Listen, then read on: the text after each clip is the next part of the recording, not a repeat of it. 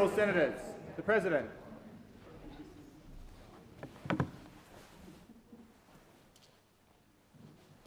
I acknowledge the Ngunnawal and Lambie peoples, who are the traditional custodians of the Canberra area, and to pay respects to the elders past and present of all Australia's Indigenous peoples. Senators, I invite you, as I read the prayer, to pray or reflect in your own way on your responsibilities to the people of Australia and to future generations. Almighty God, we humbly beseech thee to vouchsafe thy special blessing upon this Parliament, and that thou wouldst be pleased to direct and prosper the work of thy servants to the advancement of thy glory and to the true welfare of the people of Australia. Our Father, which art in heaven, hallowed be thy name. Thy kingdom come, thy will be done in earth as it is in heaven. Give us this day our daily bread, and forgive us our trespasses, as we forgive them that trespass against us. And lead us not into temptation, but deliver us from evil.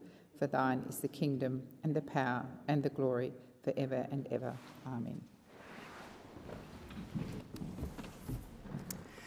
Are there any documents to be tabled by the clerk? Yes, President. I table documents pursuant to statute as listed on the dynamic read. Are there any proposals for committees to meet during the sittings of the Senate? Yes, President. Committees have lodged proposals as shown at item 4 of today's order of business. If there is no objection, the meetings are authorised. We're going to now move to the swearing-in of Senator Lambie.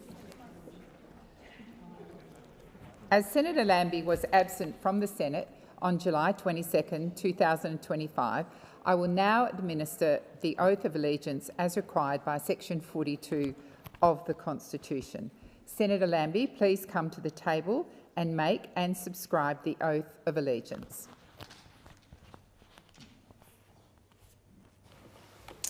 Senator Lambie, please take the Bible in your right hand and recite the oath on the card handed to you.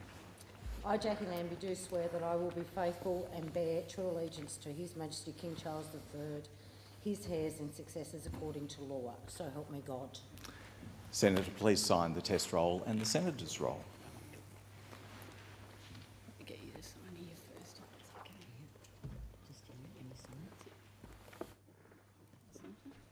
And then just in there. Thank you. That's it. About 6 years. Yeah, go.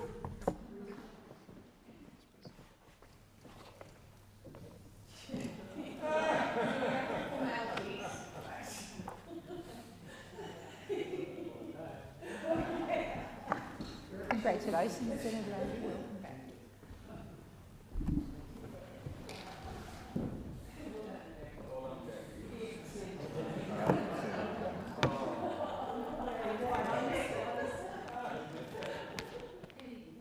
And Senator Wong, I believe you're seeking the call. Yes, thank you, President. I seek leave to make a statement regarding party arrangements.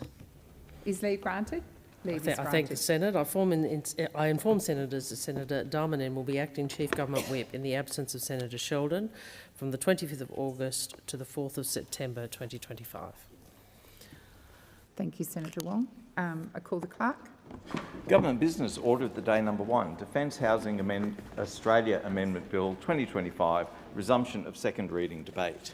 I don't have a speaker. There's no... I'm looking to see if anyone is seeking the call. Senator Nampijin-Paprice. Thank you, Acting President. I rise to speak on the Defence Housing Australia Amendment Bill 2025. At the outset, let me say that the Coalition supports the Government's bill.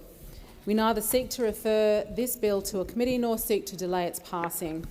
This bill amends the Defence Housing Australia Act 1987.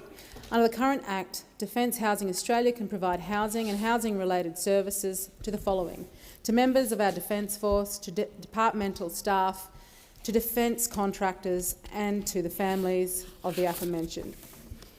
This bill expands the categories of persons who can be provided housing and housing-related services by Defence Housing Australia to the following: to members of a foreign military, to officials of a foreign country, to contractors engaged by a foreign military or government, to representatives of Australian charities, and to the families of the aforementioned.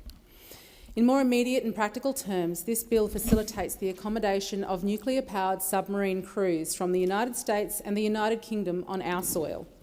These crews will operate out of Western Australia's HMAS Stirling on a rotational basis from 2027.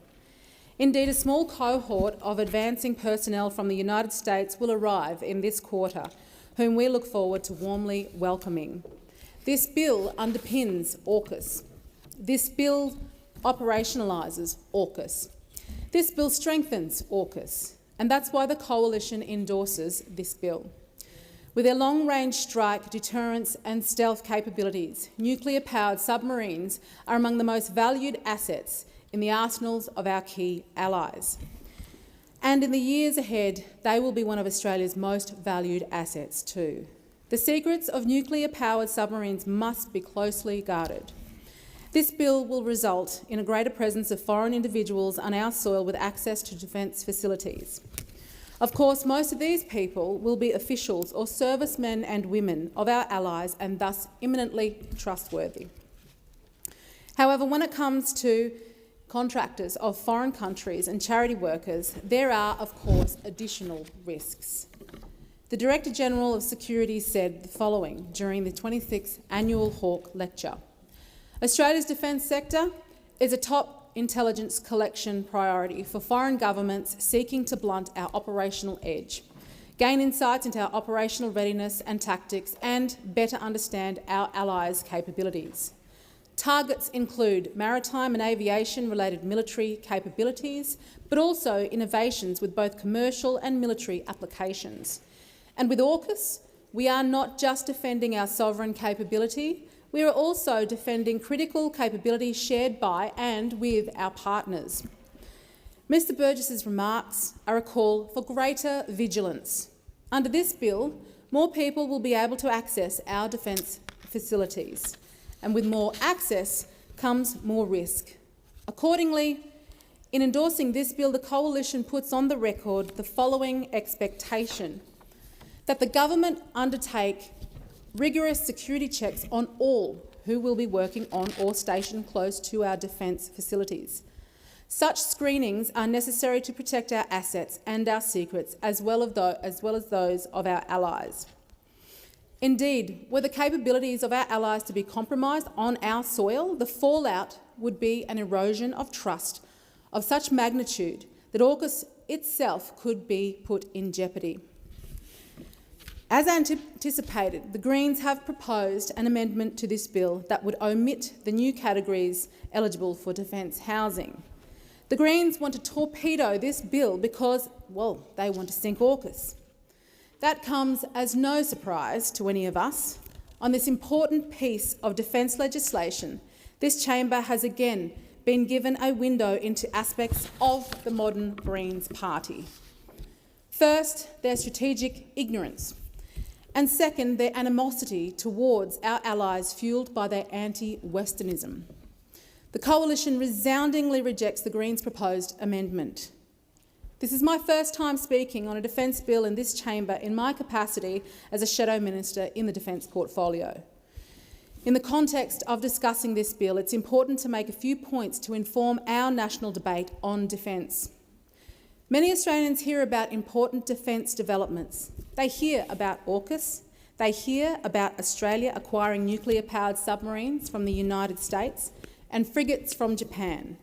They hear about Exercise Talisman Sabre, where our Defence Force trained alongside those of 18 other nations. But Australians don't hear often enough why these things matter.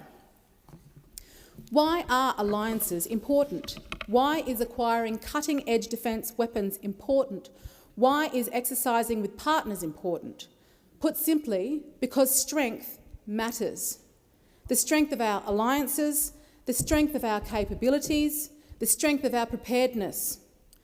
Strength helps maintain peace in our region, a peace that has been the motor of human progress. Strength helps deter aggression. Strength helps us to defend our home and to protect our sovereign interests. Make no mistake, strength is paramount to deal with a great danger of our age. And that's the danger posed by the Communist Party of China.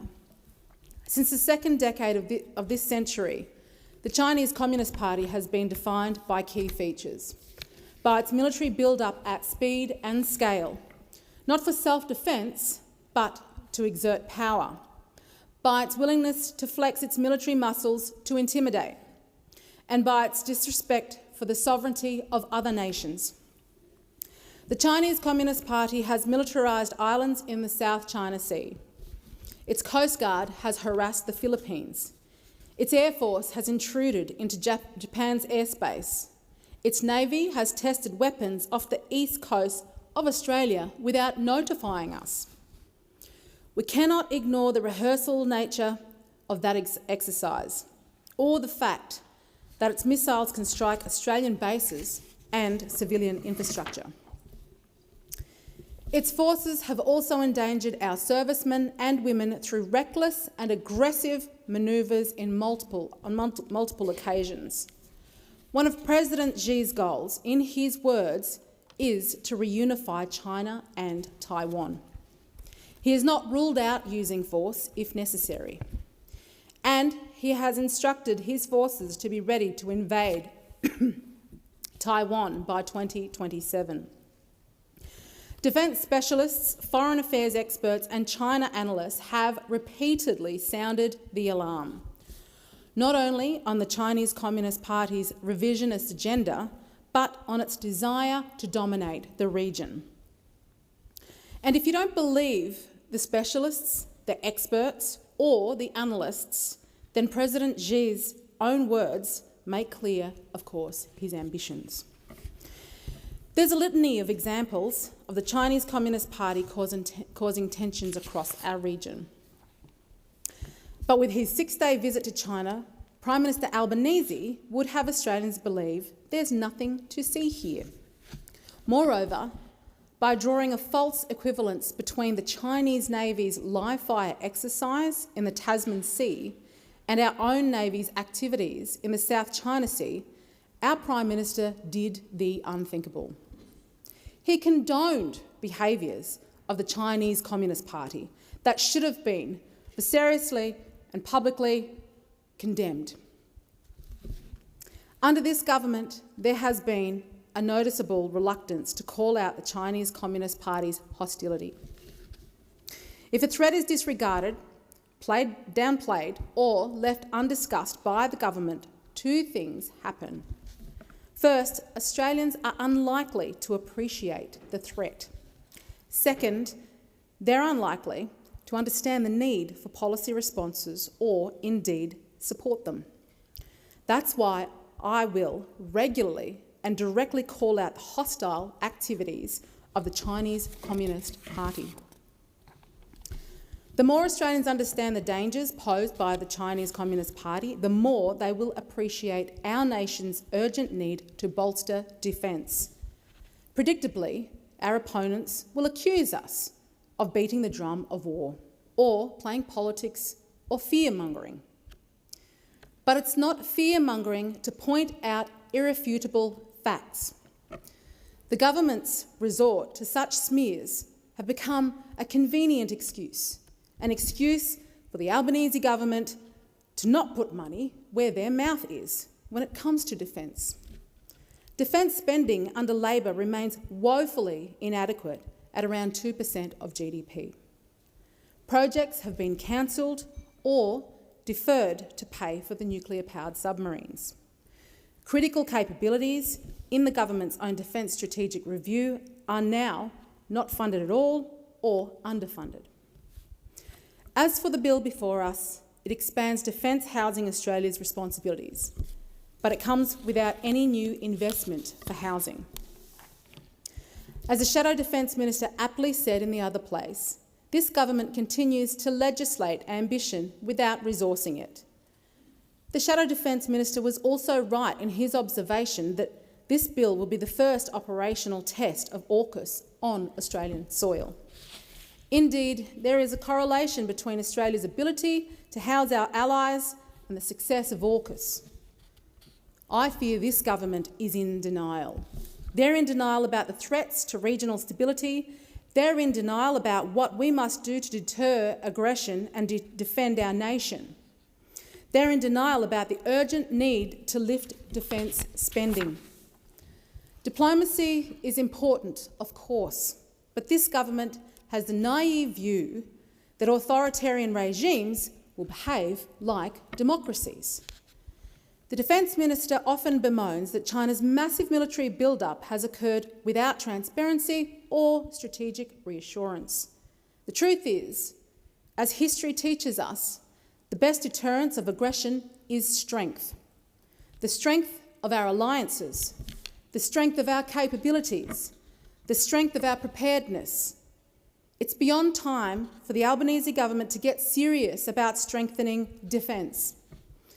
And that necessary resolve is reflected in the second reading amendment circulated in my name. Our sovereignty is not undermined by alliances, rather strong alliances underpin our sovereignty.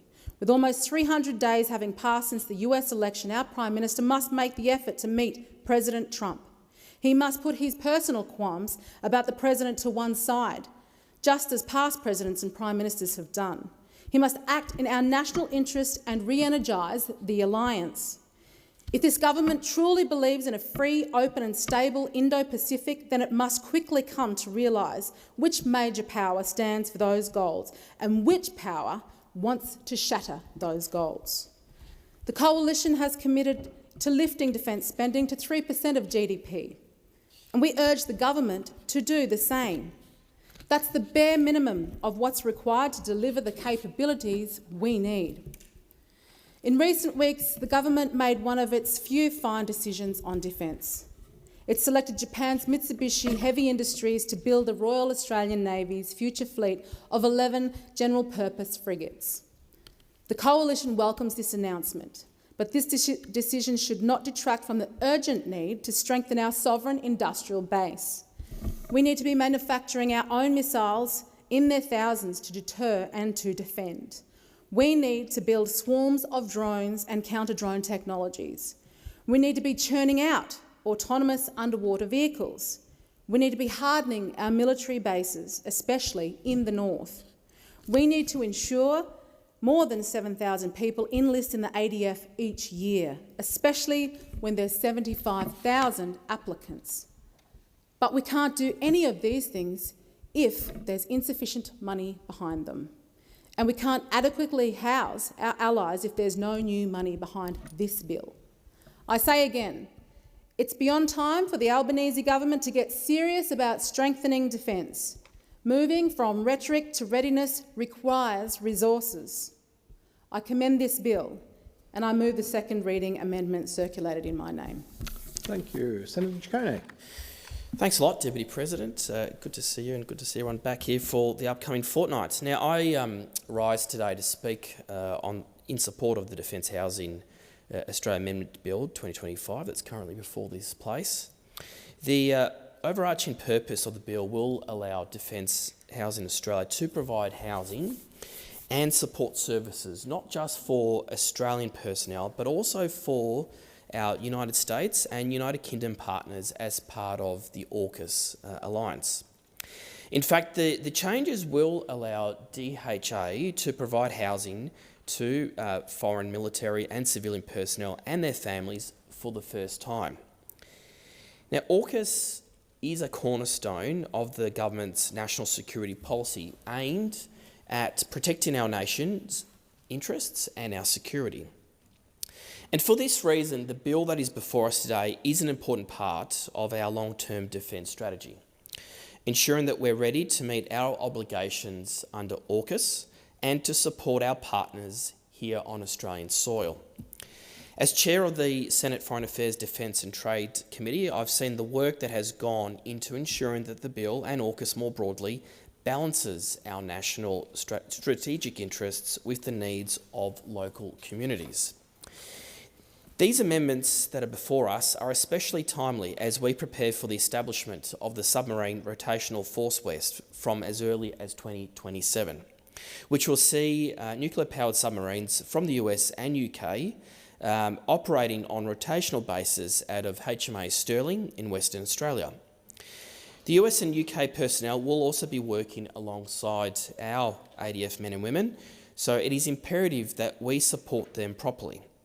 Utilising DHA will also ensure that housing meets defence standards, housing solutions are cost-effective, and overseas personnel aren't competing with the local housing market, which is an important point that I wanted to make here today. If these changes aren't adopted, then we do risk delays in supporting AUKUS personnel, and that could affect the delivery times of this trilateral partnership. It's also important to note that this model will also support local builders and investors with work already underway to identify new housing developments. DHA has signed agreements in Rockingham with 4 Western Australian companies through the New Builds Volume Leasing Program to support the delivery of new properties. Suppliers will also offer investors the opportunity to purchase properties off the plan, which will also be leased to DHA once construction is complete. This model helps keep DHA's upfront costs low, it guarantees rent for investors, and supports the local construction industry. As we know, building a skilled trilateral workforce is critical to delivering Australia's future. Our future, which means our conventionally armed nuclear-powered submarine capability through AUKUS. While our nuclear-powered submarine program under Pillar 1 of AUKUS has received much attention in the media, it is Pillar 2 which I'm quite excited about and is equally transformative. This pillar focuses on cutting-edge areas such as cyber capabilities, artificial intelligence, quantum technologies and undersea systems. By collaborating in these advanced domains, Australia gains access to next-generation technologies, strengthens and builds on our resilience of our defence forces, and enhances our ability to respond to emerging threats across the Indo-Pacific. This means faster development and deployment of advanced systems, stronger defence networks, and greater strategic self-reliance for Australia in what is a very increasingly complex security environment. On the jobs front, AUKUS will create around 20,000 direct jobs around our nation, and not just in shipbuilding hubs in the states of WA and South Australia. The benefits will also follow through the full supply chain, even in my home state, Victoria, but right across the country, including in our regions, and strengthening Australia's industrial base from the ground up, something that has been missing since the closure of the auto industry.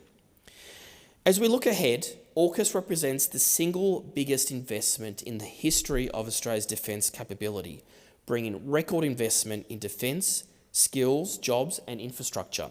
And that is why this bill is more than just about housing, Deputy President. It is about making sure that Australia is ready to take full advantage of a historic and transformative opportunity that exists. It reflects the government's commitment to AUKUS and our confidence in Australian industry and DHA to deliver the infrastructure that is so desperately needed to support the success of the AUKUS partnership. And I commend this bill to the Senate. Senator Shoebridge. Thanks very much, Deputy President. I rise on behalf of the Greens to oppose this defence housing bill, which is, at least honestly referenced by the government, directly intended to spend Australian public money to build public houses for US troops under AUKUS. And it is astounding, utterly astounding, that this is the first public housing bill that's been brought forward by the Albanese government in now, 3 and a bit years of government. Their only express public housing bill that they've brought forward to build public housing in 3 and a bit years is to build public housing for US troops under AUKUS. You could not make this stuff up. The Greens sought to refer this bill to an inquiry because we thought the Australian public might have an interest in whether or not it was a sensible use of Australian public money to spend heaven knows how much, not building houses for Australians who can't afford them, for people who can't afford to pay the rent, for people living in tents and caravans or in crowded, insecure accommodation, but instead for the Albanese government to spend public money building housing for US troops under AUKUS.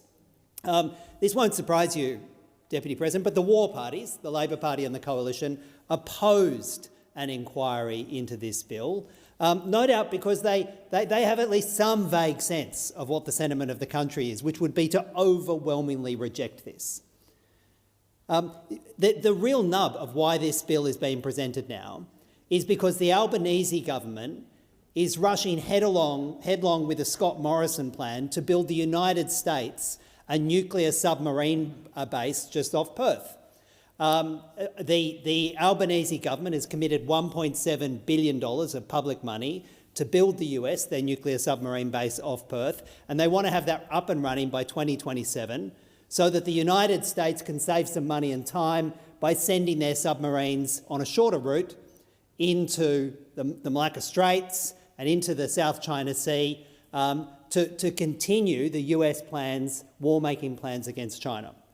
That's what the Albanese government is committed to, and they want this base up and running by 2027, and they pretend it's going to be there for Australian nuclear-powered submarines, and that's why you have to have it running by 2027. On no one's plan will Australia have a nuclear submarine by 2027.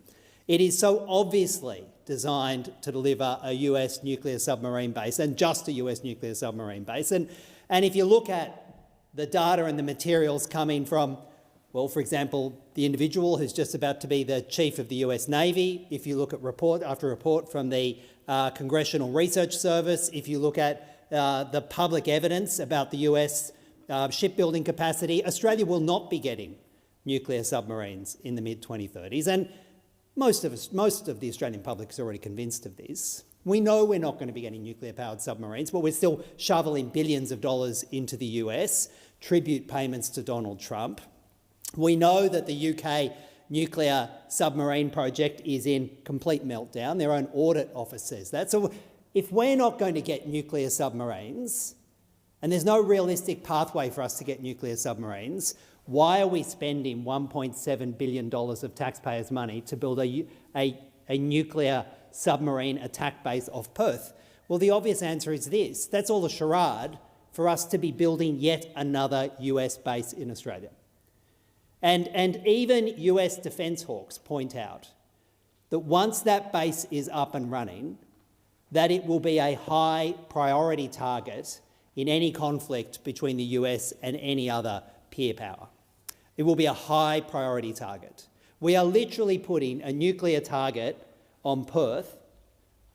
Australian taxpayers are spending the $1.7 billion to put that target on Perth, not for our own nuclear submarines, but to be providing effectively an advanced base for the US for their nuclear-powered submarines. If that wasn't obscene enough, and far from making Australia safe, that whole project is designed to make Australia a target, to enmesh us in the next US war, so we have no choice but to take part in the next US war. But now we have the Albanese government coming in saying, not only do we want to make that geopolitical mistake, not only do we want to put a nuclear target on Perth, but we want to build houses, public houses for US defence personnel to help deliver that as well. And the estimates are about 700 homes will be built, 700 homes. How much will that cost, you ask? How much are we going to be spending building US troops' houses in Perth? Fair question. One of the reasons we wanted a Senate inquiry into this bill, to ask the obvious question. How much will it cost? Where is the money coming from? Is the Albanese government going to take it out of the NDIS budget? Are they going to take it out of other housing initiatives? Where is the money coming from and how much it will cost? No answers from the government on this. No answers at all. In fact, there's some blithe statement somewhere in the government's papers that they don't have a cost of this bill. They haven't put forward a cost. They haven't gone to Treasury and asked for how much it will cost. It is utterly reckless for the Senate to be passing a bill to build heaven knows how many homes for US troops without having an understanding of how much it will cost or where the money will come from. But the war parties, the Coalition and Labor, are so keen to avoid scrutiny on this bill that the Coalition are helping Labor rush it through, even though there's no dollar attached to it and no source for the funds. Well, that's what happens. That's what happens when you have the lack of rigour, the lack of scrutiny about such a major project as AUKUS. You get rubbish like this, dangerous rubbish like this, being rushed through the Senate without proper inquiry. The Greens have a second reading amendment, which I move now, the second reading amendment in my name, to point out that there is no costing attached to this bill.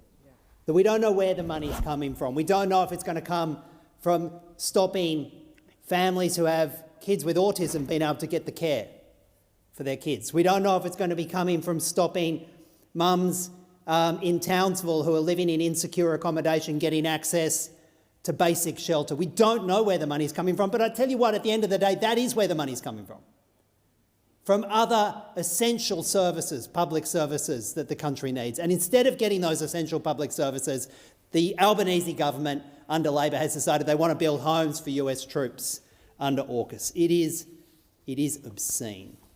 But actually, when you look at the bill, it's not just US troops that the Albanese government wants to build homes for.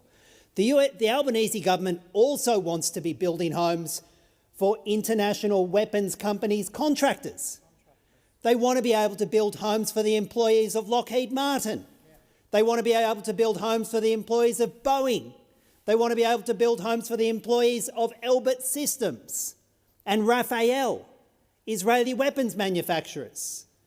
They want to be able to build homes for pretty much anybody in the war industry, while they're resisting the repeated calls the Greens have made to build homes for Australians who desperately need them. And then we get this specious, farcical argument from Labor that AUKUS is all about jobs, apparently. And we have Labor come forward and say, oh, I love this AUKUS thing, this $385 billion war-making plan for nuclear submarines, because it's all about jobs, according to Labor. And they sprout this number of 20,000 jobs, right? There's no modelling to show that. There's no evidence that they present that links the 20,000 jobs. They just make the number up and keep asserting it.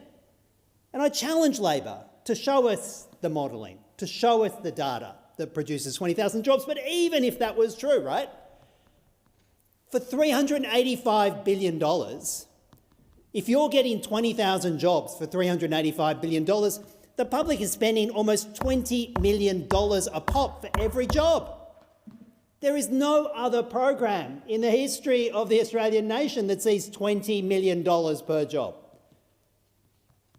It is the single worst argument for AUKUS, because what we know from all of the modelling about the armaments industry and about the war industry is, far from generating economic returns, putting money into weapons and killing, sending it to Donald Trump, giving it to Rolls-Royce, takes money out of our productive economy, takes money from jobs, takes money from critical services where it can generate economic and social good and lead to a stronger economy and a better society. It takes away from that. And you'd be better off employing 20,000 people to dig a hole and fill it in again somewhere. You'd get better economic returns and better social returns for that than you would from spending $385 billion on nuclear-powered submarines, houses for US troops and tribute payment to Donald Trump. There'd be a better social return for that. So when you see these moments in this place, when you see the coalition stand up and say, oh, you know, we have small marginal criticisms about Labor, we're going to complain about how much they spend on defence, but we're going to just push this through without scrutiny, don't you worry about that. And when Labor steps up and starts misdirecting and saying, oh, this is all about jobs, oh, don't you look here, nothing to see here, well, you know, there is something to see. Because whenever these two war parties come together to hide the truth, you know they're doing it for the wrong reasons. And in this case, they're rushing this bill through because we know what it's about. It's about indicating to Washington and Donald Trump that Labor and the coalition have always got the US military's back, that they'll always build them houses when they need them, They'll always shovel billions of dollars of Australian taxpayers' money to US weapons systems. They'll build them a submarine base off Perth. They don't care if it's going to put a target on Perth. And they don't care where the money comes from. Because the war parties take their directions from Washington, and that's what this bill is all about. You may as well have the US Secretary for Defence running this thing, because that's who's going to benefit from this, not Australians. And to hear the coalition come in here and say this is about making Australia safe. In what world does building a US nuclear submarine base off Perth, building houses for US military personnel, housing for weapons contractors' employees, putting a target on Perth, in what world does that make us safe? Because in the coalition's mind, and it's really shared by Labor, their view for Australia is to just become one big US military base. That's why the war parties between them, Labor and the coalition, have agreed to stationing nuclear-capable B-52 bombers at Tyndall and extending RAAF Tyndall to put US nuclear-capable bombers there. And they won't tell the public whether there's nuclear bombs there. That's why Labor and the coalition joined together to expand the footprint of Pine Gap, which we know is sending targeting data to the Israeli military and to the US military in their unlawful strikes on Iran, and most likely helping identify kill targets in Gaza. That's why Labor and the coalition are keen to expand Northwest Cape, another US military base, which is designed to communicate with US submerged submarines. And if ever the message comes from Washington to press the doomsday button, to fire off multiple ballistic missiles and destroy life as we know it on this planet, it'll come through the Northwest Cape in Australia, aided by the Albanese government and by the coalition. The message will go through Northwest Cape. It's critical for the US. That's where the doomsday message will go. And far from shutting it down, Labor and the coalition are expanding it and wanting it to be a principal US space communications base. And here with this, we have Labor spending $1.7 billion plus to build the US a nuclear-powered attack base off Perth, not for Australia's interest. And Australia has enormous benefits, geopolitical benefits, geostrategic benefits about where we are. We don't need to be part of these US wars. We live in one of the most secure parts of the planet. And the coalition comes down here and Labor, and they want to run scare campaigns to say that we're going to be invaded by the Chinese Communist Party. We're going to be attacked by some nefarious global attack against Australia. We live in one of the most secure parts of the planet, secure from these geopolitical conflicts that the US wants to get us involved in. And far from using our geography to protect ourselves, the coalition and Labor are inviting us in to the next US war, making us a US base, making us a target, enmeshing our military in the United States military so that we will inevitably be involved in someone else's war. Just like they got us involved in someone else's war in Afghanistan, just like they got us involved in someone else's war in Iraq, just like they got us involved in someone else's war in Vietnam. That's what they do. They deliver not for the Australian public. They deliver for Washington. And that's what this bill does. Houses for US troops, not houses for Australians who need them. We oppose this bill, and it is extraordinary that it is only the Greens in this place, the only party that's going to be opposing this bill.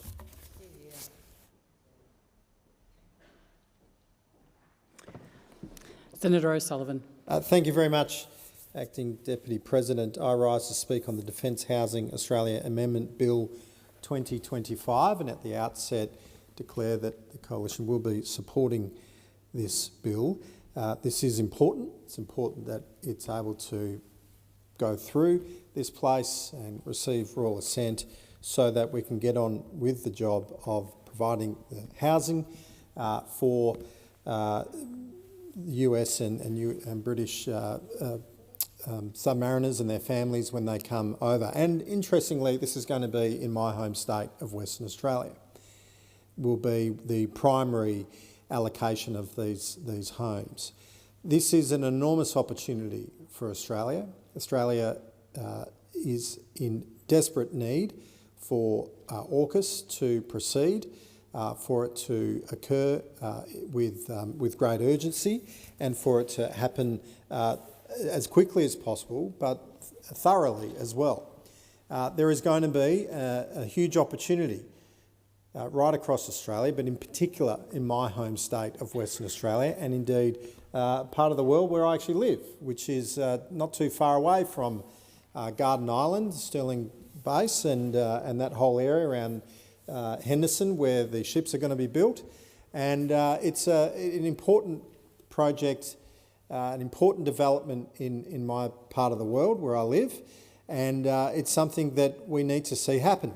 Unfortunately, though, with this bill, there is no allocation of funding, as Senator Shoebridge was saying,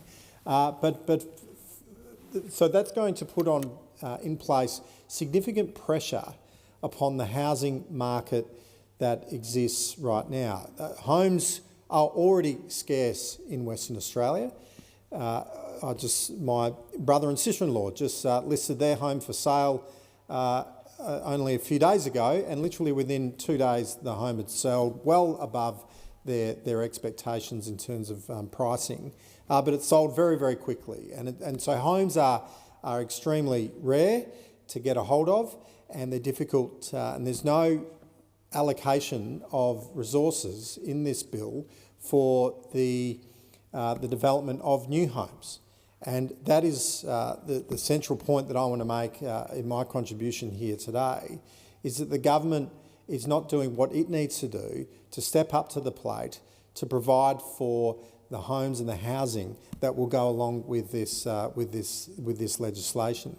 Simply, all that's going to happen, while I very much support the ability for Defence Housing Australia to be able to provide homes to people that are coming in with their families from overseas to be part of the AUKUS program. Unfortunately, there's no new homes that are being developed and being built, and so that is going to put on enormous pressure upon an already pressured environment. I was talking to the Salvation Army in that part of the world, down in Rockingham, and they have many clients, many people that they're working with, that are just simply living in their cars and sleeping rough. These are people, I was told, of a family that have the ability, have the financial means to be able to spend up to $600 a week on rent, but they cannot find a place. They cannot find a place to live in that part of the world, and indeed further afield. And they're living in their car with the family, with children. I mean, this is unacceptable. So the concern I've got is that this is just going to add to an already pressured housing situation. So what the government needs to do is to step up, and I also call upon the state government, the Cook government, to do what it needs to do to make sure that there is a fast tracking of land development, that there is a fast tracking of opportunities for developers to be able to develop homes, for subdivisions to be able to take place, and for housing to be able to get in there. We've got skills shortages. There's so many issues that are compounding this problem.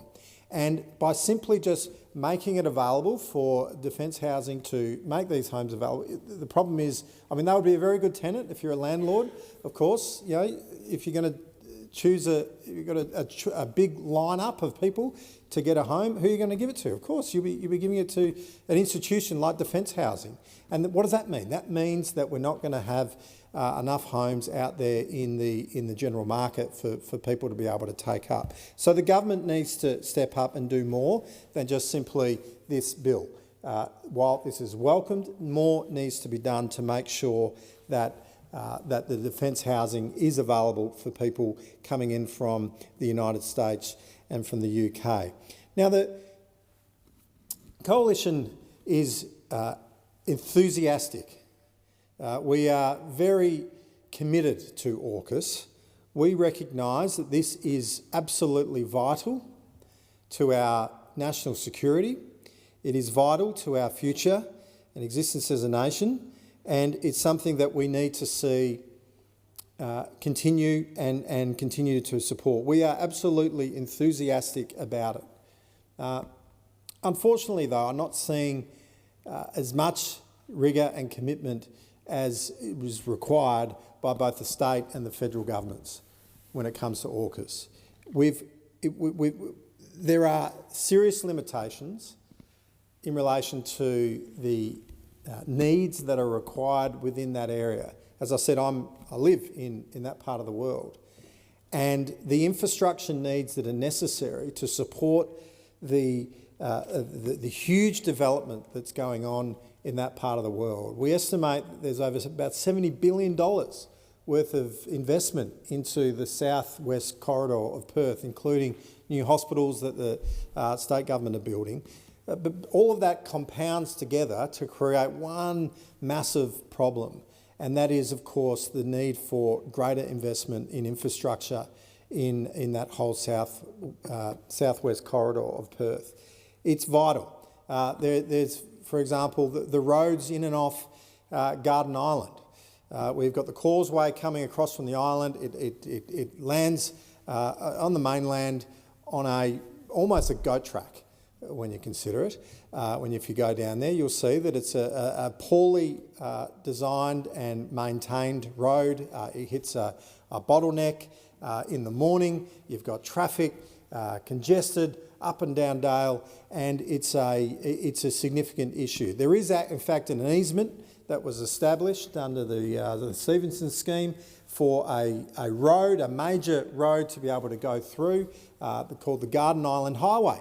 In fact, it was land that was designated decades ago, but there's been no investment in making sure that road is able to go ahead. And of course, with the huge increased traffic that will come with the construction projects that are occurring over there on Garden Island, and indeed the workforce that are going to be coming and going, and there'll be singlemen's quarters over on the island, but the majority of people are going to be staying in homes that this bill is designed to support, will be essentially on the mainland. And of course, traffic needs to be able to come and go, and there's not the infrastructure that's required to be able to support that.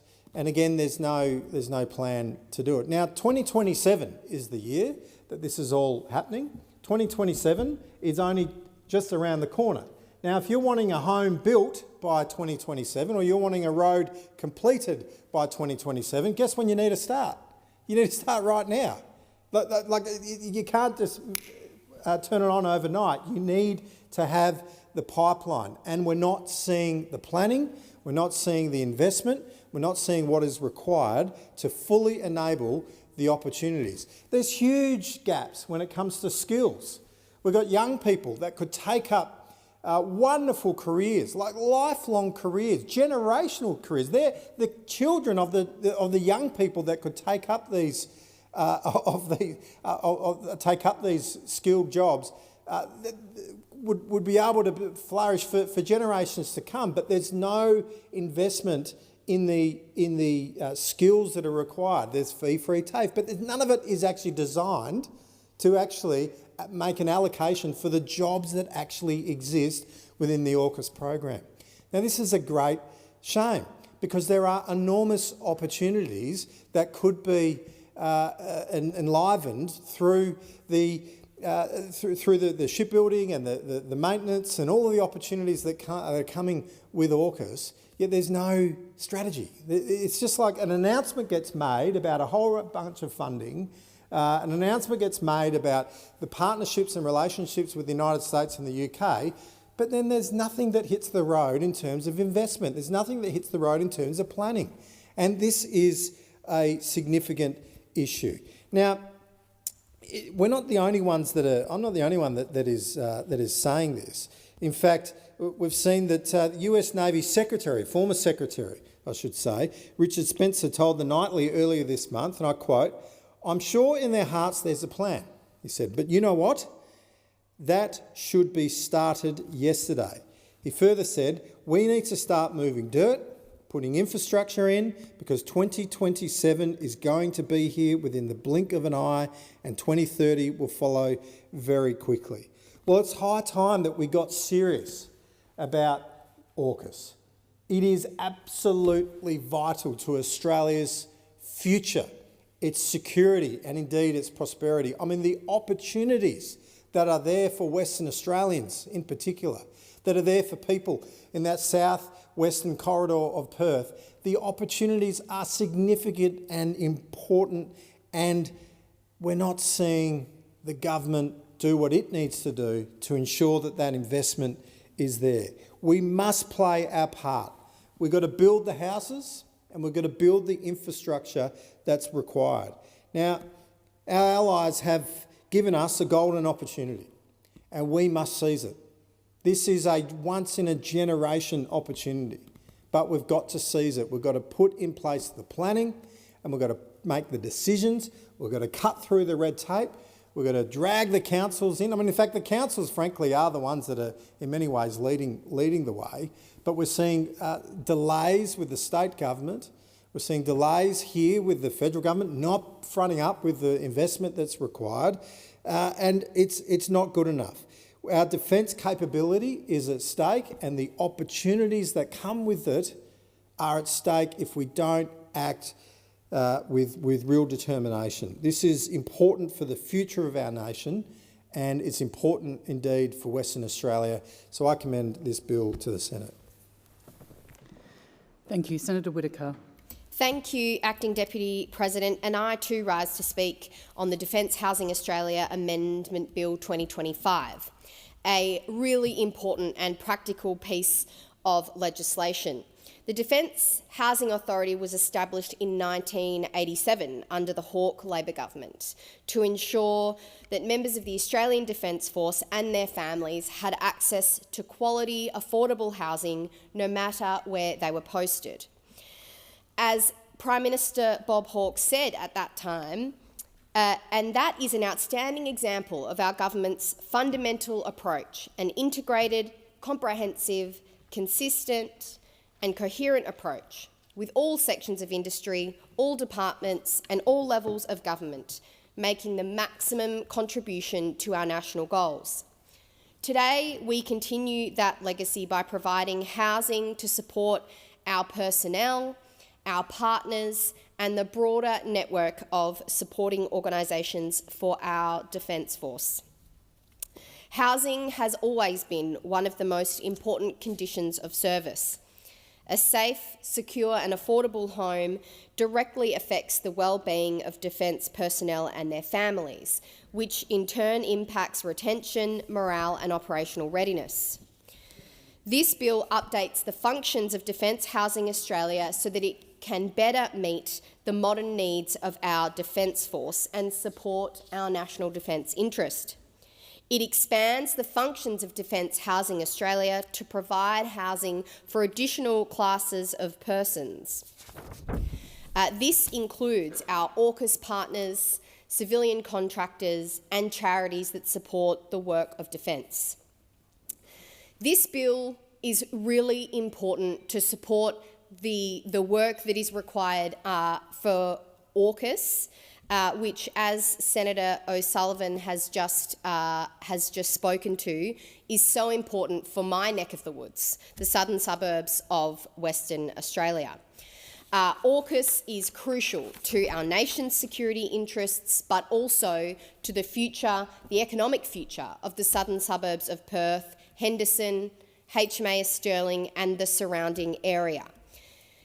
Over the next few decades, the Henderson Strip will see billions of dollars in investment from the state government and from the federal government to support our nation's future security interests. It will support the build of our own conventionally armed nuclear-powered subs to replace the Collins-class fleet. It will require thousands, more than 3,000 in fact, skilled workers at HMAS Stirling alone. It's an investment in our future defence industries. It's an investment in developing the supply chain. This will be one of our greatest industrial endeavours in Australia's history. And Australian jobs and Australian industry is at the heart of this investment. It will grow more robust and more resilient supply chains, strengthen our Defence Force and is crucial to the interests of our nation. We will see, as part of the AUKUS partnership, an increasing number of foreign military personnel from our partners as our cooperation deepens with them. This bill is in the spirit of continuing that partnership, giving them the best possible experience here in Australia. This will include the Submarine Rotational Force West under AUKUS, but also the US Force Posture Initiatives, the Australia-Japan Reciprocal Access Agreement, and the Australia-Singapore Military Training Initiative. Each of these brings more rotational personnel and their families to Australia who will need housing. This bill updates Defence Housing Australia's functions to reflect that reality. It allows DHA to provide housing and housing-related services to foreign defence personnel, contractors and civilian staff, and charities supporting defence work. It enables the Minister to direct DHA to provide housing and housing-related services to other categories of persons as required to meet operational needs. This reform was recommended by the Auditor-General in 2020, who urged DHA and Defence to align this legislation with operational needs and align the provision of housing to Defence philanthropic policy. It means that our partners will be able to access defence housing without putting pressure on already stretched housing markets. A key driver of this bill is the Submarine Rotational Force West at HMAS Stirling in my home state of Western Australia. From later this year, a small cohort of US personnel will arrive to establish the force. And from 2027, 1 UK Astute class and up to 4 US Virginia class submarines will be forward rotated to Western Australia, supported by thousands of personnel and their families. This initiative involves the rotational deployment of United States and United Kingdom nuclear-powered submarines, along with their personnel, civilian staff and contractors and their families. Housing for these rotations for these families is a strategic enabler, and without it, capability and readiness are at risk. Local governments and community groups have rightly raised concerns that increased defence rotations in parts of the country, like the southern suburbs of Western Australia, could put pressure on the local housing markets. This bill responds to that concern by giving Defence Housing Australia the tools it needs to build dedicated supply. Defence Housing Australia has already signed contracts for 550 new homes near Fleet Base West in the southern suburbs of Perth over the next 5 years, ensuring secure accommodation close to HMAS Stirling. We know that this provision of housing is crucial both to operational readiness but also to shoring up our housing supply. By using Defence Housing Australia to deliver this purpose-built housing, we help absorb the demand, reduce pressure on the local market, support the well-being of personnel and their families, support our partners and maintain Defence's standing in the community. We know that housing supply is a challenge right across the country. This bill complements Labor's broader plan to deliver more homes nationwide. From the Housing Australia Future Fund to our new national housing targets, and this bill ensuring the needs of our Defence Force is met. We are doing everything we can, pulling every lever to free up housing in the local market, building more homes, helping more young people into their first home. The Prime Minister announcing just today that we're bringing forward 5% deposits for first home buyers to October this year. Every lever matters. Every action counts. And this allows us to use defence housing for our partners and for other crucial contractors who will make AUKUS a reality. And it does that without placing extra pressure on local housing markets. Stable secure accommodation for our Defence Force and for our partners will allow personnel to focus on their duties, integrate into local communities and maintain the operational capacity required to safely manage the advanced submarines that will come with AUKUS. This bill is about supporting defence personnel and their families. It's about strengthening our ties with our partners, crucial to our nation's security and to the future of our Defence Force. This modernises the DHA Act, aligning it more closely with operational needs. It will reduce strain on local housing markets and ensure that Defence has the infrastructure it needs to meet our commitments to our allies and strategic partners. It is a practical, forward-looking bill that ensures we can deliver on the commitment that we have made to the Australian people to invest in our nation's defence future, to invest in AUKUS, to create jobs, to protect our nation's interests, and I commend this bill. Thank you, Senator Whittaker. Senator Roberts. Thank you. The Defence Housing Australia Amendment Bill 2025 is an admission of failure on two fronts: the housing crisis and our ability to defend ourselves. Defence Housing Australia is the agency tasked with putting a roof over the heads of our Australian Defence Force personnel, the fine people who serve all Australians. This bill will extend that mission significantly to now include housing foreign military personnel. This bill is a flow-on consequence of the housing crisis, a catastrophe. It has been generated particularly out of concern for the situation in Perth.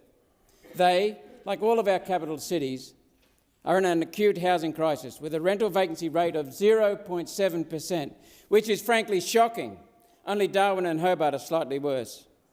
Perth is lined up to cop the brunt of foreign personnel increases related to AUKUS under Submarine Rotational Force West, which is expected to accept thousands of foreign military personnel and contractors in relation to AUKUS preparations.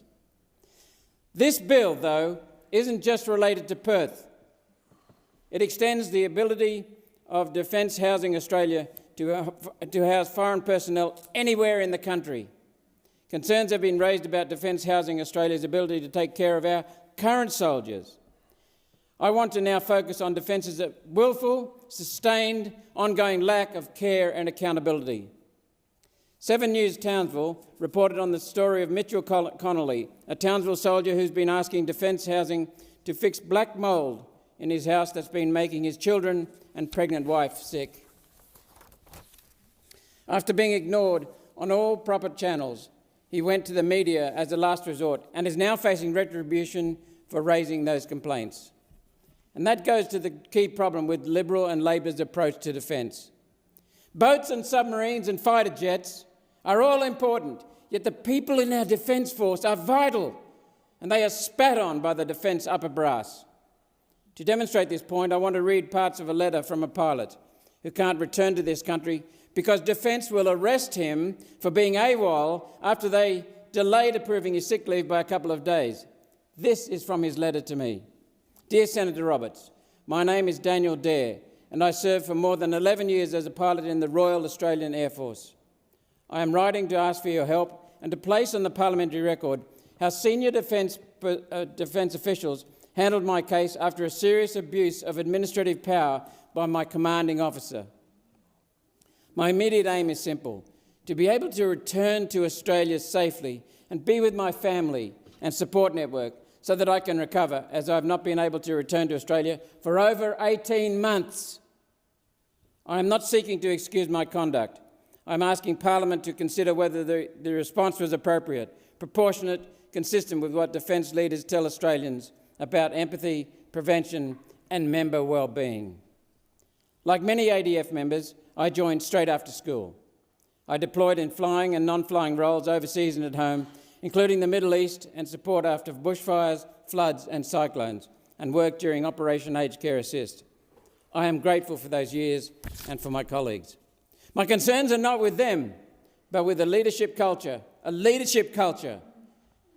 that, when confronted with an avoidable problem, chose escalation over resolution and appearances over duty of care. In March 2023, after more than a decade of unblemished service, my commanding officer accused me of expressing a negative view of the squadron to another member. The allegation was based on a text message I did not write, disseminate, or even know existed. An extremely flawed fact find was conducted, which did not include interviewing me. On that basis, the commanding officer attempted to impose a 12-month formal warning and cancel an already approved flying instructor posting, despite lacking the authority to cancel the posting and despite the Air Force's desperate need of flying instructors. Through later Freedom of Information requests, I learned that legal advice was sought by the commanding officer only after the punitive action had begun. The effort was abandoned only when I retained a civilian solicitor, Cameron Niven of Soldiers Legal Counsel, who persuaded the commanding officer's direct superior to drop it due to the deficiencies. But by then, the damage had already been done. The episode was plainly maladministration. It shattered any trust I had left in the organisation, leaving me completely disillusioned, and was the point at which my mental health began to deteriorate. Rather than pursue a medical discharge, I first tried to leave in a way that protected the taxpayer and kept me available if needed. I applied to transfer to the Air Force Reserves from December, totalling 12 years of full-time service, and agreed in advance to repay my service debt.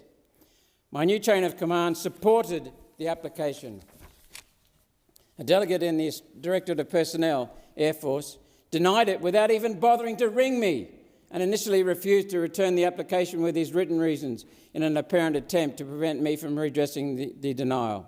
My lawyer, Mr. Niven, was once again required to intervene, simply to get a document that should have been provided in the first instance. That became the pattern: stonewalling, delay and an aversion to transparent decision-making. By late 2023, I was on medical sick leave. The grievance and review processes dragged on with little substantive progress. As 31st of March 2024 approached, being the date for medical review, I requested an extension of sick leave and as a contingency applied for long service leave from 2nd of April. The application for long service leave was refused, and I was directed to report for duty on 2nd of April despite documented medical concerns. Returning under those circumstances would have breached basic work health and safety obligations. In the absence of a timely decision on my sick leave extension, I made the difficult decision not to present myself for duty on 2nd of April in order to protect my well-being. The response was senseless. Military and civilian police were sent to my home to arrest me and return me to base in handcuffs, but I was overseas by this point. The next phase escalated further. An international pursuit was coordinated, drawing an ADF, Australian Federal Police, DFAT and foreign law enforcement resources, all at the taxpayer's expense. Group Captain Maria Brick, then Director of the Strategic Incident Management Air Force Section, coordinated actions. A 5-year arrest warrant was issued by Air Commodore Bradley Clark, Commander Air Mobility Group. I do not contest Defence's power to enforce discipline.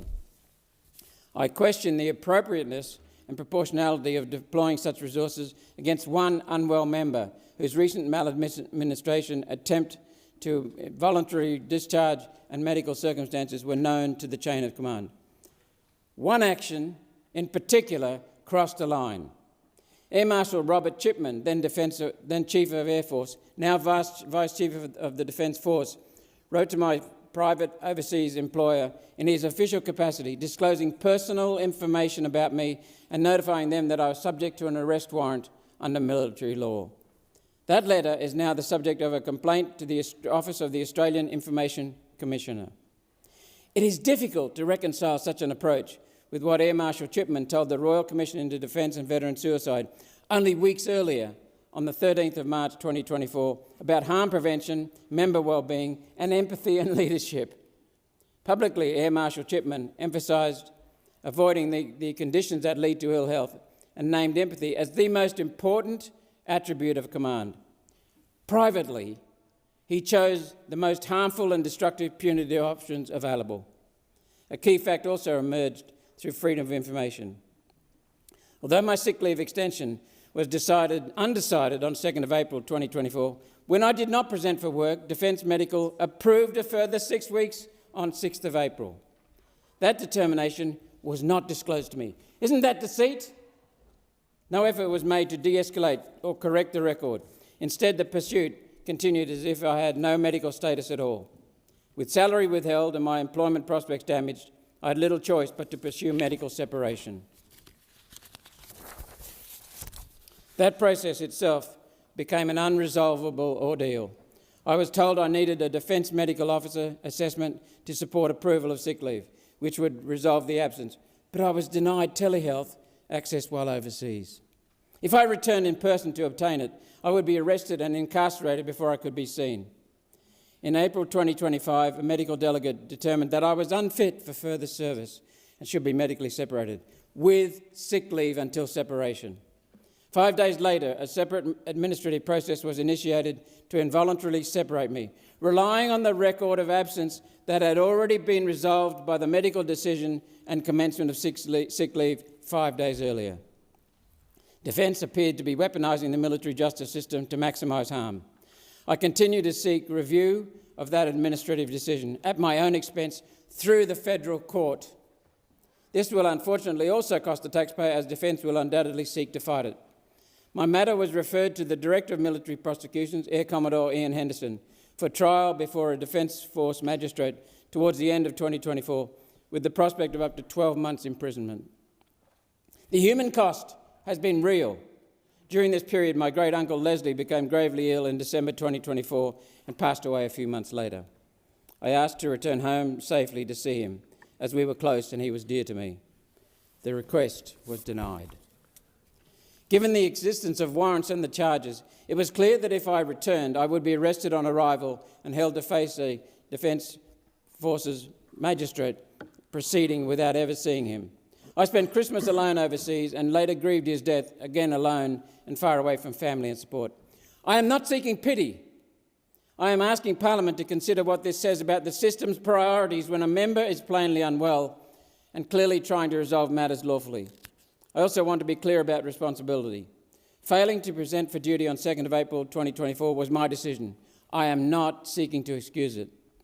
I ask that it be seen in context: an earlier abuse of administrative power, an irrevocable breakdown of trust and disillusionment, deteriorating health, a documented medical basis for leave, documented, and a year-long pattern of escalation rather than resolution. A response that ignores medical evidence, amplifies risk, and privileges appearances over problem-solving is neither good administration nor good leadership. I've also raised a concern, currently the subject of an FOI Freedom of Information request, that the Air Force may have interfered formally or informally with civilian hiring of ADF pilots, namely at Qantas, to manage retention issues. If true, this would mean that even those who have completed their obligations can face covert barriers to employment. This matter deserves full inquiry and formal answers. Pilots who serve their country should not be disadvantaged by secret arrangements once their service is complete. Across the period of my ordeal, I made extensive work, health and safety reports about the impact of management actions on my well-being. No less than 27 individual reports. Decisions consistently increased risk and pressure, and the cost was shifted to the member and ultimately to the taxpayer. I am not exaggerating when I say that due to how this situation was handled by Air Marshal Chipman and his subordinates, it cost the Australian taxpayer millions. On 13th of August 2025, I was discharged. In the lead-up, I asked for a short administrative extension so I would not be left without income while DVA and CSC claims were processed. This request was refused. As I write, I am navigating those claims from overseas without income after a year of withheld salary. I wrote to both Matt Keogh and Richard Miles on several occasions, seeking an intervention grounded in reasonableness. They ignored it. This is not only about one member. It is about the credibility of defence leadership before Parliament and the public. The ADF cannot rely on deterrence theatre, secrecy and maximum punishment to solve cultural problems. Strength in leadership is restraint, fairness and good judgment. When the system confuses severity for strength, it looks weak. It is weak. It wastes public money, undermines morale and deters good people from serving. It also undermines recruitment and retention by signalling that members who become both unwell or who seek a lawful exit will be treated as problems to be crushed rather than people to be supported and transitioned safely.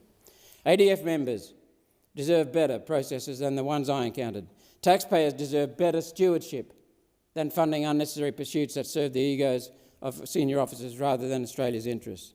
The public deserves a defence organisation whose leaders model the empathy and prevention they commend in public.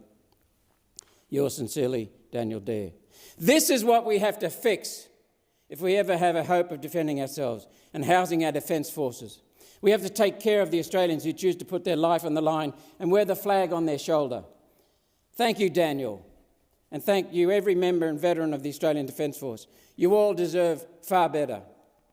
One Nation will be supporting this bill because without the help of allies, we are completely unable to defend our own country. That's what's happening in this country. We need a sovereign defence capability, and that starts with valuing our members. Care, not systematic abuse. Accountability, not bullying to cover up. Honouring Australian values, starting with mateship, fair go, and being fair dinkum. All we want is some fairness and integrity and truth. Thank you. Thank you, Senator Roberts. Senator Bragg. Thank you very much, Acting Deputy President. The Coalition will be supporting this bill because we support AUKUS and, of course, we support our Defence Forces who do an incredible job for our country. But this issue of defence housing is, of course, linked to the broader issue of housing because the people who are serving in our Defence Forces and in our kindred spirits Defence Forces also require houses to live in when they are serving our nation.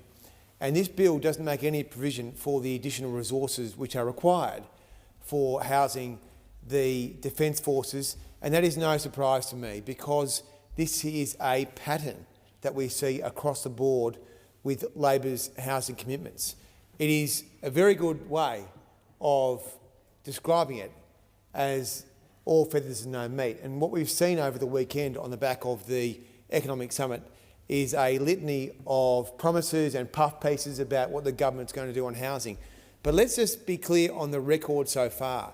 This government has presided over the biggest surge in population growth since the 50s and a consequent, similarly big collapse in housing completions over the past few years. So a larger population, the largest population that we've ever had, and a massive collapse in housing construction. And so over these last 3 years of the Labor Party's tenure, of the Treasury benches, I should say, we have seen endless discussion about housing, and we see the Housing Minister brag about the $40 billion that the Commonwealth is spending on houses. Yeah, great. $40 billion on housing for fewer houses than were built under the last government. So under the last government, the last coalition government, we saw an average completion rate of 200,000 houses each and every year. Now we are down to 170,000 houses a year after 3 years of Labor's brainless bureaucracy. And the incoherence of their housing agenda is just so clear. You see today the government promising to expand the home guarantee scheme. Over the weekend they're saying they want to cut red tape. They want to cut red tape. And now they want to become the largest mortgage insurer in the country. So the government either wants to be the world's biggest bureaucracy or it doesn't. This is absolute incoherence. Either you want to cut red tape and you believe in the private economy delivering for Australians, or you don't. So I am very confused. I'm extremely confused. Now maybe it's because I'm not very intelligent. It could well be the case.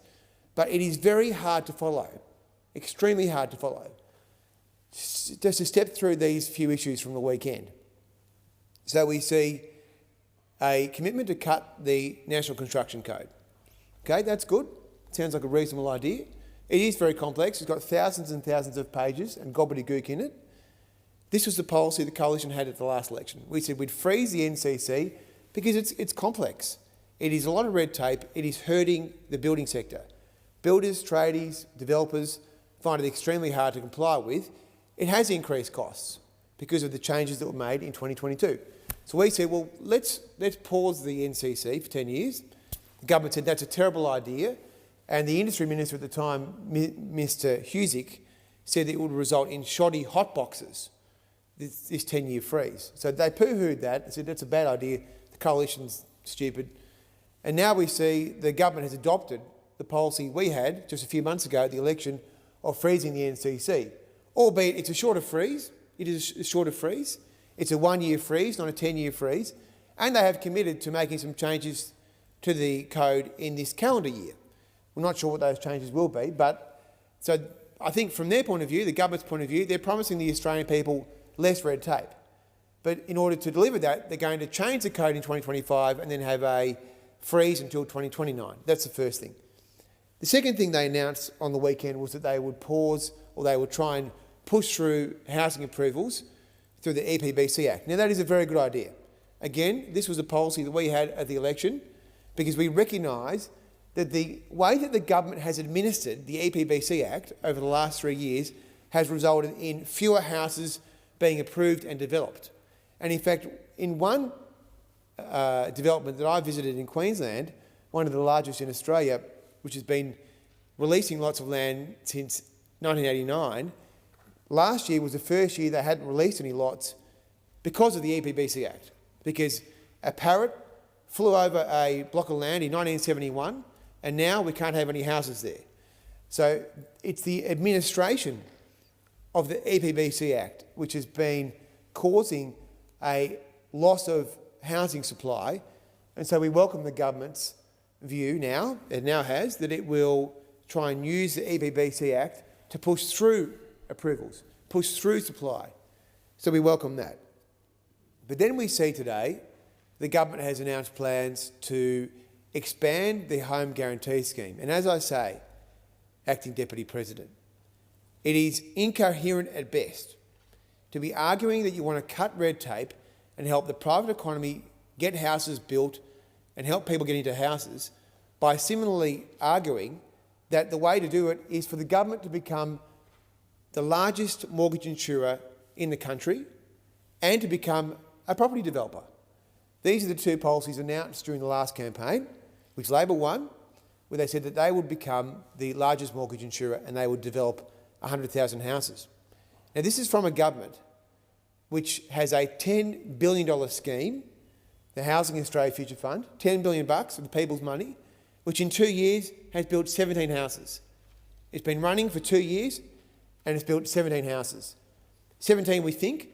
The Minister said 17, 0, 2,000, who knows? But either way, even if it was 2,000, $10 billion, after 2 years, it was delivered 2,000, is not a very good return. So the idea that Canberra is going to solve the nation's housing crisis by becoming a massive property developer and an insurer is crazy. And so when you look at the idea of expanding the home guarantee scheme, which was initially designed to be targeted for low-income earners to everyone, means that the children of billionaires can now use the home guarantee scheme to fund their first house purchase, which is bizarre at the least. Bizarre, mistargeted and very dangerous. And what about the size of the contingent liability the taxpayer now faces? How big is that? Tens of billions, I imagine, because the taxpayer is now funding these insurance products for wealthy Australians. Why is the taxpayer of Australia funding a mortgage insurance scheme for wealthy Australians? I don't know the answer to that question. I'm not sure the government knows the answer to the question. I think they like the idea of putting out press releases and puff pieces about how well they're doing on housing when the stats or the scoreboard is very clear. More people, fewer houses, and that is why we've got a massive housing squeeze. First homeowners have never faced a larger cliff, and offering a 5% deposit scheme to middle and higher income earners is not the right policy for Australia. The taxpayer should not be required to fund that. And then when the Australian people ask themselves, why do we look at now 10 years of budget deficits, this is one of the reasons. This idea that the taxpayer should be funding a huge amount of middle and now upper class welfare is really a sick proposition that the Australian people should not have to fund. So when you ask about housing and you look at the Defence Housing Bill before the Senate today, the point is really on supply. These demand-side endeavours whilst, if they are targeted, can make some improvements for lower and middle income Australians, potentially. But the proposition that is facing the Australian people is really one of a lack of housing supply. And until the government is able to better understand what is holding back the supply by talking to builders, talking to developers, talking to tradespeople, then they will never solve this crisis. And unfortunately, what we've now seen are more band-aids, more press releases, more puff pieces, and frankly, as I say, an incoherence. Either the government believes that cutting red tape is a good idea, or it believes that the Commonwealth Government should be the provider of all services. It can't be both. It can't be both. And so we want the government to be better, because our job is to work very hard to highlight the deficiencies in policy whilst we develop our own credible solutions. And so we welcome the idea that the EPBC Act could be improved in terms of its administration. We're quite relaxed about having the idea of a home guarantee scheme targeted for low-income people. And as I say, we supported the idea that the NCC was too complex and was causing massive problems for people on the ground. So we're open-minded to supporting sensible ideas. But we don't think the bureaucratic approach of having housing boondoggles like the Housing Australia Future Fund and then guaranteeing mortgages for children of billionaires is the way to go. We think that that is a problem. That is a problem that I can't explain to anyone on my side of this parliament, and we hope that in due course the government will be able to explain why it believes that the taxpayer should be funding mortgage insurance schemes for people of very high incomes. And until we know the answer to that question, I'm not sure the government will be able to make any headway on housing. And so far the scoreboard is more people than ever and, frankly, fewer houses than we've seen at any time in the past decade. Senator Bragg. Senator Pocock. Thanks, Acting Deputy President. I rise to speak to the Defence Housing Australia Amendment Bill 2025. Well, this is the first major housing bill of the new parliament. Does it help aspiring homeowners to build their first home? Does it wind back the unfair tax handouts to wealthy property developers or fix the structural inequities in our housing market? Does it directly invest in public housing that Australians desperately need? Our nurses, our teachers, our retail workers, those who live in Mildura or Mount Gambier and all our country towns and regions that can't get housing for their police force or for their doctors. Instead, this scheme builds public housing for foreign troops and foreign contractors under the deeply flawed AUKUS Pact. That's right, this government has deemed US troops and US contractors more worthy of public housing than people in Australia who desperately need a roof over their heads. Over 170,000 Australian households are on public housing wait lists. Homelessness in this country is the worst in living memory, according to the many advocacy groups who knock on the door of all of us in this place. And what is the government doing? Rushing through a bill that would allow for hundreds of new homes to be built without delay, but for US troops and US defence contractors. The fact that this is the government's priority beggars belief. So much for no one left behind. So much for tackling the housing crisis from every angle, as we've heard the Minister for Housing say in recent days. This contradiction exposes the rot in Labor's housing priorities. We're in the middle of a national housing crisis, including a severe lack of public housing. The message is clear from this legislation. If you're an American soldier or an American defence contractor, the government will build you a home. If you're an Australian worker, fend for yourself or join the long queue of people looking for public housing. While our homelessness queues grow, the tents in my own cities, national and state parks, funding goes in an unspecified amount, we don't know how much, to go to support other countries' militaries. The Greens have many issues with this bill. Defence Housing Australia currently provides around 20,000 homes to defence personnel in Australia and their families, and it makes a profit on the housing scheme. However, this bill would expand Defence Housing Australia's main function to include the ability to provide housing and housing-related services to foreign government and defence personnel. The government argues that the intention of this bill is to reduce strain in the housing market, but it just paints a clear picture of hypocrisy. Rentals in Perth have become amongst the most expensive in this country, and that's really saying something if you look at the price of renting in Canberra or in Adelaide. When the Greens urgently call for investment in public housing, the government refuses to act. But when the US asks, suddenly it's not impossible for governments to build houses anymore, this time for non-Australians. The scope of changes in this bill is really worrying. In addition to foreign personnel, Defence Housing Australia will also be able to provide housing to foreign military organisations, foreign governments, foreign military contractors and subcontractors. It also allows the Minister, by legislative instrument, to add further classes of people to whom Defence Housing Australia may provide housing and housing-related services. These broad provisions are one of the many reasons why we need to see, wanted to see and should have seen an inquiry into this bill. Minister Keogh has said he wants to see the speedy passage of this legislation. Well, that explains why Labor and the Liberals teamed up to veto an inquiry into this legislation in the last sitting fortnight. Now it's being rammed through the Senate. There is no financial impact statement. It's incredible. We have no idea how much public money Australia will allocate to build homes for the US military in Australia.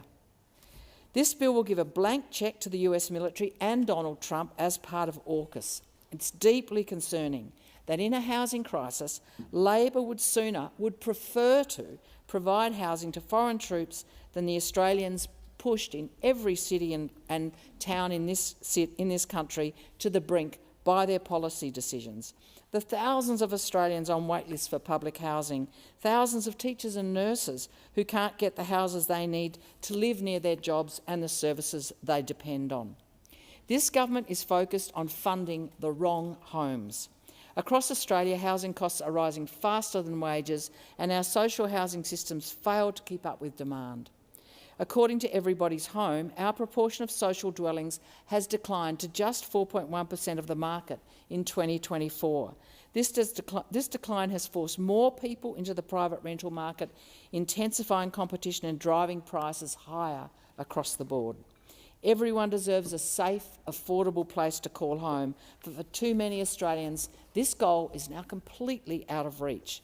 And the government has suddenly remembered in this bill that it can build houses directly, but this time for US workers and contractors. Housing is essential for Australians, just like healthcare, education, childcare. We shouldn't be leaving it to the private market. Decades of profit-driven policies have left too many people with skyrocketing rents, substandard housing and long-term homelessness. The declining role of the state in building public housing stock in our country has significantly contributed to the decline in housing affordability for both renters and for first-home buyers in our housing system. In a housing crisis, the supply of homes cannot be left to private developers whose profits increase the more that house prices and rents go up. Now we just need the government to care as much about building public housing for Australians as they clearly do for US troops. Maybe they could take inspiration from the Greens' policy for a public property developer and build 610,000 homes over the next decade. Let's have housing for all Australians. And this is the kind of ambition needed to fix the housing crisis, not just tinkering, and especially not doing it tinkering in ways like the amendments to the deposit scheme that we've heard about this morning that are being brought forward by the Housing Minister that drive demand. They will feed demand, push up exploding prices even further and lock out first home buyers. Less tinkering, more structural change. Part of the justification for this bill is to provide housing for US troops stationed in WA as part of the AUKUS submarine base in Fremantle. AUKUS is a dud deal. We need to get out of it. AUKUS is supposedly a trilateral partnership, but Australia has drawn the short end of the stick. We bear the brunt of both the cost and the risk. While the US and the UK are reviewing the pact, the major parties have doubled down, committing to a shroud of silence and secrecy. We know that the US or the UK could pull out of the submarine deal with just a year's notice if either nation decides the deal weakens their own nuclear submarine programs. Yet we've already sent at least $1.6 billion to the US for their own domestic shipbuilding industry. We're also paying the UK around $4.6 billion to assist theirs. We don't have any clawback provisions.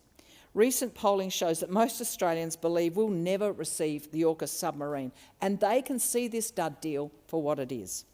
Australians have never had the chance to properly vote on AUKUS, something that fundamentally undermines our sovereignty and diverts crucial funds from housing, from education, from healthcare. How is this fair? How is it sensible?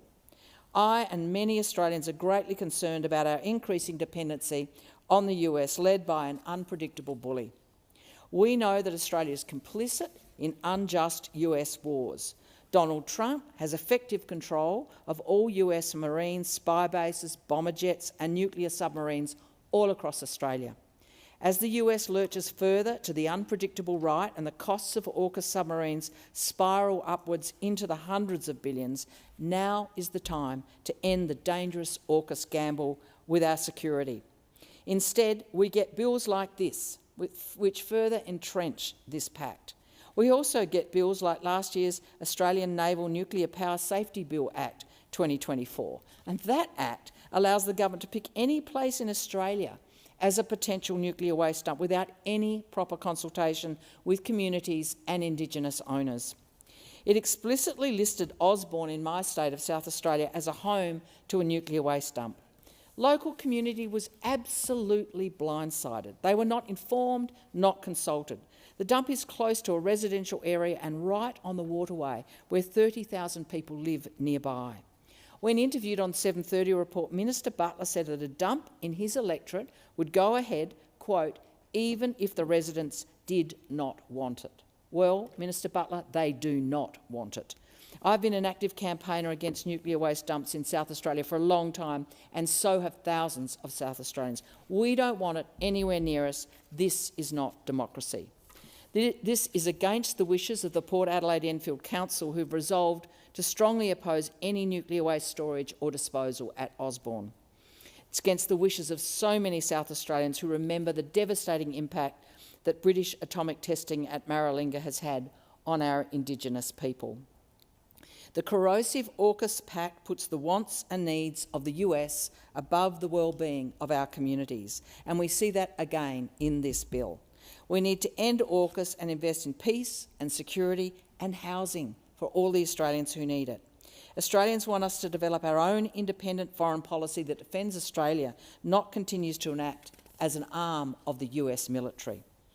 So this bill makes it clear that the only public housing Labor and the Liberals really want to spend money on is for the US military and US weapons contractors living on Australian soil, all while hundreds of thousands of Australians wait decades on public housing wait lists. Both major parties are not taking the scale of this issue seriously enough. They are tinkering at the edges, and much of their tinkering makes the problem worse by feeding demand and giving enormous tax breaks to wealthy property investors. That tinkering makes things worse for all those first home buyers and young people paying excessive rent or unable to get into the housing market.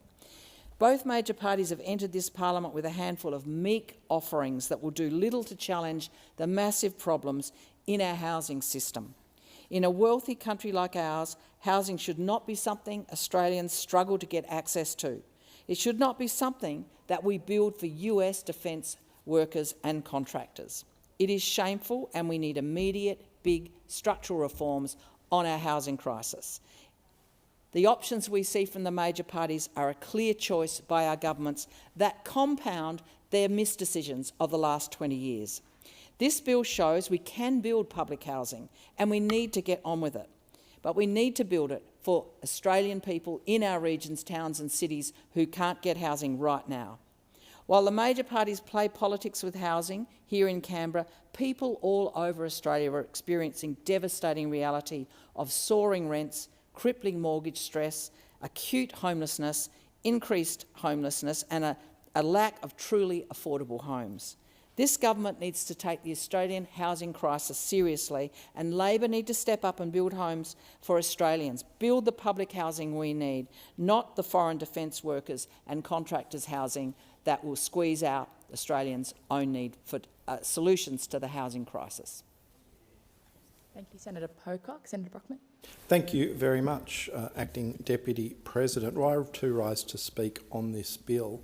And obviously it's welcome that this government is finally taking some of the first steps required to actually see AUKUS come to fruition in this country, a policy that, well, in rhetoric anyway, has been supported by those opposite the Labor Party for a significant period of time, in fact for the entire life of the AUKUS project, which of course started under the coalition government. However, quite frankly, this is too little, too late, and is just reflective of the failure of this Labor government and the state Labor government in Western Australia to actually seize the urgency of the requirements of AUKUS and actually make the concrete building blocks necessary to see this come to fruition. I had this, the current status of the Henderson and AUKUS in Western Australia described to me by someone who knows this very, very intimately as a debacle under this Labor government, a debacle under the state Labor government in Western Australia, because for one reason at least, that the building blocks have not been started. I mean, yes, this bill is a positive step and we will support it. However, the requirements for the US presence at Stirling is for thousands of accommodation units to be available starting in 2027, 2028. Passing legislation to then start a process to then build a house just 2 years before you're going to need those houses to be finished shows just how unserious this Labor government actually is in this space.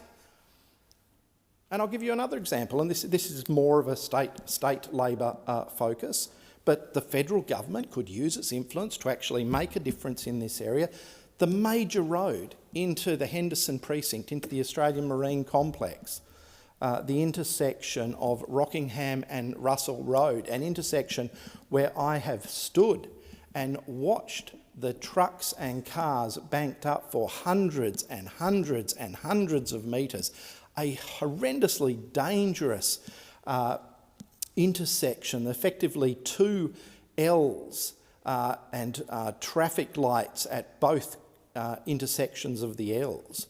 A very slow, a very inefficient intersection that has needed realignment for a long, long period of time, was last had significant work done to it in 2002. That's 23 years ago. And currently, as far as I can tell, and maybe there's some work happening behind the scenes, but as far as I can tell, there is nothing that has been significantly planned to actually make sure that intersection is fixed before the significant naval shipbuilding projects in the Henderson precinct hit their straps, such as the new Megami build that should be starting in Western Australia this decade. The fourth ship is meant to be built in the Henderson dockyards this decade. And these basic, fundamental building blocks, such as having an efficient road into the precinct, have not even been started yet. This is an extraordinary, extraordinary failure of leadership. We've had 3.5 years of Labor government federally. We've had, sadly, 8 years of Labor government at the West Australian state level, and every single one of those senior ministers, premiers, prime ministers, ministers have talked about their support, have talked about the need to actually get these fundamentals in place for my home state of Western Australia, to take advantage of things like Mitsubishi's heavy industry's willingness to come into Western Australia, to partner in Henderson to build the Megami-class frigate. They've talked a big game, but they have done literally nothing. Here we have the federal Labor government passing a bill that will start a process, that will start a planning process, that will let houses be built at some point. And this is a non-serious, a very non-serious way to approach the most serious issue in Australia, which is ensuring that AUKUS is actually a success. Thank you, Senator Brockman. Senator McAllister. Oh.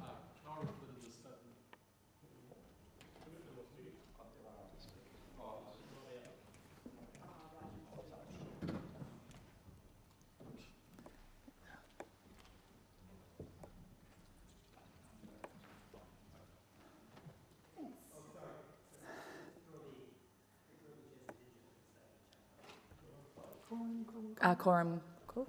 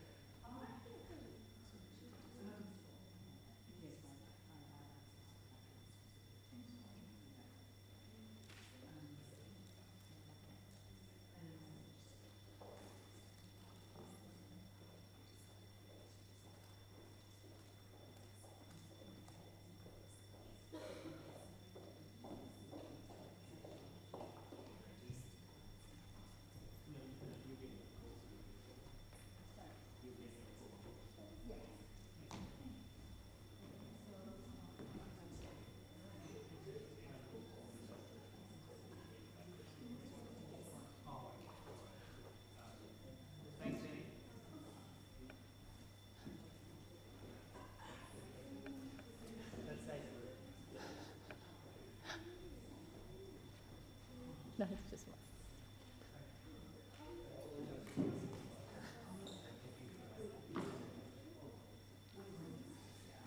Oh, thank you. Thank you.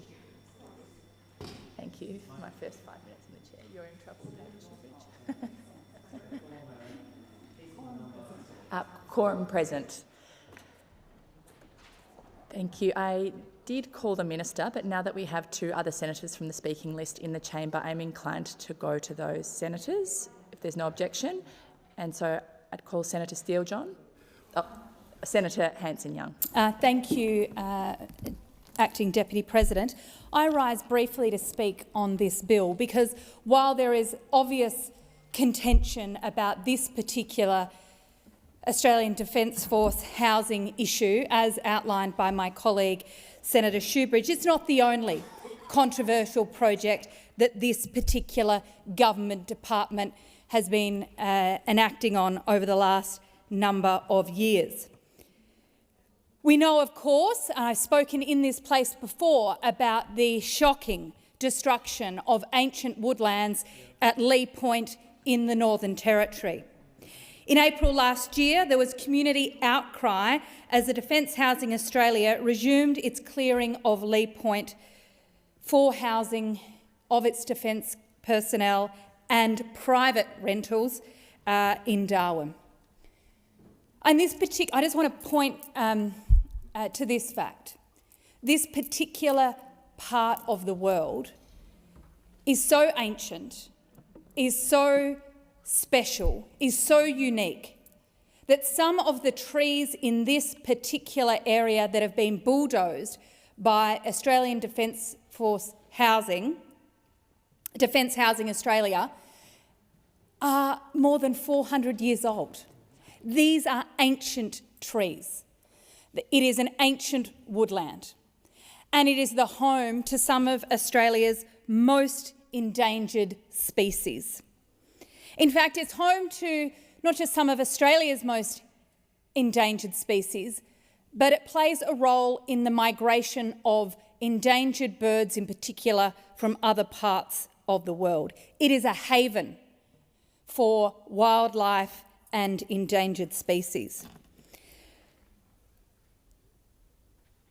Now, the federal government gave approval to DHA to bulldoze this ancient woodland, but they didn't do their due diligence very well. The department was forced to pause the work in 2022 to assess the project's impact on the Gouldian finch, a very endangered bird that lives in this area. A beautiful little bird. It's gorgeous. If you haven't seen it, look it up online. It is just a spectacular animal that lives in this area, that has lived in this area and has had this woodland as its home for hundreds and hundreds of years, perhaps thousands. But there are trees in this area that have played home to the Gouldian finch for over 400 years, because that is how old this woodland is. Now, the Department of Defence Housing Australia had to pause its work because of the impact on this particular bird.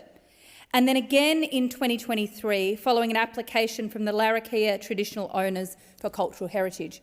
Because not only was the department bulldozing ancient woodland, they were doing so without any approval or consent from the local Indigenous owners. At the time, Minister Plibersek, who was the Environment Minister, rejected the application by the traditional owners for cultural heritage. That was very disappointing. We now know that the department is back in court because of the discovery and removal of ancient artefacts from the site.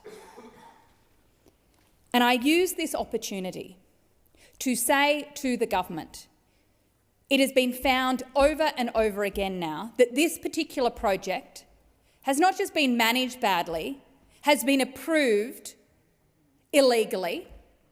The bulldozers have been in there illegally. The woodlands are being destroyed. The animals are being killed. And cultural heritage is being ignored. Now, I ask you, you've lost one court case in relation to this particular project. You're currently in court again. This bulldozing, this project must be stopped in its tracks. Now, there should be no bulldozing going on while this latest court case is on foot. That's the first thing. Should not be happening. At the very least, take the keys out of the bulldozers, put down your chainsaws and stop. Stop destroying this ancient woodland and the homes of these beautiful animals.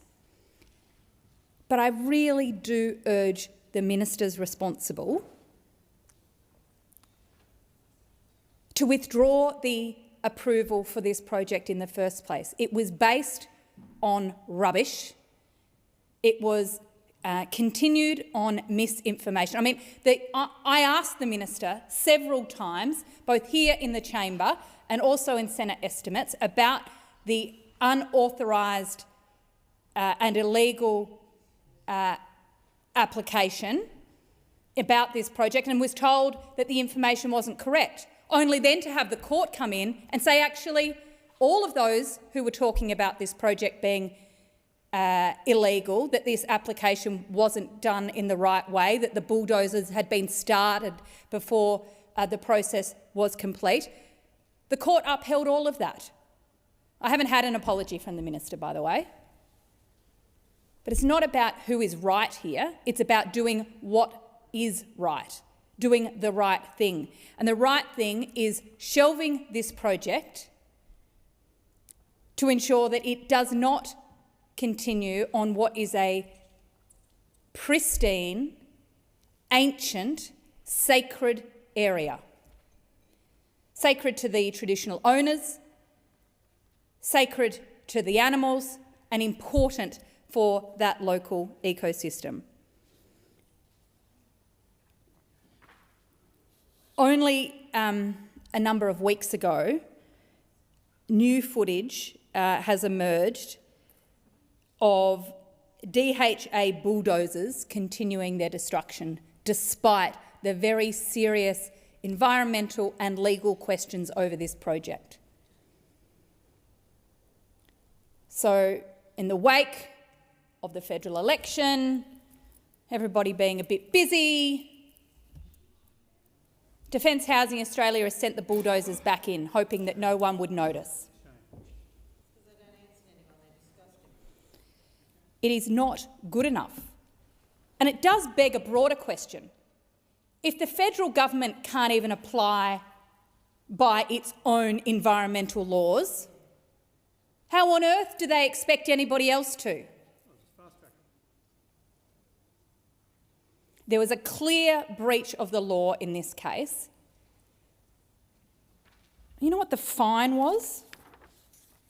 $18,000 for the first breach. I mean, that's just doing business, isn't it? I mean, it is just outrageous. Cheaper than getting the environmental report. It is absolutely outrageous. And the local community in Darwin are deeply distressed at what has happened here. Deeply distressed. Distressed that the community concerns have been ignored, that this pristine area just 20 minutes drive out of Darwin is being destroyed, that the local Indigenous community have been dismissed. It's time that the federal government and the responsible ministers see this dog of a project for what it is and cancel it. They've already destroyed a significant part of that woodland, and they need to stop before they destroy all of it. Thank you, Senator Hanson-Young. Senator Lambie, I realise you are next, but given that Senator Steele-John's in the chamber, go to Senator Steele-John. Thank you very much, Acting President. Today I urge the Australian public and the members of this Parliament to pay attention to the hypocrisy of this government. Today in the Senate we are debating a bill that has been passed through the lower house without deep scrutiny or consultation from the Australian community. This bill seeks to provide public housing to US troops to support AUKUS military operations from 2027. These military operations centre around a permanent nuclear-powered submarine force, which will require US military personnel to be stationed in Australia, including off the coast of Fremantle on Noongar lands in my state. If turning Garden Island, Meander, into a military base and setting up a low-level nuclear waste dump isn't enough, today this bill outlines the Albanese government's commitment to building public housing for US troops who will be stationed in Western Australia. This government, trying to ram through this legislation, that has not had a financial impact statement release, has not gone to a formal inquiry, and does not detail how many taxpayer dollars will be put towards housing US troops. And yet, we are seeing their commitment to building public housing, providing a blank cheque to house the troops of the United States of America. This bill is yet another step toward AUKUS in that great journey begun by Scott Morrison that ends with the complete transfer of our foreign and defence policy from the elected government of Australia to the administration of the United States. They will say jump, and we will say how high. That is what AUKUS means. For day one, this political pact has been rightly criticised as a terrible deal in terms of economic cost and in terms of deliverability. For this government to have already committed to giving billions of public dollars to the United States is a disgrace. And now we are seeing our government go even further in committing to building public housing for US troops as well. All of this at a time when millions of Australians are struggling in the current rental and housing market, at the same time as our government announces further cuts to the NDIS. And yet what is their priority? Public housing for US troops. At the same time as so many in our community are struggling with the cost of energy, paying their power bills, what is the priority of this government? Public housing for US troops. Now, last week, as part of the End Child Poverty campaign, I had the privilege to attend my local Centre Care branch in Mirrabooka. Community organisations like Centre Care provide crucial frontline supports to members of our community who need assistance with things like housing, with things like mental health, with crisis support. I want to say a huge thank you to you, the workers of this branch, and the workers across the so many locations in our community that are supported by Centre Care. Day in and day out, you are dedicated to assisting vulnerable Australians. Your work is indispensable. During my visit, I heard from workers that poverty rates in this country are out of hand. Families are struggling to meet basic needs. We know that the impacts of inadequate and insecure housing on health and well-being affect the entire family. And we know that it is often kids that struggle most, that feel it most, that have their outcomes impacted. Around 53,000 Western Australian households are currently experiencing either homelessness, housing stress, or living in overcrowded homes. As of May this year, WA has over 22,000 applications on hand for public housing, and the average wait time, nearly 3 years. Of these 22,000 applications, 7,000 are people on the priority wait list. These are folks escaping domestic violence, experiencing homelessness, or needing urgent accommodation due to disability or illness. Their wait time is dire. Yet let us roll out the red carpet. Let us spare no expense for US troops, for the United States Army, for Donald Trump. Let us spare no expense. Australia lags behind other nations in terms of social housing supply. In WA, only 3% of housing stock is available to those on these wait lists, whereas social housing stock in places like the UK and the Netherlands totals 17% and 34% of all housing stock, respectively.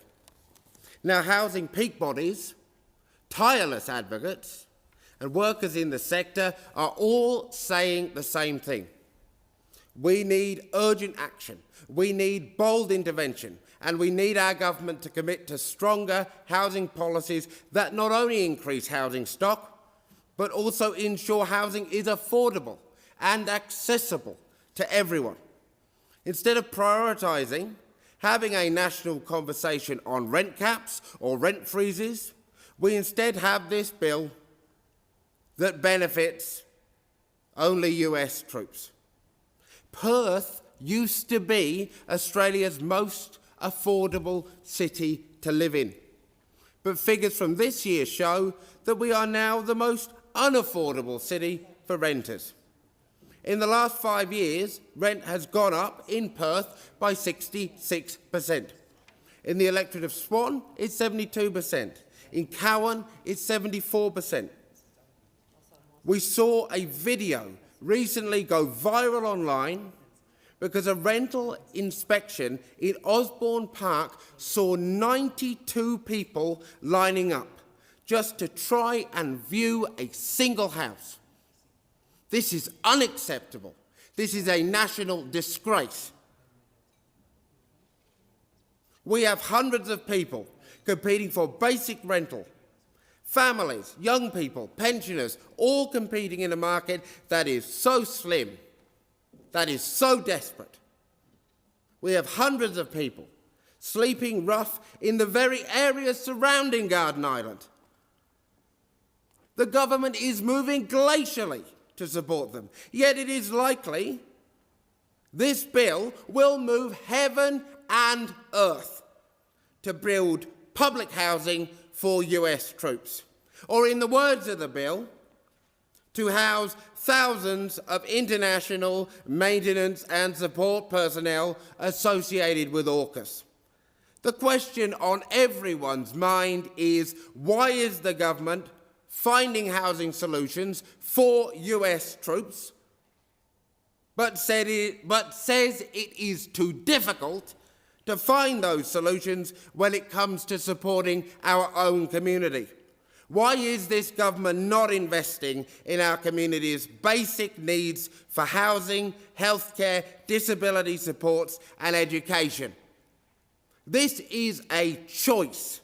This is a conscious decision, and it is shameful.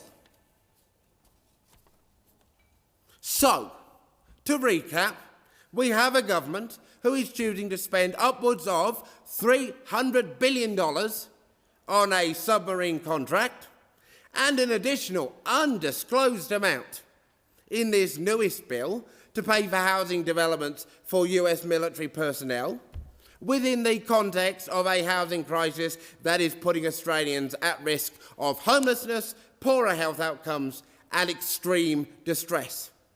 And let us remind ourselves of this government's commitment to AUKUS in the very first place. A commitment to AUKUS includes part of Australia becoming nuclear waste dump sites. It includes mass environmental disruption of our coastlines and potential for greater harm to our oceans. It includes a huge question mark over our sovereign capacity in relation to the military direction of the United States and therefore the Trump administration. It requires Australian taxpayers forking out a couple of $2 billion to help the US improve their own submarine manufacturing capabilities. Without guarantee, the Australian government will ever actually receive anything in return, certainly not a submarine. And all of this, and the Australian government is actively denying the people the chance to have either the AUKUS decision or the Defence Housing Bill reviewed under inquiry.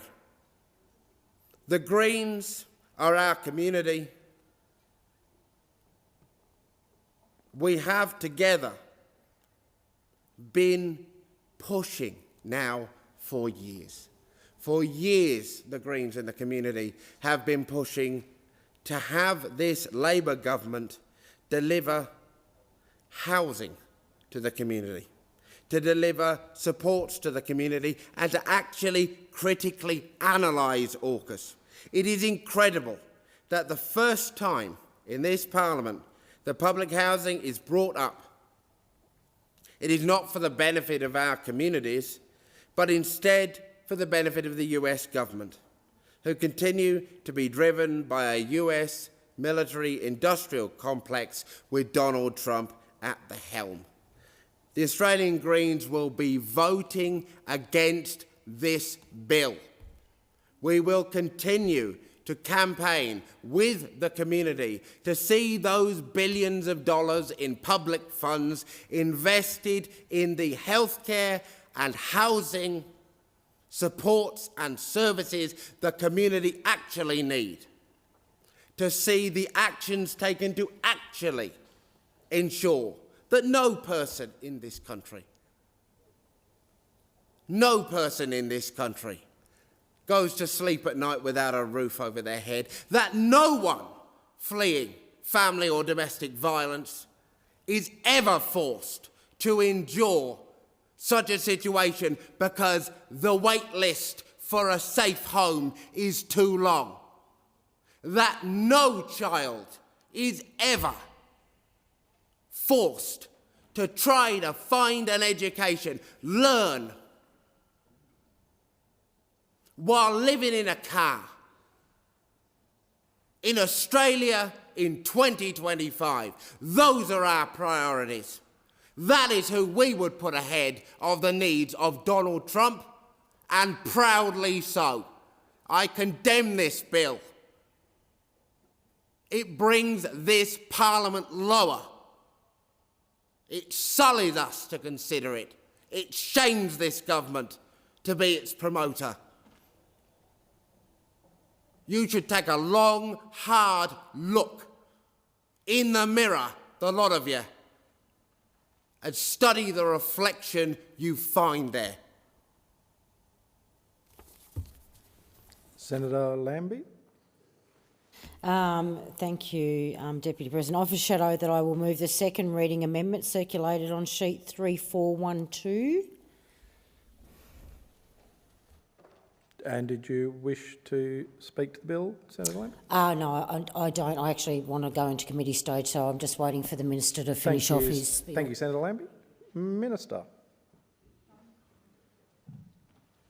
Thank you, Acting Deputy President. I just wonder if I can draw the attention of the committee to the number of people in the chamber. Quorum required. Ring the bells.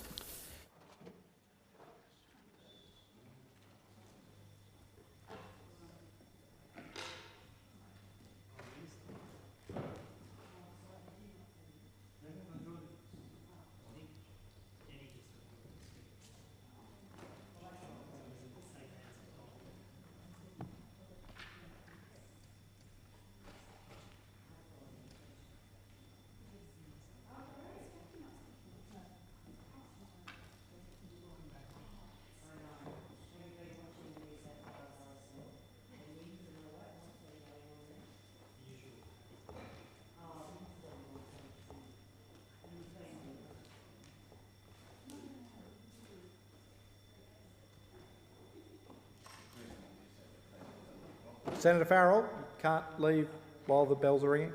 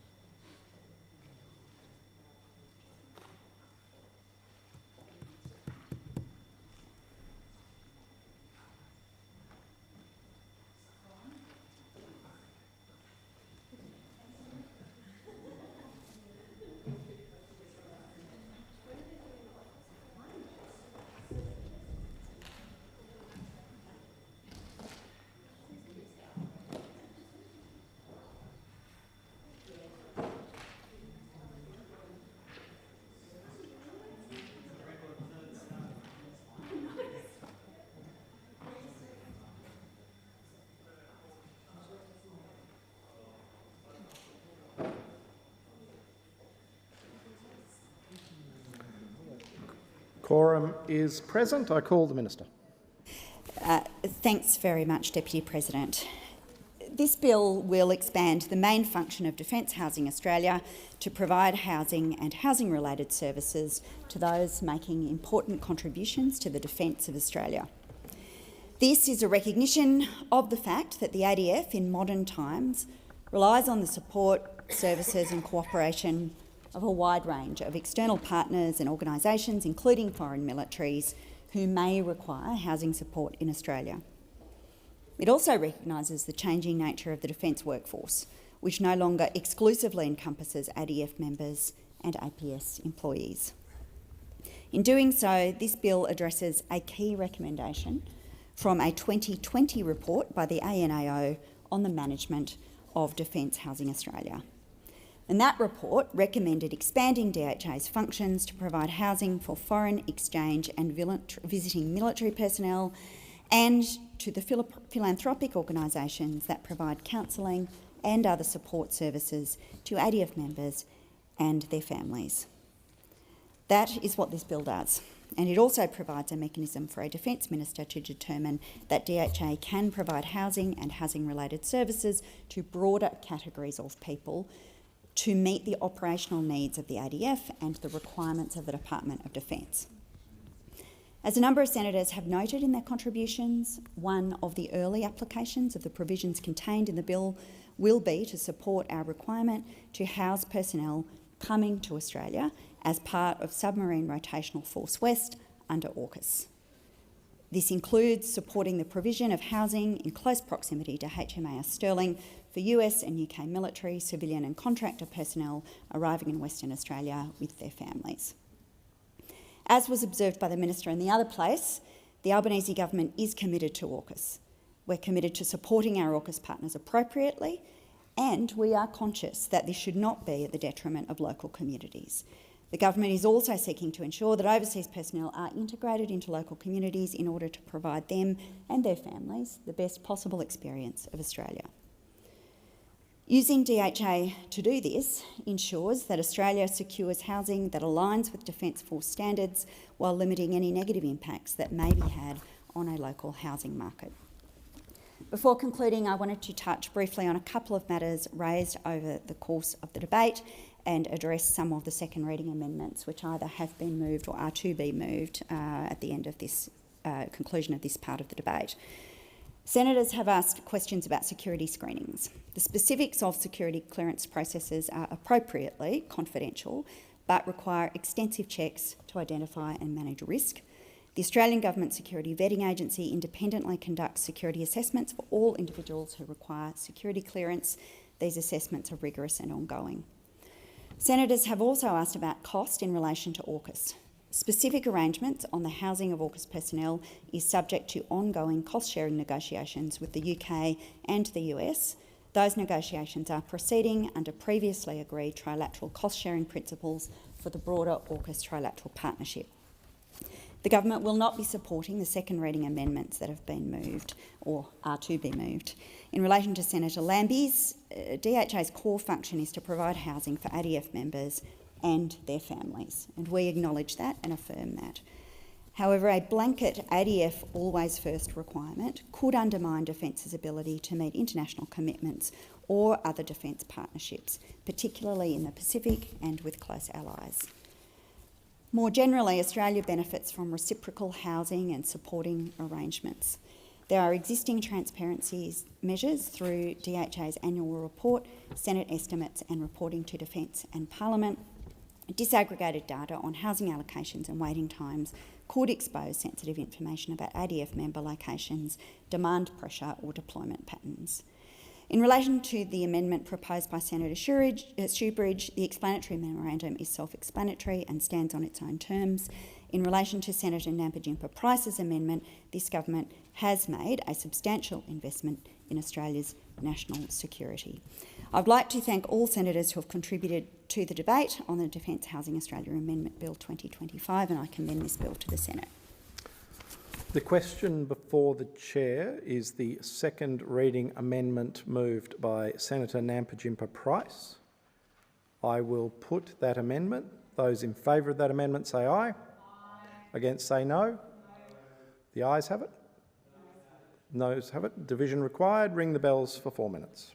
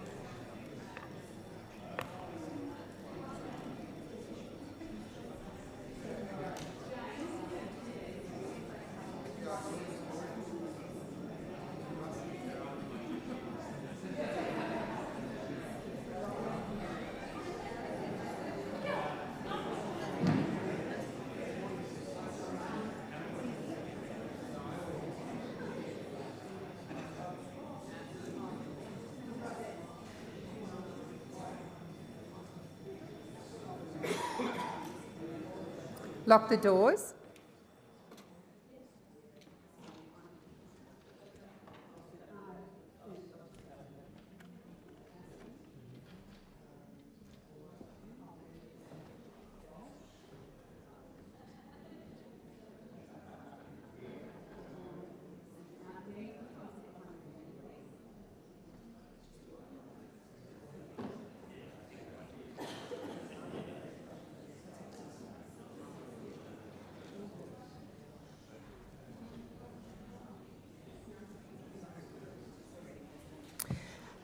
So the question is that the second reading amendment, as moved by Senator Namchinka Price, be agreed to. The ayes shall move to the right of the chair, the noes to the left. I appoint Senator Chandler as teller for the ayes and Senator Daniam as teller for the noes.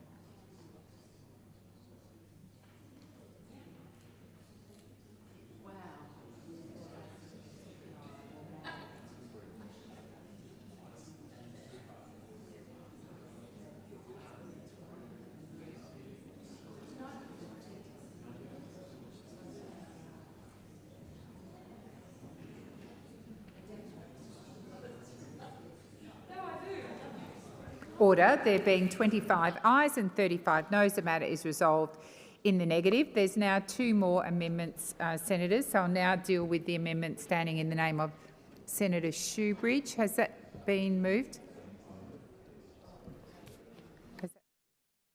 Senator Shoebridge, if you move your amendment.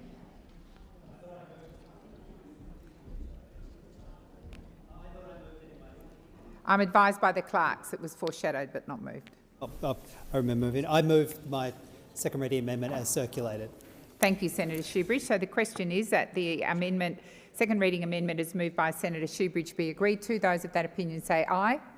Against? I believe the noes have it. Division required. Ring the bells for 1 minute.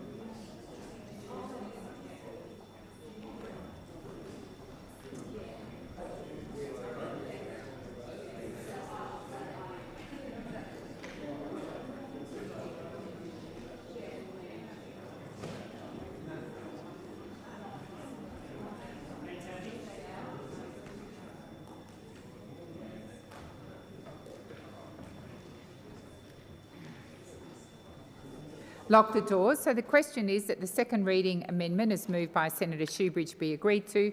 The ayes shall go to the right of the chair, the noes to the left. I appoint Senator McKim as teller for the ayes and Senator Chandler as teller for the noes.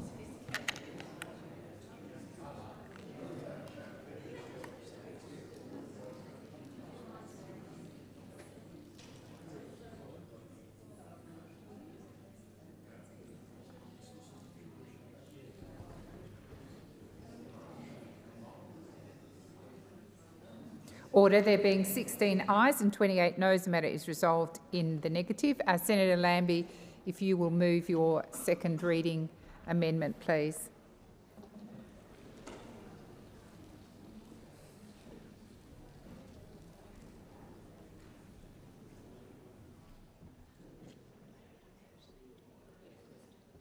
Thank you, Madam President. I move the second reading amendment circulated on sheet 312. Thank you, Senator Lambie. So the question is that the second reading amendment is moved by Senator Lambie be agreed to. Those of that opinion say aye. Aye. Against? Believe the noes have it. Division required. Ring the bells for 4 minutes.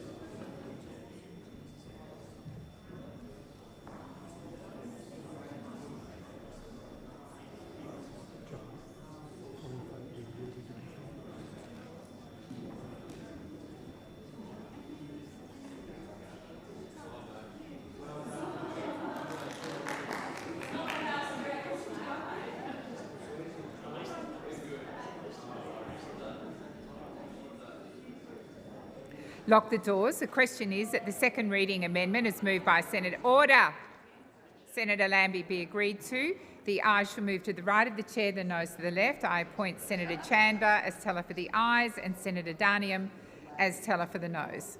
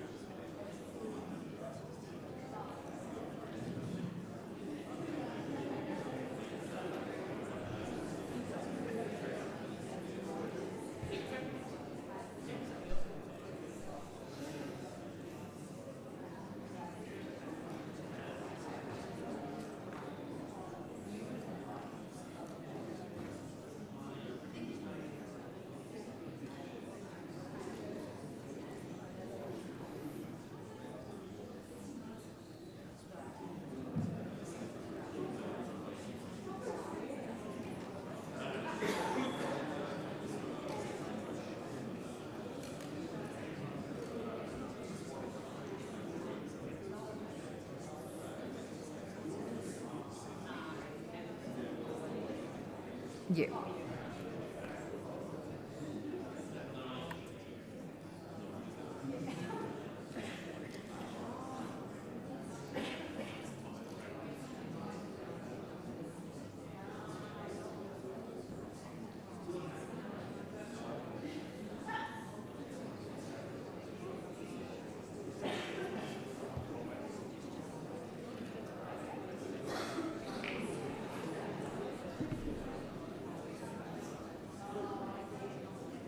Order. There being 38 ayes and 23 noes, matter is resolved in the affirmative. I now put the question that the second reading amendment be agreed to. Those of that, beg your pardon, that the second reading be agreed to. Those of that opinion say aye. Against? I believe the ayes have it. Division required. Ring the bells for 1 minute.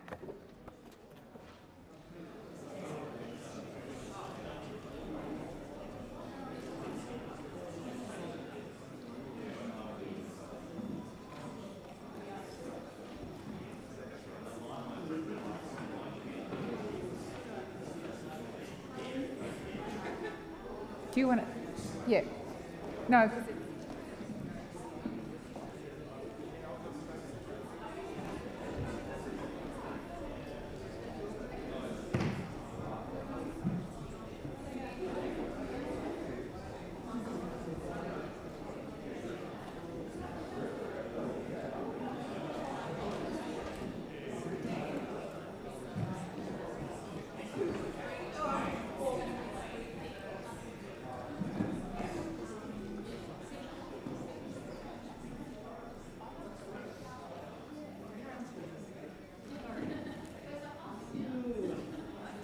Lock the doors. So the question is that the second reading be agreed to. The ayes shall move to the right of the chair, the noes to the left.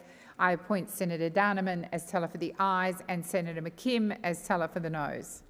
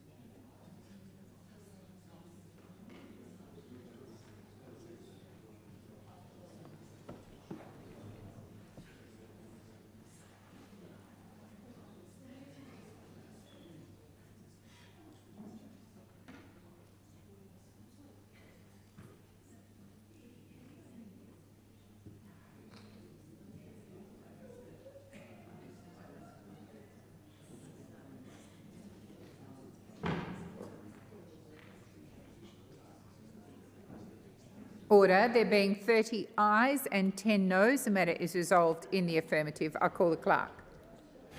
A bill for an act to expand the main function of Defence Housing Australia and for related purposes.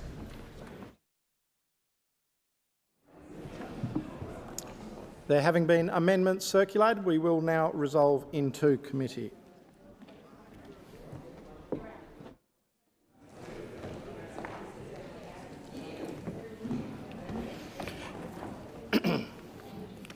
Just give senators a moment, those who wish to leave the chamber. Is it the wish of the committee that the bill be taken as a whole? There being no objection, it is so ordered. I am looking for a contribution. Oh, Senator Lambie, sorry. Thank you, Deputy President. I have some questions, obviously. My first question would be, can you tell me whether or not Defence Housing still does any sponsorship? Is it spending its money still on sponsorship? Minister. Thanks, Chair. Senator Lambie, this is a relatively narrow bill and it doesn't go to the budget of DHA, it simply goes to a set of amendments to the legislation. I don't have, consequently, information with me about the Defence Housing Australia budget, particularly at that level of granularity, and I might need to direct you to the other opportunities in the Senate to ask questions of that kind. Senator Lambie. Okay. We have 61,000 personnel, just over. Apparently that's the new August. That's the new August number for this year. I think it was 61,229 to be precise. You want to, by the early 2030s, I don't know what you want early, I'd say 31, 32, you want to grow that to 69,000. How many houses or married quarters or housing is DHA going to require to build in the next 5 years just to get you your 2030s if you were able to get 69,000 or another 7,000 defence personnel into the military?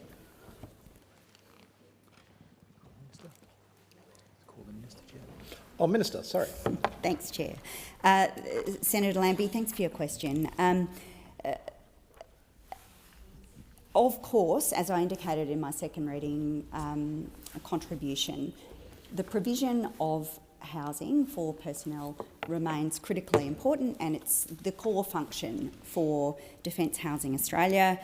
We have spoken in other forums about some of the initiatives that are underway to better understand the housing requirements of ADF personnel and to provision for them. Again, though, I would indicate that the bill before us is actually quite a short bill and it's also quite narrowly constructed. It has a very limited number of purposes, which is simply to expand the capacity of DHA to provide housing beyond ADF personnel to a limited number of other categories. So I don't have detailed information of that kind, and I think questions about DHA's budget and or DHA's planning and Defence's budget are best dealt with in budget estimates or in some of the other forums available to senators. Senator Lambie. First of all, this is integral because I want to know whether or not you've got enough married quarters and all the rest out there to get where you need to be by 2030 and bringing extras in. So you should have numbers in front of you. That's the first thing, okay, because we're going to go over quite a substantial thing. So I need to make sure that our own have got housing if they're in uniform. That's what I want to know. And right now, because I've got no numbers and you can't give me any, there is no guarantee.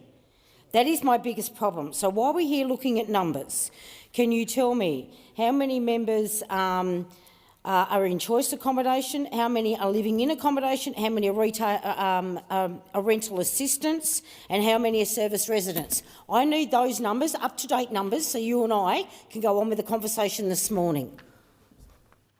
Minister.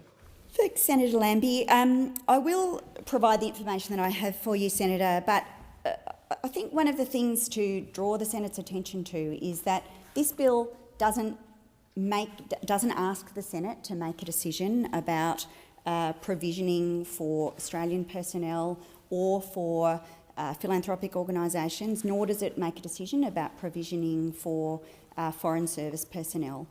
It simply creates a legislative capacity for DHA to do work of this kind. There are subsequent decisions that will need to be taken about the volume of housing that might be necessary in different places and at different times under the provisions of this Act if it's passed, but that's not the decision that's in front of the Senate right now. The only decision before us is the decision contained in the legislation, which is really, as a position of principle, is it okay for DHA to do work of this kind? And obviously the government is bringing forward this bill because we believe that it is appropriate and indeed it is important. I can tell you though, and I will do my best where I can, Senator, to get the information you're asking, that we anticipate an expansion of something in the order of 30,000 homes by 2040. That's the advice I have before me, Senator. Senator Shoebridge. Thank you, Deputy President. Minister, you say there's an expansion of 30,000 homes, I'm assuming through defence housing. Are there estimates of how many of those homes or what proportion of those homes will be for foreign troops and foreign contractors as opposed to Australians? Minister. Senator, really I can't add a great deal to the answer I've already provided. The bill before us is relatively narrow in scope. It asks us to allow, in principle, DHA to do work of this kind. Other decisions about how much, where, who are part of the ordinary budget processes of defence. And as you and I know, there are many opportunities to canvass those budget decisions during the budget estimates hearings and in other forums. Senator Shoebridge. I was asking you about the information you brought to the chamber. You say that there is a prediction that there'll be these 30-odd thousand homes built. You're now seeking the Senate's agreement to allow an unknown chunk of those homes to be handed to US personnel, to foreign defence contractors. I'm asking you, and is it your answer that you can't tell the Senate how many of those homes will be now earmarked for foreign defence personnel and foreign defence contractors, that you don't have that information? Minister. As I've indicated, I'm trying to be careful about the information I provide the Senate, Senator Shoebridge, because it is important that it be accurate. The bill expands, in general, the capacity of Defence Housing Australia to provide housing for a range of personnel, including foreign personnel. What I can tell you, I do have information about the housing demand for the estimated number of US and UK personnel coming to WA for Surf West, if that would be of assistance. So of the 1,100 expected US and UK personnel, it is estimated approximately half will be accompanied by their families and approximately half will arrive unaccompanied or are single. That translates into a housing demand of approximately 550 family residences and a combination of 550 one-bedroom apartments and or on-base single living-in accommodation. And so ASA and Defence will work closely together to respond to that, and it will of course seek to do so in a manner that is cognisant of any impacts on local communities. And that's partly why we're looking to provide the legislation, to make the changes to the legislation that we are today. Defence Housing Australia has a well-developed business model that sees them work with private providers in the market to bring on new projects. In part, that is the model that is anticipated to be used to meet some of this demand. It has flow-on benefits for communities because we have quite a number of examples where arrangements of that kind also enable bringing forward housing development that is then through the same projects offered into the private market. Senator Shoebridge. Thanks for that additional information, Minister. We'll have two questions that flow from that. First of all, is it intended that those housing units be in addition to the 30,000 that you've indicated, or are they part of the 30,000 that you've indicated? That's my first question. And my second question is this. You indicate that the department expects to need to build 550 family homes for US and UK troops in WA. Is that what Senator Whittaker was referring to in her contribution, where she said Defence Housing Australia has already signed contracts for 550 new homes near Fleet Base West in the southern suburbs of Perth over the next 5 years? So my first question is it in addition to the 30,000 or part of? But secondly, are the 550 homes for US and UK defence personnel you're referring to, are they the same 550 homes that Senator Whittaker was referring to, or Whittaker was referring to when she spoke about the signed contracts? Minister. Thanks, Chair. Senator, in relation to the whether or not the 30,000 homes includes those homes intended to be used by visiting personnel, the answer is yes. In relation to the contracts that have been entered into by DHA with developers, yes, those contracts have been entered into broadly with the intention of meeting the needs of the growth in workforce, some of whom will be workforce associated with the UK and US personnel.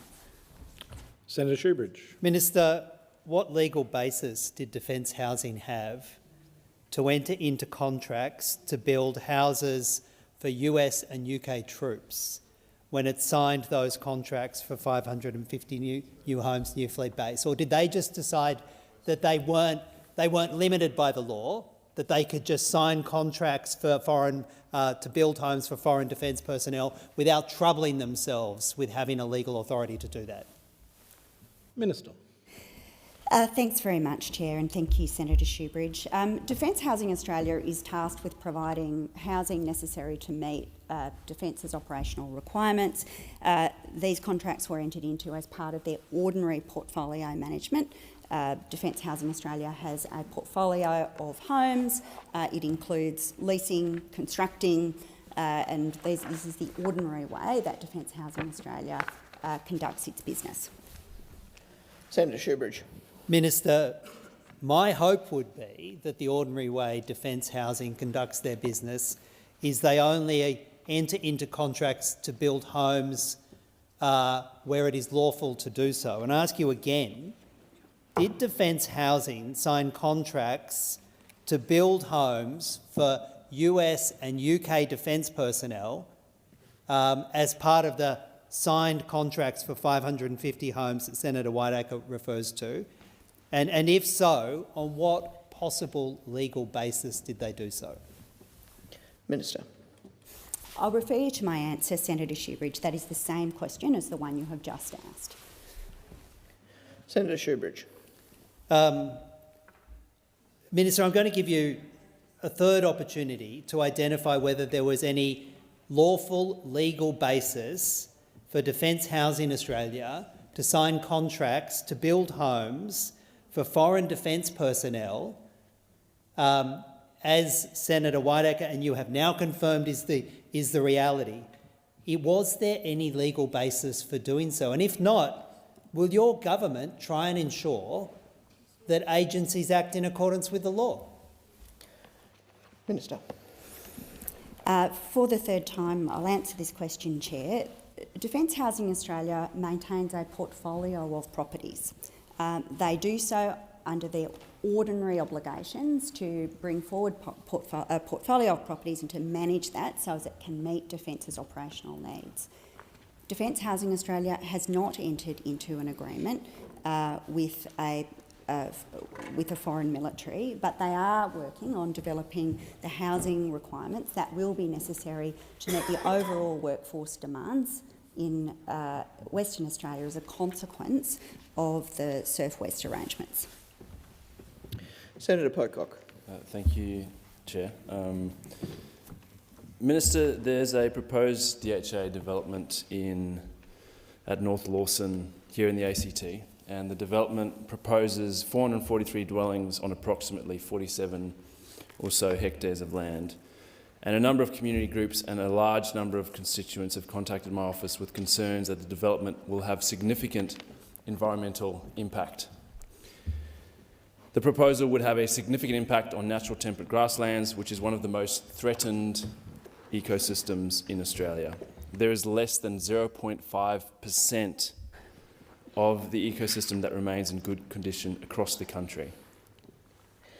So 99.5% of it has either been destroyed or is in poor condition. You can't offset that. You can't offset a critically endangered temperate grassland. And we know that Defence Housing Australia have form on this. If you look at their range of projects, they're constantly coming up against the EPBC Act and often just disregarding it. This is a very serious thing that I would expect a Labor government to care a bit more about, given that the potential impact of clearing will have a significant impact on golden sun moths and striped legless lizards. I'm interested if these changes will make it more likely that the Lawson Grasslands project will go ahead. Minister. Thanks, Chair. Thanks for your question, Senator Pocock. I think the broad answer to this is that, of course, we expect Defence Housing Australia to comply with all of the environmental requirements in all of the jurisdictions in which it operates. I'm not in a position to provide particular information about a particular development in the ACT. I'm aware it's one that you have a strong interest in. There will be other occasions, obviously, in the Senate program where you can ask questions of officials, including at estimates, about the way they're approaching particular developments. But the broad implications of the legislation before us are simply to allow Defence Housing Australia to provide housing support to a broader range of categories of persons than is presently the case under the existing legislation. Thank you, Minister. Senator Shoebridge. Thank you, Acting Deputy. The Minister, what budget line item did Defence Housing rely upon to sign contracts to build hundreds of new homes for US defence personnel in Perth? Was there a budget allocation for this? And if so, which was it? Minister. Thanks very much, Chair, and thank you, Senator Shoebridge. So I think it would assist Senator Shoebridge and perhaps the Senate more generally just to talk a little bit about the business model for DHA. DHA doesn't receive funding through budget appropriations. It's self-funded, and that occurs through rents or fees or charges or other revenue earned through the application of its housing portfolio and service provision, and also the sale of any surplus developed land and properties. So it is a government business enterprise, and it exists to provide support to the Department of Defence, and the particulars of that support are operationalised through a service agreement with the Department of Defence. Senator Shoebridge. Well, are there any payments being made by the Department of Defence under that service agreement to Defence Housing for these 550 housing units in relation to which there's contracts being signed and which we now understand is for US and UK troops? Minister. Thanks very much, Chair. Senator, I've given this answer to other senators and to yourself. The legislation before the chamber asks senators to make a decision, essentially, and this is to paraphrase it, you have the ledge in front of you, but it's essentially an in-principle decision. Should we allow DHA to do work of this kind? The Senate is not being asked to approve budgets, nor is it actually being offered the opportunity to scrutinise budgets. The Senate makes a very particular allocation of time for that task, and when we do that, we bring the relevant officials to the table through the Senate estimates process. I'd encourage you to focus your questions and your contributions on the legislation that's actually before us, rather than a wider-ranging discussion about budget, which is more appropriately conducted at budget estimates. Senator Shoebridge. Thank you for that direction, Minister. So now going back to your words and your contribution on the bill, you say that the costs in relation to this, to building the US and UK troops housing, to quote you, negotiations are proceeding under previous trilateral cost-sharing principles for the AUKUS trilateral partnership. That's how you said this housing will be funded under previously agreed trilateral cost-sharing principles under the broader AUKUS trilateral partnership. Is that true? Minister. I have provided Senator Shoebridge, I think, I don't have the speech in front of me, but reasonably accurately describes the words that I used in my second reading speech. Senator Shoebridge. What are the trilateral cost-sharing principles under AUKUS? Minister. Those aren't able to be shared in this forum, Senator Shoebridge. Senator Shoebridge. So the answer finally about how these houses were being paid for isn't some sort of neutral defence housing will pay for it itself. It's not going to come from a specific line item in the budget. It's going to be paid for by Australian taxpayers under a secret trilateral cost-sharing agreement under AUKUS. That's how the houses will be paid for. Is that what we understand? Minister. Thanks, Chair. I don't think you can conclude that from the advice I've just provided you, Senator. Senator Shoebridge. Minister, please explain how I was wrong then. Minister. The Minister's not going to add to that answer. Senator Lambie. Yeah, I just have a follow-up question for that. So, since ours are required to pay for their Mary quarters, you can't possibly tell me you're going to bring in diggers and commanding officers from overseas and not make them pay what our own are paying. You cannot be serious about that this morning. Please tell me if they are renting something off us, that is how it's going to go. It is going to be paid for. Can you imagine our diggers going, look at these buggers from overseas here, getting free accommodation while we're paying for it? Come on. Minister. Look, in response to both Senator Shoebridge and Senator Lambie's contribution, I'll just go back to the advice that I provided the Senate. This is an ongoing discussion within the AUKUS discussions. It is not a concluded discussion, but I've sought to give information to the Senate about the approach we will take. It is subject to ongoing cost-sharing negotiations with the UK and with the US. Senator Nampijinpa-Price. Thank you. Minister, what guarantees will you put in place to ensure foreign officials are properly vetted? Minister.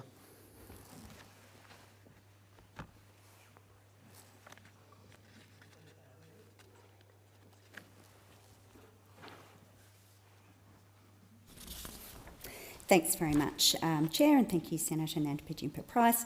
I did provide some information about this in my second reading contribution because I noted your remarks about this in yours. But essentially, the specifics of security clearance processes are, of course, confidential, but they do require extensive checks to identify and manage risk. And the Australian Government Security Vetting Agency independently conducts security assessments for all individuals who require a security clearance, and these assessments are rigorous and ongoing. Senator Nampijinpa-Price. Thank you. Given the Director General of Security's assessment regarding Australia's defence sector is a top intelligence collection priority for foreign governments seeking to blunt our operational edge, gain insights into our operational readiness and tactics, and better understand our allies' capabilities, do you assess an increased risk to our defence facilities? Minister. Thanks very much, Chair. Senator, I have tried to provide some information to you about the screening processes, as you raised that in your second reading speech. However, I think we are now straying well beyond the bill that's in front of us. Essentially, of course, the Australian Government is highly attentive to any risks that might present to our national security infrastructure. You cited contributions from some of our officials, and we listened to those very carefully. But essentially, this bill is really not about those matters at all. This bill has a reasonably simple proposition. It's before senators, and we're asking for the Senate support to pass it. Senator Nampijinpa-Price. Thank you. This bill helps to operationalise AUKUS, and we need AUKUS to help deter aggression in the region and maintain peace. So why is the government so reluctant to be upfront with the Australian people about the threat posed by the Chinese Communist Party's military aggression? Minister. Again, Chair, and I thank Senator Nampijinpa-Price for her question.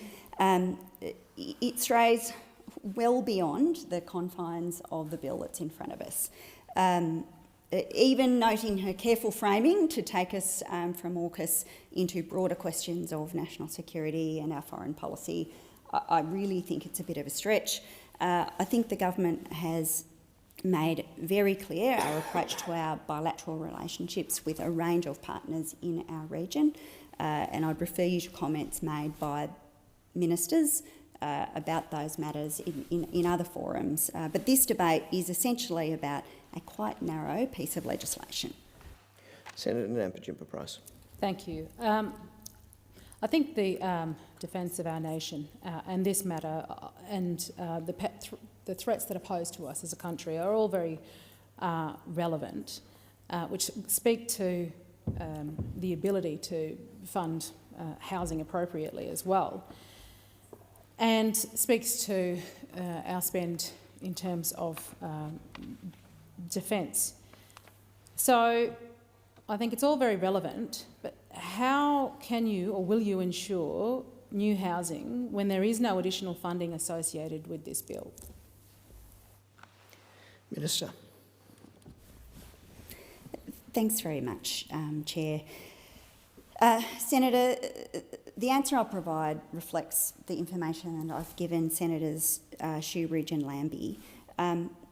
Budgeting and provisioning for housing requirements for the ADF, and indeed for any other housing requirements associated with the operational imperatives of the ADF, is a matter for the budget process. This bill's really narrow. It simply says, is it appropriate for Defence Housing Australia to do work of that kind? And as I've indicated to other senators, the government believes that it is, and it's on that basis that we're seeking your support. I note that the Coalition does intend, as I understand it, to vote for this bill. Senator Nampijinpa-Price. Thank you. And while you continue to highlight that this is a very narrow bill, it also speaks to spending in defence, which is an important commitment. Will the government commit to lifting defence spending to at least 3% of GDP? Minister.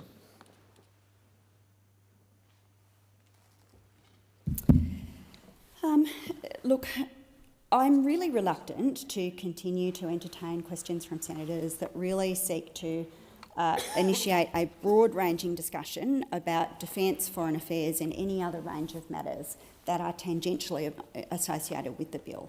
I think it is ordinary practice for the government to come and provide answers that are relevant to the bill that's before us, but questions of the overall quantum of defence spending really are best prosecuted in another forum. I imagine we will talk about them at estimates. Question time occurs later today. There are other forums when this can be canvassed. I will provide this in the interest of being helpful, Senator, but I really am not intending to open up a broad-ranging debate because it's not the approach that we've ordinarily taken in this chamber. But you will know that we are investing an additional $10.6 billion over the forward estimates and $57.6 billion over the decade in defence. We brought $1 billion forward in our budget in March in the forward estimates. These are very significant efforts to improve both the quality and the quantum of our spend in defence. And frankly, Senator, they represent an important intervention to tidy up a decade of waste, mismanagement and wrong priorities, which unfortunately characterised the approach and the chaos that occurred under your government. Senator Shoebridge. Oh, thanks, Acting Deputy. Well, to return the discussion to housing, Minister, you and other Labor senators have indicated that this bill is intended to permit and greenlight the construction of some 550 homes for US defence personnel in and around Fremantle. Minister, given the average cost of building and acquiring the land for a home in Perth is now $750,000, where is the $412 odd million to build those homes going to come from?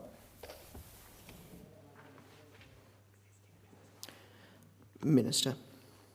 Yeah, okay. Thanks very much, Senator Shoebridge. I think that this question in some ways misunderstands the existing business model of Defence Housing Australia. So this has been canvassed in estimates on occasions when we've been together, but Defence Housing Australia has entered into what is being termed a new builds volume leasing program agreement in Rockingham. That is with 4 Western Australian businesses, and that is to support the delivery of new properties. And essentially, the nature of that arrangement is that suppliers will offer investors the chance to purchase off the plan, and then once built, those homes will be leased to DHA.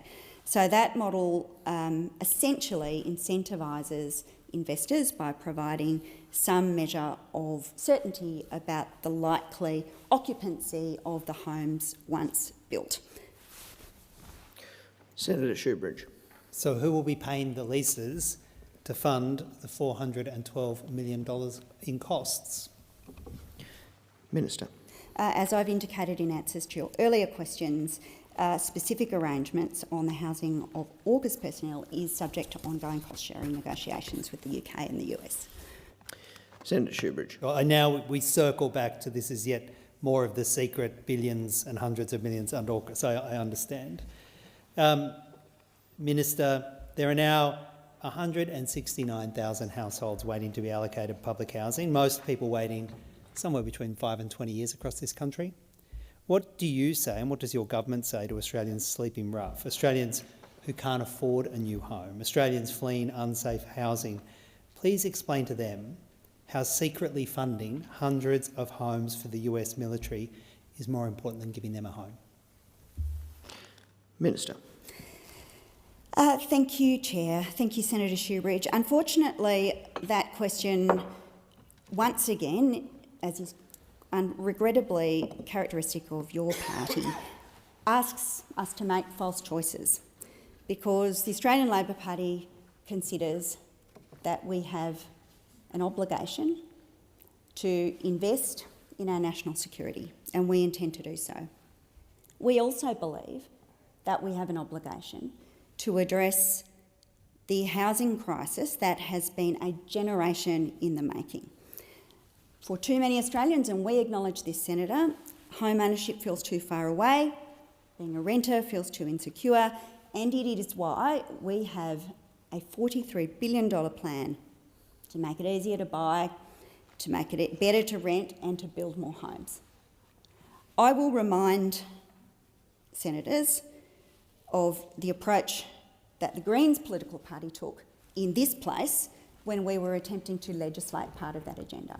Because your approach was to block and delay and defer instead of to bring forward practical solutions for the people that you now, in this debate here, claim to be so concerned about. If you had been genuinely concerned about bringing on new housing supply and about making arrangements to make it better, fairer, safer for many Australians who are experiencing housing insecurity, you would have voted with us in this place to support the HAF, and you would have supported the other initiatives that we have been bringing forward to try and expand the availability of housing for Australians. Senator Lambie. Thank you. So we have the service residents, we have the members' choice accommodation, and then we have living in accommodation for those people who don't understand that on the outside. That is, military members live in the lines. It's actually cheaper for them usually. Then we have this thing called rental assistance. Rental assistance is for those who usually do not have families, who are pushed outside of the base to live in apartments. That is not a DHA thing. However, It will be a government problem if you cannot give me the figures that are using that rental assistance at the moment, and because of the influx of foreigners that you're going to bring in and now put them in our married quarters, how much more money is coming from the taxpayer? Because that will cost the taxpayer. That will cost the taxpayer. So if you haven't got these singlies living in lines or in married quarters, the taxpayer picks up that rental assistance. It picks up the difference. That's what it does. What do your numbers look like once this is done in the 2030? Minister. Thanks very much, Chair. Thanks, Senator Lambie.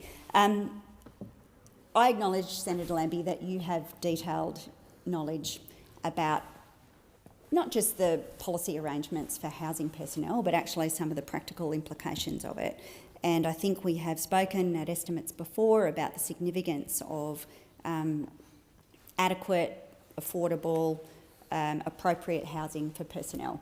I think we would acknowledge that one of the features of our efforts to improve both recruitment and retention is thinking very carefully about housing and how we go about providing the housing that's required for personnel. I don't have a breakdown of the kind that you request, but I think I would say that the government is very focused on ensuring that we are doing what we can to make sure that people have the housing that they require. Obviously, DHA provides a whole range of services to the ADF, and that includes supporting housing solutions in a range of places where we're seeking to deploy personnel. Senator Lambie. Can you tell me, we obviously have childcare places on base. I'm assuming that we still do. Some of them are just outside the front gate. Can you tell me, is that DHA? Do they actually own those houses that we're using the childcare for? Minister. Thanks, Senator Lambie. The advice I have is that DHA doesn't operate the childcare services. Senator Lambie. Sorry, I probably didn't phrase that. I'm not asking you if they operate them. I'm asking you whether they own the buildings that our childcare centres are set up in on base. Are they DHA housing? Minister.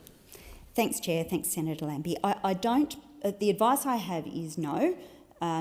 Perhaps there may be some individual circumstances where this occurs, but the advice I have before me right now is no. And if there's anything different, I will advise you. If there's anything to the contrary of that, I'll let you know. Senator Lambie. Oh, thank you. I actually don't have any more questions after this, but I will state one thing. We're already having childcare issues on base where we've got excess children and not enough child carers. I'm just asking you, while you consider this, the families coming over, those childcare services are provided in those areas, because there are many right now that are not. Minister, did you want to respond to that? It wasn't a question, it was a statement. Perhaps just to assure Senator Lambie that I will refer that to the Minister, and thanks for the contribution. Thank you. Senator Shoebridge. Oh, thanks, Deputy. There's my final question, Minister. You say you can't share the AUKUS cost-sharing principles because they're secret. You won't answer the actual cost to budget, if there is a cost to budget, for the building of those homes. But perhaps just this simple question. For the homes that are being built for US troops, will the ultimate cost be paid for by the US government or by the Australian government? Minister. Senator Shoebridge, I have already provided information to you on a number of occasions about how the costs will be determined. I don't have anything further to add to the answer I've already provided. Senator Nampijinpa-Price. Thank you. President, the Minister previously tried to get around the question of defence spending by saying what the government would do, and I quote, over the decade. That money is largely going to fund the nuclear-powered submarines. What additional money is the government willing to commit in this term to defence, including for defence housing? Minister.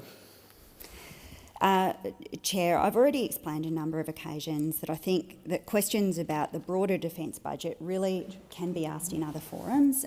They're not immediately relevant to the legislation that's before us, and I'd encourage senators to return their attention to the amendments that are in front of us. Senator Nampijinpa-Price.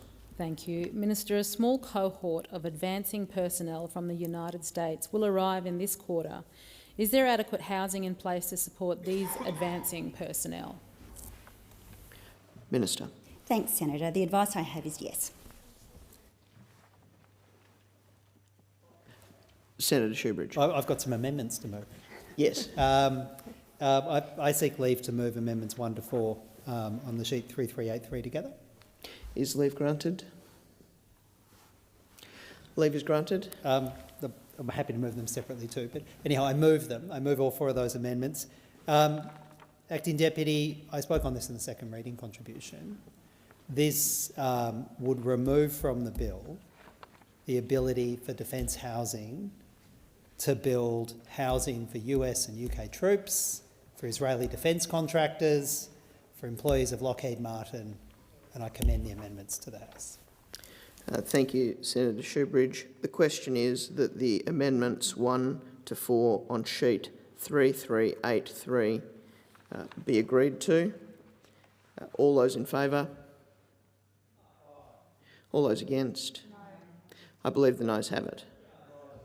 Is a division required? Division is required. Please ring the bells for 4 minutes.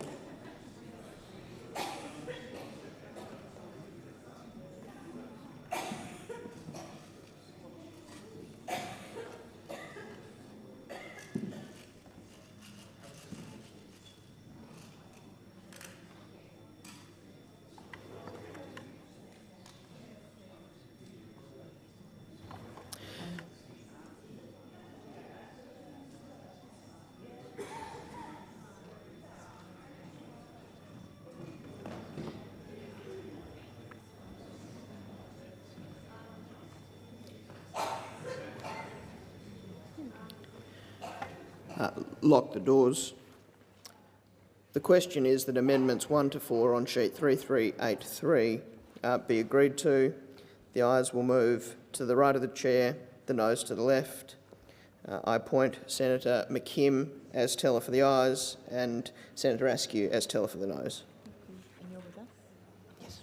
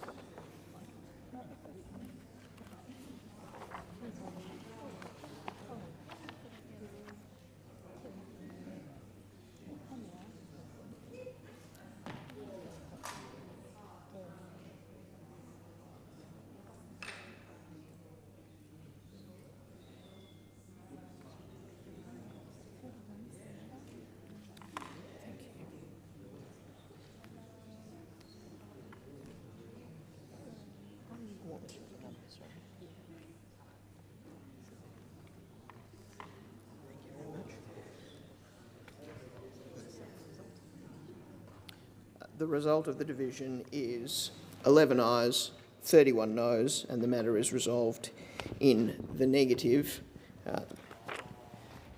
Being 1:30, the committee will report progress.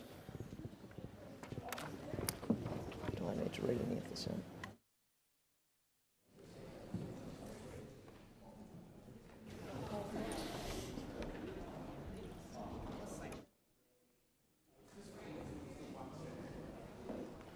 Reports progress. We'll now move to 2-minute statements, and I call Senator Duniam. Thank you, Acting Deputy President. Well, not often can you combine something that you enjoy doing with doing something good for the community, but certainly the members of the Veteran Car Club of Australia, Tasmania Division, do precisely that. In Tasmania, Acting Deputy President, there are more than 700 members of this club which meet on a regular basis, not only to share their joy and love for all things mechanical and often aged, but also raise some much-needed funds for our community sector. And so I wanted to give that club a shout-out today for the good things they do. As I say, 700 members around the state who do charitable work while enjoying vintage cars. Once a year they do a major event, and in February of this year at their major rally they raised $8,000, half of which went to the Hobart City Mission and the other half went to the Rotary Club of Tasmania. And I want to applaud members of the Veteran Car Club of Australia Tasmania Division, also who produce an excellent newsletter which covers all of their events throughout the state and promotes some very good activities. Again though, highlighting the good works that they do for charity groups across the state. More of this, I think, needs to happen, Acting Deputy President, where volunteers can come together, can put in those cherished weekend hours to actually achieve something good for our community. And so I say to the Executive and to the members of the Veteran Car Club of Australia Tasmania branch, thank you for what you do, and I encourage as many Tasmanians to enjoy this club and join it as possible. Thank you, Senator Duniam. Senator Polley. In our first 100 days of a second term, the Albanese Labor government has moved swiftly to deliver on its bold reform agenda, prioritising relief for students, working Australians and families right across the country. One of the most significant actions has been the reduction of HECS and student debt, a long-awaited change that promises to ease the financial burden on graduates. By cutting fees and recalibrating the repayment rates, the government has provided immediate breathing room for tens of thousands of young Australians, including 53,000 Tasmanians. We on this side are empowering people and their careers so that they're not held back by debt.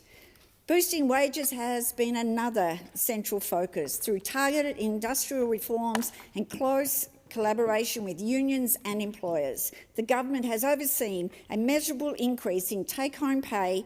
Wages are up, inflation is down, and interest rates are coming down. All great news under this government. Healthcare accessibility has been dramatically improved with the rollout of 90 urgent care clinics, centrally located across urban and regional Australia, offering free access to GPs, ensuring that families receive prompt care without the stress of out-of-pocket costs or lengthy waits in crowded emergency rooms. All you need is your Medicare card, not your credit card. Looking forward, the Albanese Labor government has laid out an ambitious plan to boost national productivity through investments in skills, training, digital infrastructure, innovation, and the approach is to lift living standards, to strengthen the economy and secure Australians' prosperity for generations to come. They're our priorities. That's what we're delivering in the first 100 days, building on all that we did during our first term, and I'm proud to be part of the Albanese Labor government. Thank you, Senator Polley. Senator Hanson-Young. Thank you. Well, why is it that the AFL is bringing in an international artist, a slur merchant, paying them $2 million rather than backing Aussie talent? The AFL has decided for the grand final, rather than putting on an Australian artist, they're going to pay Snoop Dogg $2 million to play at the grand final. And the AFL is a cultural institution. And cultural institutions like this should be backing the rest of our cultural institutions, our artists, our musicians, our music industry right here at home. And of course, the AFL is mired in its own controversy over the last week or so. We know that one of the players, Adelaide Crow player, Isaac Rankin, was suspended last week for using homophobic slurs, as he should have been. But the irony is not lost on many of us, that while Isaac Rankin gets dumped, Snoop Dogg gets $2 million to play his misogynistic, homophobic music on our turf. We need investment in Australian and Aussie talent. We need investment in our music industry. And we need to say that if it's an Aussie game, it's an Aussie artist playing. I urge the AFL, have the guts to rethink this decision. Use last week's outcry and outrage from the Australian community about homophobia and misogyny and dump Snoop Dogg and put in place an Aussie artist. If you need any ideas, the Australian people have a list, as long as my arm, of all the Aussie bands and Aussie artists that would be better than Snoop Dogg and his misogynistic, homophobic slur merchanting. Senator Cadell. Thank you, Acting Deputy President. In this chamber, we have done as much as we can, as quickly as we can. Senator Grogan, Senator McLaughlin on this side, and myself moved a motion about the algal bloom stuff. But we need more. We need more out there. People need to ask what they can do to help. And I know Senator Hanson-Young here has made great steps as chair of the Reference Committee to bring on the pace of this inquiry, and we will get down there and do what we can do. But when you're sitting at home, when we sit down there, we see the Bart Butsons from Port Wakefield of the world, where we Steve Bowley, an oyster grower who hasn't been able to sell an oyster for over 100 days, and that's part of the problem going forward. But people who are catching seafood, growing seafood, bringing it to market, it's not selling. So I'm here today to say, help out by getting a South Australian fish meal on your plate now. If it is being sold, it is safe. If you're seeing King George whiting out there, buy it. If you're seeing garfish, buy it. If you're seeing Coffin Bay oysters, get it there. Let's get some boat to Barbie happening to support the industry, to support these people going out there. And if these people are doing it tough.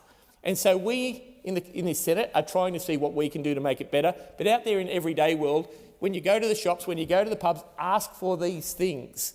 This is a real common sense way to help these communities go. They're seeing people cancelling holidays, where the bad news about what this algal bloom is, that it is troublesome, but the negative publicity it is carrying for this area and the seafood industry is really bad. It is safe, it is tasty, it is delicious. So get down there, as I said, get from boat to Barbie, support your South Australian seafood industry, and we'll be down there to help out soon.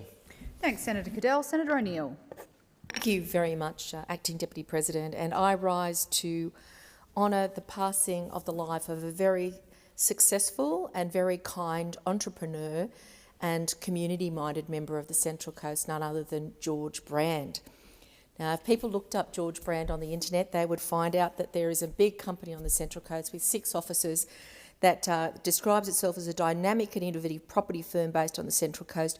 But essentially, I knew him as George down the road, who took over the local real estate and built a real estate connection right across the coast, employed hundreds and hundreds of people over the years.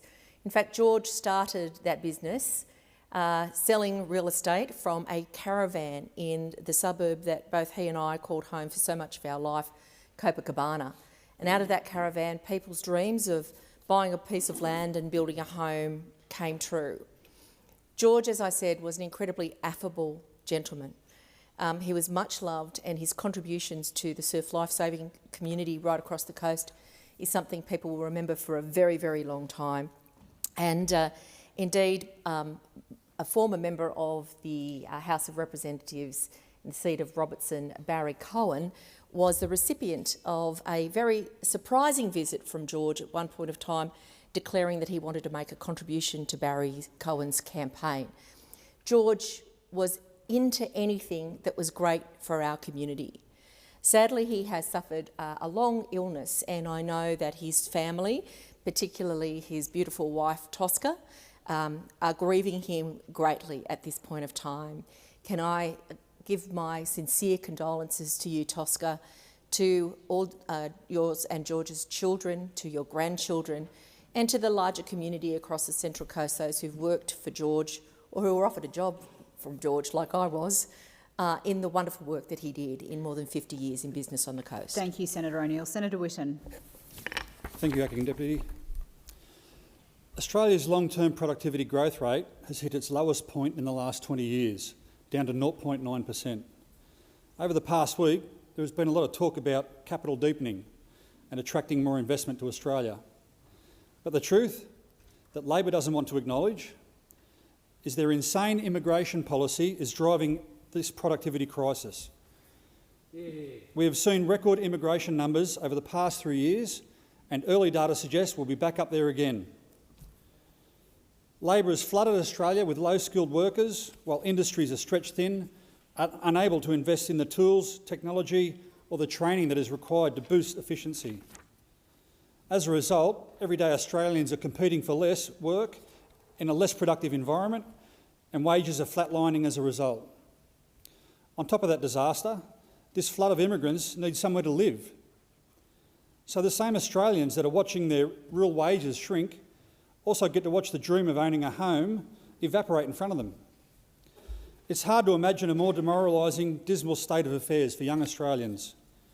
How can the government talk about productivity without acknowledging this critical issue?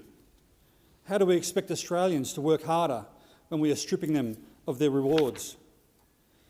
The Out of Ideas government response, a so-called economic roundtable, rebranded, of course, from its original productivity title, praying a name change could mask their lack of ideas and solutions. Days of discussions have yielded little more than recycled tax proposals and empty rhetoric. Without serious cuts to immigration, the nation faces further economic stagnation and hardship, leaving everyday Australians to bear the burden of a government that prioritises immigrants over its citizens. Thank you, Senator Whitten. Senator Blythe. Thank you, Acting Deputy President. Today I rise so the voices of Port Clinton in South Australia and other regional coastline communities can be heard in this place, and add them to the growing list of people deeply concerned about the impact of the devastating algal bloom off South Australia's coastline. Port Clinton, like many other coastal regional towns, is home to a community of people. Many rely on the sea for their livelihood. Their collective success or failure is intertwined.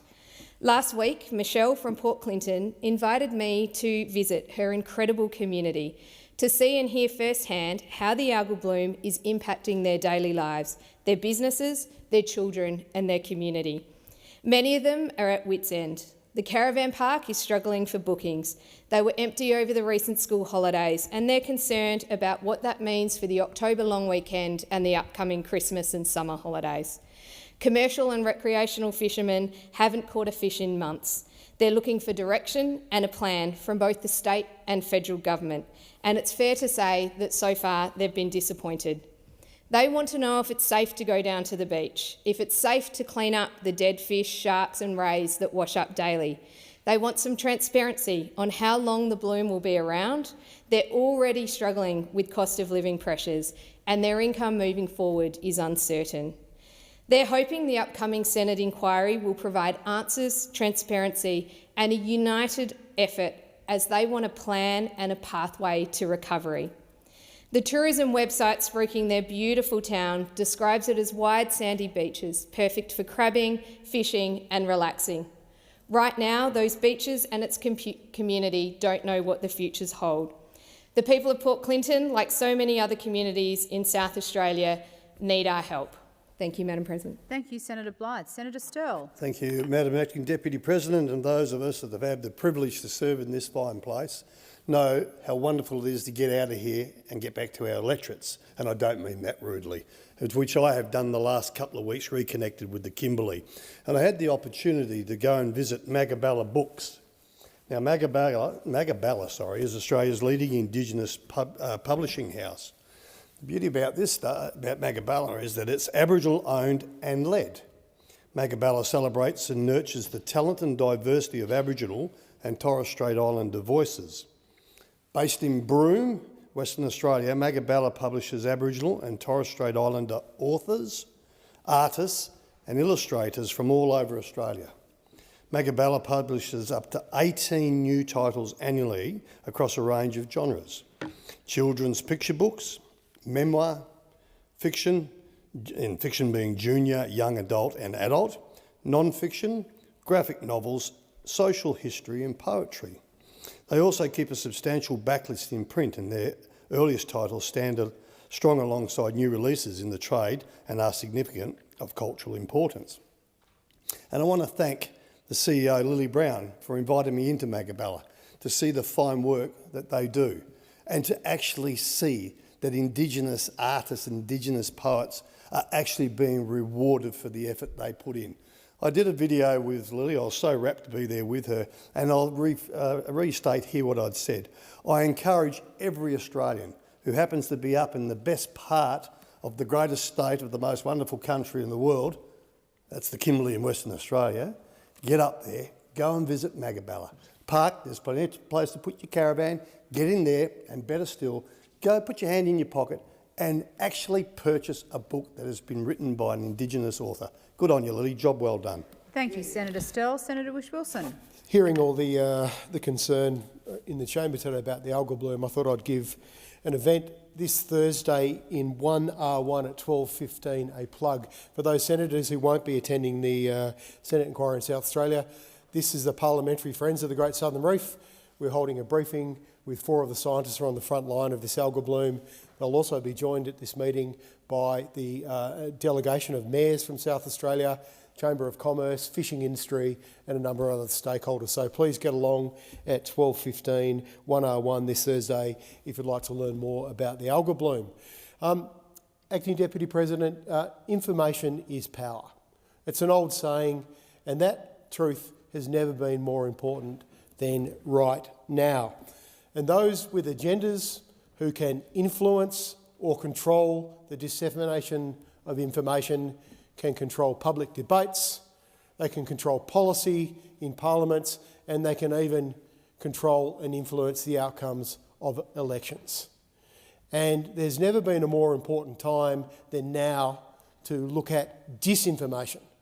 Disinformation is the deliberate peddling of lies and deceptions by those who have agendas. Financial agendas, corporate agendas, political agendas, and malicious agendas. The World Economic Forum's Global Risk Reports, 2 years in a row now, in 2024, 2025, have identified misinformation and disinformation as being the biggest threat to human society. The United Nations has identified disinformation as being the biggest blocker to global climate action. That's why I'm proud that the Greens have set up a select committee to look at this issue in this parliament in the next few weeks. Keep an eye out for an acting Deputy President. Senator Babet.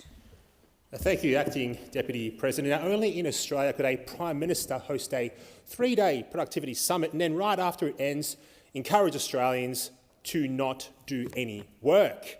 And yet that's exactly what happened last week, right after the government spent 3 days talking for hours and hours about how to get this country moving. The PM releases a video on his social media boasting about his right to disconnect law, a law that says the boss can't contact staff after hours. Now, they talked about how businesses are struggling, how inflation is biting, how our economy needs serious reform, but the moment it was over, their colours were revealed. The PM, he was on X, reminding everyone that he's ensured that they have the right not to answer the phone, not to check emails and not to do any work over the weekend. Think about that. Think about it. A small business owner can't even text an employee about Monday morning without risking a complaint. On the one hand, this government says it wants productivity, but on the other hand, this government brings in laws that discourages flexibility, kills initiative, and makes it harder for people to get ahead. Now, no one's saying that you should work 24/7, but if we want to compete globally, if we want to reward hard work and ambition, we can't keep punishing people for doing a little extra. Now, this country, our country, was built by people who went the extra mile, but now we've got a government telling us to clock out and chill right after preaching about productivity. Now it is no wonder that we are going nowhere fast. You know what the solution is? The solution is this, and I keep saying it, the solution is less government, more freedom. There's your productivity boosting measure. Thank you. Thank you, Senator Babet. Senator Ghosh. Thank you, Acting Deputy President. I rise to highlight the positive changes the Albanese government has already made to growing productivity in our country, and particularly in relation to competition reform, which is an important part of Labor's pro-growth, pro-productivity agenda. Economic competition is vital for our future economic success because it brings down the price of goods and services, it ends up with better products and innovations, and it raises living standards over the long term. And the last time we saw significant competition policy reform in this country was in the 1990s, and we saw the productivity and economic dividends from that. And since then, Australia has experienced a rise in market concentration and a fall in economic dynamism, both things that hurt our living standards and our productivity. One of the ways that this has been affected is through the growth of non-compete clauses or restraint of trade clauses in employment contracts. These clauses were once reserved for highly paid executives who had access to sensitive information, for instance, or who had access to client lists, but they've now proliferated through the Australian economy. Data shows that 1 in 5 Australian workers have non-compete clauses, and these clauses are applied in a range of different industries. This has a chilling effect on the ability of people to move jobs. These clauses are difficult to litigate and to enforce because their enforceability is often under question and their scope is difficult to determine. They block productive workers from changing employers and securing pay rises where appropriate. Some research indicates that with non-compete clauses, workers earn about 4% less. And for someone on the median wage in Australia, that's around $2,500 less per year across an economy that results in billions. That's why the government has introduced reforms to end non-compete clauses for those people earning under $175,000 a year. It also stops firms from using contracts to dodge competition by cracking down on wage fixing and cracking down on no-poach agreements. Senator Ghosh. Senator Lambie. Thank you, Acting Deputy President. I rise to contribute. On the 21st of August 1991, when Russia had a very different leader, Ukraine declared its independence after centuries of occupation by other nations, and most brutally by the former Soviet Union, who starved millions of Ukrainians to death in 1932 through to 1933. Ukrainians were finally free. In 1994, Ukraine gave up its nuclear weapons because the US and the United Kingdom and Russia gave them security guarantees. How's that going for you? And in 2014, Russia then took Crimea. The world kicked Russia out of the G8. Who cares? Who cares? Russia doesn't. Russia doesn't. Then in February 2022, Putin invaded Ukraine. We've done nothing to stop this, absolutely nothing. This was more of a shock to the rest of the world than it was to the Ukrainians and to other countries that border Russia. Putin wants Russia to go back to the dark old ages of the Soviet Union, and that's how he wants his borders done. That's bloody rubbish. And as the EU Foreign Policy Chief put it last week, Europeans should, and I quote, all start learning Russian if Ukraine does not receive further support.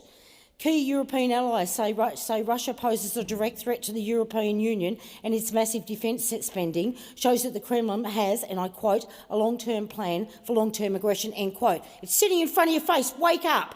Our Prime Minister says it is our national interest to back Ukraine. Well, I agree, but there is so much more that this country could be doing to help Ukraine. The last time Ukraine got anything off us was last October. Disgraceful. For a start off, we can start pumping out more Bushmasters and give our old ones to the Ukraine. We can also give them some Hawkeyes, and we could take up Ukraine's invitation to learn how to specially manufacture drones at low cost. Isn't this what we're supposed to be doing with our partners out there? Seriously, your government is not doing enough to help Ukrainians, and you need to step up to the plate. Thank you, Senator Lambie. Senator Payman. Thank you, Acting Deputy President. I rise today to congratulate the government on holding its economic roundtable. But I must also appeal for stronger action to protect Australia's crucial small business sector. Small businesses make up 33% of our national GDP. Yet, just 20 years ago, it was 42%.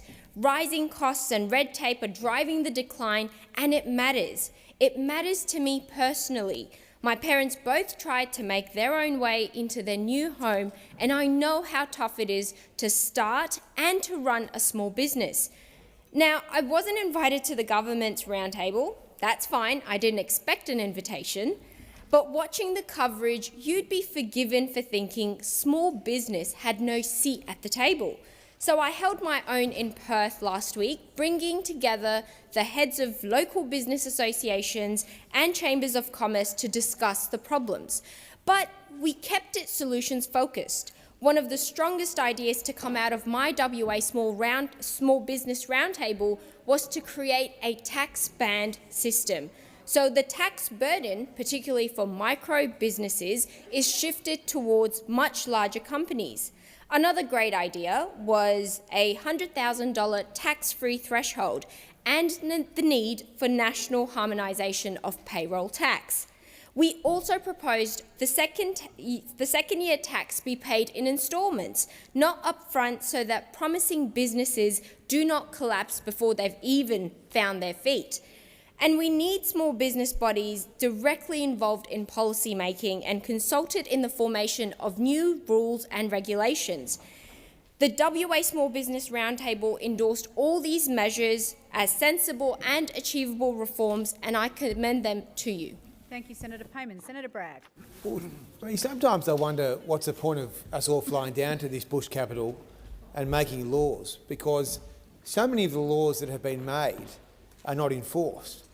And whether that be about incitement or whether it be about sorry, what's that? Order, yeah. Senator. Well, I'm glad that Minister Ayres thinks that the law enforcement is tremendous.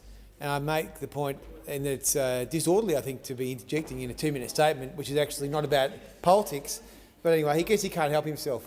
It's all big game to him. So the point is that I'm very surprised that the government doesn't care about consumers, because Senator Walsh and I spent over a year conducting an inquiry into ASIC, which found that, in fact, its law enforcement was pretty deficient.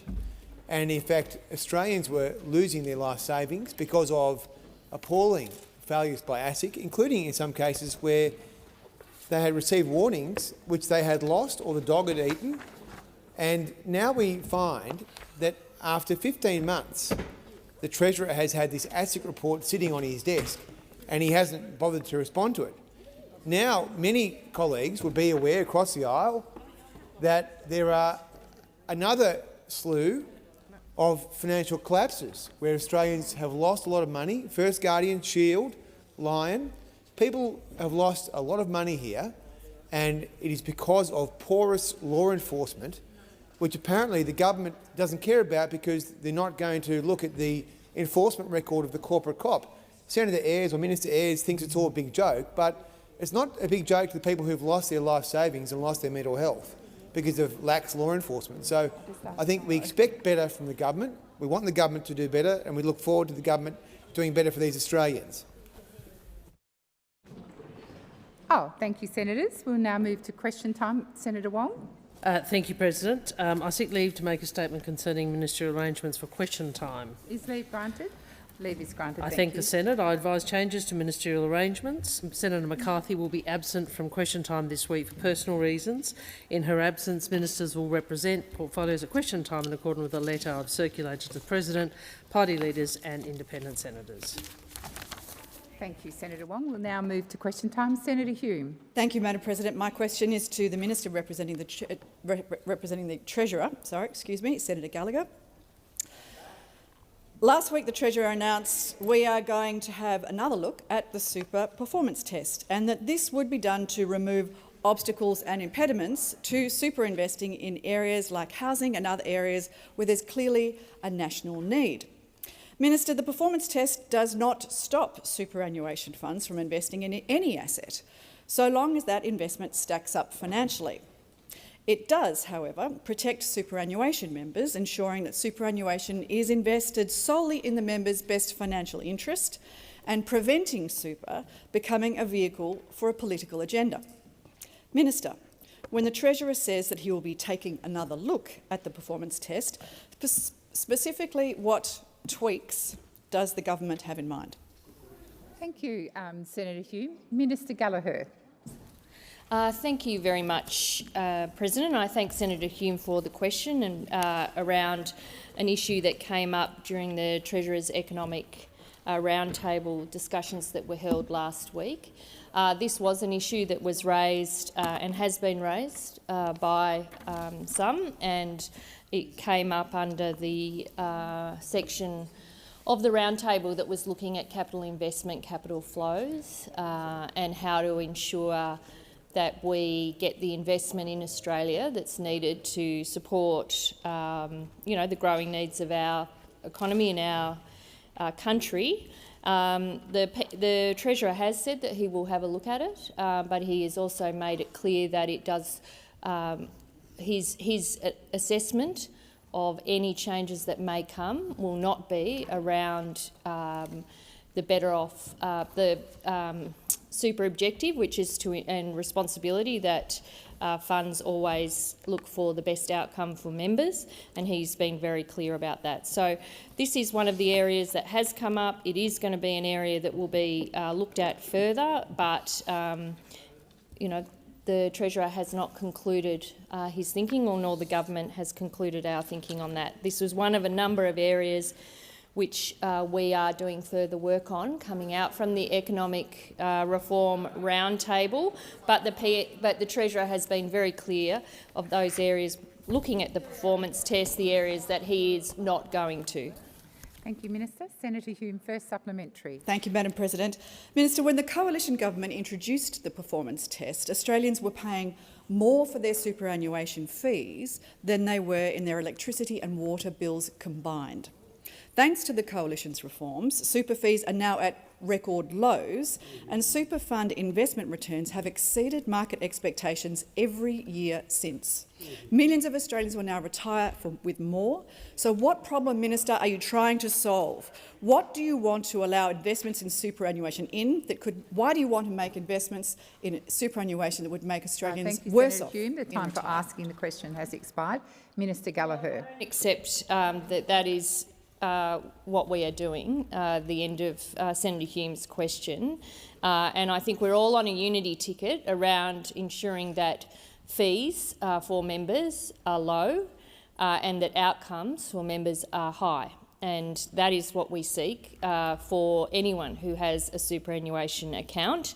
And there has been a lot of work, and I'll acknowledge the work, Senator Hume, that you did when you had responsibility for the portfolio in looking at issues around fees. This is not around looking at those matters at all. This is an issue that has come up in the context of allowing superannuation to be invested in Australia and some of the barriers to that occurring. The Treasurer has said he will have a look at it. It has been raised. He will have a look at it. But that will not take away from the fundamental purpose of superannuation. Thank you, Minister. The time for answering has expired. Senator Hume, second supplementary. Thank you, Madam President. So this is complicated, but for those that are worried about what this actually means for them, let me explain Labor's plans in plain English. The Albanese government has said that to increase productivity, Labor will change the rules so that their personal retirement savings can be used to deliver their campaign commitments. Minister, what assurance can you give Australians that have seen time and time again that when Labor run out of money, they come after yours? Thank you, Senator Hume. Order. Order. The minister is on her feet. Order. Order. Minister Gallagher. Well, it seems that those opposite haven't learnt anything from the last election to carry on like that. Senator Hume, to carry on like that when you know that is exact. Oh, beg your pardon. Sorry, Senator Hume. Point of order, Madam President. Why is it always that the mean girls go personal? Senator Hume, I'm going to ask you to withdraw that. I withdraw. Minister, please continue. Thank you. And sorry, I'm kind of struck by that, Senator Hume. I expected better. I always expect better from you, but there you go. Minister Gallagher, please resume your seat. Senator Hume, I'll just remind the chamber, and you in particular, how you raise a point of order. You stand, you wait for my call, and you respectfully put the point of order. What is your point of order? Relevance, Madam President. I just want to know why it is that Labor come after Australians' money when they run out of their own. Senator Hume, you are well aware the minister is entitled to take interjections as part of the question. So I suggest if you want relevance to your question that you believe is not there, stop interjecting. Minister, please continue. Well, just to finish on this, Labor is the party of superannuation. Yeah. We created it, we strengthened it, we've supported it to 12%. The reason people have superannuation in this country is because of the Australian Labor Party, and those opposite have sought to undermine it every single time they have the opportunity. You never supported it, you never wanted working people to have superannuation, and when you've had the opportunity, you've sought to undermine it. Well, that is not what the Albanese Labor government will ever do with your super. Thank you, Minister. Before I go to Senator Walker, I draw to the attention of honourable senators the presence in the gallery of a parliamentary delegation from the Committee on National Defence, Security and Foreign Affairs of the National Assembly of Vietnam, led by His Excellency General Lê Tu Toi. On behalf of all senators, I wish you a warm welcome to Australia and in particular to the Senate. Senator Walker. Thank you, President, and I note that this is not my first speech. My question is to the Minister representing the Prime Minister, Senator Wong. Housing is an issue that affects every single Australian. In its first term, the Albanese Labor government took important steps to tackle the housing crisis we inherited. How, in our second term, is the government continuing to support more Australians into home ownership? Thank you, Senator Walker. Minister Wong. Thank you, President. Can I thank Senator Walker for that question and for her advocacy for young Australians. We are so very proud to have you here in the Senate with us. And you are right, Australians have been waiting for progress on housing for far too long, and for 10 years those opposite did nothing while the housing crisis got worse. And they didn't just do nothing, they didn't actually even have a housing minister in the cabinet for most of that decade. But those on this side take this issue seriously, President, because we know that housing costs are the source of anxiety for so many Australians' family budgets. We know that the pressure of housing costs make it not only harder to get ahead, but even harder to plan for the future. And that's why this side of politics is investing $43 billion to build more houses and to increase supply. And we are making progress. Under Labor, around 500,000 new homes have been built around the country, and in this term we are being even more ambitious, moving even faster to deliver more help to more Australians. The Prime Minister announced this morning that we would fast-track our election commitment to give all first home buyers access to 5% deposits. The government will guarantee a portion of the first home buyer's home loan from the 1st of October 2025 so they can buy a home with 5% deposit and not pay for mortgage insurance. Because we want, those of us on this side, want more Australians to buy their own homes sooner and with a lower deposit. And not only that, we are rolling out our Help to Buy shared equity scheme later this year for Australians on low and moderate incomes, so more Australians can purchase a home with a lower deposit and a smaller mortgage, something Australians support but clearly those opposite do not. Thank you, Minister. Senator Walker, first supplementary. Thank you, President. It was great to see the announcement this morning that the Albanese Labor government is fast-tracking its 5% deposit policy. Given the scale of the challenges in housing, it is important that the government's responses address multiple parts of the problem. What other measures is the government delivering to improve access to housing? Minister Wong. Thank you, Senator Walker. And you're right, deposits aren't the only challenge we face in housing, and particularly young Australians face in housing. And for 40 years, this country hasn't been building enough houses. 40 years we haven't built enough houses. Lack of supply is a serious challenge and one that has to continue to be addressed. That's why this government is delivering 55,000 social and affordable homes, working with the states and territories and investing $54 million to manufacture more homes more quickly, making it easier for builders across the country to build more homes more quickly, by pausing and streamlining the National Construction Code and turbocharging environmental approvals to unlock thousands more homes. Now, that is all in contrast to those opposite, who continue to interject, who seem to believe that really, it's only those who can really afford a house who should get one, and that government doesn't have a role in trying to improve affordability by investing in supply. Thank you, Minister. That is the position of the opposition. Senator Walker, first supplementary. Second, beg your pardon. How is the Albanese Labor government working to overcome opposition to building more homes and delivering on its commitment to build more houses for more Australians? Minister Wong. Thank you. Well, there's certainly one thing about the opposition is they don't learn from an election. They went to the last election trying to block housing supply improvements, having blocked the Housing Australia Future Fund and, in fact, pledging to scrap it. And now we see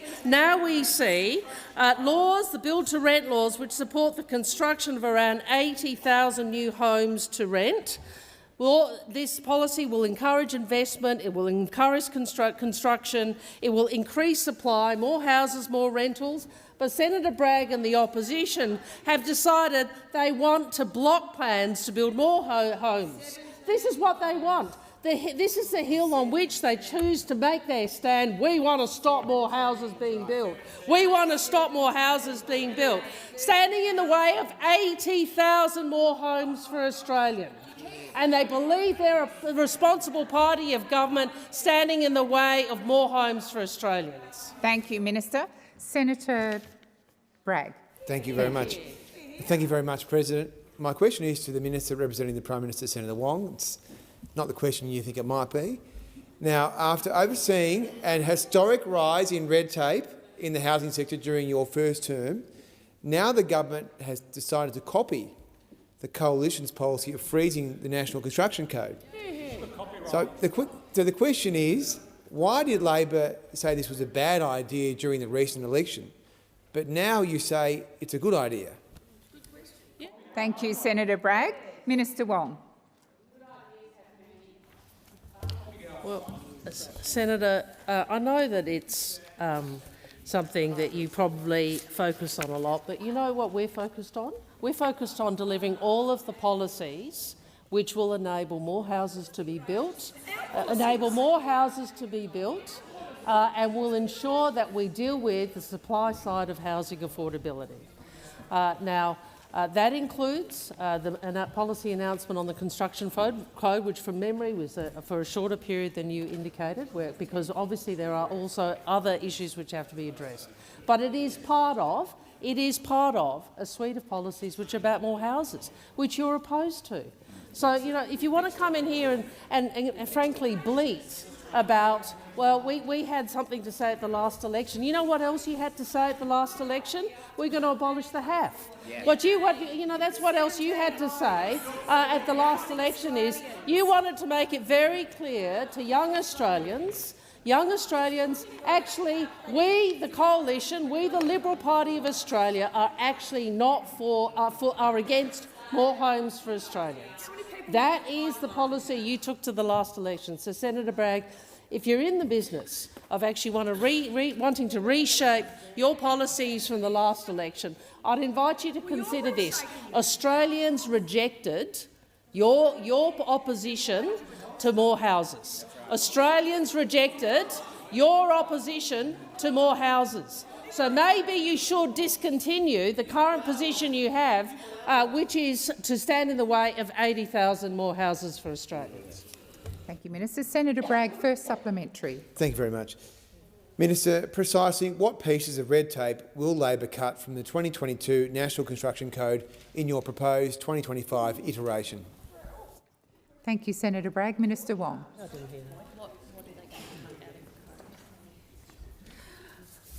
Well, I will. Thank you, President. What it means for the NCC 2022, I am advised that NCC 2022 will continue to be adopted, including 7-star energy efficiency, better insulation, higher quality glazing, smarter floor plans and livable housing provisions. I am advised that final advice on 2025 NCC from the Australian Building Codes Board in coming weeks will be provided, and following that, ministers will meet to discuss a final position. I'm also advised that that code has been consulted on for more than a year. I'm sure that Senator Ayres has way more information than I on this detail, and I'm grateful to him for providing me with that brief via Senator Gallagher. But I would make a broader point, Senator. Your party has been determinedly against every additional supply measure that we have put forward. Australians firmly rejected that, and you should explain to them why you have not continued. Thank you, Minister. The time for answering has expired. Senator Bragg, second supplementary. No, thank you very much, and I do appreciate that additional information. So the question now is, when will those changes be made to the 2022 code or the 2025 iteration and legislated by the states as is required under the code? So the question is, when will it be done? Thank you, Senator Bragg. Minister Wong. Thank you. Well, Senator, unsurprisingly, I'm sure that Senator Ayres or the who's representing the Housing Minister might be able to provide you with a bit more information on that detail. But we are determined to proceed with this in a way that is both sensible but also enables more houses to be built. And I again return to the fundamental proposition, Senator Bragg. You are proposing to your party that you will continue to oppose additional supply. I know that is difficult to take. Minister Wong, please resume your seat. Senator Bragg. Just a point of order on relevance. It was quite a specific question about when will the changes be made by the state parliaments, as is required under this code. Yes, and there was others about when when will changes be made? And also you did refer to legislation and the Minister is being relevant to the question. Thank you, Senator Bragg. Minister Wong. Thank you, President. And what I did actually respond to that in the first point. And the point I'd also make is that the coalition policy at the last election was freezing every single safety and quality standard in the NCC for a decade, not a position that was supported by most housing industry peaks or by the state, Senator. So in relation to that, I've indicated to you we'll seek further information, but I would again make the point, Senator Bragg, you and the coalition have stood against every housing supply measure that this government has put forward. Thank you, no Minister. one in Australia The takes time you for seriously answering when it has comes expired. to Senator Steele-John. I'm sorry, Senator Steele-John. We'll wait for the chamber to come to order. Senator Steele-John. Thank you, President. My question is to Senator Gallagher in their capacity as the Minister for the National Disability Insurance Scheme. Let's be clear. Autism is permanent and significant. The language mild or moderate has no clinical definition. Previously, the NDIS has stated that autistic children who fall in the level 2 or 3 category of support when diagnosed are eligible for the scheme on the basis that they require either substantial or very substantial support. Can the Minister explain what was meant by mild or moderate autism and confirm whether it's the government's intention to remove children with a diagnosis level of 1 or 2 autism? Thank you, Senator Steele-John. Minister Wong. Point of order. I think the senator said Senator Gallagher. Senator Gallagher is happy to take it as Minister for Finance. If the question is for the Minister dealing with the NDIS, assisting on the NDIS, that would be Senator McAllister. So we just seek some clarity about who you're directing the question to. Thank you, Senator Steele-John. You did indicate it was for the Minister responsible for the NDIS, and that is Minister McAllister. So are you happy for me to direct the question to her? Minister McAllister. Thanks very much, Senator Steele-John, and thank you, President. Senator Steele-John, I know that you know this, but there are 5.5 million Australians are in that order with disability, and our government's intention is to ensure that all people with disability are supported to live their best lives and to meet their goals. Some of those people, as you also know, are supported by the NDIS, and it is a critical, life-changing, incredibly important piece of Australia's social architecture, and one that our government is very proud of. Many senators will have heard Minister Butler's speech and his remarks over the last week, where he talked about our determination to ensure that the NDIS is here for the long term, to play the role that it is intended to play in supporting people with significant and permanent disability to meet their objectives. What he also said was that we need to make sure that it is not the only source of support for people with disability. And senators will know that we have been working for some years now with stakeholders, with states and territories, to answer the question that was put to us by the review undertaken by Bruce Bonahady and Lisa Paul. What should we do about the absence of supports in the broader community for people with disability who may not be appropriate candidates or suitable candidates for entry into the NDIS? That's the question the government is seeking to answer, senators. And Minister Butler made an important contribution last week about that exact issue. Senator, we know that people with autism, autistic people, have... thank you, Minister. The time for answering has expired. Senator Steele-John, first supplementary. Thank you, President. The NDIS provides autistic children with therapies and other supports that have transformed their lives. Their access to supports cannot go backwards because of Labor penny pinching. Minister, can you please assure people with autistic kids and autistic people across the country that they will be able to access appropriate supports, including speech pathology, occupational therapy and psychosocial therapy, with no out-of-pocket costs under the new program? Thank you, Senator Steele-John. Minister McAllister. Thanks, President, and thank you, Senator Steele-John, for the supplementary question. Senator, evidence-based, best practice, early interventions can support children with autism and also children experiencing developmental delay. And it can help them and their families and their carers better understand and respond to their child's needs. As the review of the NDIS indicated, it is not always the case that the best way to deliver supports of that kind is through the NDIS, through packages of individualised supports. That review pointed to the opportunities before us to find easier pathways and more appropriate pathways for families to obtain that support. And that is what this government seeks to do. It's a conversation we've been having with stakeholders. We, of course, many people contributed to the Bonahady and Paul review. Many people have contributed to the consultation. Thank you, Minister. The time for answering has expired. Senator Steele-John, second supplementary. Thank you, President. The Minister has said, Minister Butler, that after the Thriving Kids program is operational, there will be access changes made to the NDIS so that children with what the government described as mild to moderate autism will no longer be accepted into the NDIS. Can the Minister please confirm that there will be no changes made to eligibility for autistic adults?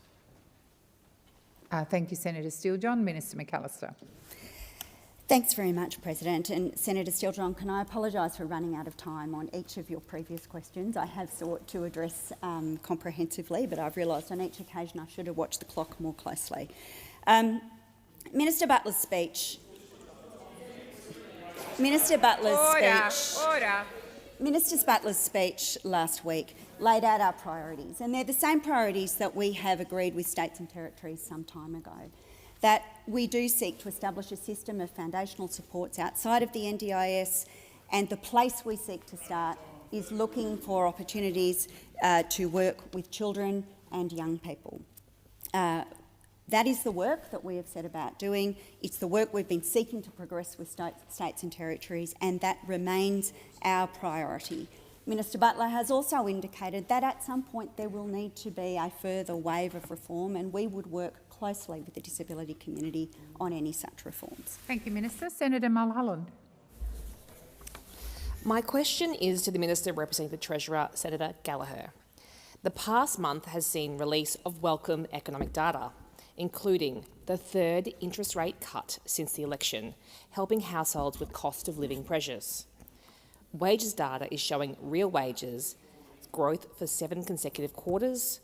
Labour force data shows that unemployment decreases are remaining at a low of 4.2%, and women's labour participation is at record highs.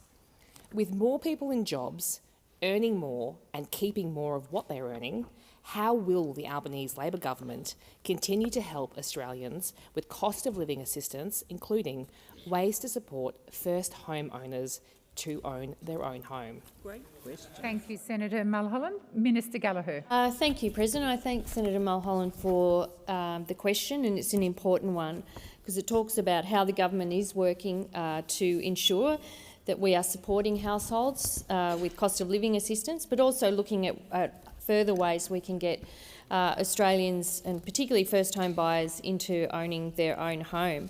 From the 1st of July, we've had a number of measures that have come in to help people with cost of living pressures.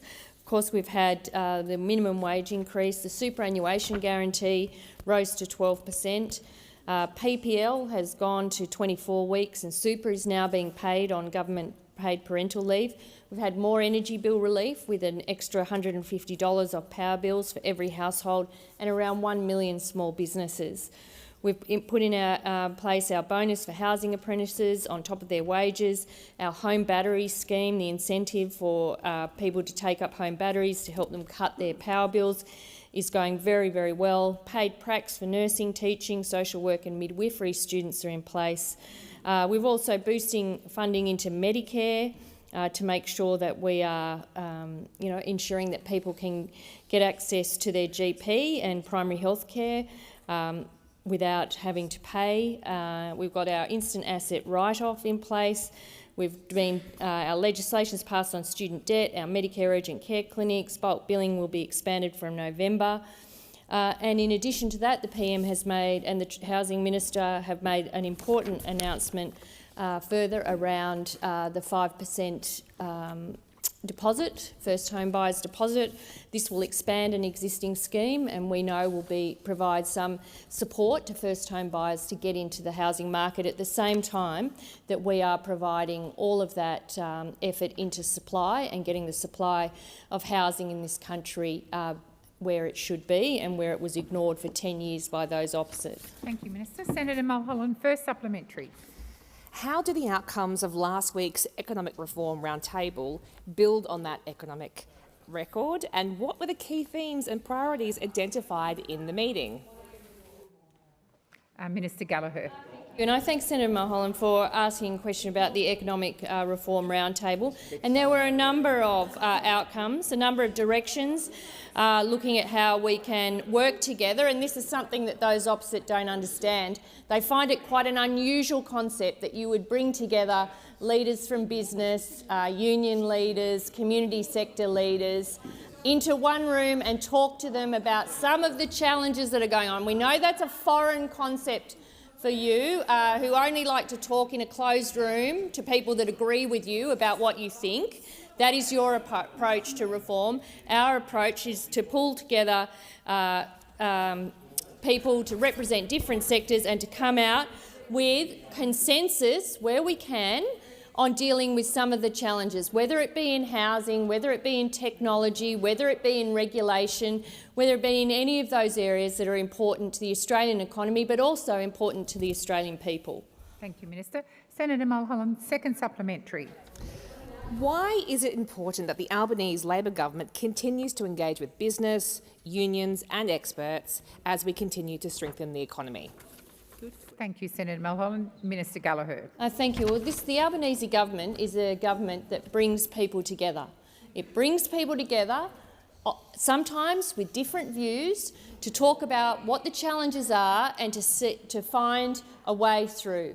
And some of these things are hard, whether it be environmental law, whether it be tech regulation, whether it be how we build more homes more quickly, whether it be engagement across the Commonwealth and the states. These are not easy issues to solve, and they require consultation, they require discussion, and if possible they require agreement. And that is the benefit of the Treasurer's Economic Reform Roundtable, and I sat in that roundtable for periods of time over that 3 days, and I was struck by the level of willingness of good people in this country coming together to talk about national challenges, not necessarily in the lane they all usually operate in, but across the board, and that bodes well for our country and our country's future. Thank you, Minister. Senator Allman-Payne.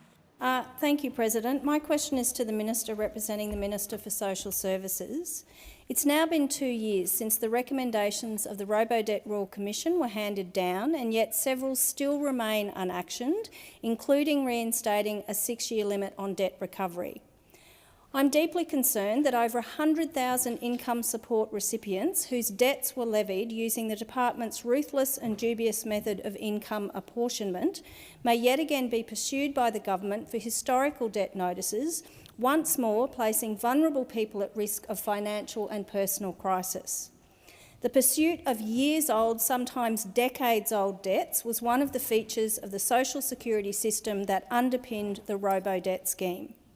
Will this government finally act on the Royal Commission's recommendation to legislate a 6-year limitation on debt recovery, ensure that the most vulnerable people in our society are not being chased for debts that can date back decades?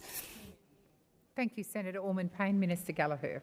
Thank you, and I thank Senator Allman-Payne for the question. I can assure you, Senator, that between the Minister for Social Services and myself, we have had a number of discussions around how we respond to the federal court case that considered income apportionment. And just to be clear, and because the parallels are often drawn between robo-debt and income apportionment, robo-debt was bad policy dreamt up by those opposite to pursue vulnerable people to provide a budget saving and to threaten them with jail if they didn't pay back debts they didn't own. That's that. Income apportionment was not designed to punish welfare recipients or to claw back revenue. It was about making life easier for people. So let's just be clear about the difference between income apportionment and what happened under their watch. They're the biggest failure of public administration in our country's history, a decision by them over there to pursue vulnerable Australians for billions of dollars they didn't owe, as it turned out. Now, we are considering our response to that. Of course, debt and length of time for debt and the amount, low-level debts are all part of the work that's currently before the Minister for Social Services, and she has had a number of discussions with me about that, and we will resolve them shortly. So I'm not in a position to advise you at the moment about any changes to debt waivers or our policy in relation to that, but we are working through the detail and the judgment of the Federal Court, and we will provide a response once those discussions are complete. Thank you, Minister. Senator Orman-Payne, first supplementary. Thank you, President. The robo-debt tragedy was only possible because income support recipients were and still are trapped on poverty payments. This made them acutely vulnerable to the actions of the government. I've personally been contacted by constituents on JobSeeker who can't afford to eat, pay for essential medications or medical treatment, or keep a roof over their heads. Minister, will Labor finally act to raise the rate of all income support payments above the poverty line? Minister Gallagher. Thank you. Well, as the Prime Minister has said on a number of occasions, we review payments through every budget cycle, and you will note, Senator Orman-Payne, that we have provided additional above indexation support for those on JobSeeker and indeed other income support payments like single parenting payment, and changed the length of time people can take those payments when it comes to single parenting payment. Just again on income apportionment and robo-debt. Robo-debt was designed to raise revenue by clawing back debt from people who never owed that money. Income apportionment was about reducing a reporting burden to try and make it easier for people, and actually about a third of people benefited from income apportionment over time, whereas, as we know, robo-debt indiscriminately made people worse off. But we will continue to look at payments as we do through every budget cycle. That's what we did last term and we'll continue to do it this term. Thank you, Minister. Senator Orman-Payne, second supplementary. Thank you, President. I note that if 1/3 benefited, that means 2/3 didn't, and it was found to be unlawful. My second supplementary. Minister, why is it that your government can always find money, billions of dollars in fact, for American submarines, but never for struggling Australians? Good question. Thank you, Senator Orman-Payne. Minister Gallagher. Thank you, President. Well, that's simply not true. A government has to do a lot of things. I know those over there find it hilarious. The party of robo-debt find this question hilarious. That is how disrespectful you are about people on income support payments. We saw it when you were in government. We saw it when you threatened people with jail for debts they didn't earn. Senator Cash, remember that? You would have been sitting around the cabinet table. On the issue of allocation of budget funding, a significant proportion of the budget is, as appropriate, provided through income support payments through Services Australia, whether it be JobSeeker, family tax payment, single parenting payment, aged care, aged pension, all of that. The allocation for the defence budget is smaller than that. Our priority is on Australian people. Thank you, Minister. Senator Henderson. Thank you, Madam President. My question is to the Minister representing the Treasurer, Senator Gallagher. When will the Treasurer introduce quantifiable fiscal rules to contain his spending spree? Minister Gallagher. Thank you very much. And isn't it interesting that they're obsessed with fiscal rules now when it didn't seem to bother them at all? It didn't seem to bother them. Well, you had a fiscal rule. Here's a fiscal rule. Why don't we harass and hunt down people on income support to provide a saving to the budget, which is actually costing billions of dollars and is still tied up in court? How about that for a little fiscal rule? How about all of we will provide Gallagher, please resume your seat. Senator Henderson. Madam President, point of order on direct relevance. I ask, when will the Treasurer introduce quantifiable fiscal rules? The question. Thank you. Senator Henderson, I have reminded you of that frequently. I will remind the Minister to answer the question on behalf of the government. Minister Gallagher. Thank you. I'll give you another fiscal rule. Remember when you promised surpluses every year but actually delivered none? Remember that? That rule went very well, didn't it? What about paying down debt when debt skyrocketed under you? That was another rule. We'll pay down debt. Never did. Actually tripled under you. Minister Gallagher, please resume your seat. Senator Henderson. Madam President, a point of order on direct relevance. The Minister clearly does not know what fiscal rules are. Could she please address the question? Senator Henderson, the previous time you stood, I reminded you not to go off the point of order, and you did exactly that. I will draw the Minister to your question and how it relates to the government. Minister Gallagher. Thanks. And remember those who went to the last election promising to up everybody's tax? Yeah. Remember, tax increase for everyone. There's another fiscal rule from them. So we had raise your taxes, never deliver a surplus and triple the debt. That's it. We have fiscal... Minister Gallagher. Senator Henderson. Order. Order. Order. Senator Henderson. Madam President, on direct relevance, I ask the Minister to address my question, not to go on this absolute rant, which has got nothing to do with the question. Senator Henderson, the commentary is unnecessary. Every time you've stood and called a point of order, I have reminded you of that. I have drawn the Minister back to the question. I've asked her to answer it from the government's perspective. Minister Wong. President, I didn't intervene on the last occasion, but this senator has, I think, been quite willful in her disregard for your rulings and exhortations. You have asked her repeatedly not to repeat the sentence, not to repeat the question, not to repeat the question. Order. No, it's order. No. Order. No. It is about respecting the Senate, respecting the President, and respecting the standing orders. Senator Henderson, come to order, Senator please. Henderson should stop willfully disregarding your ruling in relation to how she deals with points of order. And I'd ask you to consider how that can be enforced. Thank you, Senator Wong. Senator Cash. Thank you. And on the point of order, well, then the coalition is going to require guidance for the balance, clearly, of this parliament.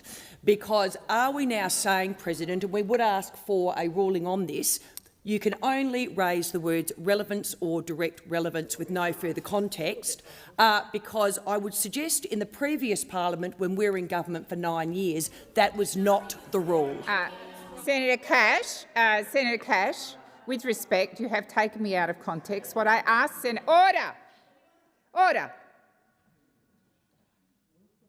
What I've asked senators not to do is put commentary around the point of order. I have, on every occasion that Senator Henderson has raised the point of order, reminded her of that, and I've also drawn the Minister back to the question. I have been completely responsible in the way that I have responded to the point of order, but I will not have public commentary being made around questions. It's not the opportunity for senators to make commentary. It is the opportunity for senators to raise points of order. I've accepted the point of order, and I've drawn the Minister on 3 times back to the question. Minister Gallagher. Thank you. And it appears Senator Henderson hasn't actually read the budget, because if she had read the budget, and it's actually quite early on in the budget, I accept that the budget is a number of books and you probably don't want to read all of it, but there is a section of the budget that goes through the fiscal strategy, and in that the fiscal strategy says we will improve the budget position, which we have. We've delivered 2 surpluses. We've improved the budget position by $207 Minister, billion. please resume your seat. Senator Watt. Order. Order. Order. Senator Henderson. Madam President, thank you. I would ask that you ask the minister to answer my question in relation to quantifiable fiscal rules. Thank you, Senator Henderson, and the minister is being directly relevant to your question. Minister Gallagher. Thank you. So our fiscal strategy includes improving the budget position. We've done that, the biggest fiscal turnaround of any first-term government ever. Our rules also include reducing gross debt as a share of economy. Tick, done that. We've got debt down by $177 billion, and it's expected, and we've got that. Order. Senator Henderson, I haven't called you yet. Order. I haven't called you yet. Please resume your seat. Order. Order. Across the chamber. We've just had both leaders on their feet talking about the need to be respectful to my rulings. And just then, in response to the final parts of the minister's questions, those on my left were entirely out of order.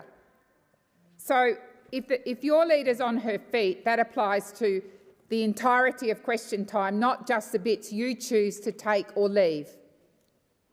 Senator Henderson, first supplementary. Thank you very much, Madam President. In summarising key outcomes from the taxpayer-funded Talkfest, the Treasurer failed to mention the calls made by attendees of the roundtable for budget rules to be put in place to restore fiscal discipline. Why is the Treasurer ignoring the very people he gathered to advise him last week? Minister Gallagher. Thank you. Well, I don't agree with that, and I don't agree with it, the imputation on the roundtable at all. I noticed the Shadow Treasurer attended that, so I think you're casting aspersions on him and his attendance at that meeting by that. Can I say that budget sustainability was a session on a published agenda that was released about the Economic Reform Roundtable. It has also been covered in the discussion of outcomes from the roundtable, so I don't know particularly what aspect of Senator Henderson's seeking from that, but it was a section that was discussed, it was covered in the outcomes, and it's been covered in the media. Thank you, Minister. Senator Henderson, second supplementary. Thanks, Madam President. What level of spending as a percentage of GDP does the Treasurer believe is in the best long-term interests of Australia? Thank you, Senator Henderson. Minister Gallagher. Well, we think that the quality of spending matters, like how you spend and what you spend on matters. But I would point out to Senator Henderson that in terms of spending growth, we've kept average real spending growth to 1.7% per year over the 7 years to 28-29. Around half of the 30-year average, which was 3.2%. And I would also draw your attention to, whilst you were in government, it was 4.1% and 2.7% under pre-pandemic. So we consider these things through the budget process, but we have a fiscal strategy. We are sticking to that strategy. We are delivering against that strategy, and there is more work to do. Thank you, Minister. Senator Roberts. Thank you, President. My question is to the Minister for Finance, Senator Gallagher, relating to taxation proposals debated at last week's Productivity Roundtable. The proposal was to force homeowners with a spare bedroom to take in strangers as renters under threat of financial penalty, a tax if they don't. Minister, why did the Roundtable even consider this monstrous idea, and will you now rule the idea out so our elderly can have peace of mind they won't have strangers forced into their family home? Thank you, Senator Roberts. Minister Gallagher. Thank you, President. I thank Senator Roberts for the question. There was a pretty wide discussion on tax and Australia's tax system. I did not attend all of those sessions, and I was not at a session where that was raised. Senator Roberts, there was discussion around housing, as you would expect, and you know, different views being put around the table. I think the what I picked up from the two sessions that I attended late on the third day was there was a view about ensuring that the tax system is efficient. There was certainly views about it being simplified. There were different views around business taxation, and there were also discussions around intergenerational equity, about how the tax system is working for different generations. But the specifics of what you've raised was not raised with me by any roundtable participant, and I was not at a session where that was raised as something that people were seeking. And it's not something the government has worked on. Thank you, Minister. Senator Roberts, first supplementary. Thank you. Additionally, the roundtable debated a death tax on the family home and a land tax on the value of the property. Minister, are these mutually exclusive taxes, or will this government be introducing all three? Thank you, Senator Roberts. Minister Gallagher. Well, again, in the sessions that I was a participant at, that was not raised. And we have, and I think the Treasurer and the Prime Minister were clear in the lead up to the roundtable that there are no plans to change the taxation of owner-occupied homes, and I've not been part of any discussions around that, Senator Roberts. So I'm not sure. You know, part of the discussion that was had was much more high level around how the tax system is working, how complicated it can be, and whether or not it's working in the interests, the system is fair and working in the interests of every generation in this country. There were mixed views about that. But there was certainly no outcomes that go to anywhere near what you have been asking about today. The tax system, the tax changes, reforms that we will be doing are the ones we took to the election, which was about standard deductions and also around income tax. Thank you, Minister. Senator Roberts, second supplementary. Thank you. All three of these new proposals will force everyday Australians out of their homes to make way for the large families and family co-location evident amongst new arrivals. Labor Party-aligned researcher Kos Samaras has shown these new arrivals vote heavily for Labor. Minister, why are you forcing Australians out of their home to make way for Labor voting new arrivals? And where are Australians supposed to go? Thank you, Senator Roberts. Minister Gallagher. Well, there's order on my right. Order. There was a lot in that, President, and I hope that I have answered, your concerns around some of the ideas you say. They were not outcomes. In fact, in the sessions I was at, they were not raised. So I don't know anything about that. In relation to housing more generally, we are trying to build more housing. I mean, part of what we've been doing in this place and will continue to do, and indeed the announcement by the Prime Minister and the Housing Minister today, was how do we ensure that housing ownership, owning your own home, isn't out of reach of generations of Australians, and also how do we build more supply. So in that respect, I hope that answers the second part. And in terms of migration numbers, they're outlined in the budget papers. Thank you, Minister. Senator Babet. Thanks, President. My question is for the Minister representing the Treasurer.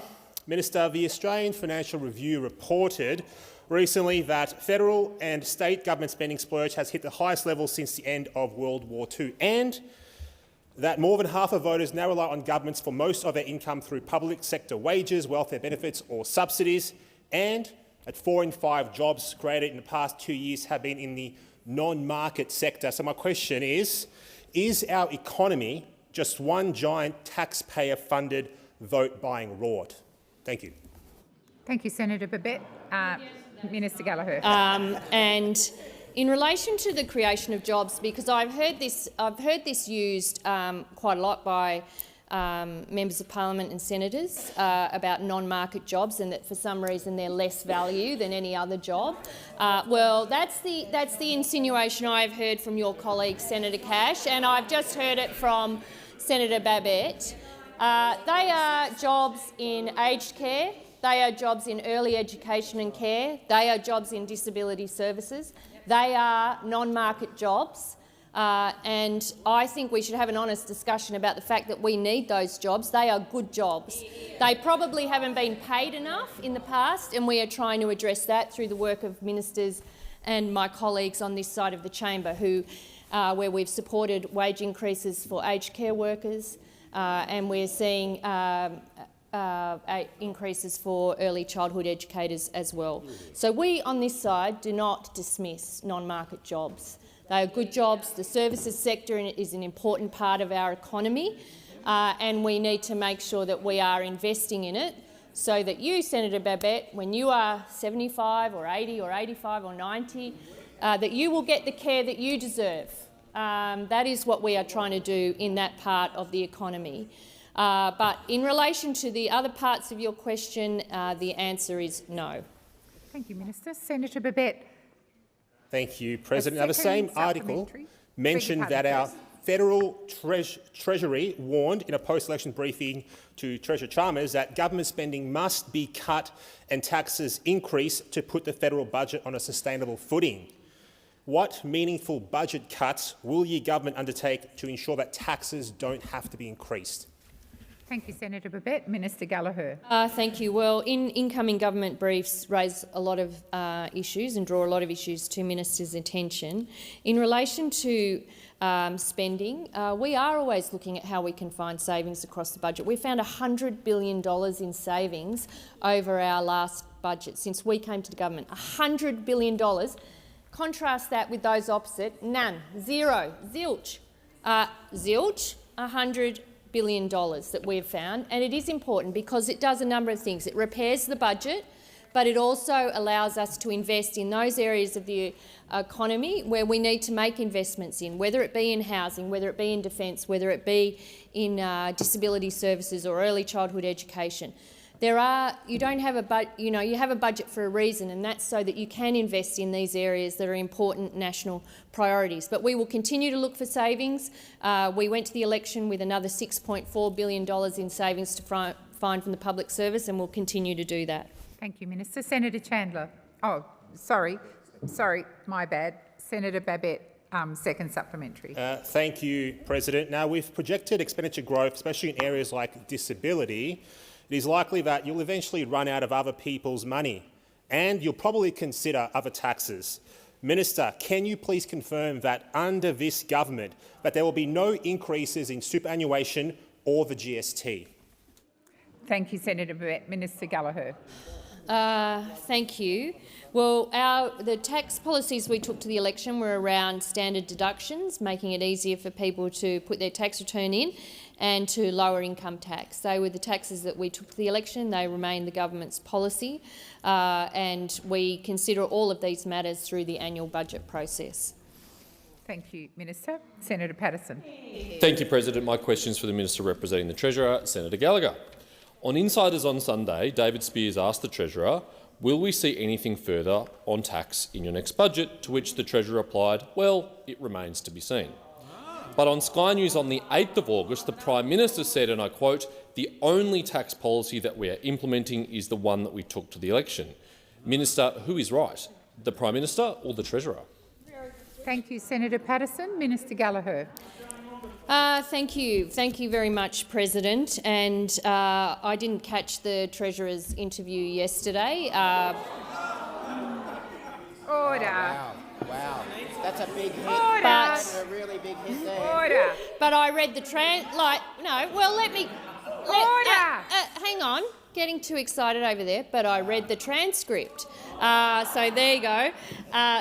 Thank you. I've just answered Senator Babet's question along similar lines. The tax policy that we are implementing is the tax policy we took to the last election, which is around standard deductions.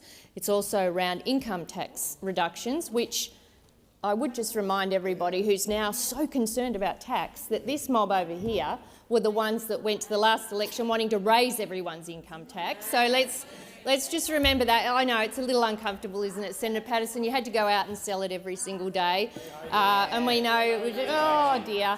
But they're now very, very concerned about this matter after having a policy which was actually to hike up everyone's taxes. But we've been clear. The tax policy we took to the last election is the one that we're implementing, along with a whole range of other measures that we went to the budget over.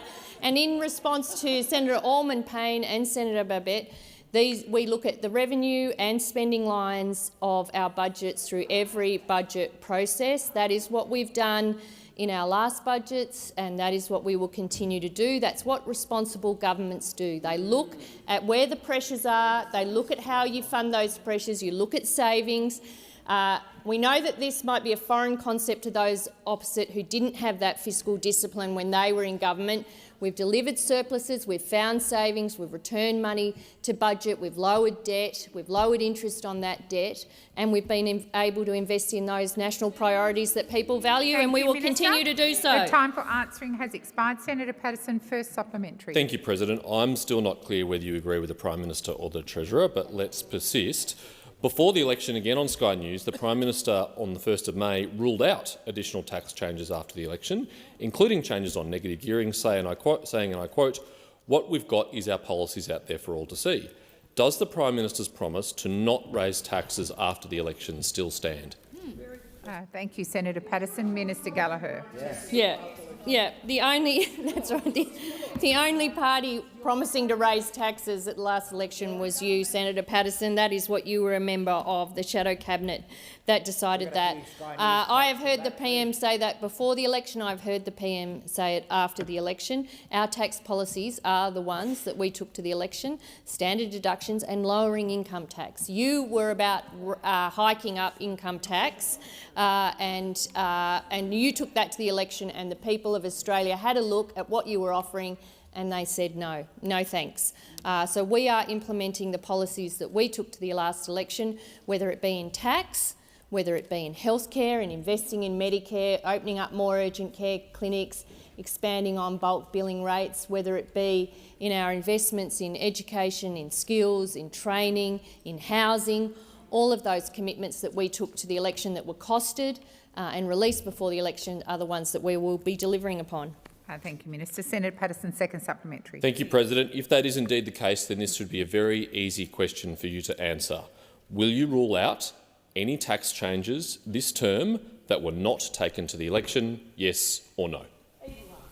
Thank you, Senator Patterson. Minister Gallagher. Well, thank you very much, President. And whilst Senator Patterson can ask the question, he can't tell me how to answer the question, and that's the way this whole relationship goes, Senator Patterson.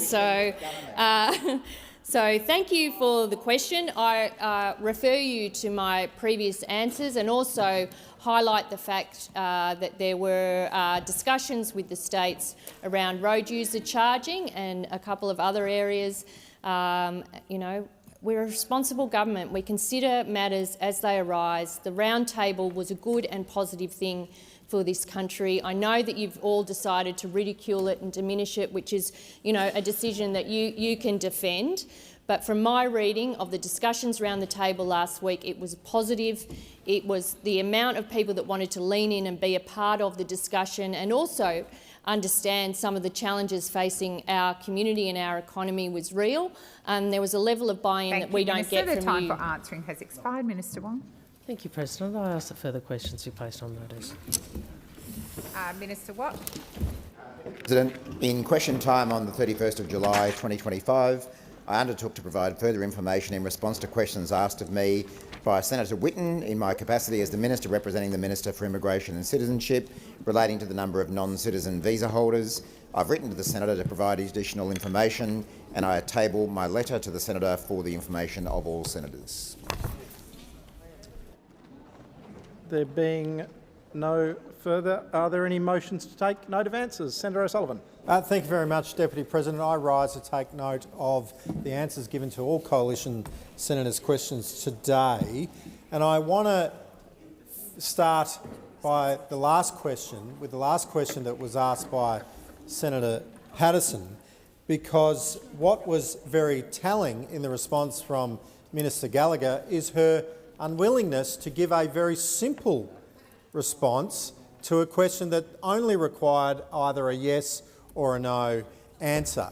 What we're seeing with this government here, with the charade of the productivity so-called roundtable last week is they're laying the foundation for some changes when it comes to tax. There's no doubt that this government is laying the foundation to impose higher taxes on Australians because they have no other option but to raise taxes for Australians, hard-working Australians, because of their spending. The spending that is going on with this government is out of control, and it is impacting upon the ability for this country to be able to pay for it and afford it, and the only way that you can do that is if you increase taxes. Now, just like they did in the last term with their so-called Jobs and Skills Summit, where they use that as a guise, as a method to bring in legislation that wasn't talked about before the previous election when it comes to industrial relations. They use the Jobs and Skills Summit to be the vehicle to justify significant changes in the industrial relations landscape. I've got no doubt that that is the tactic that they're employing here with their so-called productivity roundtable that they held last week, as a way of saying, there's some ideas that came out of that forum that they can then, take on and use to justify changes to the taxation system. Now, this is not something that Australians voted for at the last election. In fact, there was commitments made, and we heard it through the questions that were asked and the statements that were made, that the Prime Minister said that there won't be any changes. But we know that the Treasurer is not so convinced. The Treasurer is not so convinced. As Senator Paterson pointed to, there was an interview that took place on the 24th of August, where the Treasurer said that it remains to be seen whether or not there will be any increased taxes. And so what we've got is a real difference between what the Prime Minister is saying and what the Treasurer is saying. The Treasurer knows that the only way that they can deal with their increase in spending, their out of control spending, is to increase the taxes that Australians are paying. Now, that is, of course, going to have a significant impact on productivity, the very thing that whole forum was meant to be about last week, increasing productivity. Well, this government, it's the P word they will not deal with.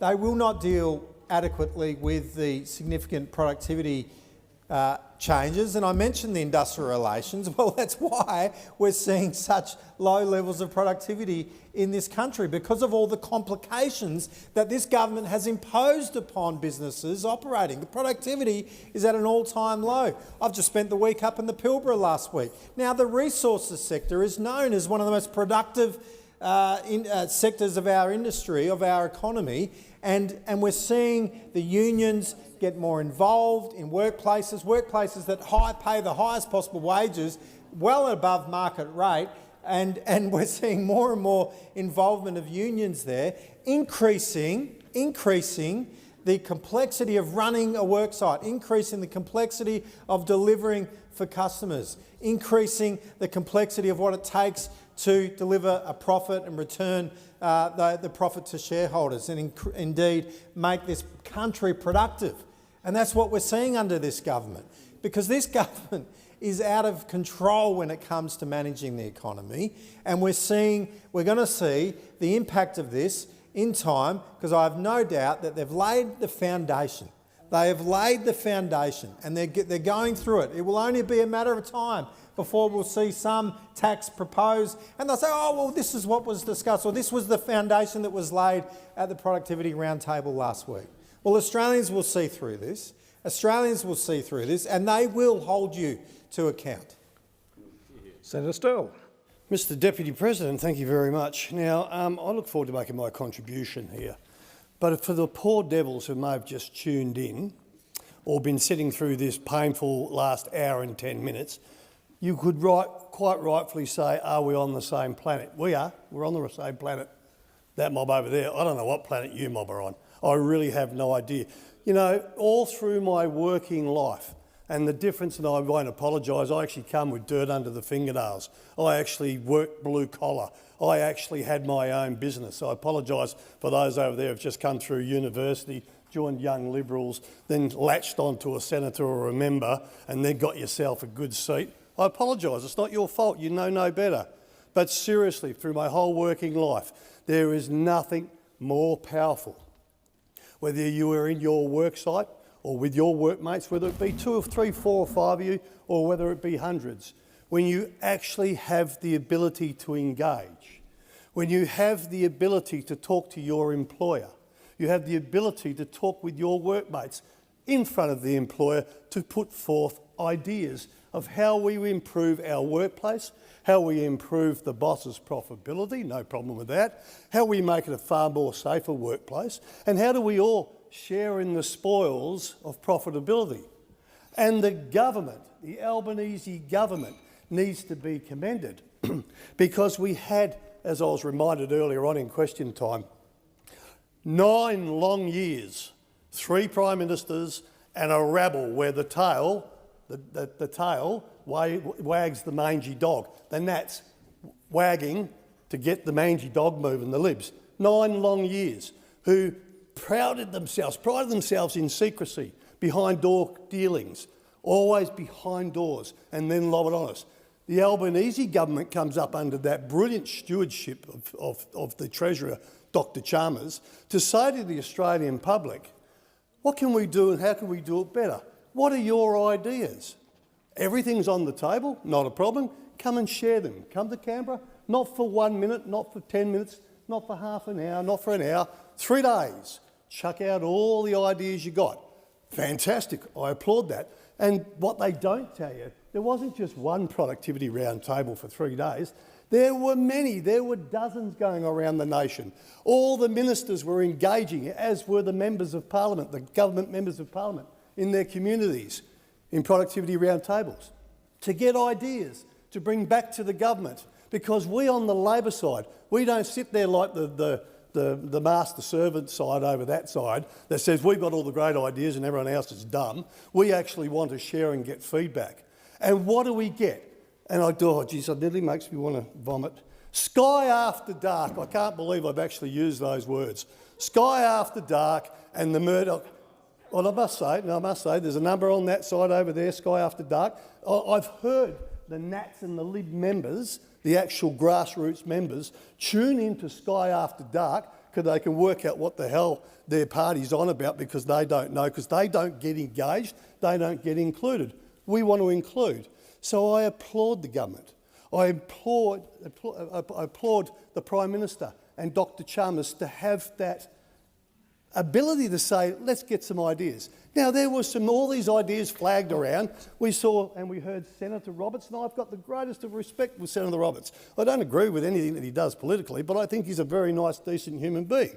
I really do. Senator Antic, a real good guy, but we're not on the same page, mate. But you're a decent man, and I know you've got to play up to your constituents at Sky After Dark. I get that. But you heard Senator Roberts ask Minister Gallagher 3 times about something that he'd heard or read in media, the Sky After Dark or the Murdoch media about some form your bedroom's going to get taxed if it's spare. The minister could not have been more clear. Not once, not twice, 3 times. There's no such tax. And then we hear the regurgitation coming because this lot have read stuff on Sky or read stuff on the Murdoch media, that trash, or Sky After Dark, to just keep wanting to tell lies. It's not happening. So I feel so sorry for the Australian public. I note up in the galleries, the school children, please, we're not all like this. There's some decent people here that are absolutely concerned about your best interests and where we go for your future.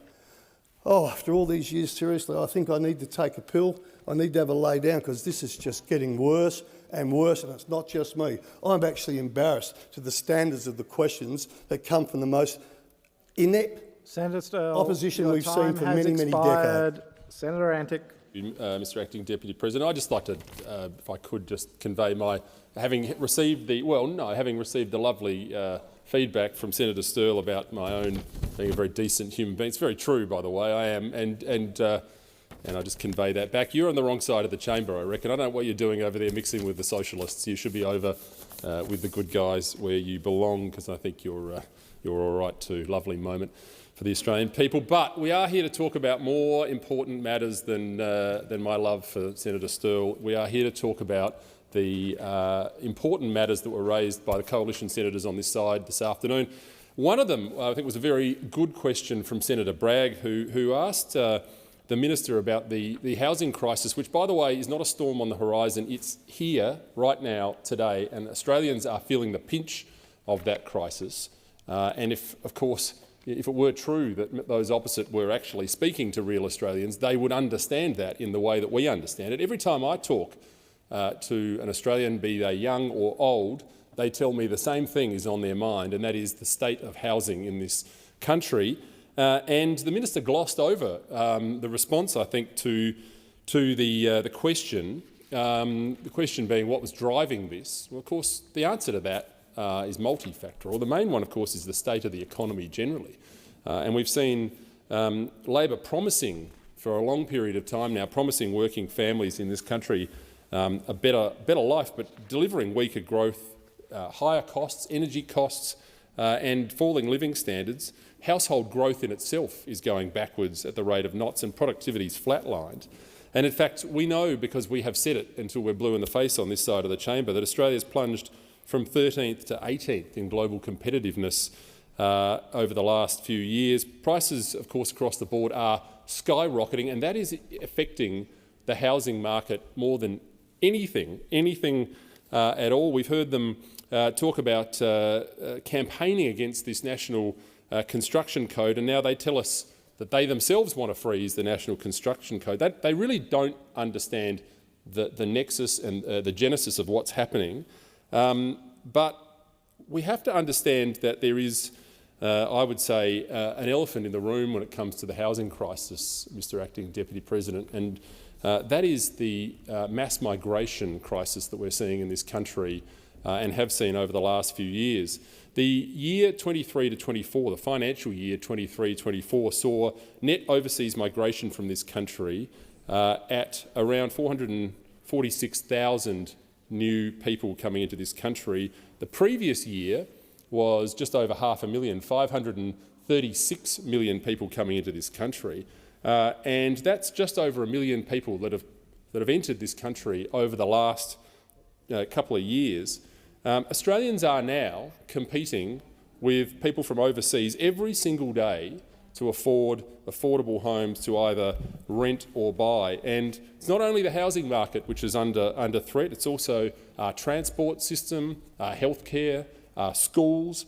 And the fact is that immigration should be doing something for Australia rather than the other way around. I would suggest that the current model of mass migration is not serving the interests of the Australian people any longer. In fact, it is now doing quite the opposite. The number of times I have heard young Australians talk to me about turning up to rental inspections and being there with 50 to 100 other people, all waiting in line, all looking for their opportunity to rent a property, I think is the overarching factor over and above the competition and the state of the economy. Now, I know that at the last two elections, I didn't hear that discussed by the government. I didn't hear this plan to continue to allow huge numbers of people through the gates. I certainly didn't vote for anything on that nature with that in mind, and I know that there are no Australians that I'm aware of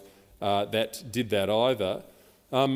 This policy is frankly tearing at the fabric of this country. It is taking away from Australians what they have an absolute right to expect. We heard, of course, over the election period, Morgan Cox get onto a Q&A on the ABC and talk about this very issue, only to be howled at. How dare he, a man with a young family and a wife who I think was born overseas. So, hardly the sort of caricature of person that they like to cast in this. Talk about this very issue, how it's affecting Australians and what it is doing to the very fabric of this nation. That is the overriding issue on the housing crisis, I would suggest. Senator Smith. Thank you, Deputy President. What a question time that was. We had a question on superannuation from the party who wants young Australians to drain their superannuation in order to get into housing.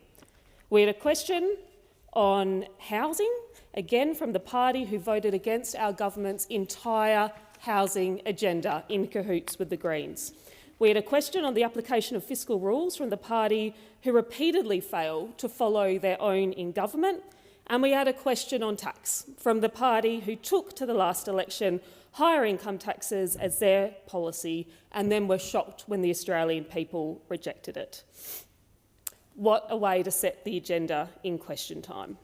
But let's go to housing. And Deputy President, I am deeply proud of our government's housing agenda. As I said, whilst those opposite think the way to solve the housing crisis is to tell young Australians that they cannot have both a meaningful retirement through superannuation and own a home. Their policy is and has been for a number of years to get young Australians to rip their super out to pay for housing. Well, we have a higher ambition for young Australians. We believe young Australians deserve to have both. And the fact is that we know in Australia it is simply too hard for too many people to get into a home. This isn't just an issue for young Australians, although it of course affects young Australians most acutely, who are seeing a completely different intergenerational deal being offered to them than that was offered to the generations beforehand. And we've got an opposition party who is coming up with policies which will continue to undermine that, which will continue to affect and alter that intergenerational bargaining by saying you can use your superannuation to buy housing. Well, what about your retirement? Why can you not have both? We need to have a better ambition for young Australians and a better deal for them. And the fact is, when it comes to our housing market, this is a problem fundamentally of supply. And for the past 3 years in government, we have pulled every lever we could to try to increase supply of houses into the market. And the fact is that every single time we walked into this place with a proposal to increase supply, a proposal and a bill which would increase the number of houses available to Australians, which would help Australians get into the housing market, what did those opposite do? They voted against it. They joined up in the coalition across the benches in this place to vote against a housing agenda which would have made a difference to supply, which would have made a difference to young Australians. But of course, we know the work of our last term of government is not everything. There is still so much more we can do and are doing. We are putting every single idea on the table to unlock more houses into the market to help Australians buy a home, because we understand fundamentally what that means to young Australians, what that intergenerational bargain should be. That it shouldn't be the case that your parents and your grandparents got to enjoy a different standard of living and a higher standard of living that you can ever hope to as a working Australian. That shouldn't be the case for young people in Australia. And so, yes, we held our economic roundtable, the principle being to bring the best ideas to the table, because we are a government that listens, that consults, which thinks we are better when we have more evidence, more facts and more substance to the policy narratives and discussions we are having in this country, that actually makes us a better government, that makes our ministers better, that makes our policies better, that means we can deliver more for the Australian people. That's what our roundtable is about. We will continue to prosecute an agenda on housing which is focused on the key fundamental challenge before us, and that is supply. And we will do it because we are a government fundamentally focused on the founding principle of all of us as Labor people of fairness and intergenerational equity. And we know that is not the case in Australia at the moment. Question time today was about trying to undermine a process which would lead to better policy outcomes in Australia.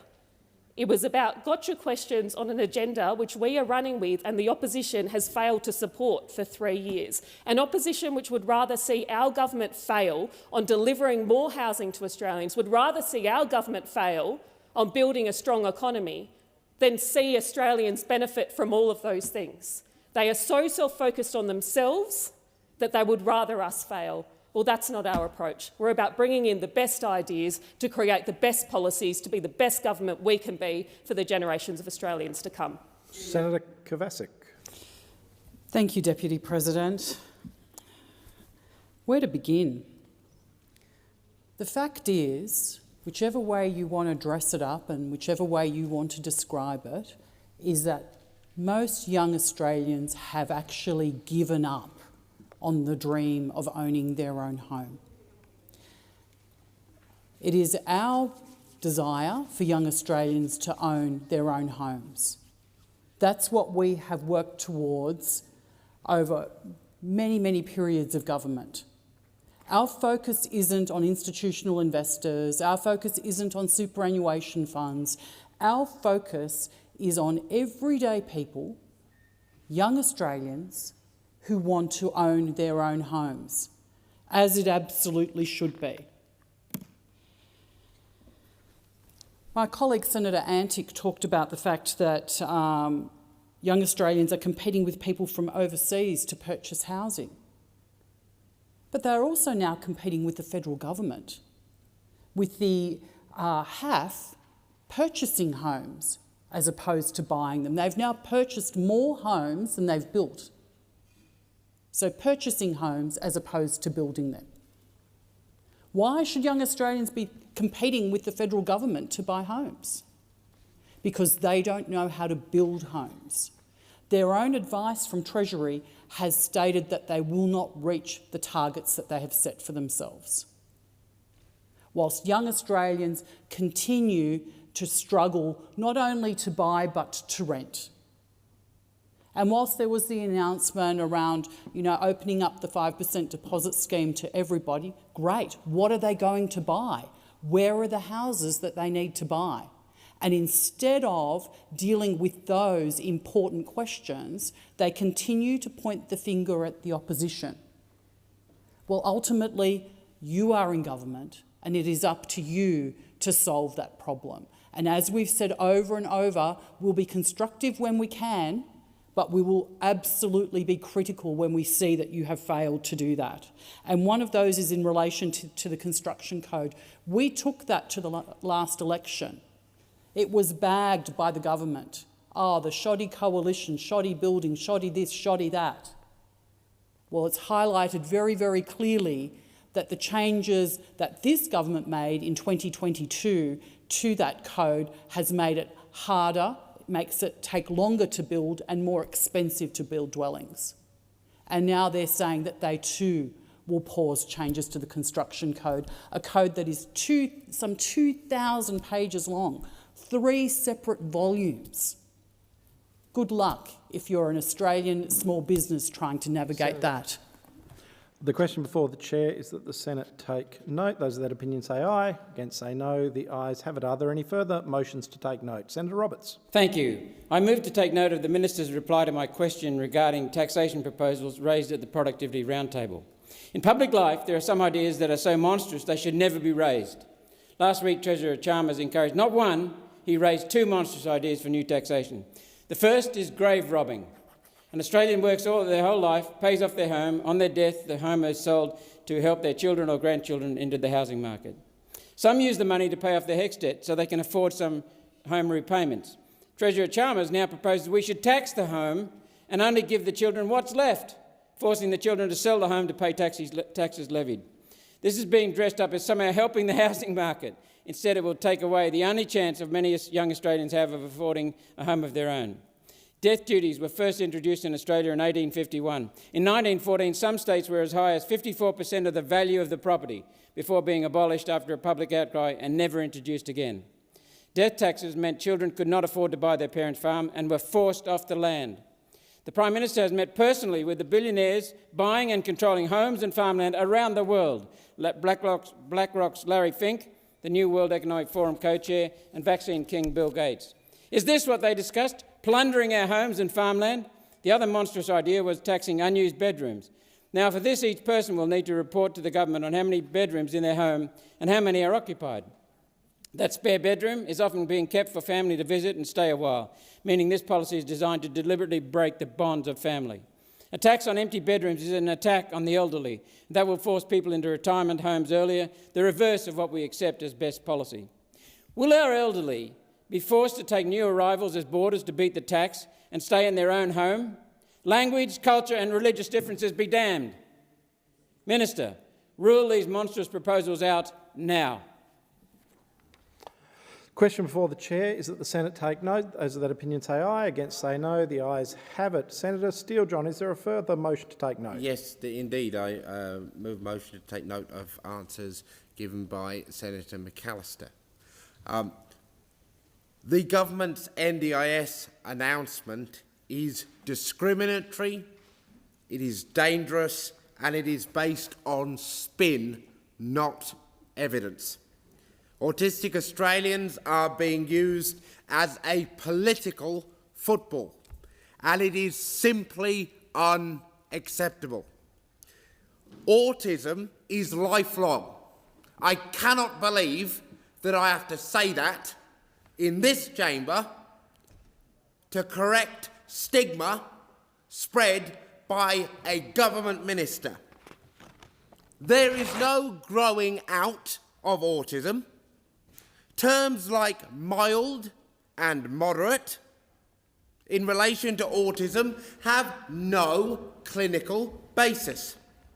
They are political inventions designed to strip people of the supports that they need. So-called replacement programs don't stack up. Inklings is aimed at caregivers of babies between the ages of 6 months and 18 months, and is already facing serious transparency concerns. Thriving Kids feels like a last-minute curveball. Both need more evidence at the very least before being rolled out at such a large scale. The autistic community have endured decades of exclusion, of harmful therapies, of discrimination and abuse. They deserve real support from their government, not stigma, spin, cuts, dressed up as reform. People are scared. This announcement is deeply shameful. It will drive worse outcomes for our community. Mr. President, the take note is split with my colleague, Senator Almond-Payne. Senator Almond-Payne, you have the call. Thank you, Deputy President. I rise to take note of the response given by the Minister representing the Minister for Social Services. It's now been over 2 years since the Royal Commission into the Robo-Debt scheme handed down its recommendations, and it recommended significant legislative change to remedy the harmful wrongs arising from that scheme. In collaboration with the member for Clark, the Greens will be co-introducing a bill to finally act on the Royal Commission's recommendations to ensure that this can never happen again.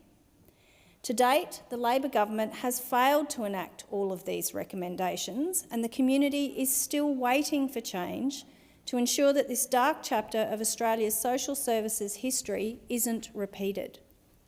The stakes are high.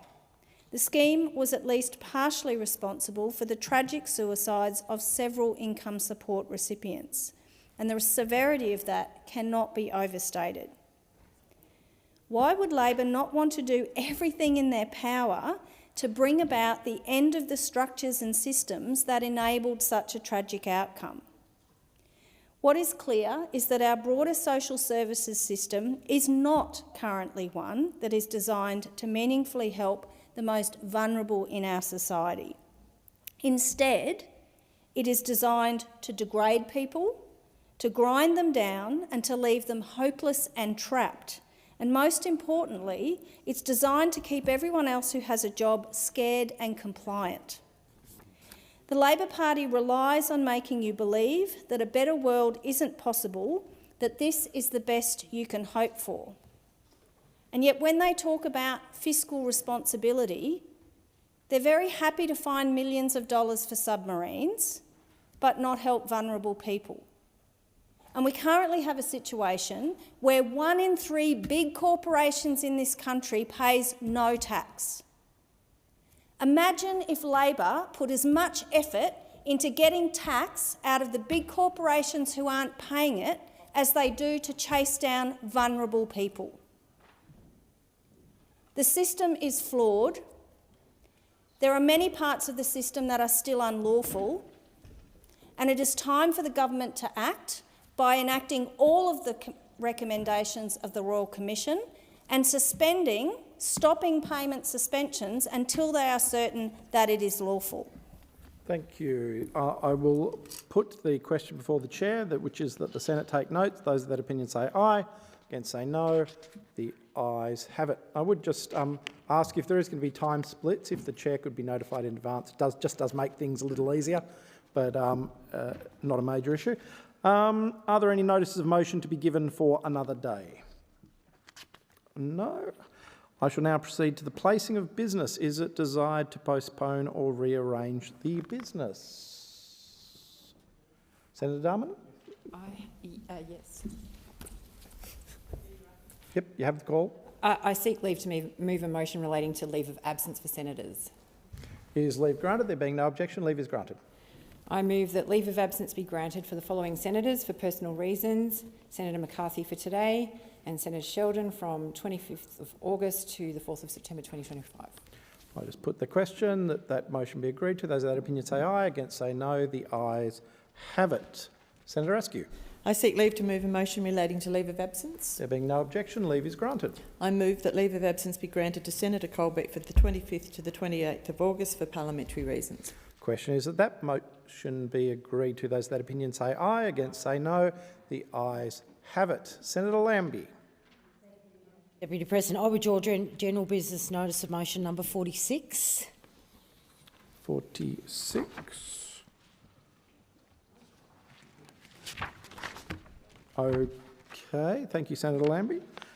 Are there any further postponements or rearrangements? Clerk. Postponement notifications have been lodged as follows. For Senator Shoebridge, general business notice of motion 34 for today to the 26th of August. And for Senator Thorpe, general business notices 62 and 63 for today to the 1st of September 2025. Extensions. If there is no objection, the business is postponed. It is with deep regret that I inform the Senate of the death on the 16th of August 2025 of Graham Campbell, former member of the House of Representatives for the division of Kalgoorlie, Western Australia, from 1980 to 1998. I will now proceed to the discovery of formal business, and I will try and do these in an order that is most efficient for the chamber. However, it's not always entirely clear where there will be divisions and where there won't be. So perhaps we might start with Senator Lambie. No, we won't start with Senator Lambie. Okay, Senator Hodgins-May. I ask that business of the Senate notice of motion number 3 be taken as a formal motion. Question is this motion be taken as formal, there being no objection. Senator Hodgins-May. I move the motion. Senator Scarr. Thank you, Mr Deputy President. On behalf of my very dear friend, Senator Duniam, I seek leave to move an amendment to the motion as circulated in the chamber. Is leave granted for that amendment to be moved? There being no objection, leave is granted. I'll move the amendment. Okay, I will now put the amendment to the motion. The question is that the amendment as moved by Senator Scarr on behalf of Senator Duniam be agreed to. Those of that opinion say aye. Aye. Against say no. The ayes have it. The ayes have it. I will now move the amended motion. Question is that the amended motion be agreed to. Those of that opinion say aye. Aye. Against say no. The ayes have it. All right, Senator Lambie, did we want to go back to your business of the Senate number 1? Thank you, Mr Deputy President. I ask that business of the Senate notice of motion number 1 be taken as a formal motion. There being no objection, it's taken as formal. Senator Lambie? I move the motion, Mr Deputy President. Question is the motion be agreed to. Those of that opinion say aye. Against say no. The ayes have it. The ayes have it. I will now go, I was going to go to Senator Cash's introduction of a bill. Senator Scarr, are you doing, or Senator Askew, are you doing that one? Senator Askew. On behalf of Senator Cash, I ask that General Business Notice of Motion number 72, proposing the introduction of a bill, be taken as formal. There being no objection, I move that the following bill be introduced. A bill for an Act to amend the Members of Parliament Staff Act 1984 and for related purposes. Sorry. The question is that the bill be introduced. Those of that opinion say aye. Against say no. The ayes have it. Senator Askew. I present the bill and move that this bill may proceed without formalities and be now read a first time. The question is that the bill be now read a first time. Those of that opinion say aye. Against say no. The ayes have it. Clerk. An Act to amend the Members of Parliament Staff Act 1984 and for related purposes. Senator Askew. I move that this bill be now read a second time, and I seek leave to table an explanatory memorandum relating to the bill. There being no objection, leave is granted. All righty. Now... Oh, sorry. I table an explanatory memorandum, and I seek leave to have the second reading speech incorporated in Hansard and to continue my remarks. Is there any objection? No. Leave is granted. We will now go to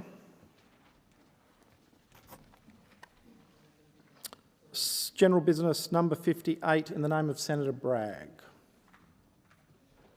Okay, going to call me. Senator Askew. On behalf of Senator Bragg, I ask that General Business Notice of Motion number 58 be taken as a formal motion. There being no objection, it's taken as formal. Senator Askew. I move the motion. Question is this motion be agreed to? Those of that opinion say aye. Against say no. The noes have it. The ayes have it. Division required. Ring the bells.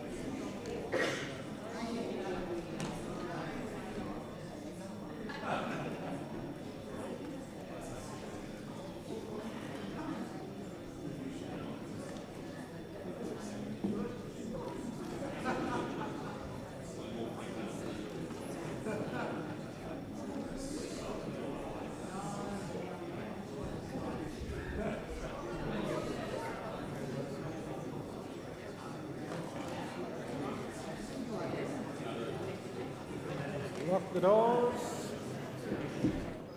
Question before the chair is that motion moved by Senator Askew on behalf of Senator Bragg be agreed to. Ayes will pass to the right of the chair, noes to the left. I appoint Senator Askew teller for the ayes and Senator Darmanin teller for the noes.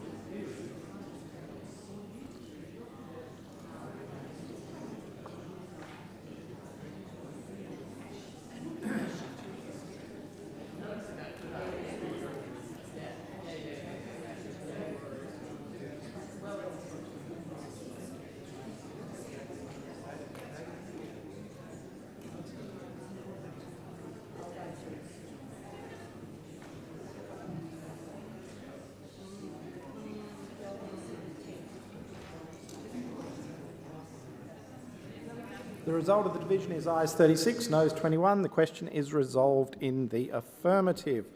Motions 62 and 63 from Senator Thorpe have been postponed. I will now move on to motion number 70, Senator Hanson-Young.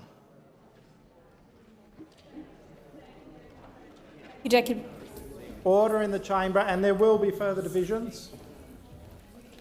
Senator Hanson-Young. Thank you. I ask that general business notice of motion number 70 be taken as formal. There being no objection, it's taken as formal. Senator Hanson-Young. I move the motion. The question is this motion be agreed to. Those of that opinion say aye. Against say no. Aye. The noes have it. The noes have it. We'll now go to... Sorry, are you calling a division?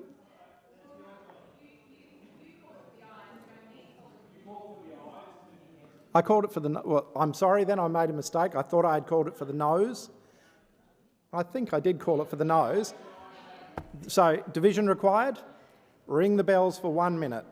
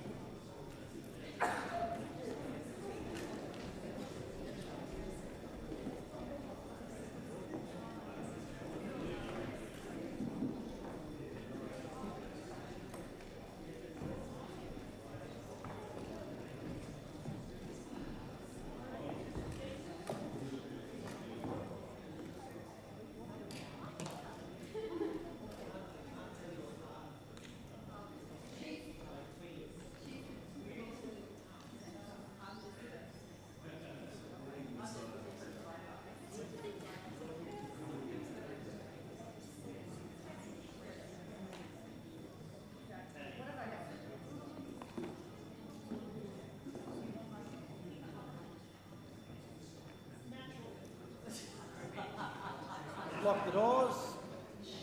The question is the motion moved by Senator Hanson-Young be agreed to. Ayes will pass to the right of the chair, noes to the left. I appoint Senator McKim, teller for the ayes, and Senator Darmanin, teller for the noes.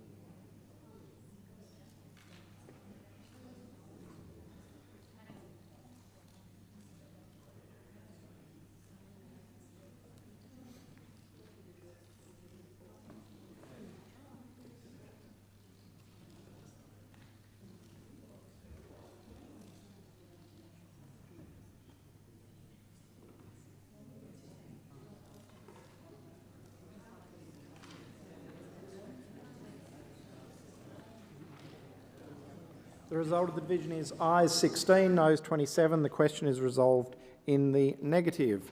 We'll now move to motion number 71. Senator Barbara Pocock. I ask that general business notice of motion number 71 be taken as a formal motion. There being no objection, the motion is taken as formal. Senator Pocock. I move the motion. Question is this motion be agreed to. Those of that opinion say aye. Against say no. The noes have it. Division required. The ayes have it. The ayes have it. Motion number 74, Senator Whitten. I'll give you a moment to resume your seat.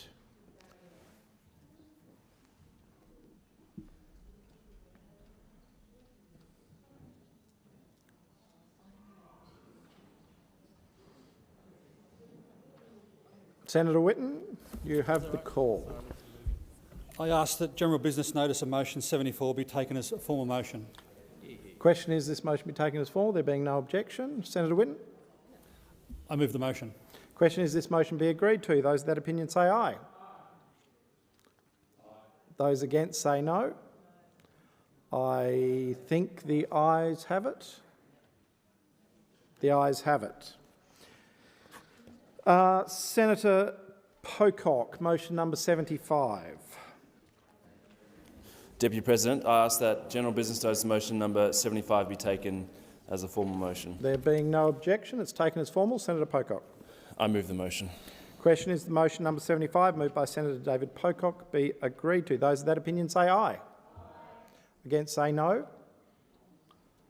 The ayes have it. The ayes have it. Senator Pocock, 76.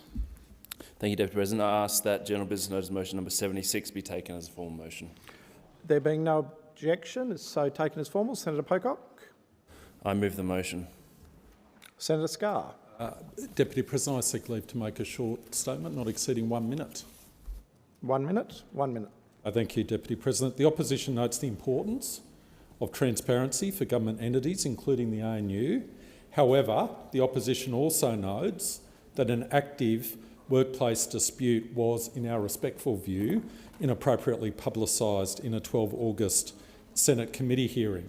The opposition is concerned that the conduct of that dispute may be impacted by the passage of these motions. The opposition would not wish to deny natural justice to the complainant or anyone else. The ANU is also currently the subject of a self-assurance compliance process scheduled to appear before Senate estimates in October and part of the aforementioned committee inquiry into university governance. these would each be, in our respectful view, more appropriate forums through which to seek more information. Senator Gallagher. Thank you. I seek leave to make a short statement. Leave is granted for 1 minute. Thank you. And I rise to say the government will not be supporting these motions today. There's a number of them, I think from 76 onwards, for similar reasons that have been raised by the opposition. But also, when I look at the nature of the OPDs and the work that would be required in responding to them, I would prefer ANU at this point in time was actually dealing with the issues that we've asked it to deal with in responding to Renew ANU.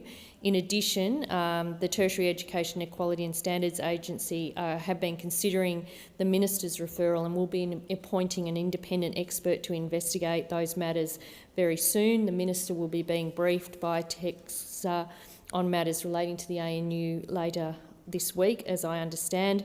I've met with every person who's asked to meet with me about ANU. I'm aware of the issues that need to be resolved and I want ANU to get on and resolve them. I will put the motion. Senator Pocock. I seek leave to make a 1 minute statement. Leave is not granted. Senator Pocock. I'll now put the motion. Question is that the motion as moved by Senator Pocock be agreed to. Those of that opinion say aye. Against say no. The noes have it. Division required. Ring the bells for 1 minute.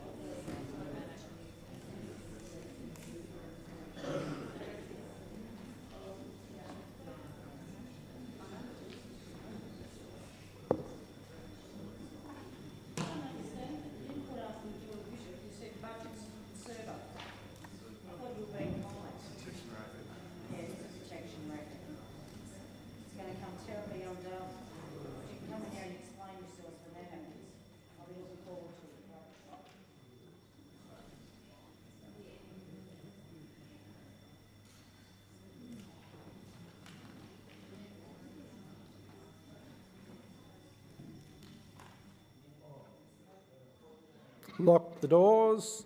Question is motion number 76, moved by Senator Pocock, be agreed to. Ayes will pass to the right of the chair, noes to the left. I appoint Senator Pocock, teller for the ayes, and Senator Darmanin, teller for the noes.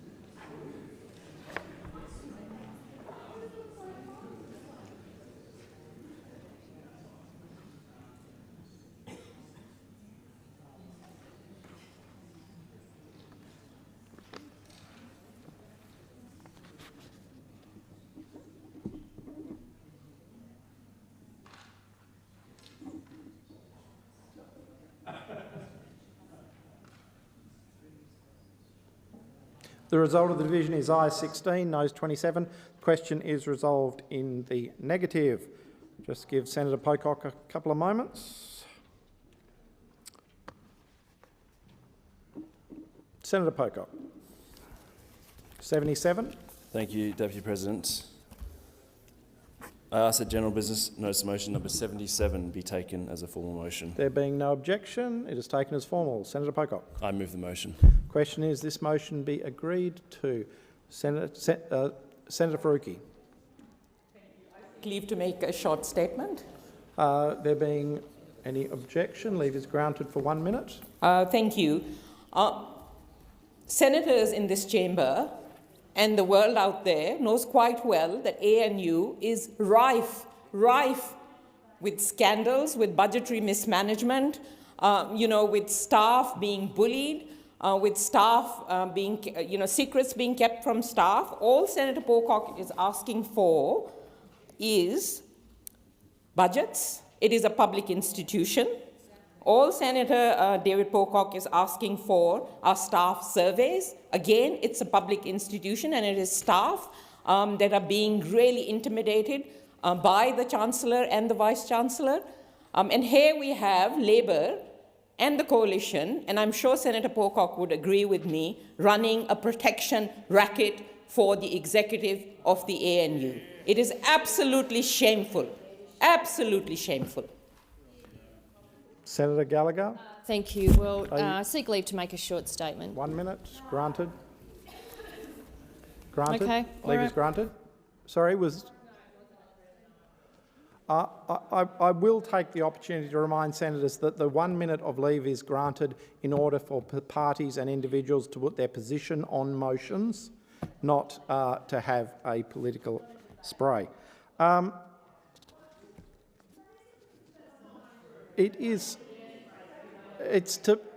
Senator Shoebridge, order. It is well known that it's designed to be able... Senator Shoebridge. It is designed to enable people to put their positions on motion, Senator Shoebridge. I will now put the question. The question is this motion be agreed to. Those of that opinion say aye. Against say no. The noes have it. Division required. Ring the bells for 1 minute.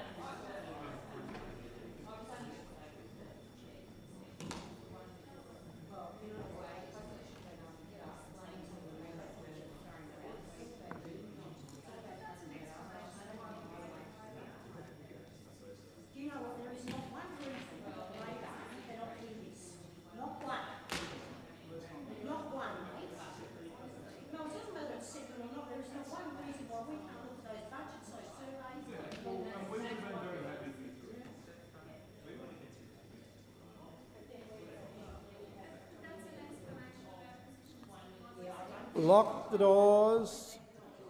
The question is the motion be agreed to. Ayes will pass to the right of the chair, noes to the left. I appoint Senator Pocock, teller for the ayes, and Senator Askew, teller for the noes.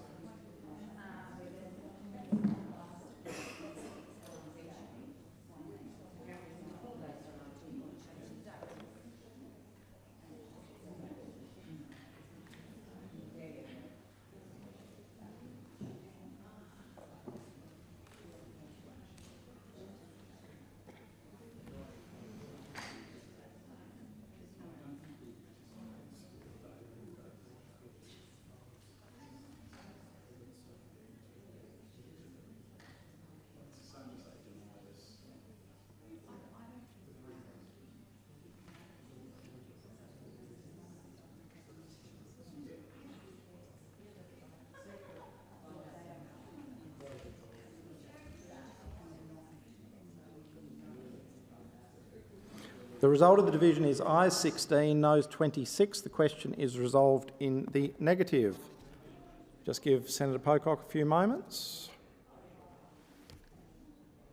Senator Pocock, 79. Thank you, Deputy President. I ask that General Business Notice Motion number 79 be taken as a formal motion.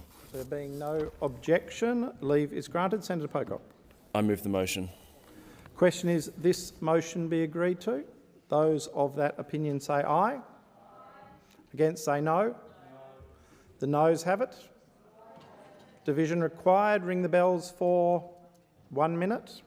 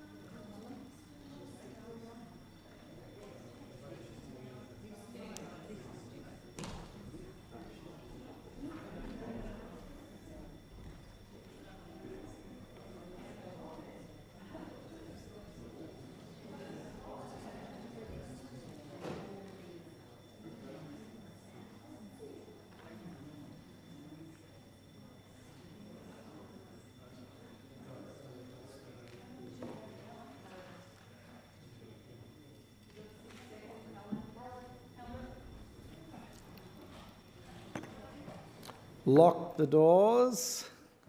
Question is the motion be agreed to. Ayes are passed to the right of the chair, noes to the left. I appoint Senator Pocock, teller for the ayes, and Senator Darmanin, teller for the noes.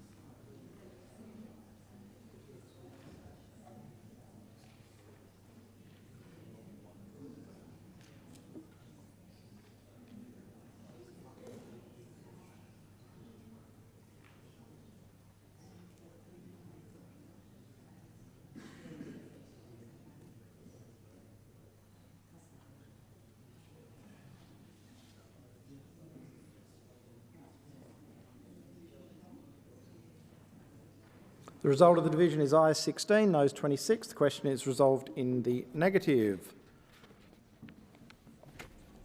Senator David Pocock, motion 80. Thank you for your patience, Deputy President. I ask that general business notice motion number 80 be taken as a formal motion. There being no objection, it's taken as formal. Senator Pocock. Thank you. I move the motion. Question is this motion be agreed to? Those of that opinion say aye.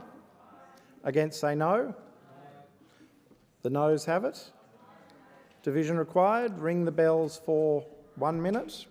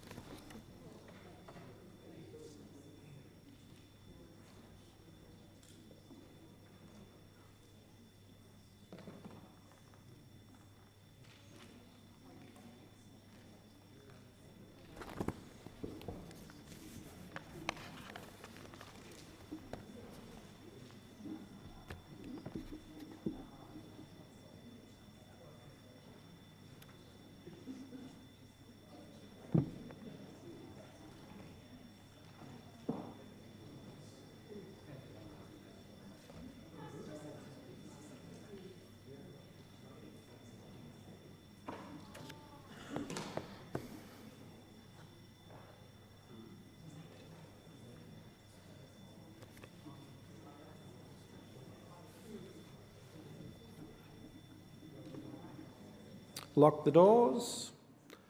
The question is that the motion be agreed to. Ayes will pass to the right of the chair, noes to the left. I appoint Senator Pocock, teller for the ayes, and Senator Askew, teller for the noes.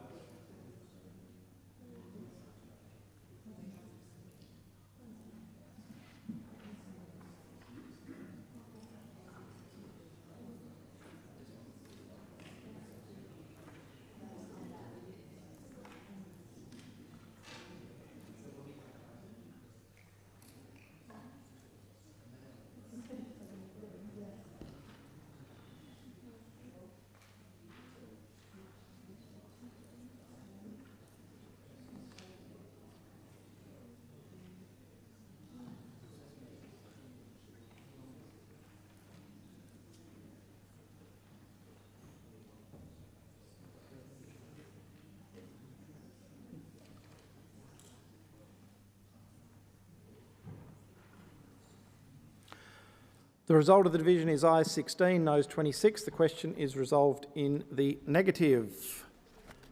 We will now move to motion 81. Senator David Pocock. Thank you, Deputy President. Last one. I ask that general business notice motion number 81 be taken as a formal motion.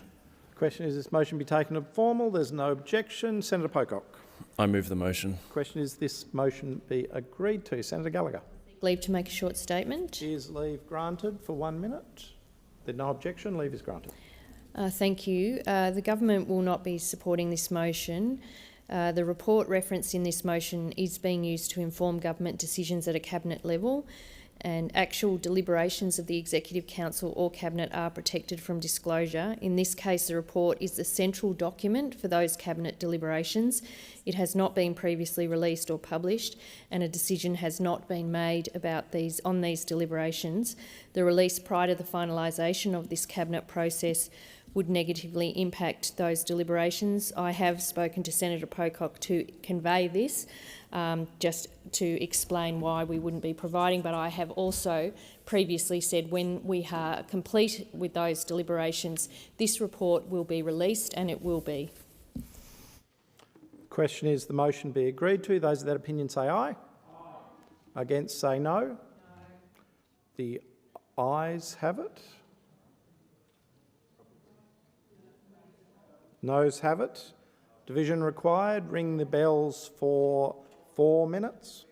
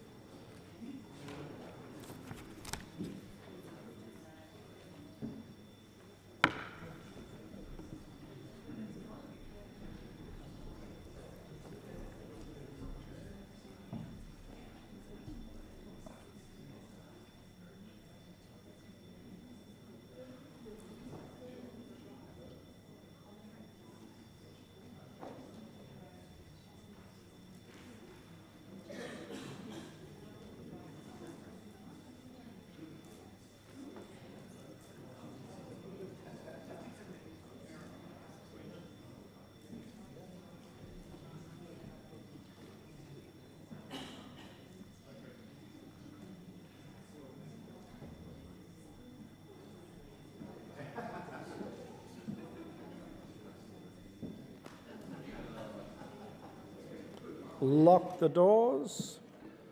Question is the motion be agreed to. Ayes will pass to the right chair, noes to the left. I appoint Senator Askew, teller for the ayes, and Senator Darman, teller for the noes.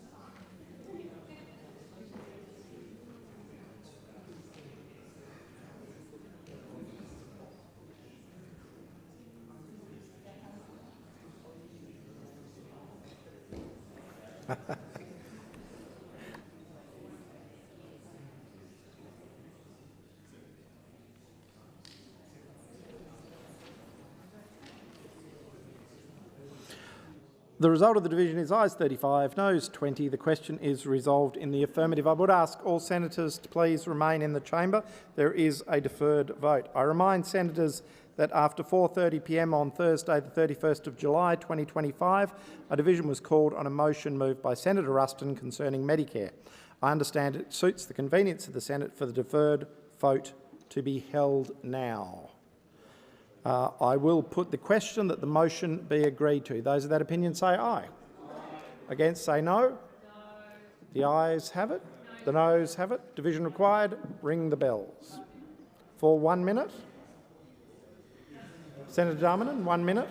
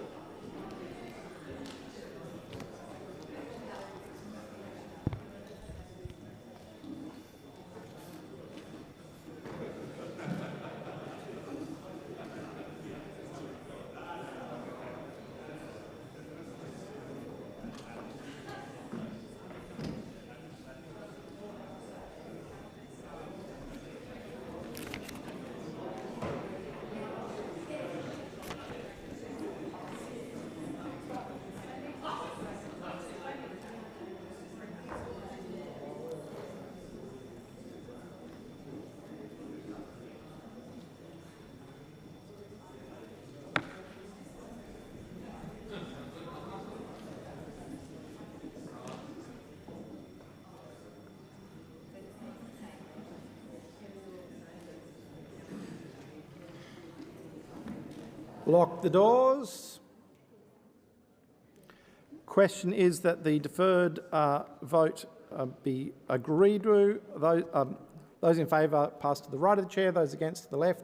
I appoint Senator Askew, teller for the ayes, Senator Darmanin, teller for the noes.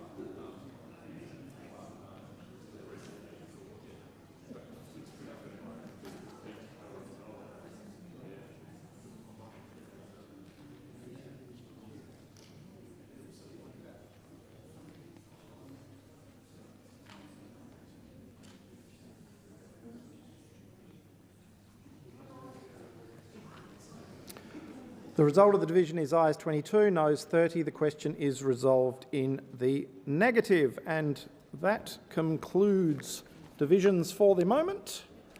I will ask senators to quietly leave the chamber, and I'll give senators a few moments to resume their seats for the MPI.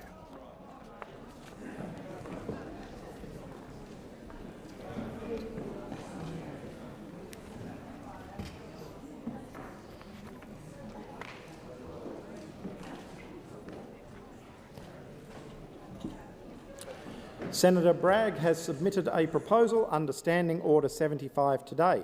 It is shown at item 15 of today's order of business. Is consideration of the proposal supported? It being supported with the concurrence of the Senate, the clerks will set the clock in line with informal arrangements made by the whips, and I will call Senator Bragg. Thank you very much, Deputy President. And the Coalition has moved this matter of public importance because it is of great public interest that taxpayers have funded this talkfest here in Canberra in the last week, which has resulted in a handful of housing policies and maybe the prospect of improvements to the economy maybe in the future, but all of that is very unclear.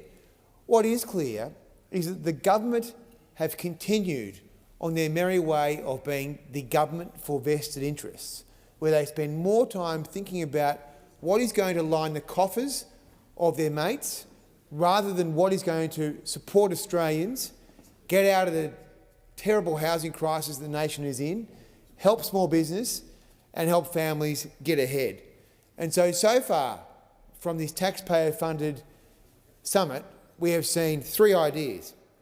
Firstly, the National Construction Code being paused for a handful of years. The same policy that Labor says was terrible at the election just a few months ago, and in fact the then Industry Minister, Mr Husick, said that would result in there being shoddy hot boxes. Similarly, the Housing Minister, Claire O'Neill, said last week that they were very proud of the 2022 changes to the Construction Code. This is the very same iteration of the code which has made home building a nightmare in Australia because builders are encircled with Labor's red tape. This is a government that has delivered 5,000 new regulations, 400 bills, which are costing Australians $5 billion in compliance costs. Now they say they want to freeze the NCC, which was the policy they poo-hooed at the last election because it was our idea. So that's one idea. And guess what? They didn't have to have a summit to learn this policy. All they needed to do was to read the Coalition's policy document from the last election. The second one is the expansion of the Home Guarantee Scheme. Maybe one of the most bizarre ideas I've heard in my time in this Senate. The Labor Party want to subsidise the children of billionaires so they can buy their first home with no income cap, no means testing. The wealthiest Australians are now going to be subsidised by the taxpayer to purchase a first home. I mean, I don't understand why this is a priority. We're already running 10 years of deficits.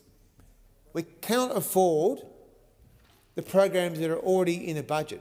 And now the government say, oh, we're going to fund the first houses of middle and higher income earners.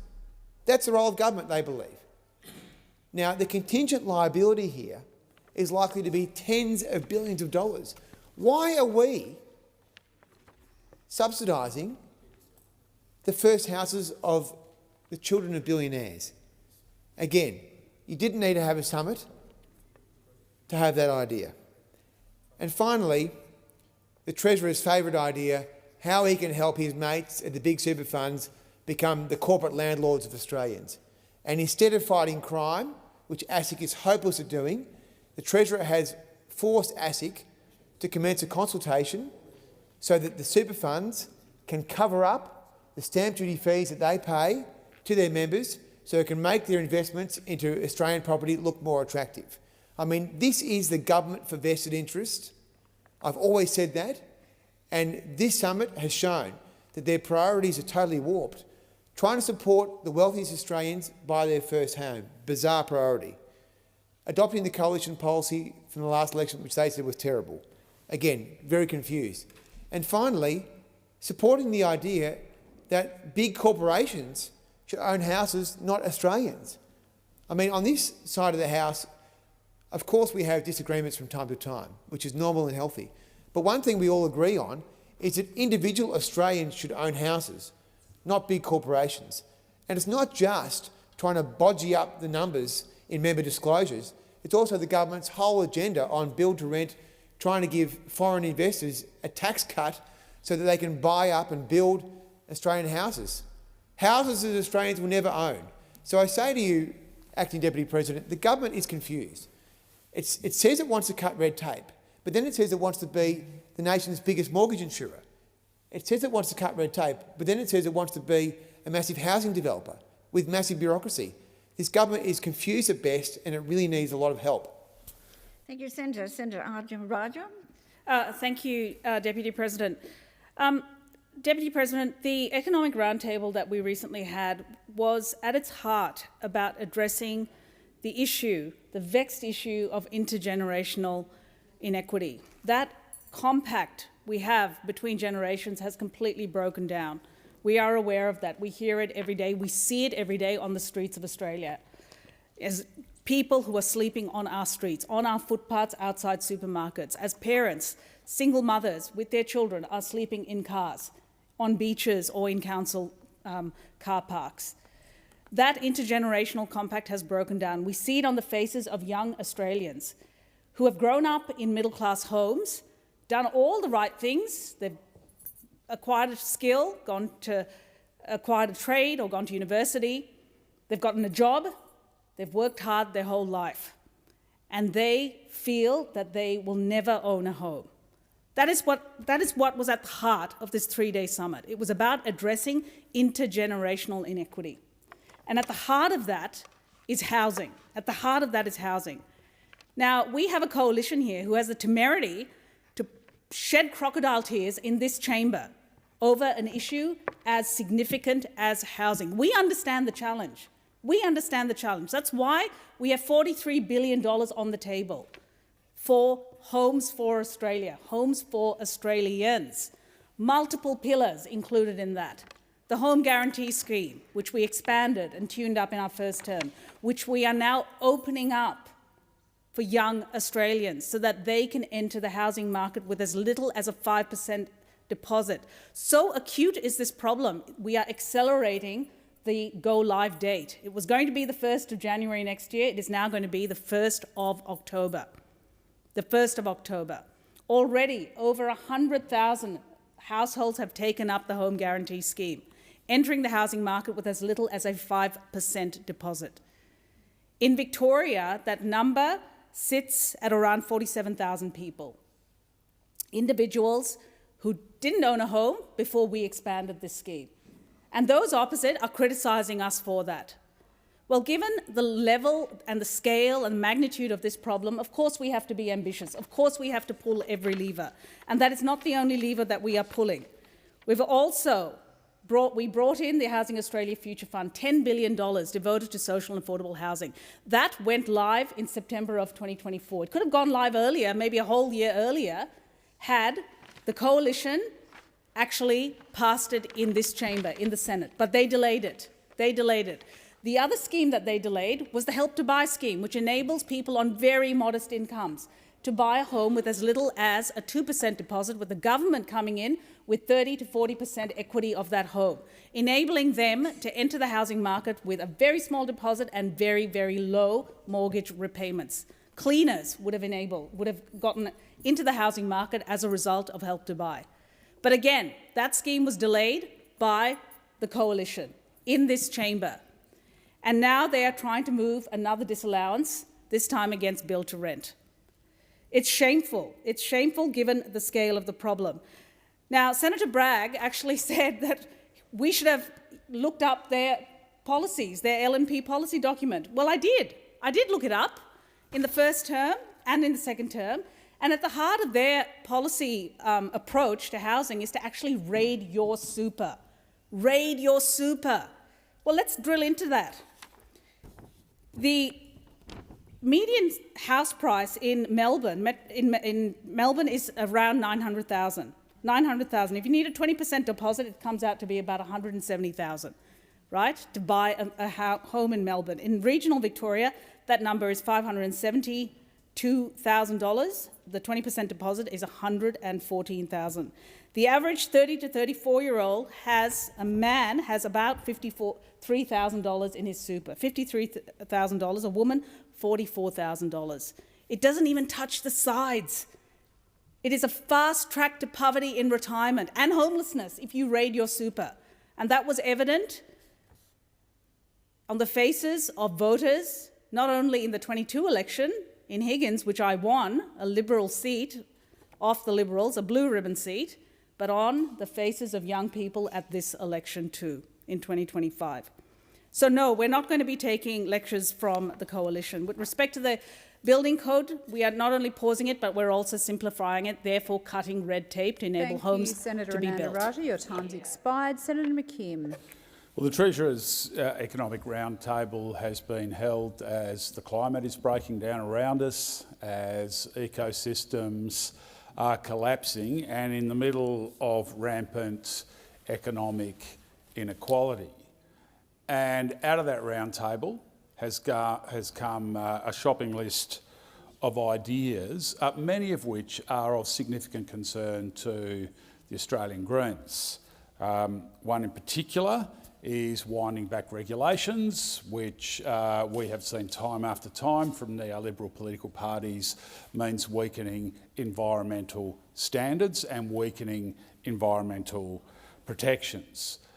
Freezing the building code, as we've just heard, the risk there is that it will increase power bills because homes will be built in a less energy efficient way, so people who live in lower quality housing will end up paying more on their power bills, and also it will increase emissions from coal and gas use. Road user charges, which may, if designed well, actually be very good policy. The risk there, of course, is that it will just devolve into a tax that disincentivises the uptake of electric vehicles. Now, to implement the ideas out of this roundtable, the Treasurer has got a choice. Labor has a big majority in the House, and Labor plus the Greens equals the numbers in the Senate. And we are up for genuinely progressive reform, and we'll approach that in a collaborative and instructive way.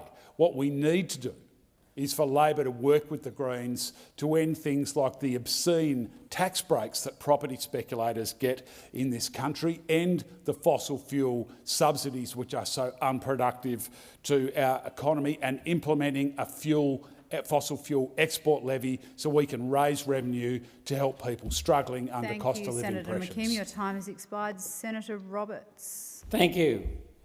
A good idea, or a popular idea, has many parents. A bad idea or an unpopular idea is an orphan. Well, look at this. One nation came up with the idea of holding the National Construction Code changes, stopping them, suspending them, to save $50,000 per house in construction costs. One nation before the election. Now we see Senator Bragg taking ownership of it for the Liberal Party. And then we see the Labor Party coming up with it at the round table. Wow. Where did it come from? One nation. We have a homelessness crisis in this country. Every major provincial city in Queensland has homeless people sleeping in cars, working mums and dads sleeping in their cars, coming home to see if their kids are still there. Why? Because the Liberal Party started mass immigration, catastrophic immigration under John Howard, and the Labor Party has turbocharged it now with over 500,000 new immigrants per year. That's what's driving the homelessness crisis. And only one nation has a comprehensive policy for housing, working on the demand side, working on the supply side, working on the cost side, working on the finance side. To reduce demand, stop immigration. We would deport immediately 75,000 people who are here illegally and deport students who are not in compliance with their visas. On the supply side, we would stop foreign ownership of houses in this country. Just stop them. Give them 2 or 3 years to sell and get out. Free them up. Many of those homes are locked. On the cost side, reduce regulations. Stop the National Construction Code changes and end net zero. to reduce the price of energy. And finance side, roll the HECS debt into the house loan and access the super account to get a deposit.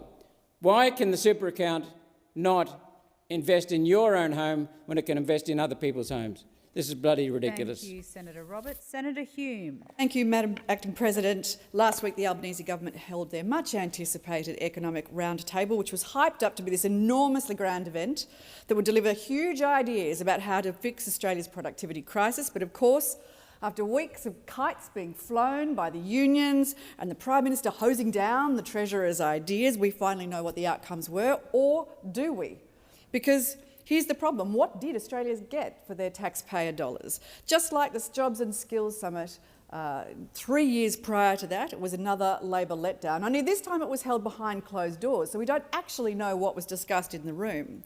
What we do know is that there were no tangible measures that came out of this round table. There was no plan for business confidence, or there was no plan to reduce red tape, or a strategy to get power prices down. There's not a single measure to give relief to small businesses or to households that have been struggling for the last 3 years under Labor's economic mismanagement. And while Labor and the Treasurer was locked up inside this round table, Australian families and small businesses continued to do it tough. Now, let me give you some facts. Fact 1, under Labor, productivity has gone backwards. It's gone backwards by about 5% in the last 3 years of the Albanese government. Fact 2, standards of living have gone backwards. They've collapsed by more than 6% under Labor. That's why, if you're feeling poorer, you in fact are poorer. Your standard of living has collapsed. And fact 3, the Reserve Bank has said that living standards will continue to fall under this government unless something is done to address sluggish productivity. Now, the roundtable therefore had a really important job to do. Australians were promised a productivity turbocharge, but what did we get? We got a flat battery. In fact, the only tangible outcome from this summit was the adoption of, surprise, a coalition policy to freeze the National Construction Code. That's right, after 3 days of talking, after weeks of floating ideas and the spin being spun to the media, Labor's big idea was to copy a coalition policy that we took to the last election, one that they previously opposed, I might add. Now, don't get me wrong. That freeze is welcome after their first term saw them to deliver 400 additional new laws that cost $5 billion, added $5 billion to the cost of construction. 1,500 new regulations in just the Treasury and infrastructure portfolios alone. And changes to the National Construction Code in 2022 that made it harder and more expensive to build new homes. And that deepened the housing affordability crisis in Australia. So it's nice to see that Labor's had a change of heart, but unfortunately, a 1 year delay is not a comprehensive freeze, and more needs to be done, particularly in housing.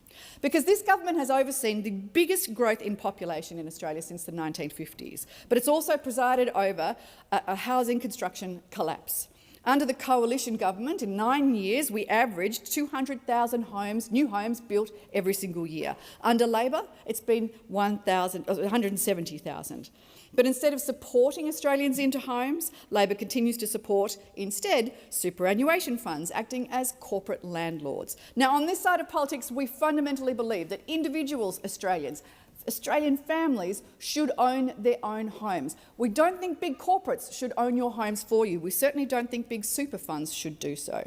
And that leads me to one of the other outcomes of the productivity roundtable. And that, of course, was the learning that Labor would now review the superannuation fund performance test to, wait for it, remove obstacles or impediments to super investing in housing and other areas where there is clearly a national need. Now, let's be very, very clear about this. There is nothing stopping superannuation funds investing in any asset, but it has to financially stack up. Otherwise, it robs you, the superannuation fund member, of the best financial outcome that you can get. We certainly don't want the performance test to become a superannuation fund vehicle for Labor's political agenda. But you can trust Labor to emerge from a round table with changes to unlock the performance test as the key to unlocking economic growth. Heaven help us. Could you not come up with something better than that? To really move the dial on productivity, lower energy prices, genuine tax reform, more flexible industrial relations, a step change in our educational standards. But that's all Labor came up with. a change to the superannuation performance test. It looks like the Treasurer got so carried away sitting in the Prime Minister's chair in that cabinet, around that cabinet table, that he forgot about the real purpose of this meeting. Australians deserve a government that understands that productivity isn't just an opportunistic slogan. Productivity might not sound like a sexy topic, but it is the secret weapon to better living standards in Australia, and to improve our living standards, we need to see real action from this government. Thank you, and not just Senator talk. Hume. Senator Mulholland. Thank you, Acting Deputy President. I rise to speak against the motion moved by Senator Bragg. Senator Bragg has moved his motion as a matter of public importance. It is a motion that, of course, attacks the Productivity Roundtable. It attacks all the people who attended the roundtable, business people, unions, and by extension, even his own parliamentary colleagues like the member for Fairfax. He goes on to attack industry superannuation funds. I guess that one was pretty predictable. The great old nemesis of Senator Bragg, those pesky superannuation funds helping to secure the future of millions of Australian workers. But really, this motion feels a little bit like a cry for help. And I'm prompted to ask Senator Bragg, are you okay? Because his motion looks a little bit like someone who didn't get an invite to the big dance. There it was, the big productivity roundtable in Canberra. Who was there? Well, the member for Fairfax was there, but no invite for Senator Bragg, or Braggy to his friends on that side of the chamber. I get it, that stings a little bit. When you're the thinking person, Senator, on that side of the show, you've waited by the mailbox to get your invite that just never came. But it's okay. Those opposite were ably represented by the man who brought us such big reform ideas like the LNP nuclear plan that was roundly panned by the Australian people at the last federal election. So it is intriguing to see that the LNP is seeking to attack the roundtable. It was a positive, constructive discussion of stakeholders. Perhaps if those opposite had spent more time speaking to people, they might not have taken some of those disastrous policies to the last federal election. But what those opposite did miss is the incredible work that this government has done to turn the economy around after years of neglect under the coalition. When we came to government, we inherited massive deficits, $1 trillion worth of debt, and years of low wage growth for Australian workers. By contrast, our government has put the runs on the board. Headline and underlying inflation are around 4-year lows. Annual real wages have been growing for 7 consecutive quarters. The economy is still expanding. Interest rates have been cut 3 times in the last 6 months. More than 1.1 million jobs have now been created since we came to government, a record for any government in a single term. And the average unemployment rate is the lowest of any government in 50 years. At the election, Australian people voted for higher living standards, higher wages, and secure, well-paid jobs. But the job is not finished, and that is why the Treasurer convened the roundtable to continue to drive growth. So while the Albanese government has been working to improve the living standards and productivity of Australians, it's been pretty disappointing to see those opposite refusing to come to the table and work toward the issues that matter most to Australians. In fact, over the weekend, the Liberal National Party of Queensland held their annual convention, which is a staple of the Queensland political calendar, not one to be missed. It's always nestled up against the shadow of the Ekar. The LNP circus always comes to town. And of course, Senator McGrath was there handing out his show bags. There was plenty of merchandise on offer, even LNP-branded Crocs and yellow and blue Converse shoes. But rather than focusing on how they can gain back the trust of Queenslanders, the LNP spent their time discussing some pretty wild and woolly ideas. Things like cancelling medical checks for drivers over 75, creating a new Office of Space for the Queensland Government, and abolishing the E-Safety Commissioner, to name but a few. They doubled down on their efforts to divide Australia. We even saw the LNP membership and a number of people opposite vote with an overwhelming majority to abandon their own commitment to Australia's net zero 2020-50 target. The opposition leaders spoke about the coalition's need to modernise and broaden their appeal. However, this clearly is a task that they find impossible. Instead, they are actively becoming more extreme in their policies and further seeking to disenfranchise themselves from the Australian people. I am proud that on this side of the chamber, we have been working with stakeholders to collectively solve the nation's productivity challenges and lift living standards. The roundtable showed that there is far more in common than conflict, and that tackling the big ideas and challenges is best when we do it together. Thank you, Senator Mulholland. Senator Hodgins-May. After months of spin about lifting productivity, Labor's roundtable delivered little for renters, workers or the environment and ignored a major barrier to productivity: lack of access to quality childcare. High-quality, affordable early childhood education enables women to participate in the workforce, supports children's development and delivers substantial long-term returns. A universal low-cost system could grow our economy by over $100 billion. Yet nearly 1 in 4 Australians live in areas with access to almost no childcare, and reports of neglect and abuse highlight that the system is not consistently safe or high quality. As Labor continues to tinker at the edges, it gives fossil fuel corporations like Woodside a seat at the table rather than families and parents. That's why we've established a Senate inquiry into the safety and quality of early childhood education. The inquiry will examine the role of for-profit providers and the failures of market-driven model. It will also give families and educators a well-deserved voice at the table to share stories and demand change. Senator Sharma. Thanks, Acting Deputy President. Well, Labor's much vaunted productivity summit concluded last week, and I must say I'm none the wiser about what it actually achieved. I listened very closely when Senator Mulholland asked Senator Gallagher, the Minister for Finance, who was a participant in all 3 days of the roundtable, what was achieved in what's known as a Dorothy Dixer. Here was her opportunity to tell us all how much consensus had been reached, how the gravity of the moment had been seized, how opportunities had been grasped. But instead we got a series of bromides. These are just some of the things that Senator Gallagher had to say. She said the roundtable was a good and positive thing. She said that people wanted to lean in and be part of the discussion. She said there was a high level of buy-in. Now, that all sounds very worthy, but a high level of buy-in to what?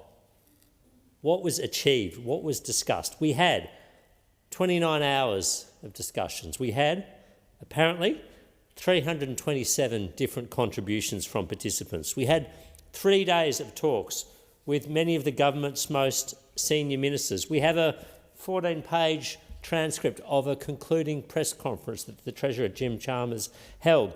But we are none the wiser as to what has been achieved. And in fact, what has been achieved, what the government has paraded as an achievement, is underwhelming to say the very least. Now, let me hone in on one particular element of this summit, which is fiscal sustainability. This was meant to be the entire focus of day 3 of this summit. And the warning signs on this issue have been flashing loudly for some time. We had the incoming government brief from the Treasury Department, the Treasurer's own government department, warning that there would either need to be significant spending reductions or large increases in taxes to restore the budget to a sustainable position. We had the former Governor of the Reserve Bank, Philip Lowe, urged the government last week to restore the fiscal guardrails and saying that the government had no budget discipline. We had, apparently, former Secretary of the Treasury, Ken Henry, in the room last week speaking about the importance of the Charter of Budget Honesty from 1996, a Howard and Costello innovation, and lauding the fiscal rules that were adopted by the Treasurer's own former boss, Wayne Swan. But apparently the Treasurer and the government were having none of that. There was widespread agreement amongst participants, this is according to the Financial Review at the roundtable, that expenditure growth was on or is on an unsustainable trajectory. But the spokesperson for the Treasurer, Jim Chalmers, said that the claims that fiscal rules should be reinstituted were not worth the paper they are written on. So what have we got in its place? We've got no fiscal rules. We've got no fiscal guardrails. We've got no budget discipline. We've got no expenditure discipline. When you've got a Treasurer that makes Wayne Swan look like a fiscal hawk you know that this government has absolutely no discipline whatsoever. Wayne Swan introduces fiscal guardrails. Jim Chalmers' spokesperson says they're not worth the paper they're written on. Wayne Swan, a fiscal hawk. I'd never thought I'd see the day, but so it has come to pass. So what have we seen achieved? Well, some discipline imposed on government spending? No, big donut. Have we seen any significant cutbacks on regulation? No, a big donut. Instead, we've seen a tax on electric vehicles floated, adoption of a coalition policy, a freezing of the building and construction code, and mooted changes to the super performance test so that superannuation funds now need to invest their members' money in government policy projects, not where it will return the best returns for their members or look after the interests of their members.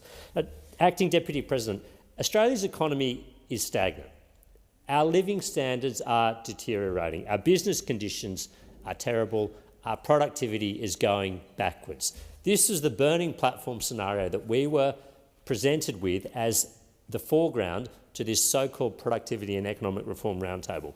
We had some of the best minds in the country there. We had business leaders, economists, think tankers, others willing to share their ideas, willing to make some suggestions, but the government was unwilling to take any of them. So instead, after 3 days, after 29 hours of discussions, after 327 different contributions, after about a dozen press conferences by Jim Chalmers, we're left with a tax on electric vehicles, a coalition policy and changes to the super performance test. This does not rise to the gravity of the challenge that the Australian economy faces right now.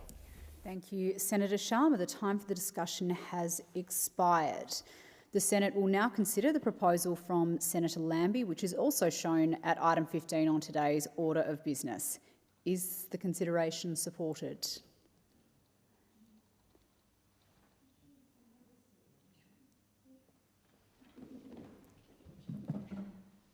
The consideration is supported. Thank you, Senators. With the concurrence of the Senate, the clerks will set the clock in line with the informal arrangements made by the whips, and I call Senator Lambie. Thank you, Acting Deputy Madam President. Interest rates have...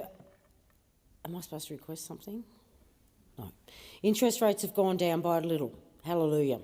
And there are some financial commentators saying that we might be seeing green shoots from the economy, or for the economy. That might be true for some, but for those doing it hard, it means absolutely nothing, zilch. If you speak to charity groups and food banks, they will tell you that millions of Australians are still struggling to pay their bills and put food on the table. The latest report from the Food Bank confirms that food insecurity in Australia has reached a critical point, with 3.4 million families either skipping meals, reducing their portion sizes, going entire days without eating, and eating spoiled or expired food. And according to the Salvation Army's 2025 report, the rate of food insecurity was more than 6 times higher than the national average. We've had years of price hikes on food and power, and of course rents have never been higher. According to Anglicare's 2024 cost of living report, a full-time worker on a minimum wage has just $33 left, if they're lucky, after rent, food and transport were covered. As the head of Anglicare said in June, and I quote, "It's really frustrating for people to hear speculation on whether the cost of living crisis is over, because millions of Australians are still struggling to afford even just those basic essentials." End quote. While low-income Australians are struggling to make ends meet, our energy companies, on the other hand, and our banks, what's new in our banks, and big tech, are making absolute mozza. Absolute mozza. You could shower us all in your cash. Research from the Australian Institute late last year shows just how much Australia's 2 biggest energy retailers are gouging from Aussie customers. More than a third of what Australians pay AGL and Origin for electricity is pure profit for them companies. Pure profit! The research using the company's own data shows that an average AGL customer forks out over $750 a year, which goes directly to the profits of the company. AGL made $1 billion last year, by the way. What a disgrace. Off the poor butt of Australians. That's what you're making of. You have no conscience. Origin Energy customers pay nearly $600 a year into the company's annual profit. Good on you. Should make you shareholders, shouldn't they, Australians? Origin Energy's profit last year was $2 billion. It's the same story with gas. The average Origin customer pours $410 into the company's annual profit, and an average AGL gas customer hands over $400 each year, and that is pure profit once again for them companies. I have never been a fan of privatisation, and this just shows how badly it can go for you Australians, and you need to look at this and listen, because privatisation is nothing ever good. It's because once we privatise something, we have no control over it. Hence, that's why you're paying those big bills. We sold out on you.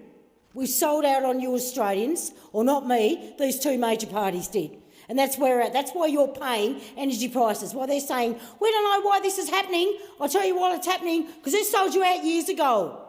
And if it wasn't their electricity companies they sold out the wires and poles. That's where we're at. It is absolute disgrace. You are now paying for that. Good on you. And you're not even a shareholder. What a disgrace. And what is the government doing about that? Well, I'll tell you what it's doing. And then there is the banks, like the Commonwealth Bank, just another asset we privatised. We sold off. That's money that we could have been making and putting back in our health and education. Do you understand, Australians, how it happens now? These two major parties, they go privatise over their years of being in, all right? They do you completely over, and all those profits that they're making, they should have been coming to us because we should have kept them. We should have kept owning them. That's where the problem there lies today. But honestly, Australians, you still keep voting for them. So while your energy costs are going up, you can have a good look at yourselves and who you're voting for, because these two majors have done you over year in, year out for a very, very long time now on privatising stuff. And that's where it comes from. According to Sydney University, estimated that the 5 big tech companies, giants operating in Australia, had a combined record profit of $15 billion. We weren't quick enough to work it out. Probably do Commonwealth tech companies and make the money instead of somebody else getting in before us. That is lack of will. You have to ask yourself, do you have the right people representing you up here? Because seriously, they've sold you out cheap. They've been doing it for years. That's what the Liberal and the Labor Party does to you.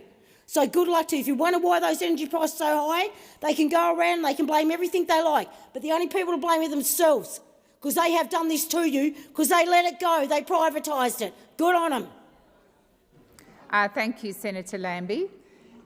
It being almost 5 p.m, pursuant to order, I now call Senator Walker to make her first speech and ask senators that the usual courtesies be extended to her. I call Senator Walker. Thank you, President. I acknowledge the traditional custodians of this land, the Ngunnawal and Lambie peoples, and thank them for their care of this country. This is technically my first speech, although I have now spoken in this chamber on multiple occasions and the results have been whack. As the youngest ever senator, I've received a lot of media attention about what I've said and what others have said about me, including some who really haven't liked what I've said. They say I don't have enough life experience. I reply that I have 21 years of life experience. What I bring to this parliament is the experience of young people today, and I know what a privilege it is to do so. Young Australians aren't a side issue. We aren't a future issue. We are Australians now. It's hard to explain what it feels like to be a young person today, not because we lack the words or the insight, but because so often when we speak, we're told that we're too sensitive, too entitled, or too distracted by our screens. We are told that we spend too much time looking at our phones, although sometimes the person saying it has only just stopped looking at their own phone. We're told that we're too young to understand how the world really works. But we do understand, because we're the ones living in this world others built, and we're facing a very different set of challenges than any generation before us. Home ownership, for instance, is increasingly out of reach. A dream once seen as an expected milestone of adulthood is now something many of us feel we may never achieve. And renting is now a lottery. I have friends who still struggle to find properties they can afford, and others who have submitted over 50 applications before being accepted to just get a home. We're told the solution is to cut out smashed avocado toast or skip a daily coffee, or in my case, a daily hot chocolate. But no amount of budgeting advice will fix a system where the price of a home has completely outstripped wage growth. The uncomfortable truth is that we live in a wealthy country, but that wealth is not being evenly shared between generations. The first time I spoke in this Parliament, I was proud to talk about what the Albanese government is doing to ease the housing crisis. However, we also know there is a long way to go. Today's announcement on the early start of our 5% deposit scheme will be a big help to many young people, allowing them to turn their rent money into mortgage repayments. We're told we're an anxious generation, but we live with the ever-present threat of climate change. It's clear to almost all young Australians that you've got to be working hard on closing your eyes to convince yourself that climate change isn't a threat. Yet some still do. I can't imagine how they look at the catastrophic weather events, the fires and the floods we're experiencing, and say to themselves, nothing to see here. I can't imagine them standing on the street in Lismore with boarded up houses from flood damage and telling those residents, nothing to see here. I challenge them to visit the World Heritage Ningaloo Reef that has just had its first ever widespread bleaching event from a hot ocean and say, nothing to see here, no need to reduce emissions. Maybe they just lack the empathy to understand how these rapidly escalating climate events evoke in our generation a real fear of what is yet to come later in this century. After all, in 2050, I won't be in my late 90s, like some who want to abandon net zero. My friends and I will be in our 40s, and we demand an inhabitable planet. Right now, South Australians are walking on beaches and seeing dead fish, rays and octopus from a climate change-induced algal bloom. The algal bloom is smothering ecosystems that until now have been virtually pristine, and it is threatening our valuable fishing and aquaculture industries. Both the state and federal governments are working hard on supporting businesses and funding scientific research. So much needs to be done to support environmental climate resilience into the future so our coast can bounce back. Our beaches and the ocean are very much part of our way of life in South Australia. So just in case you missed it, those internet trolls won't stop me from demanding that we act on climate change. Young people today are more informed, more passionate, and more determined than ever. We care deeply about our future, and we demand a seat at the table where decisions are made. In Parliament, I sit alongside colleagues who are dedicated and experienced, but they weren't born in this millennium. They didn't learn in digital classrooms. They didn't grow up with social media. They didn't come of age during a COVID lockdown or a climate crisis. And they can't fully understand what it means to be a young person right now. And that's okay. No one generation can fully understand another. But what we can do is listen to each other. The voices of young people are not a threat to experience. They are the next step forward. Being given the opportunity to stand for the Senate is a privilege that still seems unreal. By pre-selecting the President of Young Labor, the Australian Labor Party was making a statement that we care about the voices of young people. I am so proud to stand here as a member of South Australian Young Labor, particularly Young Labor Left. I want to acknowledge the number of you that have travelled all this way to watch this speech. Getting involved in Young Labor is one of the best things I've ever done. Growing up, I didn't have friends who were interested in politics. I'm actually thankful for that now. But finding the Young Left was like finding my home. These are the people I've spent many hours with, out on pre-poll and door knocking. But most importantly, these are my friends. I stand a little taller in this place knowing I have all of you behind me. I hope I make you all proud. A particular thanks to Billy Fay and Zara Smith. They make sure we turn up on time and are responsible for controlling a large room of rowdy activists. But it is my experience before joining Young Labor that has led to my own passions and determination to speak up. Lots of people think I'm in Parliament because of the privilege I was raised with. How I went to private school, so things must have been handed to me on a silver platter. But of course, the story is a little more complicated than that. I grew up in regional South Australia. Yankalilla and Normanville seem idyllic to many because a lot of wealthy Adelaideans have their holiday homes in the area. But my family was not there on holidays. We weren't wealthy, and nor was much of my community. Regional South Australia has social complexities, fewer job options, high rates of youth drinking and drugs, high road fatalities, rural suicide rates, and domestic violence.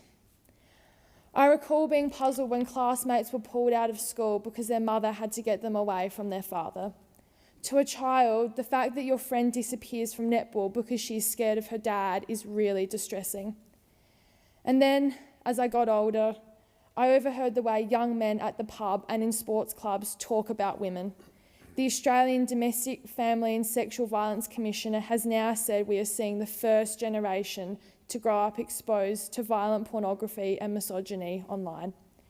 And we know that when these views of women are normalised, it creates environments where violence is tolerated, minimised or ignored. Last week, South Australia's Royal Commission report was released. It was written by a former young senator, Natasha Stott-Despoja, and I note that she talks about the importance of looking at both the experience of children and the need to change community conversations. Domestic violence is a deep shame in our society, and I want to talk about it. How do we better recognise the experience of kids exposed to violence? And how do we change those conversations in the pubs and sports clubs? Personally, at school, I experienced another challenge that hurt so many kids: bullying. The bullying was enough to force me out of my local public school in Year 4. The only option was to go to private school. Mum scraped by, paying private school tuition fees and not buying things for herself to support me and my brother. We rarely took holidays, and since starting this job, I think I've probably flown on more planes than our whole family has combined during my life. I got my first job at 14 as soon as I could because I wanted to help out with all of my personal costs: stationery, camps, pads, tampons, you name it. We weren't poor, but we didn't have a lot of money. But what we did have was love. My mum, Liz, is one of the bravest people I know. She put up with so much that she shouldn't have. She did it for us, to protect us kids. Words can't fully account for the sacrifices she made for us. Mitchell is the best brother. We fought a lot as kids do. As we've gotten older, we've realised that we have a lot more in common than once thought. He's way cooler than me, but don't tell him I said that. Like many families, my parents' breakup was hard on everyone involved, and a lot of what happened really hurt me. But I didn't start to realise the impacts of this until I was older. When I was 18 years old, I spent lots of time at the doctor trying to figure out why I wasn't sleeping at night. Blood tests, medication, suggestions of a sleep study. But deep down, I knew what the root of the problem was, even though I wouldn't admit it to myself, let alone the doctor. It was depression. I had spent years skirting around the issue. I was in denial. The effects had been long-lasting, compounded by guilt. I spent months dreading waking up in the morning. I often wondered if I wanted to go on, if there was any point in me being here. The first step to my recovery was admitting that I needed help. I remember leaving my first therapy appointment just feeling a tiny bit more positive about my life. In sharing this today, I'm telling all of you some of what I've only told a handful of people. I don't tell people about my depression because of the deep shame I feel about it, because of the perception of being damaged goods. But whilst that experience has undoubtedly cost me, it has also given me more understanding and empathy for what some families are going through, and particularly what happens to the kids going through this type of thing. During my term in Parliament, I want to shine a light on how childhood experiences like mine can continue to affect your mental health into adulthood and explore meaningful ways to address this. I was also recently diagnosed with a genetic heart condition called familial hypercholesterolemia, something we probably should have seen coming given my family history. It affects in about 1 in 200 people and can lead to early heart attacks, even in very young people. However, thanks to my fabulous bulk billing doctor and the treasured pharmaceutical benefits scheme, I know about my condition and I can take the lifelong medication I need to prevent heart damage. I've already spoken in this Parliament about how valuable the PBS and Medicare are. I hope I can contribute to our improvements to Medicare, something only a Labor government takes seriously. I also want to look at how we can harness new technologies to ensure early diagnosis for people with conditions like mine, so that regardless of your financial situation, you can have the best opportunity to manage these health conditions. My life until now was shaped by some challenges that, whilst they sometimes held me back, do not define me. What helped me get through were the people who stayed, my friends, and I want to take this opportunity to thank them. Firstly, my 2 closest friends, Isabella and Gemma. I was going to tell some stories about what we got up to together, but I decided that our teenage years probably don't need to be aired here.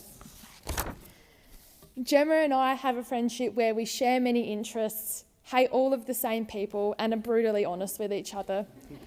I can genuinely say it's a low maintenance and high reward relationship. Isabella and I have known each other since we were in Year 4. Her family became a second family to me. When I was planning this speech, my mother suggested that I should tell the story of how my family came to adopt our beloved cat, Gerald.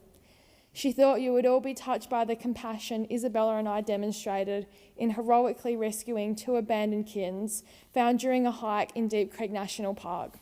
Kittens that we both took home to look after. But there is something about that day that I've never shared. Actually, I've shared it with a lot of people, just not my mum. Mum, perhaps now is the right time to admit that the story wasn't true. I just really wanted a cat.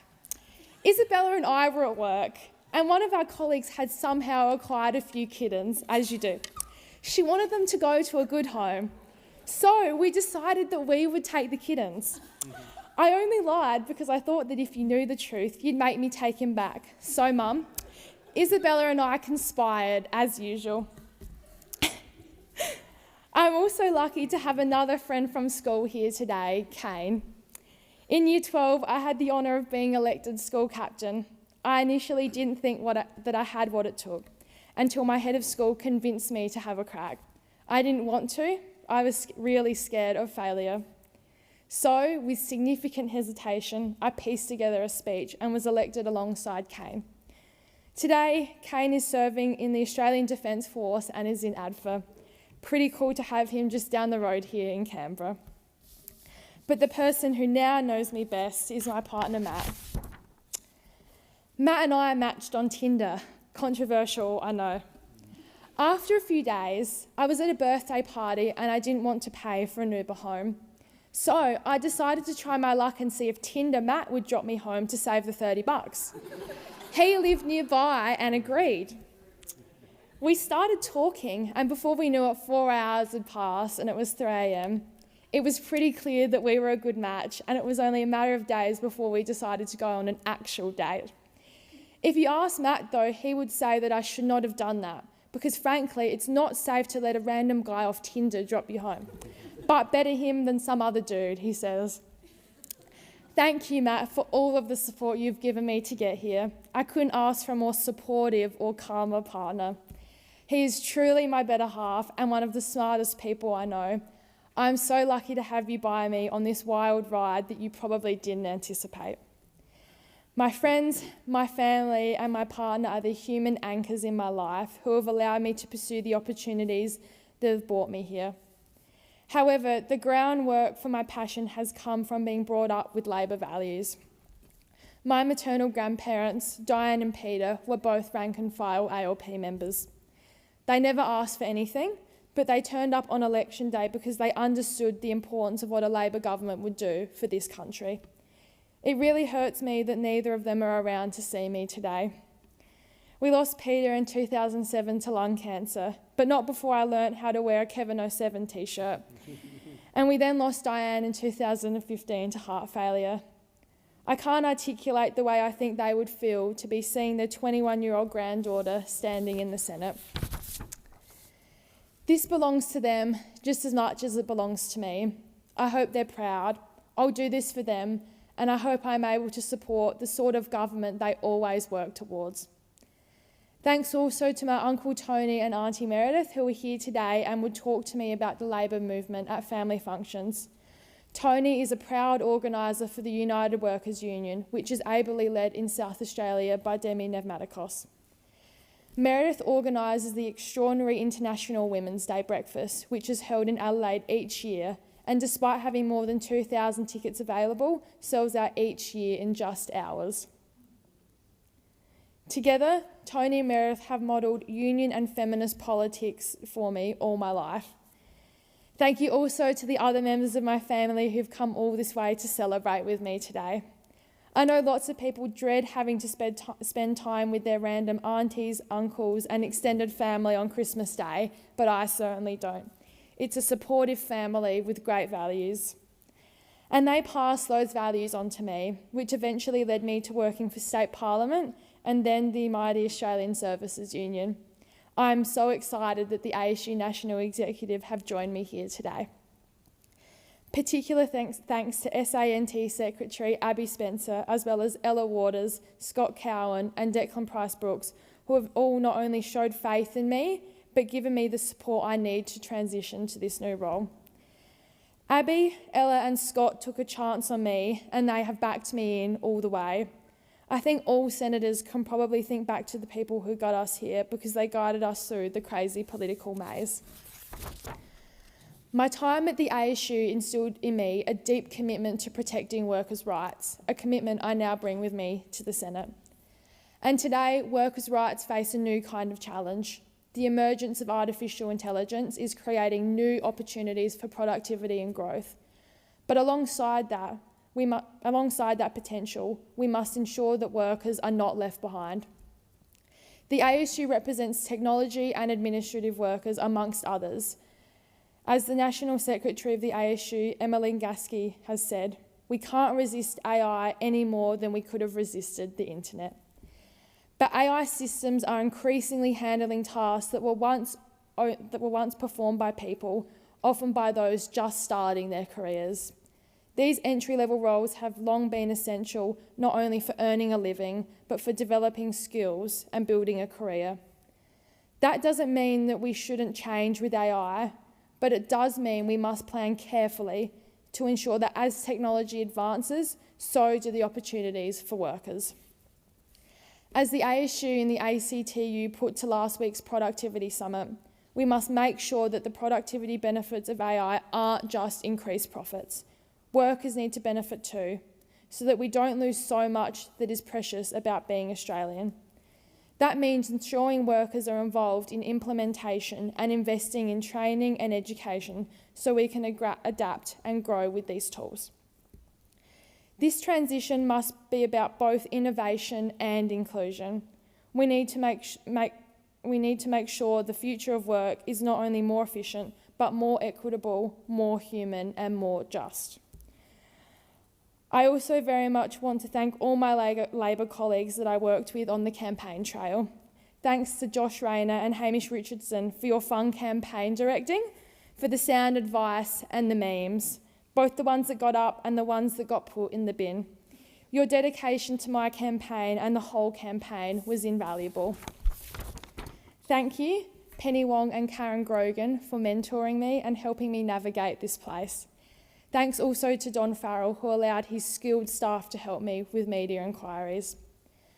I joined this Parliament with the Labor class of 2025, 31 new senators and MPs, over 65% women. I know I stand on the shoulders of many great feminists like Minister Penny Wong, who pushed for the affirmative action rule in the ALP and who, despite being the longest ever serving Australian female cabinet minister, is still working to bring more women into the room. I'm also lucky enough to have some smart sounding boards outside of this place. I am grateful to Beck Lyalla and Zara Smith for giving me a place to offload and reflect. I am acutely aware that I'm the youngest member of the Labor class of 2025 by a long way, and I have so much to learn. It's already been a steep learning curve for me and our whole office. We've learned that the computer clocks don't necessarily change when you change time zone, so someone is either always half an hour late or early. We've learned that buying a stapler weirdly seems to involve at least 2 government departments.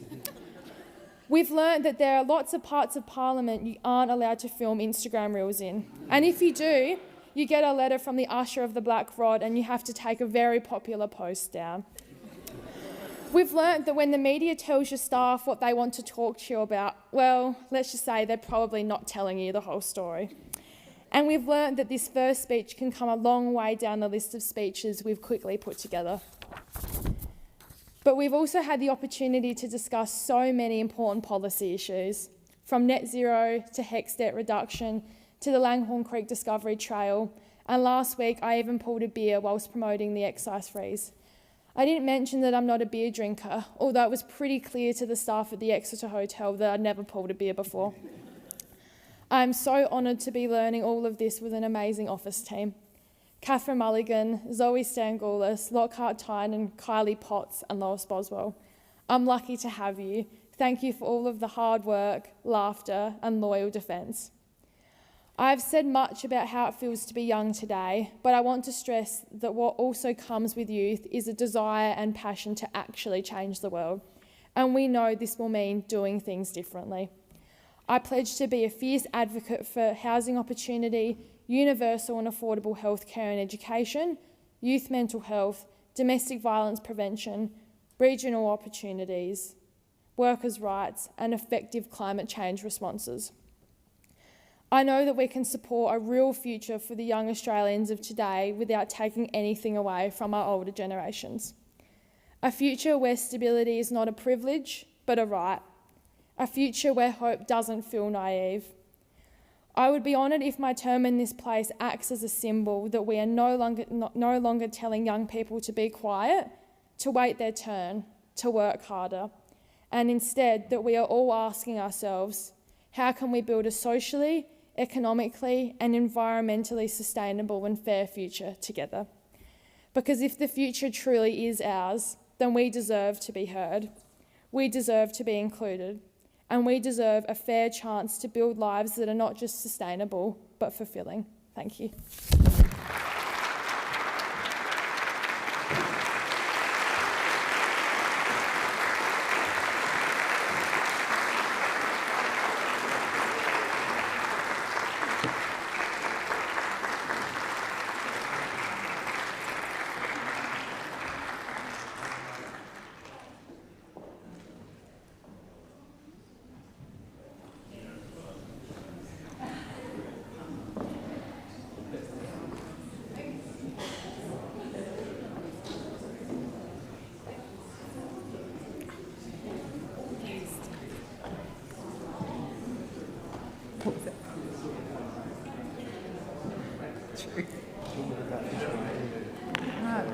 Oh, do it after me, because you're not on it. No. Okay.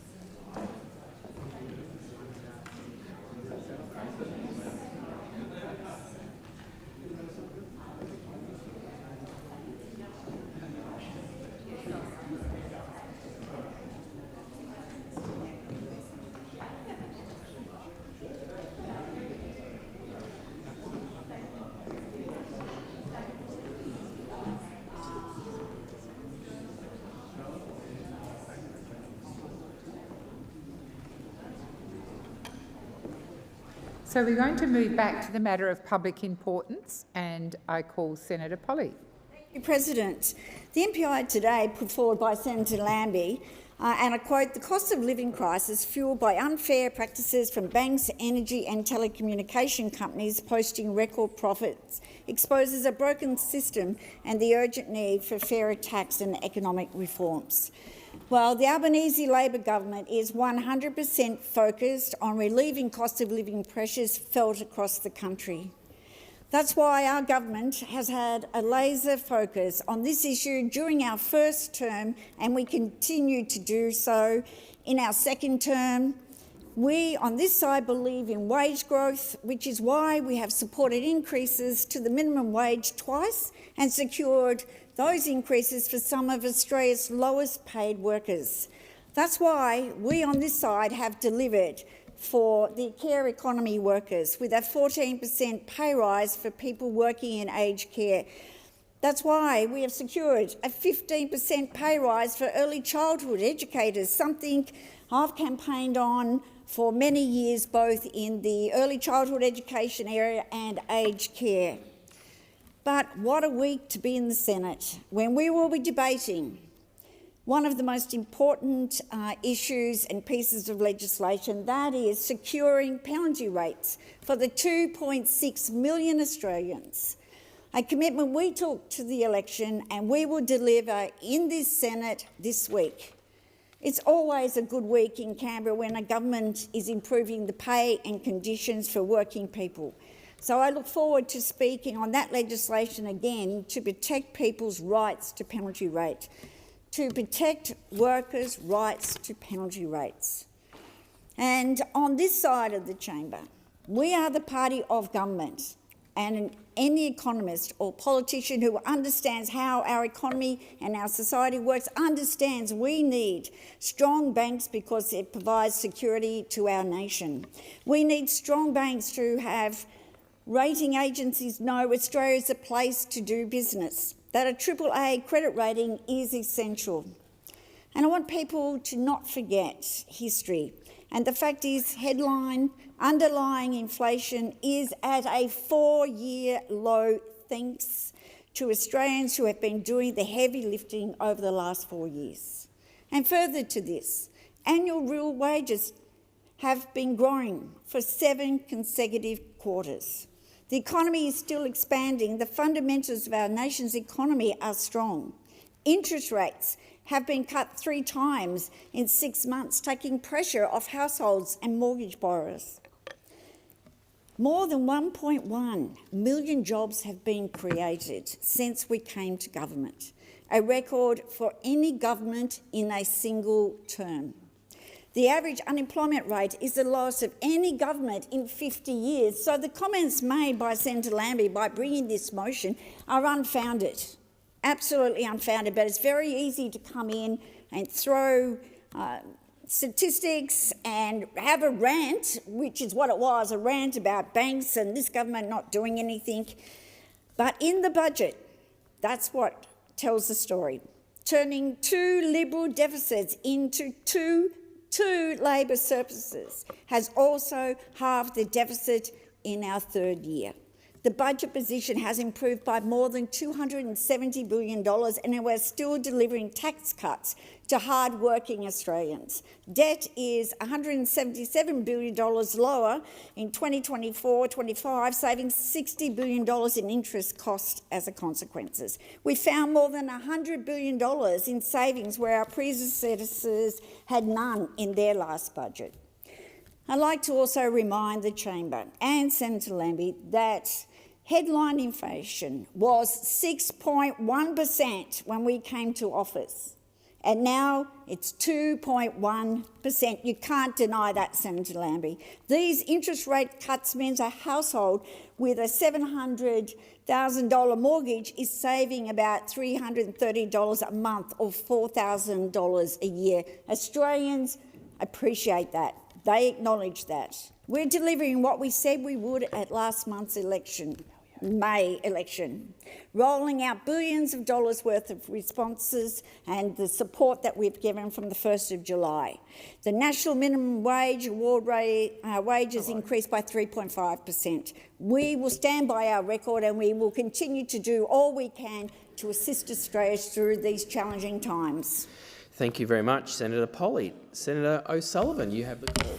Well, thank you very much, Acting Deputy President. I rise to speak on this important issue that Senator Lambie has brought before the Senate. I thank her for bringing it to us today.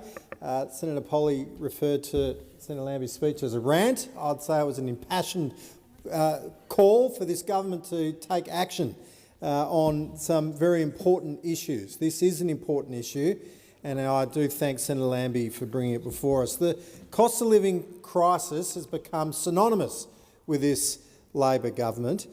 Throughout its first term and now into its second, we've seen Australians braving the ever-declining standards of living.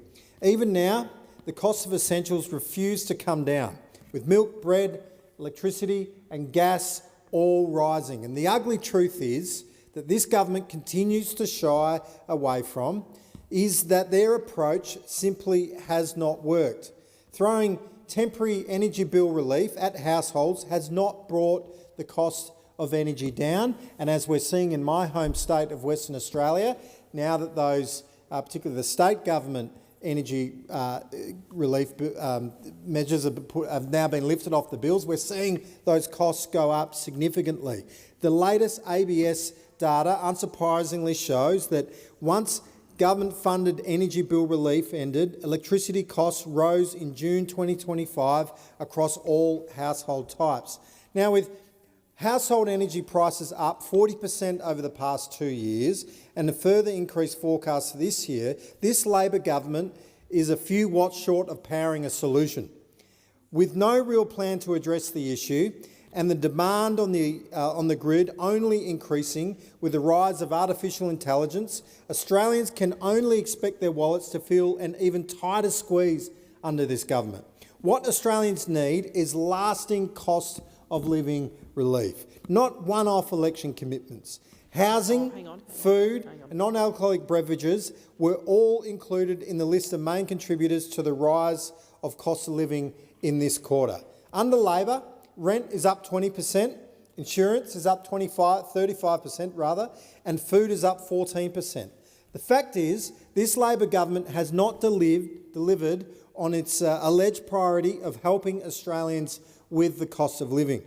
And Australians are suffering as a result. Our young people are struggling to build their future. Our senior citizens are shielding their life's earnings from the government's superannuation tax, and our families are dreading the delivery of those windowed envelopes in the post.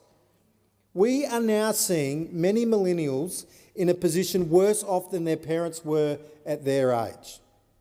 As a result, family planning has been put on the back burner as Australians delay the inevitable cost of raising children.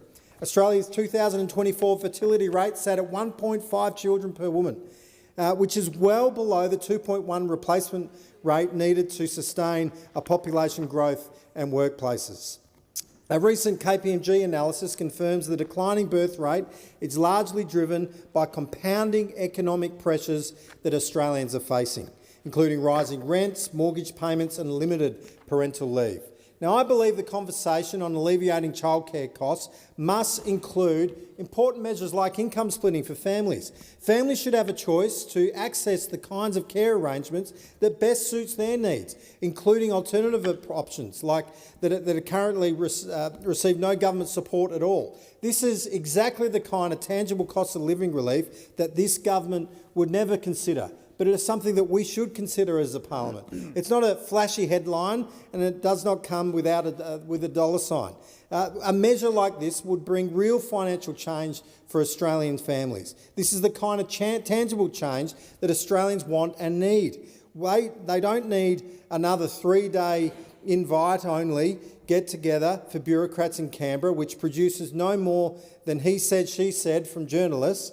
When will the government stop desperately sweeping the nation's economy under the proverbial rug and face it for what it is, that the cost of living has not come down, that the standard of living has in fact not gone up. Productivity growth is slower than it has ever been, or certainly in a long time. The Australian dream of home ownership, unfortunately, has become a fantasy. Australians are tired of watching the cracks in our economy widen at the hands of the Albanese government. I call on the Prime Minister to deliver real change that will make a difference for the millions of Australians that voted for him, yet sadly are seeing the results of that failed action by this government. Senator McKim, you have the call. Well, of course, there's a cost of living crisis in Australia, and of course, it is being fuelled by corporate greed, by price gouging from banks, from supermarkets, from energy companies, but it is also being fuelled by a tax system that is rigged to reward the wealthy. And the clearest example of our tax system being rigged to reward the wealthy is the capital gains tax discount. It is the most regressive, unfair tax break on the tax books at the moment in Australia. It is turbocharging inequality because it makes it easier for a property speculator to buy their 7th or sometimes their 70th investment property than it is for a renter to buy their first home. Now, the Prime Minister has been clear that this is not on the table for reform in this parliament, but I say to the Prime Minister, I say to the Treasurer and I say to the Labor Party, they took a position on the stage 3 tax cuts to the last election but won, and then they came in and under pressure from the Greens, under pressure from community groups, under pressure from millions of Australians, they actually did change the stage 3 tax cuts, and rightly so.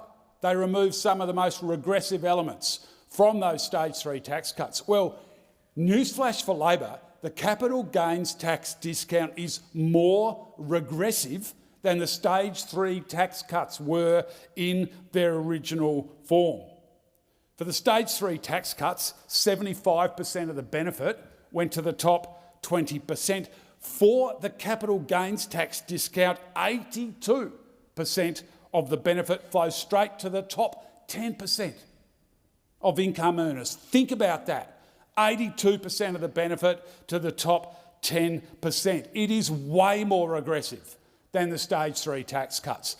Labor said they couldn't change the stage 3 tax cuts until they did. They said the stage 3 tax cuts were untouchable until they touched it. Everything can't be reformed until it can be reformed. We have to reform and scrap the capital gains tax discount. If reforming stage 3 tax cuts was possible, scrapping the capital gains tax, which is even more regressive, is absolutely possible. Your time has expired. Senator Whitten, you have the call. Thank you, Acting Deputy Speaker. One nation puts Australians first. We put the interests of Australia and Australians first. Under the Albanese government, Australia's standard of living has gone backward. Families are struggling to make ends meet. Everything from a beer at the pub to groceries at the supermarket costs more than they ever have before, especially electricity bills under the obsession with net zero. A serious debate can't be had on the cost of living without looking at record immigration. Under Labor, it's driving rampant rent and housing prices for everyday Australians. In my home state of WA, we are seeing rental vacancy rates at 0.7%, while locals compete for the flood of new arrivals. Perth's rents have risen more than anywhere else in the country, up 7.6% this year alone, and a staggering 72% since 2020. So what does Labor do? Drive up demand by increasing quotas of international students, along with near-record net overseas migration. One nation knows where there are many levers available that the government can pull, providing virtually instant cost of living relief. The government won't pull them. One nation will. We plan to eliminate about $30 billion a year in federal government taxes and wipe out $10 billion from Australia's cost of living. That's $40 billion more in the pockets of Australians. One nation's cost of living relief will temporarily reduce petrol and diesel fuel excise by 40 cents a litre, eliminate the excise on alcoholic beverages sold at hospitality venues, resource and empower the ACCC to better police profiteering and collusion in supermarkets, airlines and insurance. Increase the Medicare rebate to better sustain the system and promote bulk billing, partially paid for by eliminating Medicare fraud, estimated at $1.5 to $3 billion a year. Reduce electricity bills by at least 20% by amending the national electricity market rules to promote 24/7 use of baseload power sources like coal and gas. Affordable and reliable energy is absolutely essential for Australian households and businesses. Australia has the highest average household electricity prices in the world outside of Europe. Household electricity costs have increased by up to 40% in the last 2 years. Under the Albanese government, the obscene push for renewable subsidies and premature closures of coal and gas power plants have directly led to huge increases of our energy bills and looming energy shortages. This makes no sense in a country like Australia, where there is an abundance of natural energy resources. One Nation's energy policy aims to leverage this competitive advantage to generate cheaper, more reliable power. The total cost of renewable energy subsidies is over $1,500 per household per year in their electricity bills. There are 10.3 million households in Australia. Abolishing these subsidies will save $16.5 billion each year. The cost to Australian taxpayers of the renewable energy transition is estimated at $1.5 trillion.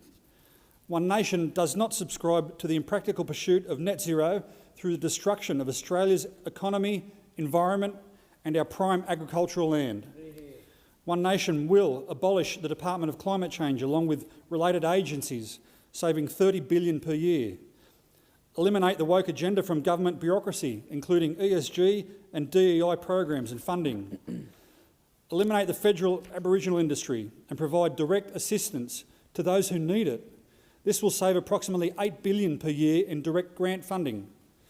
Review the functions and costs of the Department of Education and eliminate duplication with state departments, saving $1 billion per year. Review the functions and costs of the Department of Housing and amend or abolish the National Building Code mandates on costly compulsory requirements, like ensuring all new homes are wheelchair accessible. Return the NDIS to its original purpose of providing reasonable and necessary disability support. Abolish the TGA and roll its essential functions in the Department of Health. One Nation will also establish a review of $3 billion worth of medications approved for the PBS. Withdraw Australia's membership of the United Nations, World Health Organisation and International Criminal Court. This will save about $1 billion a year. Reducing foreign aid and redirecting foreign spending based on need rather than geopolitics. This will save about $3 billion a year. Only One Nation puts Australians first. Thank you very much, Senator.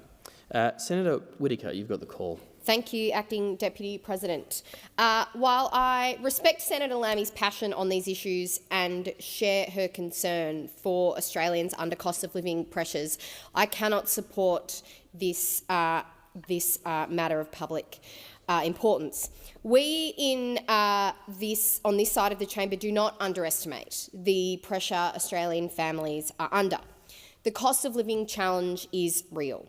That's why the Albanese government has been tackling it since our very first day in office in 2022, and why we've continued to treat it with the urgency it deserves. The claims made by not just Senator Lambie but other members in the chamber as part of this debate ignore the practical, targeted and meaningful steps that our government has taken on costs of living. What Australians need right now is not despair, is not political point scoring on this issue. They need practical action that makes a difference to their lives, and that's exactly what our government is doing. Helping with the cost of living is our top priority. We're working every day to make a difference. We've been really clear. We want people to earn more and keep more of what they earn. Since coming to office, we've led the fight on inflation and we've made good progress. Headline and underlying inflation are at 4-year lows. Interest rates have been cut 3 times in 6 months. Wages are finally moving again after a decade of stagnation, because Labor backed a rise to the minimum wage and has delivered pay rises for essential workers like aged care workers and early childhood educators. More than 1.1 million jobs have now been created since we came to government, a record for any government in a single term. The average unemployment rate is the lowest of any government in 50 years. And we've rolled out the most comprehensive cost of living package in decades. And we've done it responsibly, without fueling inflation and while keeping the budget in good shape. Every household and every small business is receiving energy bill relief, helping to keep the lights on and keep power bills down. In my home state of Western Australia, our partnership with the state Labor government has meant Western Australians have received thousands of dollars in power bill relief in recent years. And another round of power bill credits from our government will be delivered shortly. Families are saving thousands on childcare with our cheaper childcare policy, which means families are receiving higher subsidies and which will soon see families receive 3 days of guaranteed subsidised care. We're making healthcare cheaper too. Medicines will soon be capped at $25 a script, the lowest it's been since 2004. We've tripled the bulk billing incentive.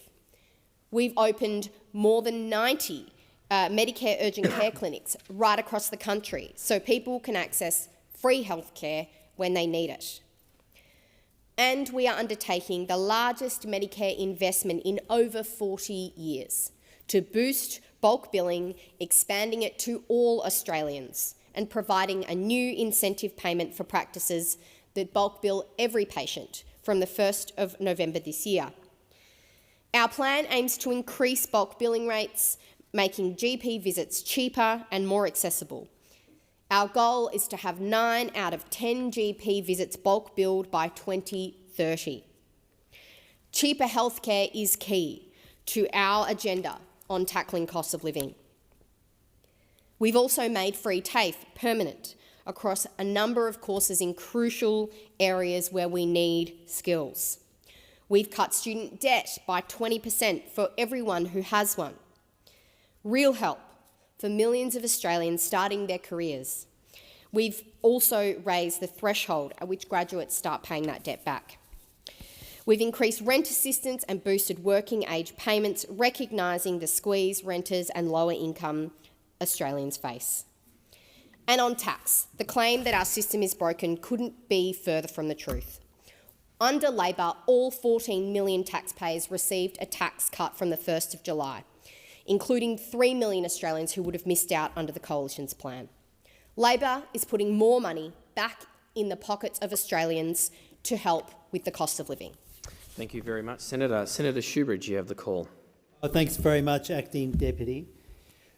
What's the answer to Australia's rising inequality crisis? What's the answer to funding key services like the National Disability Insurance Scheme? What's the answer to getting rid of HECS for the hundreds of thousands, millions of students who are facing those burdens? What's the answer to funding the renewable energy future so that we can protect the climate for this and future generations? And what is the answer to that growing inequality crisis? Well, the answer is we have a system that starts taxing wealth instead of work. And of course we should, because that's not only a sensible economic model, but that is a fundamentally ethical model.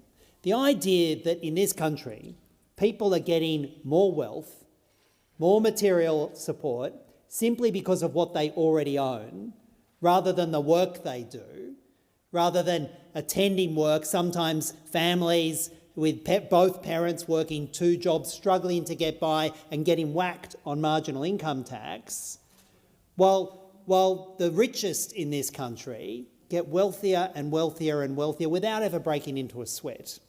And if you want to know one of the most obscene figures about the growing disparity in this country, look at what the Australia Institute highlighted in their recent report on how to switch our tax model from taxing work to taxing wealth. In the last 20 years, The richest 200 households in this country have raised their wealth from the equivalent of 8% of our GDP to some 25% of GDP, holding more than $600 billion in assets just themselves. And if we just applied a 2% annual wealth tax on just those 200 richest families in this country, we would find an extra $12.5 billion a year to fund the things we need. Just 2% wealth tax on just the 200 wealthiest.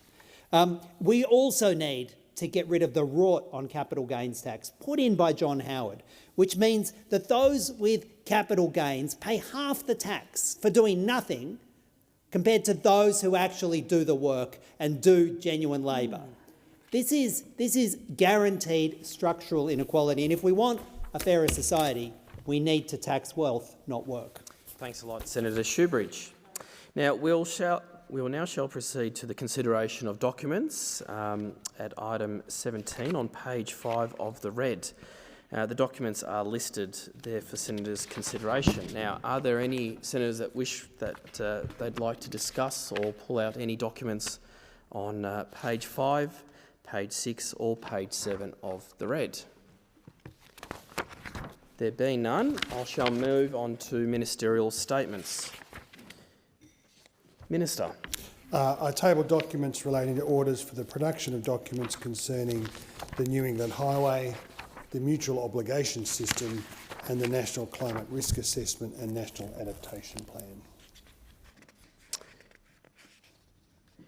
Hang on a second. Senator Waters, were you wanting to I will be take note on? asking to take note of one of those. Do I do that now or do I wait? Yeah, now would be the Now? most Okay, appropriate great. time. Thank you, Well, Senator. I rise to take note of the ministerial response to my order for production of documents for the disclosure of the National Climate Risk Assessment, a document that has been sitting in the cupboard, buried by this government for about 9 months now. Now, the number one duty of a government is to keep its citizens safe from harm and danger. And there is no greater threat to community safety, to our way of life, to cost of living pressures, to the economy, to nature, than the climate crisis. Coal, oil and gas companies are throwing fuel on the flames of the climate crisis. They're making record profits for themselves while they do, and they're putting the rest of us and the planet in harm's way.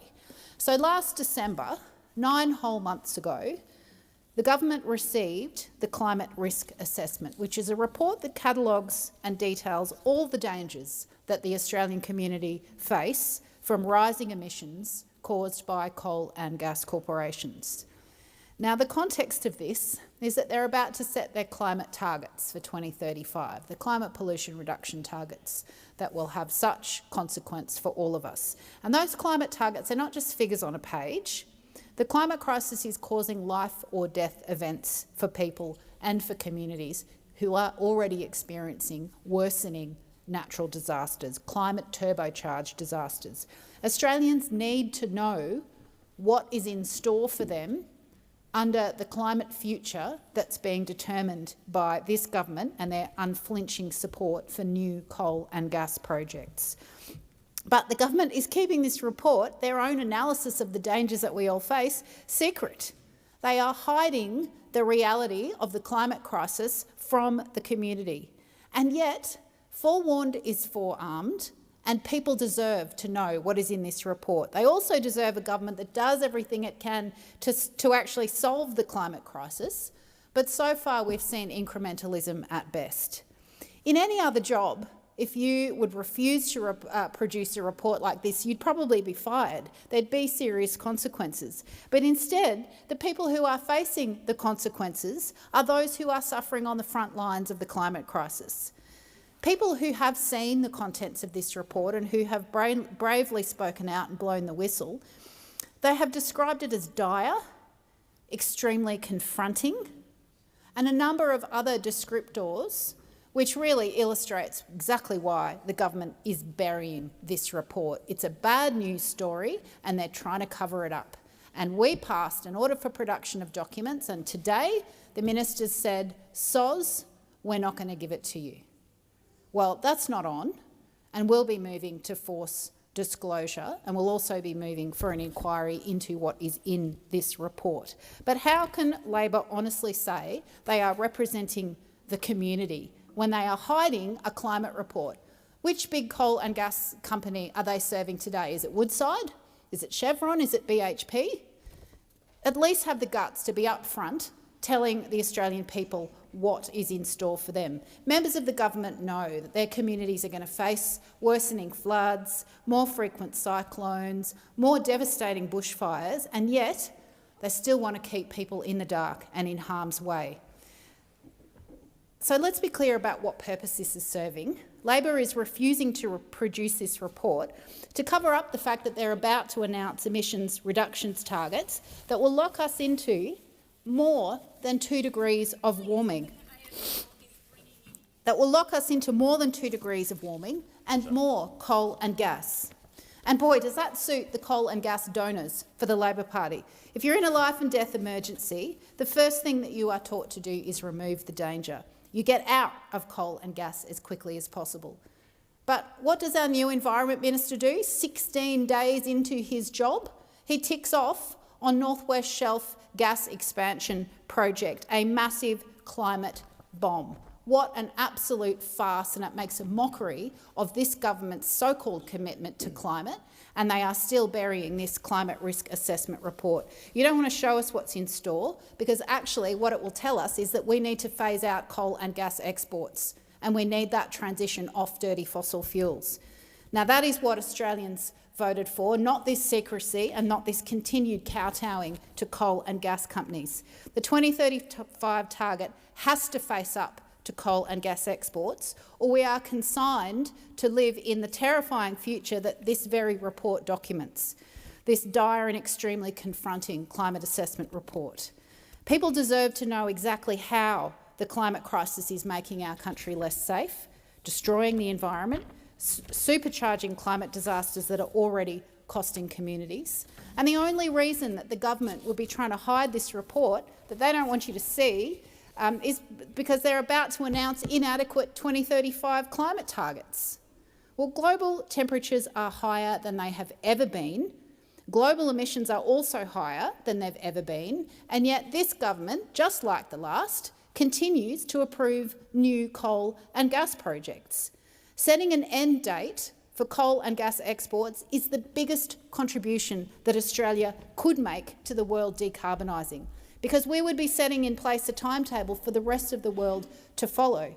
That is, as the second largest fossil fuel emission exporter in the world. We're actually in quite a powerful position here. Australia has done far too little for far too long, and we now need science-based targets that keep warming below 2 degrees. Now that requires a monumental effort, and it requires reaching net zero by 2035, not by 2050 or not by never, as Mr Barnaby Joyce would have us believe in the other place earlier today. So I just want to wrap up this contribution with an observation about the reason why the government says they can't tell anyone about this disastrous climate risk report, which we know contains cover-to-cover bad news, which tells the truth about what we face if this government keeps kissing the hand of coal and gas companies. This government claims that they can't tell us what's in this report that they've been keeping secret for 9 months because it's somehow cabinet in confidence.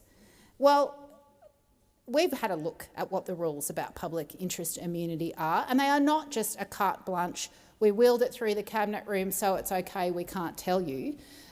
The document actually needs to detail cabinet deliberations. A document that merely informs cabinet and informs their deliberations is not a document that reveals cabinet deliberations. So this is a complete farcical excuse to not disclose an inconvenient report. And the Senate didn't order a draft, we didn't order an incomplete document. These aren't deliberations of the public service. The OPD sought the release of the final report. So we will move for the Senate again to require the production of this climate risk assessment and to reject the flimsy fig leaf that the government has tried to come up with, because I don't like the climate bad news. that the rest of Australia knows exactly what is coming down the line, and frankly, they're just trying to use it as cover to release 2035 climate targets that will keep big business happy, rather than being led by the science and being based on actually trying to keep us all and nature safe going forwards. Once again, the fossil fuel companies and their donors and their promise of lucrative lobbying jobs after politics has clouded the judgment of this government, and the Australian public is sick of it. They voted for something different, and what they're getting is more of the same. And they are sick of the favours for Woodside, for Chevron, for BHP, these big companies that are exporting this polluting material, not even paying their fair share of tax, not dealing with people's domestic energy bills, making the world less safe for all of us, trashing nature in the process. What an absolute abomination of a decision by this government to keep this risk assessment report in the bottom drawer. For shame, and we will move again to force the disclosure of this report. Senator. I'm seeking some indulgence. When we got up to consideration of documents, I ran as fast as my athletic prowess would allow me to come to the chamber, which wasn't fast enough. But there were a number of documents. Sorry, I just to interrupt you. I might just check if there's any other speakers first to Sure. this, and then return to you. Thank you. Senator Whish-Wilson. Thank you, Chair. Why on earth would a government try and hide a report or not disclose a report on the risks of climate change to this nation? What possible reason could they have to sit on this report? And I raise this in the context that this government has recently supported a select committee into the impacts of climate disinformation, which we know fills the vacuum out there of information that's important for us to assess the risks of climate change. The World Economic Forum's global risk reports the last 2 years in a row have labelled disinformation as the biggest threat to human society right around the planet. And coupled with the impacts of climate change, the biggest long-term threat to humanity. The United Nations, at the COP coming up in Brazil, and maybe the COP that we're going to have in Australia next year if we get it, is putting climate disinformation on the agenda as one of the most important outcomes from those climate talks, because they have identified climate disinformation as being the biggest global barrier to climate action in the parliaments of the world. Did it even occur to the government that when you're hiding a report from the Australian people, written by experts in this area, you're just making our life so much harder to get the action that we need on climate, on policies? We all know that information is power, and it has never been more true than today. Those who have agendas can control or influence the dissemination and publication of information. They can control the public debates on issues like climate change. They can control policies on climate change in places like this Parliament. And they can even today, thanks to the tech platforms we have, control and influence the outcomes of elections in democratic countries like Australia and the United States. And we know how much money they are putting into the deliberate propagation of lies and deception around climate change. And it's not just the good old-fashioned homegrown climate denial that we see from the likes of One Nation. The information they are putting out on climate change has been very effective in stymieing action everywhere. And we need to work out who's behind this and who's paying for this and how we deal with it in these parliaments. And I honestly, genuinely just don't understand why you wouldn't release this report. These are the experts commissioned by this government to write a report on the risks of climate change. We know we're talking about tens of trillions of dollars a year in damage just from extreme weather events caused by climate change. And at the same time this government is sitting on this report, I noted that the National Farmers Federation and other farmers groups have also publicly called for the release of this report, because they're under a relentless assault from the National Party and the right-wing culture warriors in the LNP, who are also trying to stymie climate action and rip up any chance of getting to net zero in this country. By the way, just like they always have since the day I stepped into this chamber 13 years ago, they've done nothing but try and disrupt or destroy climate action, and they've been very successful, as they have been in the US, as they are doing right now.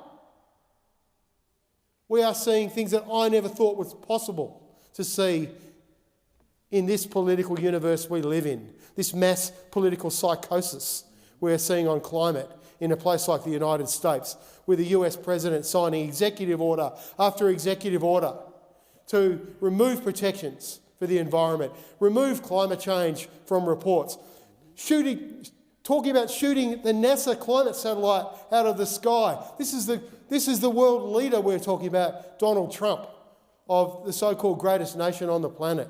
And at this time, when we have a government that is claiming that they are going to act on climate, why would you hide a report?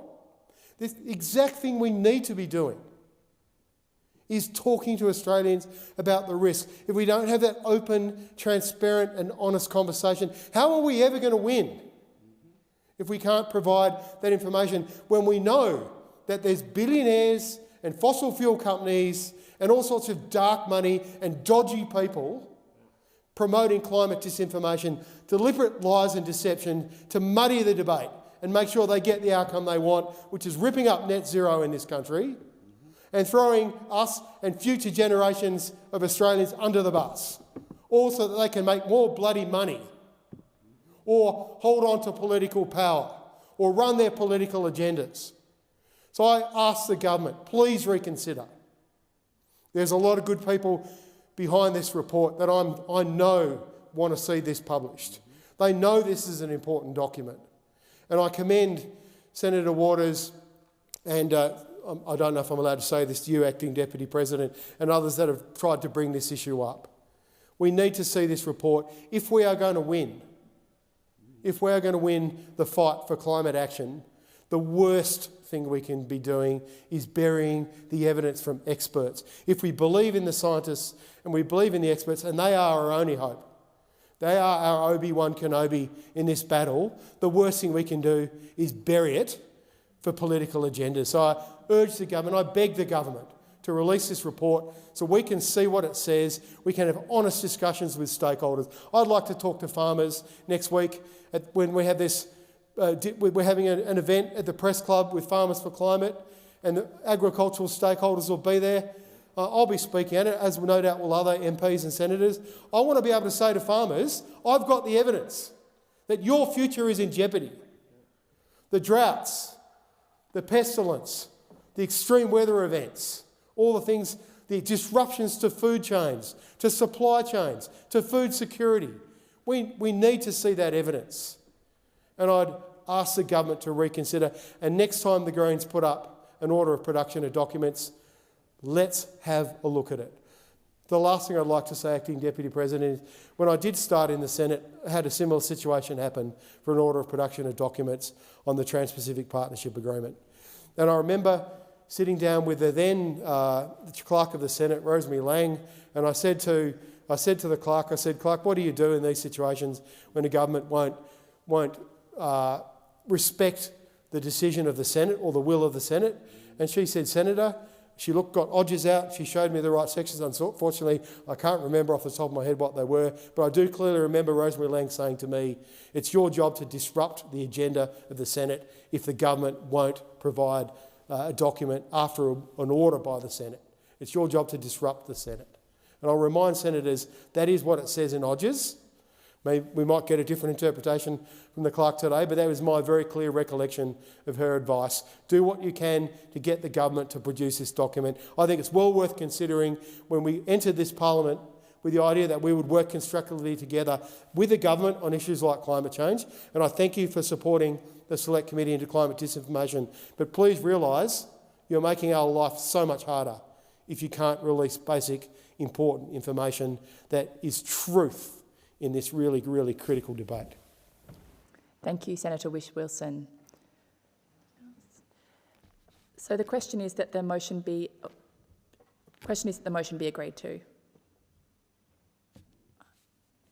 All those in favour? All those against? Okay, I believe the ayes have it. Ayes have it. Deputy President, I just seek leave on a matter of indulgence on behalf of Senator Shoebridge. He too, along with, I think it was Senator Scarr, had missed the documents tabling because it went very fast. So just seek leave to ask for a number of documents to be reserved. Is leave granted? Yep. You, number 11, number 21, number 22 and number 24. Thank you.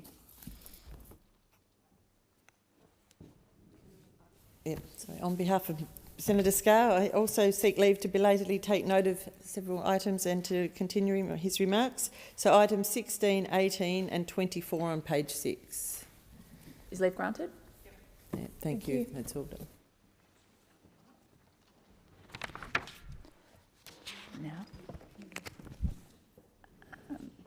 Now. The President has received letters requesting changes in the membership of committees. I call the Minister. I seek leave to move a variation to vary the membership of committees. Is leave granted? Yeah. I move that senators be discharged from and appointed to committees as set out in the document available in the chamber and listed on the dynamic red. Yeah. So the question is that the motion be agreed to. All those in favour? Against? The ayes have it. Good.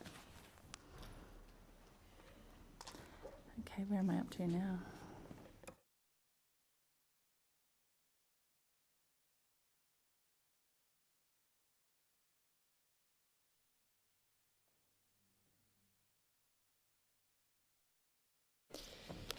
The President has received a message from the House of Representatives forwarding the Fair Work Amendment Protecting Penalty and Overtime Rates Bill 2025 for concurrence. I call the Minister. I move that this bill may proceed without formalities and now be read a first time. Put the question. Call the clerk.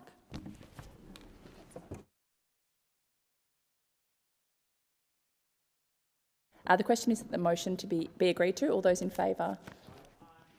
Against? The ayes have it. All right. I call the clerk. A bill for an act to amend the law relating to penalty and overtime rates and for related purposes. I call the Minister. I table a revised explanatory memorandum relating to the bill and move that this bill now be read a second time, and I seek leave to have the second reading speech incorporated in inside. Leave granted. Leave's granted. I move that the debate now be now adjourned. So I put the question. The question is that the motion be agreed to. All those in favour? Against? Ayes have it. Good. Ayes have it.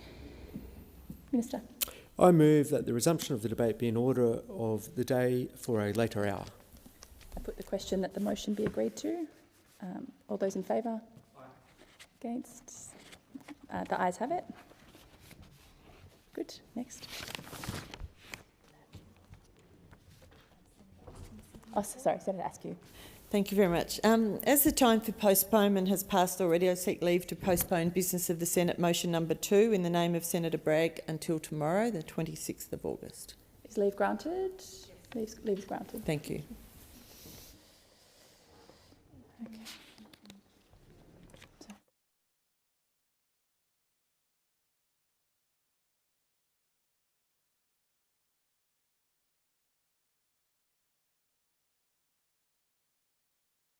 So I call the clerk. Government Business Orders of the Day number 1, Defence Housing Australia Amendment Bill 2025, resumption of consideration of the bill in Committee of the Whole.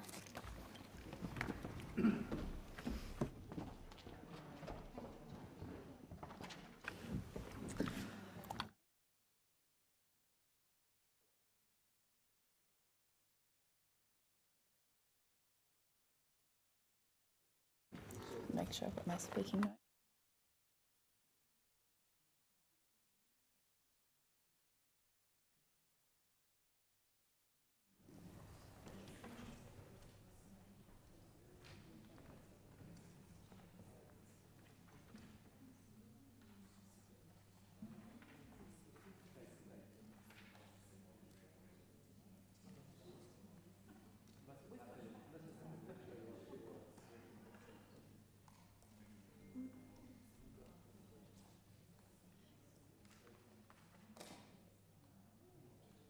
Okay, so now I'm saying just that. Just reading this. The committee is considering the Defence Housing Australia Amendment Bill 2025. The question is that the bill stand as printed. It is. Any senators seeking the call? No. The question now is that the bill stand as printed. And those for that opinion say aye. Those against say no. I think the ayes have it. Good. Next. Question now is that the bill be reported. Those of that opinion say aye. Those against say no. I think the ayes have it.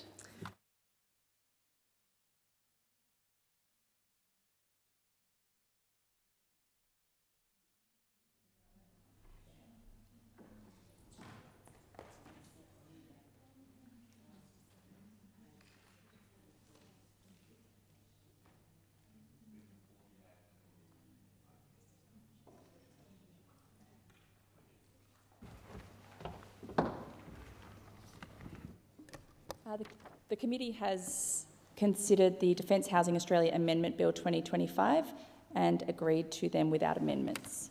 Minister.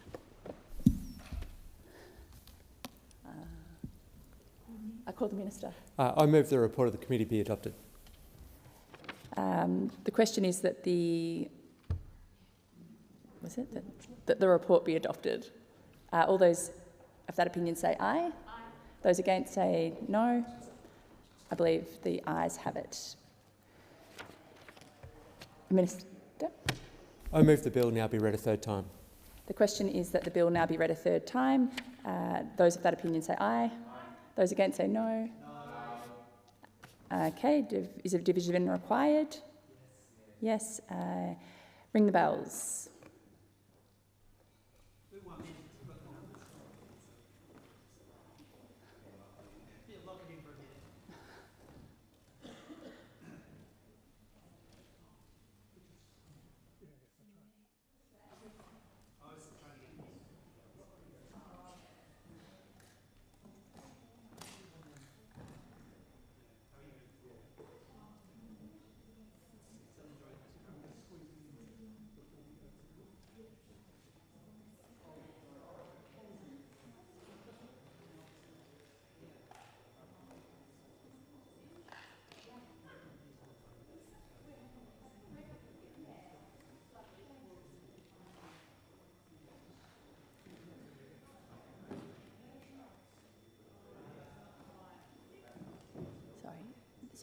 So when it comes back.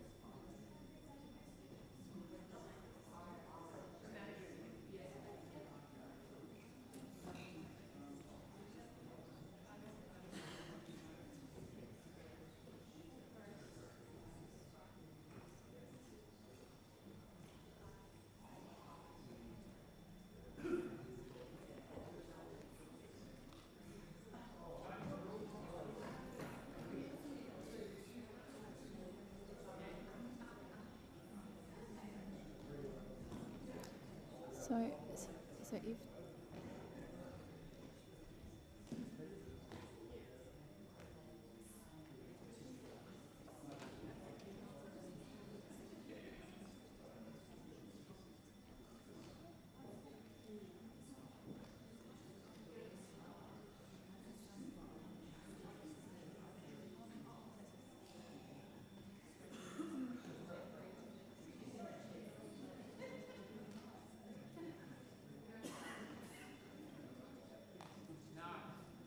lock the doors.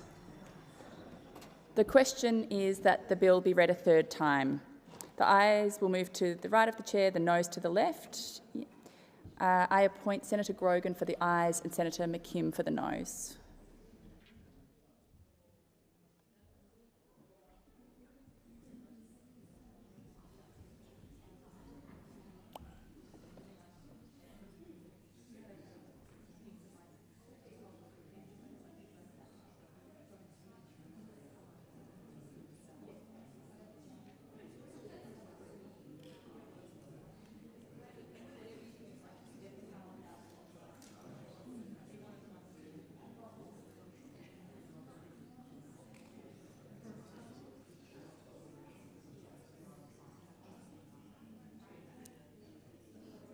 This is my second division today.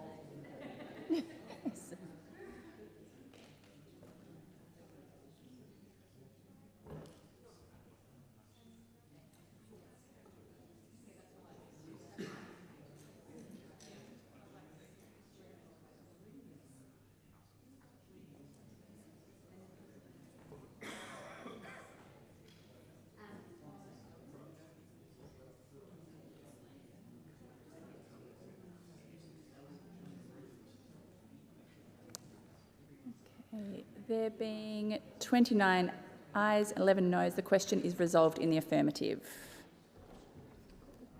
I call the clerk. A bill for an act to expand the main function of Defence Housing Australia and for related purposes. Okay. A message has been received from the House of Representatives informing the Senate of changes to the membership of various joint committees.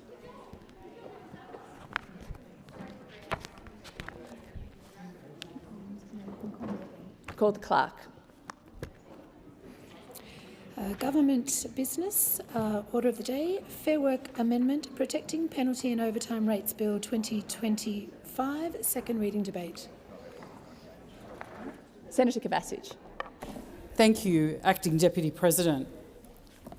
To be clear, the Coalition supports penalty and overtime rates as fair compensation for working unsociable and unpredictable hours.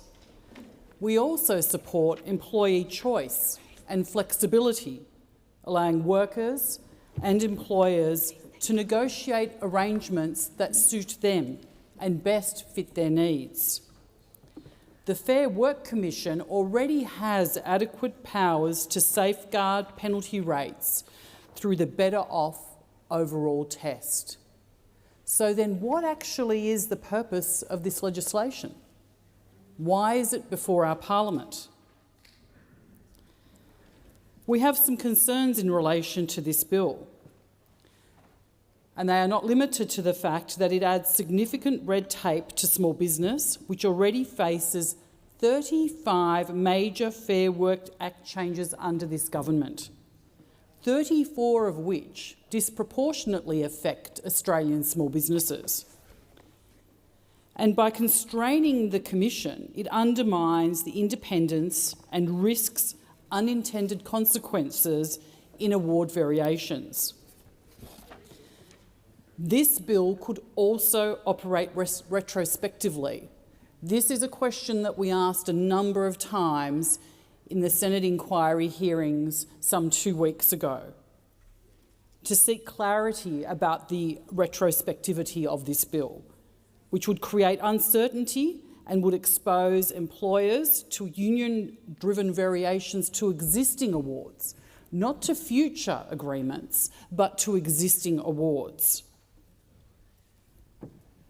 I want to talk a little bit specifically around the impact to Australian small businesses. I noted a moment ago that small businesses are being hit with a new compliance burden almost every month under the Albanese Labor government. This is at a time where Australians have struggled under a cost of living crisis as households, but also as Australian small businesses have been crushed under a cost of doing business crisis in this country. This is just too much. This is yet another unnecessary hit to Australian small businesses. Evidence that we were provided during the hearings and that has been available prior shows that small business owners spend about 15 hours each week on compliance and red tape. This is time taken away from their businesses.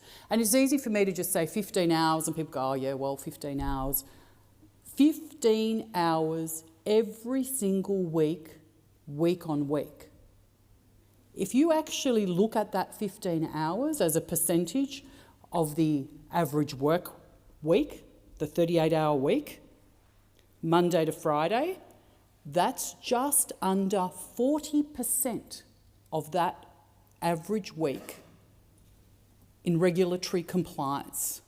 The burden of red tape in this country for Australian small businesses. Australian small businesses want to do the right thing. They don't want to do the wrong thing. They actually want to have fulfilled and engaged and prosperous employees, but they are suffocating under the burden of red tape under this government. Unlike large corporations, small operators cannot absorb extra costs, leading to fewer jobs and to market consolidations. Employer groups have warned that this bill will discourage employment and drag down productivity. We've just had a productivity roundtable, and that was last week, and this week we have a bill before this Parliament that is badged as protecting penalty rates, which nobody wants impacted, but it's not really protecting penalty rates. It's protecting the rights of unions to actually intervene in discussions between employees and the employer. The Minister has no idea how many small businesses will be impacted by this bill because they didn't do the analysis to find out.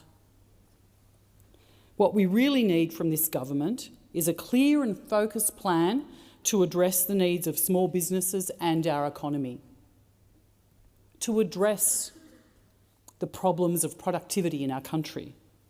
We need policies that make it easier for businesses to expand, that make it easier for businesses to employ people, to hire young Australians, to give them good jobs and provide opportunities for them to get a really good foothold in the workplace.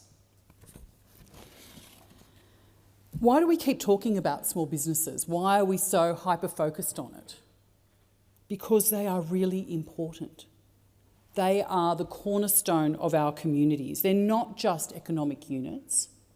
They are family-owned. They are community-based. They support local jobs and community organisations. They are your local pharmacy, your dentist, your tradies, your mechanic, your tiler, your plumber, your electrician, your dentist, your hairdresser, your real estate agent, your local florist. They're all the different businesses that we go to in our communities that actually are such a cornerstone of everyday life. And yet, month after month under this government, we are impacting them. This bill removes choice for workers who may prefer higher base salaries and stability in their income, or flexible arrangements over fluctuating penalty rates. Employees should be able to choose what works best for them. This bill could also, worryingly, limit work from home flexibility, with employers forced into intrusive monitoring to meet record-keeping rules. Work from home is such an important part of modern working, particularly in a cost of living crisis. To introduce legislation that may potentially make it harder for employers to allow their employees to work from home should give us pause. This is not about being opposed to penalty rates. We support penalty rates, but we support the right to choose and the right to choose the flexibility that matters to you. Many workers prefer the stability of a higher and more consistent base salary. It helps with budgeting, with growing superannuation, borrowing capacity, and avoiding income volatility in Centrelink payments. I've had a number of women reach out to me about these issues over time. They highlight the problems with reporting their earnings to agencies such as Centrelink and the Child Support Agency, where fluctuating penalty earnings make those assessments and those estimations irregular, often creating a debt burden. Employees should have the freedom to choose pay structures that best suit their circumstances. By forcing a one-size-fits-all framework, the bill locks employees out of arrangements that might better suit them, that might better suit their families, that might better suit what it is that they are looking to do.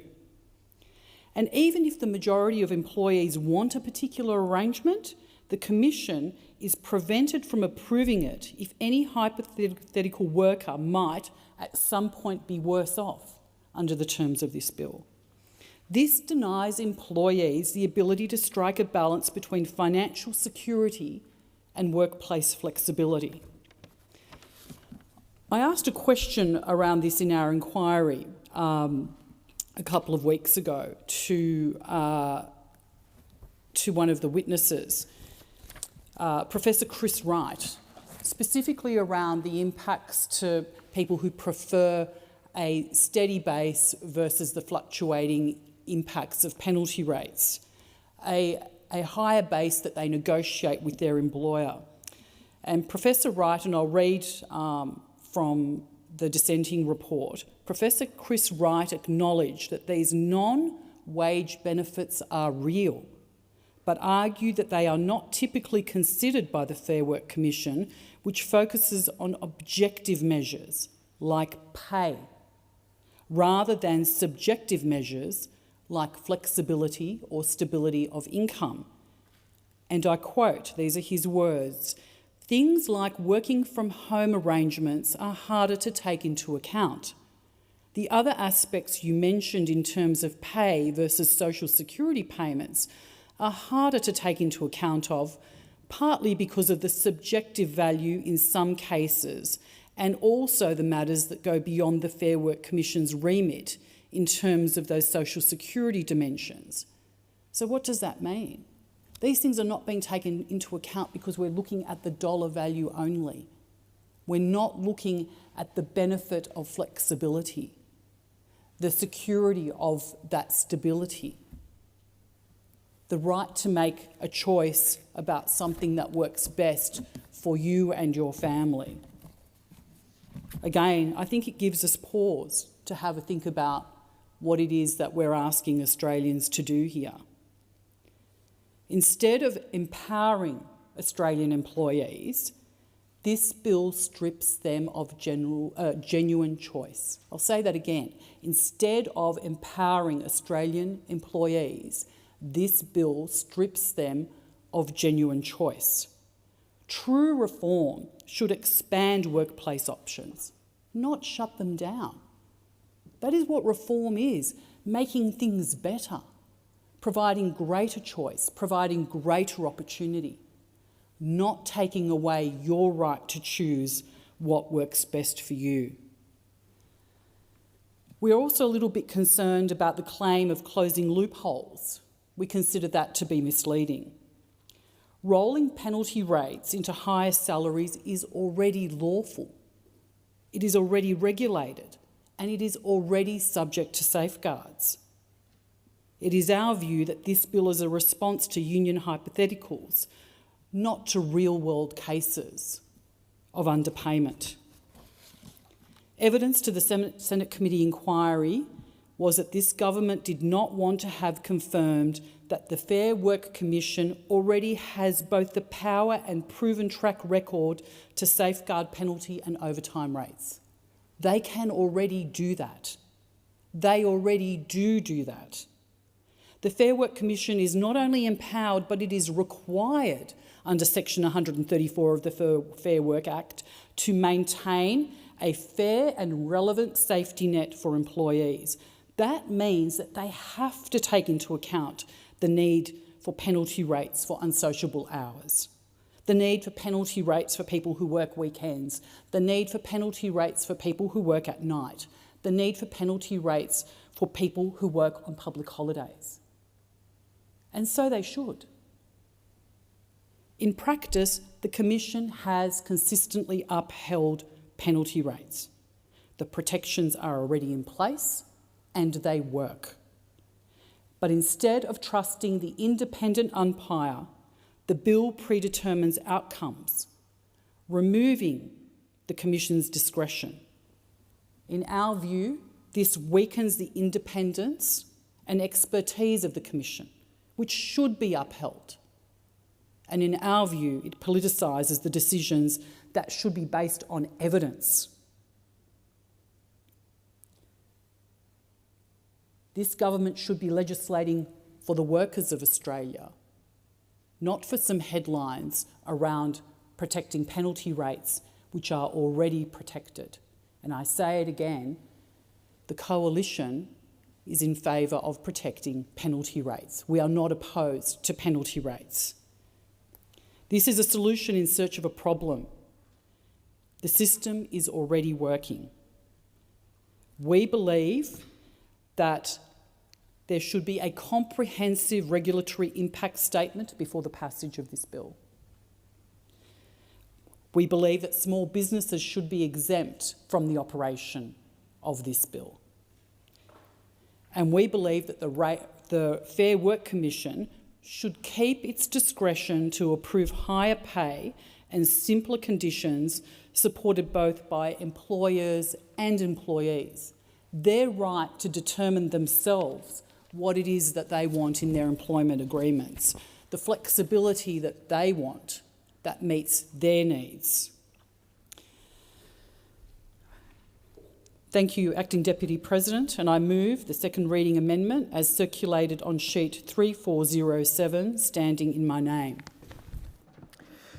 Thank you. Senator Mulholland. Thank you, Acting Deputy President. This debate goes to the very heart of what it means to be an Australian and to live in Australia. We live in a country built not on privilege or inherited wealth, but on the simple, powerful idea that if you work hard, you deserve a fair go. So let me make something absolutely clear to those opposite. Penalty rates are not a luxury. Overtime is not a perk. They are the building blocks of fairness for millions of Australians. That's why the Albanese government is moving to strengthen the Fair Work Act, to protect penalty rates and overtime, and to ensure the Fair Work Commission cannot be used as a backdoor mechanism to strip away the wages of people who are already earning the least. Penalty rates recognise something fundamental, that working on a Sunday, on a public holiday or through the night comes at a cost. It comes at the cost of family time, rest, community, and sometimes even health. Overtime protections recognise that employers cannot treat workers as mechanisms to be run endlessly until they break. They ensure that if a worker gives up more of their life, more of their health, more of their energy, they are properly compensated. And let's be very clear, for so many Australians, penalty rates are not pocket money. It is their survival money. They are the difference between paying rent and falling into arrears. They are the difference between food on the table and going without. Acting Deputy President, I want to make this very clear that this fight is personal for me, which is why I am so passionate about penalty rates, because I don't come from privilege. I didn't grow up in wealth. I grew up raised by a single mum with 2 kids, where money was short and every dollar mattered. From the age of 17, I worked every shift and every weekend that I could to pay my rent, to cover my bills and to put myself through my studies. Sadly, like too many workers, I have been a victim of wage theft at a time in life when I was dependent on penalty rates. My first job was at a big cafe chain where my employer was deliberately not paying his staff properly. Some weeks he'd blame the bank, other weeks he'd blame an administrative issue. Sometimes he just tried plain old underpaying us. Other weeks he just wouldn't pay us at all. And let me be clear, that was no accident. It was no mistake. It was his business practice to exploit teenage and vulnerable workers and rely on them quitting and just going somewhere else, because he saw churning through underpaid workers as a way to boost his personal profit margins. But my story is not unique. Millions of Australians rely on the fair pay that workers and unions have fought for under the award system to make ends meet. For families across this country, penalty rates are the line between survival and poverty. So to vote against protecting their basic rights is to turn your back on Australia's promise of a fair go. Now, we will hear from those opposite the tired, worn-out arguments that reducing penalty rates somehow boosts productivity. That only if we stripped workers' pay, businesses would thrive and the benefits would magically trickle down to everybody else. This is a dangerous myth. Trickle-down economics has been tested for 40 years across the developed world, and it has failed. It does not raise national productivity. It does not create stronger economies. It creates inequality. You don't build prosperity from the top down. You build it out from the middle and up from the bottom. Here is the economic truth. When you cut the pay of workers, you are not creating efficiency. You are draining demand from the economy. You are reducing the capacity of households to spend. You are reducing the capacity of families to invest in their children's education and to contribute to their communities. Workers are not costs on a balance sheet. Workers are the economy. They are the very people who shop in small businesses, who pay their mortgages, who buy groceries, who keep local communities alive. When wages stagnate, when rights are eroded, national productivity falls because demand falls. The fantasy of trickle-down economics is this, that if you just make the richest people richer, somehow the wealth will flow down. But what happens in reality? The wealth pools at the top. It gets locked into property speculation, into offshore tax havens, into luxury consumption that does nothing for productivity. Meanwhile, the workers, the people who actually keep the lights on, who staff our hospitals, who clean the offices, who pull the pints and stack the shelves at our supermarkets, they are told to accept less. That is not an economy. That is exploitation dressed up as economics. And that is exactly what those opposite want. They want to trade away workers' rights like penalty rates and overtime, so their take-home pay goes backwards. They don't even try to hide it. Who could forget that when they were in government, they described low wage growth as a deliberate design feature of their economic architecture? Well, this Labor government is here for workers. We're here to grow their wages, to strengthen their rights and, into doing so, strengthen our national economy. To even contemplate allowing workers' penalty rates and overtime protections to be stripped away would be unconscionable. It would be an assault on the lowest paid workers, those who need protection the most. So when those opposite come to cast their vote on this measure, I want them to remember something. This is Australia. This is the land of hard yakka and a fair go. This is not North America, where good, honest workers are demonised by billionaires buying their 5th yacht to attend a wedding in Venice or to take a joy flight in space. This is Australia, and we are better than that. That's why the Albanese government believes in a fair wage for a fair day's work. We believe that productivity comes from empowering workers, not impoverishing them. We believe that protecting penalty rates and overtime is not only good economics, it is the very essence of Australian fairness. And I say to those opposite, if you believe in a fair go, if you believe in hard work being rewarded, if you believe in our national story, vote for this bill. In fact, I don't think anyone can, in good conscience, vote against this bill. So on behalf of every worker who clocks in on a Sunday or on a public holiday, on behalf of those staying back late at night, and on behalf of everyone working overtime to support their family, I will be voting to support this bill to protect their rights and their wages. Thank you. Senator Pocock. Thank you, Acting Deputy President. I rise today to speak on the Fair Work Amendment Protecting Penalty and Overtime Rates Bill 2025. Australians know the value of penalty rates. They know what it means to give up time with family, to work through the night, to spend Christmas Day or Easter Sunday or New Year's Eve at work while the rest of the country celebrates. They know what it means to work long hours to get the job done. Penalty rates recognise this sacrifice. This additional pay is an acknowledgement that time away from family, friends and community comes with a sacrifice and should be compensated. Yet too often, employers and Conservative governments have chipped away at penalty rates, sometimes through industrial tribunals and sometimes through legislation, but usually because big employers and their peak bodies want to flesh out their bottom lines with wage cuts. The workers who bear the consequences of these attacks are concentrated in low-wage, low-security jobs, including in retail, hospitality, the care sector and the health industry. They are women with caring responsibilities and young people trying to survive while studying, people with disability and older workers, all of whom face discrimination in the labour market. Ensuring that employers cannot rob their workers of penalty and overtime rates is very important.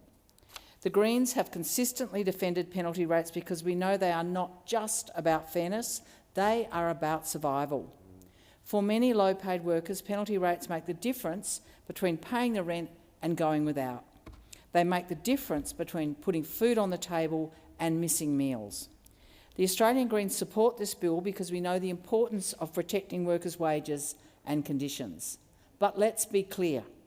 This bill is a defensive measure by Labor aimed at protecting existing arrangements from employer attacks rather than advancing new rights for workers fit for a 21st century labour market and modern life. This is a minimum protective step, not the leap forward that we need for our changing workplaces and workforce. At a time when insecure work is widespread, the real value of wages is under pressure, and nothing is in the way of employers pocketing the vast productivity benefits of artificial intelligence, returning little, if nothing, to workers. It's not enough to merely hold the line in this changing circumstance. Workers deserve stronger and expanded protections in a changing labour market and economy. The Labor government has the opportunity this Parliament to work with the Greens to deliver real benefits to workers, to move forward. And they can start by working with the Greens to introduce a reasonable right to work from home 2 days a week for Australian workers. To this end, I move a second reading amendment, number 3411, circulated in my name. It calls on the government to legislate a right to work from home for up to 2 days a week where it's reasonable to do so.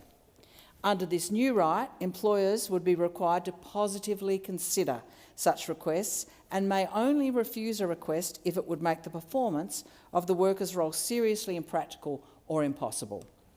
We're calling on the government to work with us to deliver this new right for workers. We have the numbers to move this and deliver this improvement for all workers in Australia. All that's standing in the way is Labor's ambition. Work from home rights in Australia are long overdue. There's wide public support for it and very strong demand for this change. Its benefits stack up for employers and for employees. Australian workers are doing it tough at the moment. They are, on average, contributing 6 weeks unpaid overtime a year to their workplace.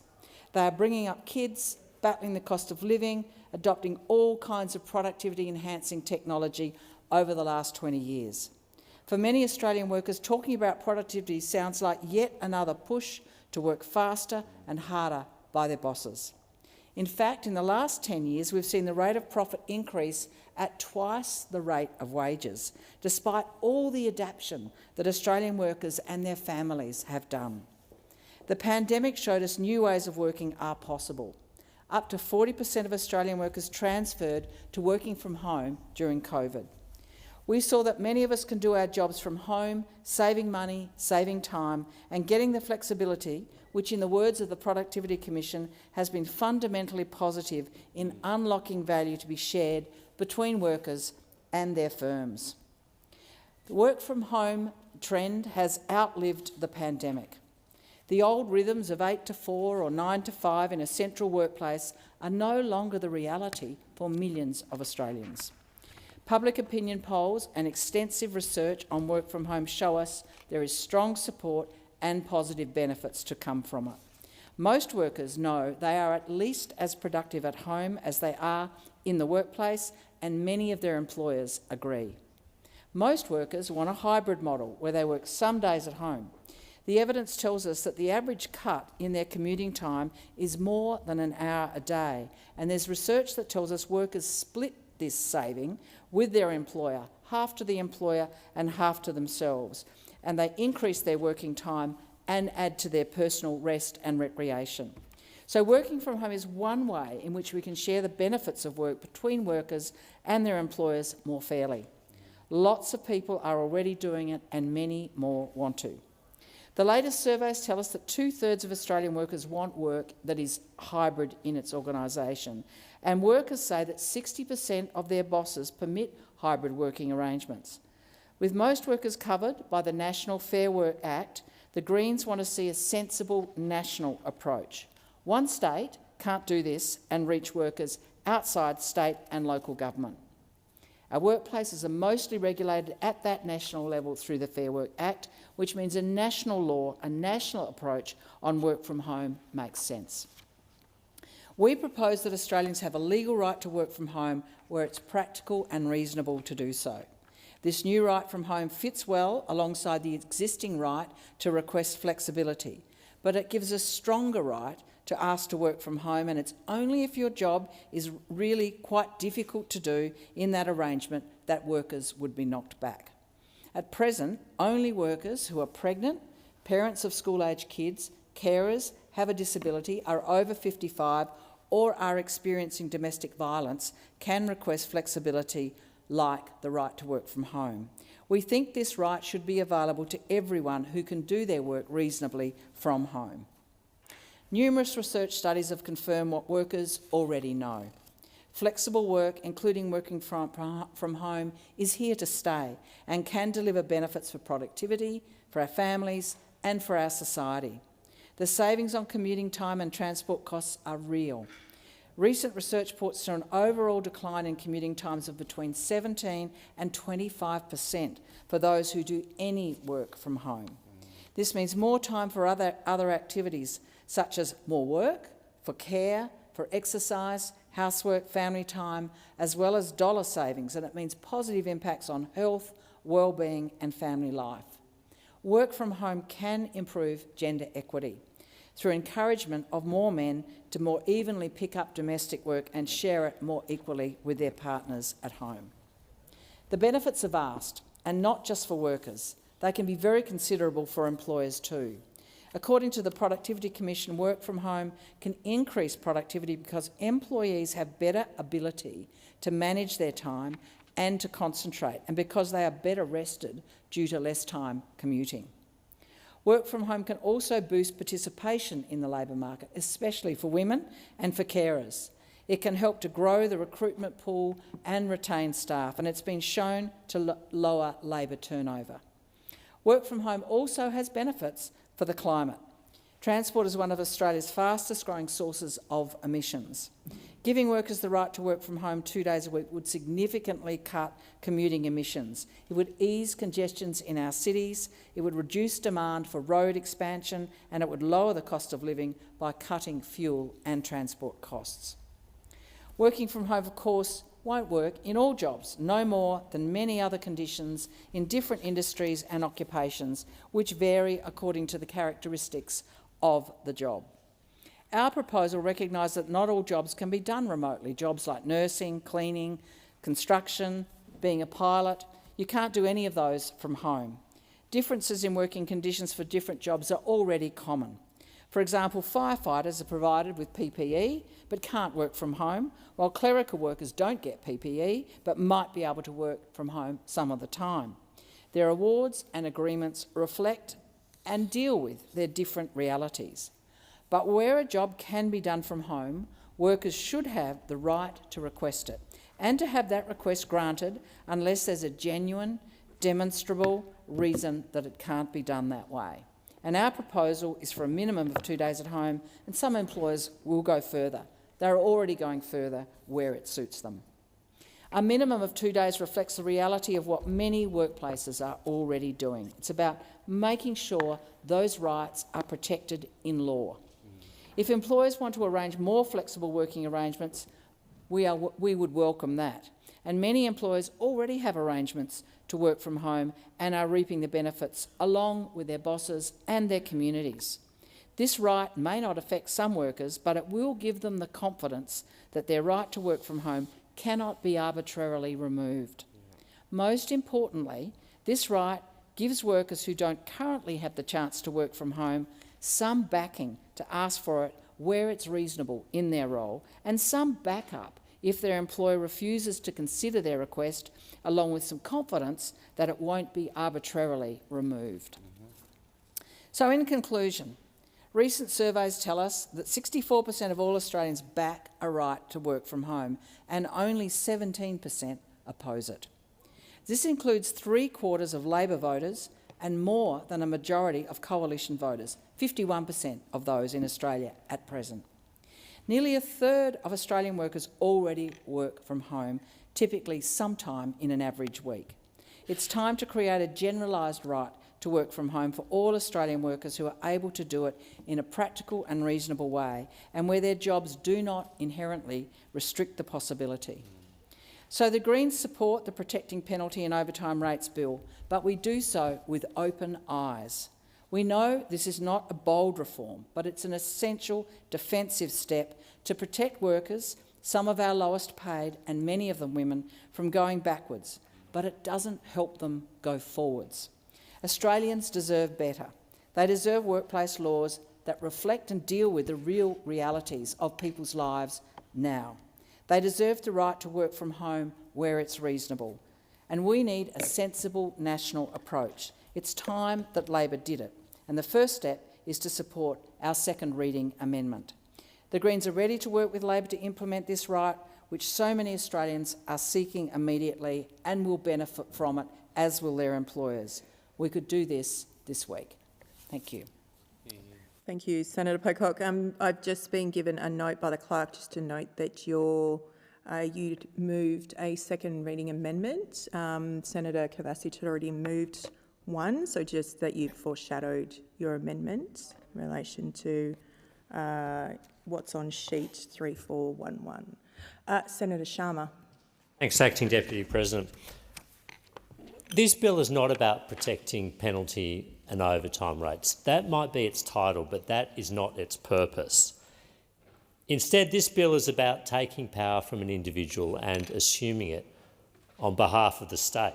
It's about infantilising grown adults. It's about denying workers freedom and agency. It's about substituting the uncompromising and inflexible judgment of the state for the preferences and desires of the individual. It's about attacking the independence and impartiality of the Fair Work Commission.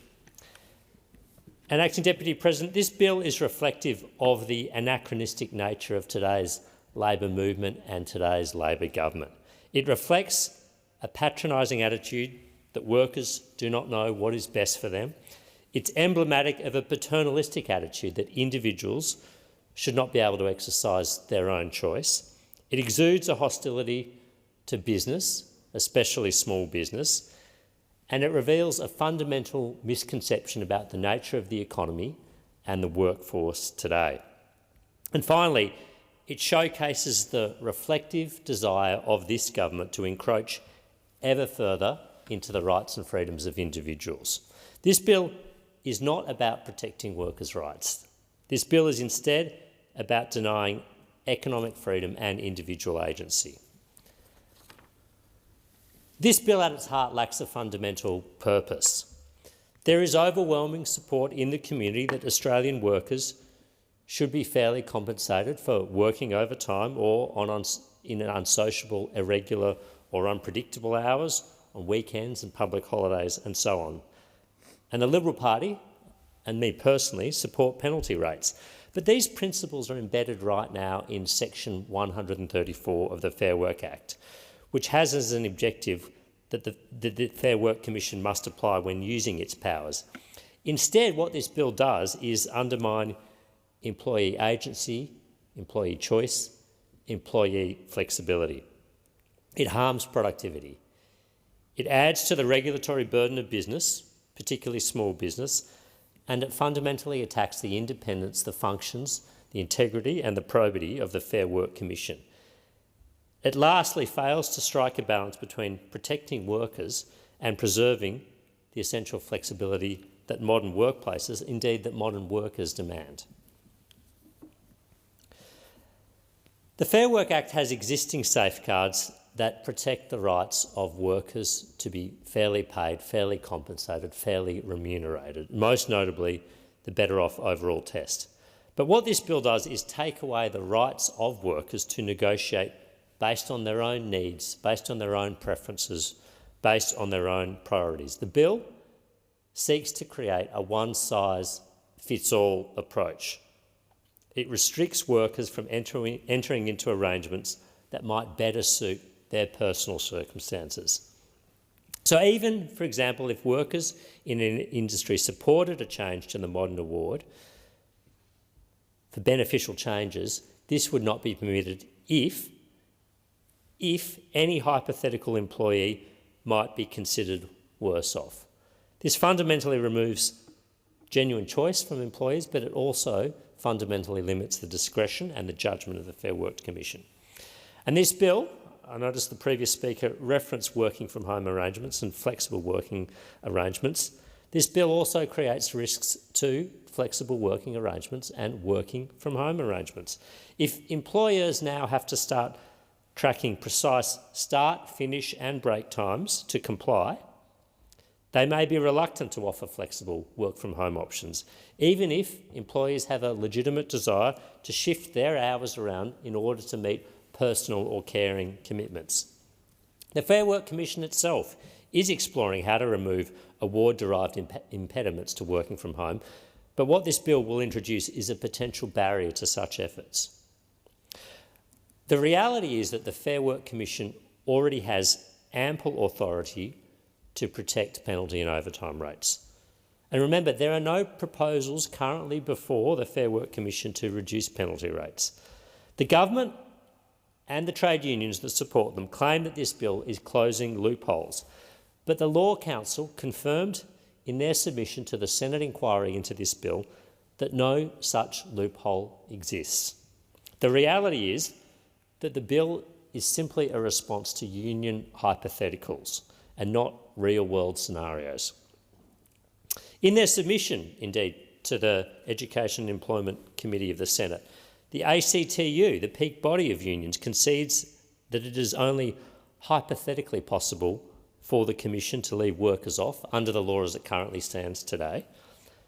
And in fact, to the contrary, the judicial practice of the Fair Work Commission has been a long track record of protecting penalty rates, including rejecting employer applications to vary penalty rates when not justified by the circumstances. Section 134 of the Fair Work Act mandates that the Commission ensure modern awards provide a fair and relevant minimum safety net of terms and conditions, explicitly considering the need for additional remuneration for overtime, irregular hours, weekends and the like. All the bill does is strip the Fair Work Commission of its independence and the ability of it to exercise its functions. The bill is the government usurping the role of the Fair Work Commission by legislating specific outcomes or seeking to legislate specific outcomes rather than trusting an independent tribunal to fairly weight and moderate claims. And it repeats a pattern established by this government to reach for a legislative or regulatory solution that is not commensurate with the harm being addressed, if the harm even exists, which they do not in this case. Let me turn now to retrospectivity, one of the biggest concerns about this bill. The government has consistently argued that under the terms of this bill, if passed, will not be retrospective, but the drafting of the bill ensures that existing terms in a modern award that offend the proposed new Section 135A of the Act are vulnerable. That section makes clear that the Commission must ensure modern awards do not reduce penalty rates for any employee when they make, vary or revoke modern awards. And what this drafting means is that the Commission will have to consider these things the next time an application is made to even vary an award. It will need to look back retrospectively at what has happened to penalty and other rates in the past, even if, when looking at this variation, the variation itself does not attempt to touch penalty or overtime rates or other covered rates.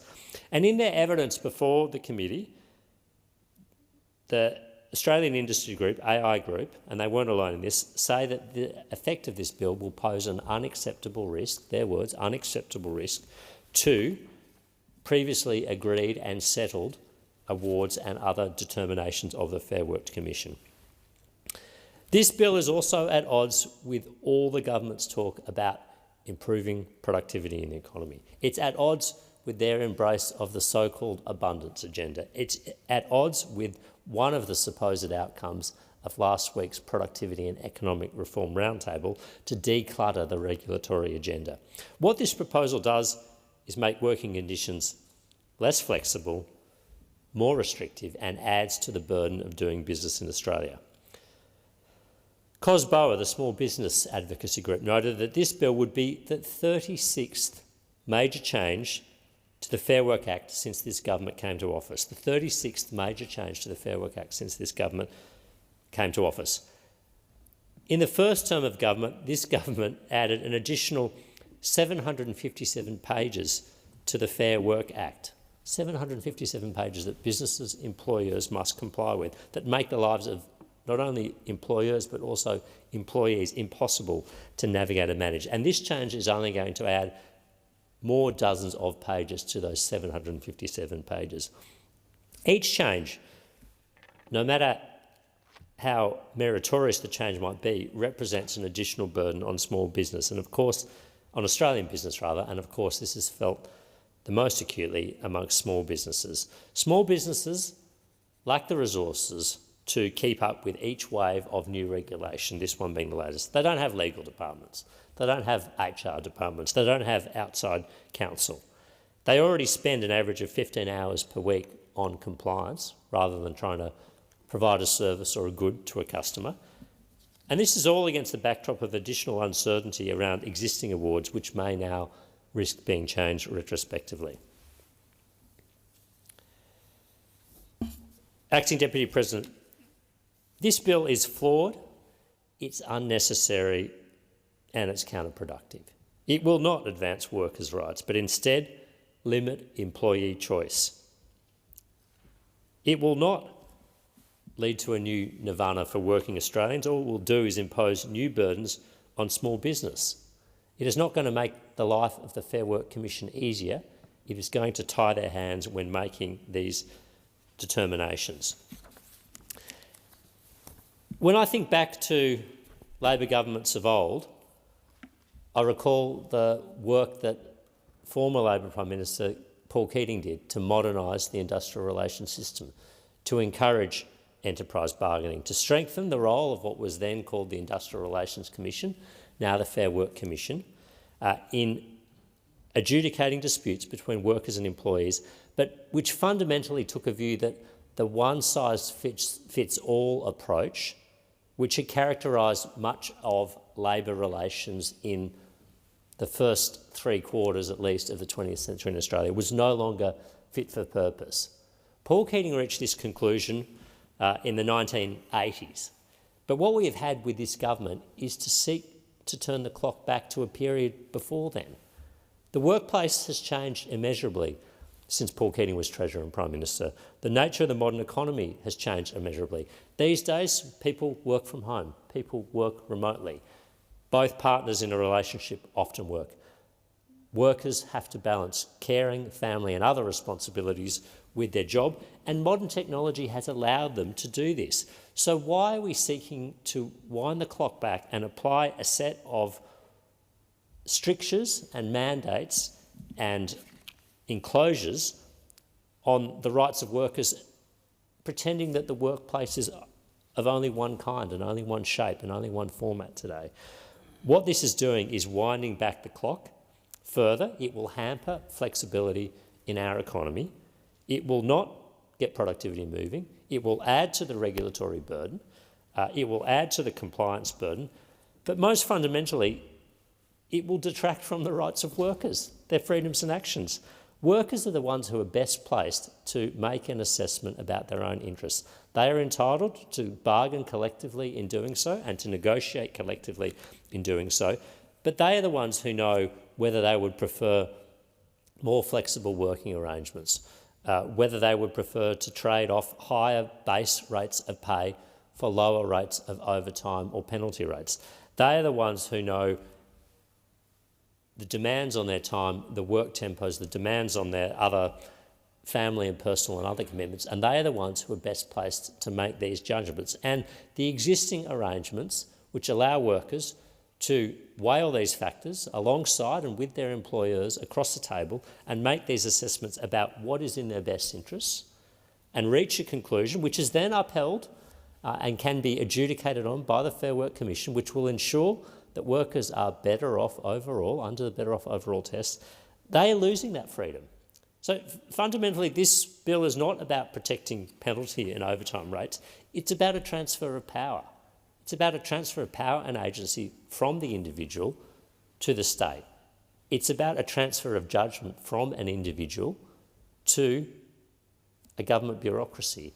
It's about taking away judgment, discretion, individual circumstances which characterise the Fair Work Commission's jurisprudence on this issue today. And ultimately, it will be to the detriment of workers. Ultimately, yes, it will be to the detriment of business. Yes, it will be to the detriment of the economy. Yes, it will be to the detriment of productivity, but it will also be to the detriment of workers. If you're a worker now and you want to work flexibly, you want to do clock on at 7 in the morning to do some work, prepare a submission, prepare some points, do some letters, deal with correspondence, so then you can then take your children to school at 9 o'clock, you can take your elderly grandparent to a medical appointment, or you can go and do your groceries, you go to the dentist or anything. Is an employer going to have to pay you overtime now? Is an employer going to want to support flexible working from home arrangements if they're going to have to require that timesheets be kept and they are going to have to accommodate your flexibility by paying you more? The answer is simply no. What this bill will do is deny workers freedom and choice and agency, and that is why the Coalition does not support this bill. Senator Whittaker. Thank you, Acting Deputy President. I rise to speak in strong support of the Fair Work Amendment Protecting Penalty and Overtime Rates Bill 2025. For millions of Australians, penalty rates are not just a bonus. They are not a luxury. They are part of the safety net. The difference between keeping a roof over their heads and falling behind. They are the difference between paying the rent, putting food on the table and saving for a home, or just being left to struggle through the week. And to Australians, we say, if you work weekends, public holidays, late nights or early mornings, you deserve your penalty rates, and Labor will always protect them. In Western Australia, this could not be more important. In retail alone, there are 153,200 people employed as of May 2025 and nearly 109,000 in hospitality. That's more than 250,000 people whose livelihoods depend on penalty rates and overtime rates. These are students, parents, often women, casual workers, young people in their first jobs, workers in regional towns who keep our pubs open, our shops running and communities thriving. And when their wages are on the line, it is only Labor who will stand up for them. Under the General Retail Industry Award, a Level 8 employee earns $32.45 an hour during a normal weekday. On Sunday, that jumps to $46.68 an hour. On a public holiday, $73.01 an hour. For shift workers, rates are even higher, particularly for early morning or night shifts. Overtime rates increase further, with a Sunday overtime rate at $64.90 an hour and public holiday overtime at $81.13 per hour. In hospitality, a Level 1 food and beverage attendant earns $29.88 on a weekday, which becomes $44.82 on a Sunday and $67.23 on a public holiday. Evenings and night shifts attract additional loadings, and casual employees have a further casual loading included in these rates. These are not just perks. They are wages that people plan their lives around to pay rent, food, groceries, fuel, childcare, study costs. They rely on these rates to get through the week. Nationally, 2.6 million Australians rely on the modern award safety net. Many of them serve your coffee, stock our shelves, clean the office, or they might even do your hair. This bill ensures those essential workers that keep our economy going don't see their wages cut through the back door. I got my first job when I was 15 years old. It was at the brand new Subway opening at the Baldivis shopping centre. I really applied mostly because my friend from school was applying too. He didn't get the job, but I did because they only employed girls at that point. I had to catch 2, sometimes 3 buses to get there from home or school, and I always worked Thursday nights and either a Saturday or a Sunday.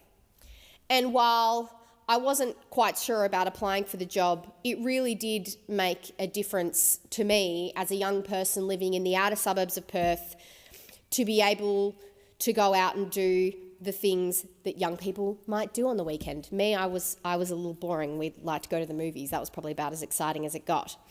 It was a great job. My mum used to say that I came home on a Thursday night smelling like Subway bread. I really relied on those penalty rates and continued to well into my late teens when I was studying at university. There just wasn't another way around it. Without a doubt, the 3 best things about that job as a sandwich artist at Subway were, not necessarily in this order, the strange guy who came in every day and ordered a foot-long veggie sub every single day, The frozen cookie dough, which we definitely weren't allowed to eat, but we certainly did. Highly recommend if you haven't tried it. And the penalty rates.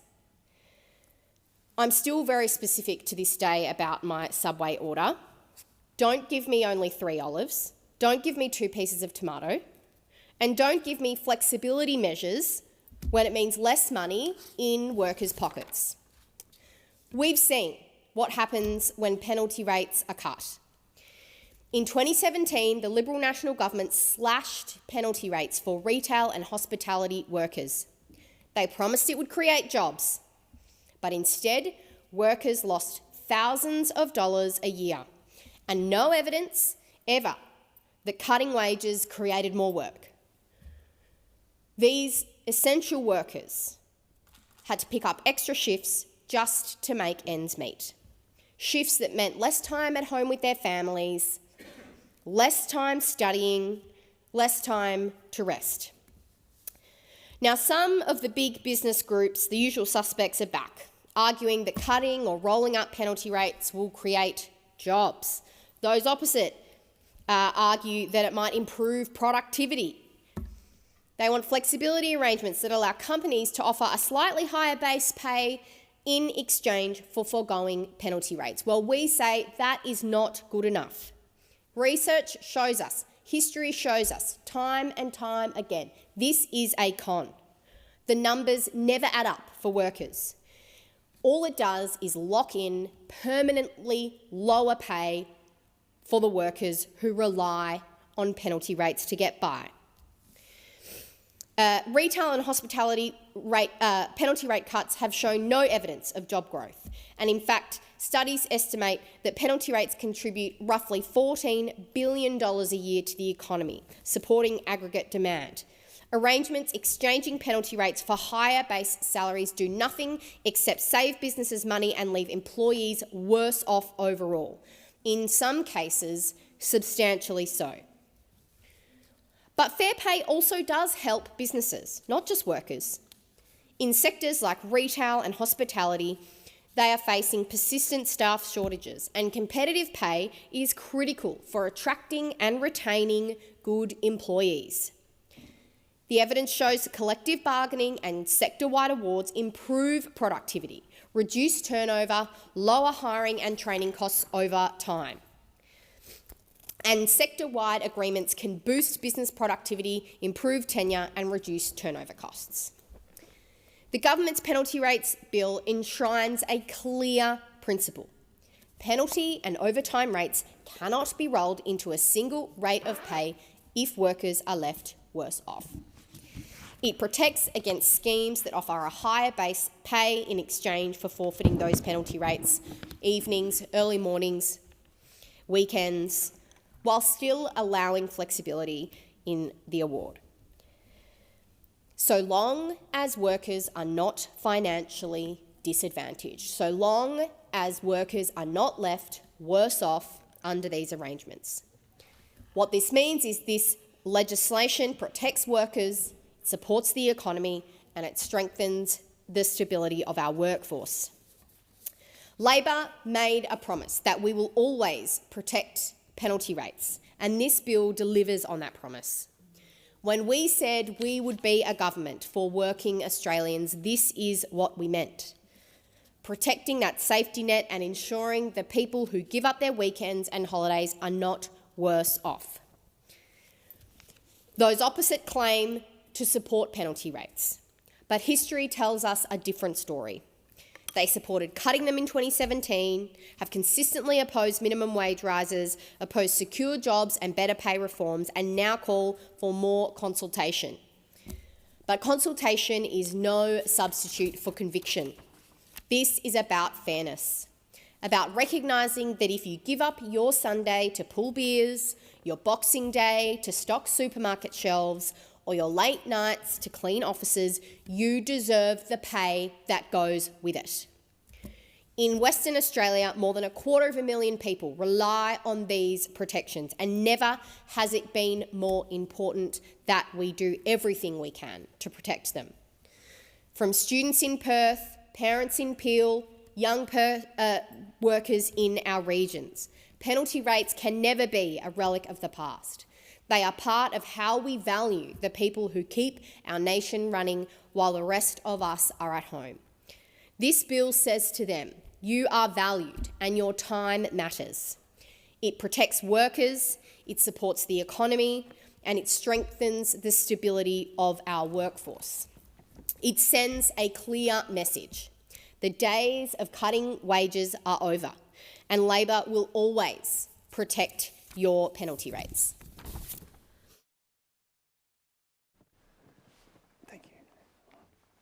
Oh, sorry about that. Senator Roberts. Thank you, Mr Acting Deputy President. It's ironic that 6 years after me first raising in the Senate the issue of BHP and other multinational mining companies, together with labour hire companies, colluding together with the coal mining union bosses, together with the Fair Work Commission, they perpetrated Australia's largest wage theft case. An estimated around $1.3 billion ripped off workers. I first raised this in July 2019, together with clear breaches in statutory provisions for workers' compensation, leave, long service leave and other provisions. And I was met with ridicule. Slowly, with my persistence and solid data as evidence, my claims were increasingly accepted and now are accepted. Yet here we have before us yet another Fair Work Act bill, yet another change to the Fair Work Act. While we support this bill, I raise concerns with the Fair Work Act itself, yet again. Getting back to the BHP CFMEU colluding with the labour hire companies, stealing wages and conditions from workers that the government is finally recognising is wrong.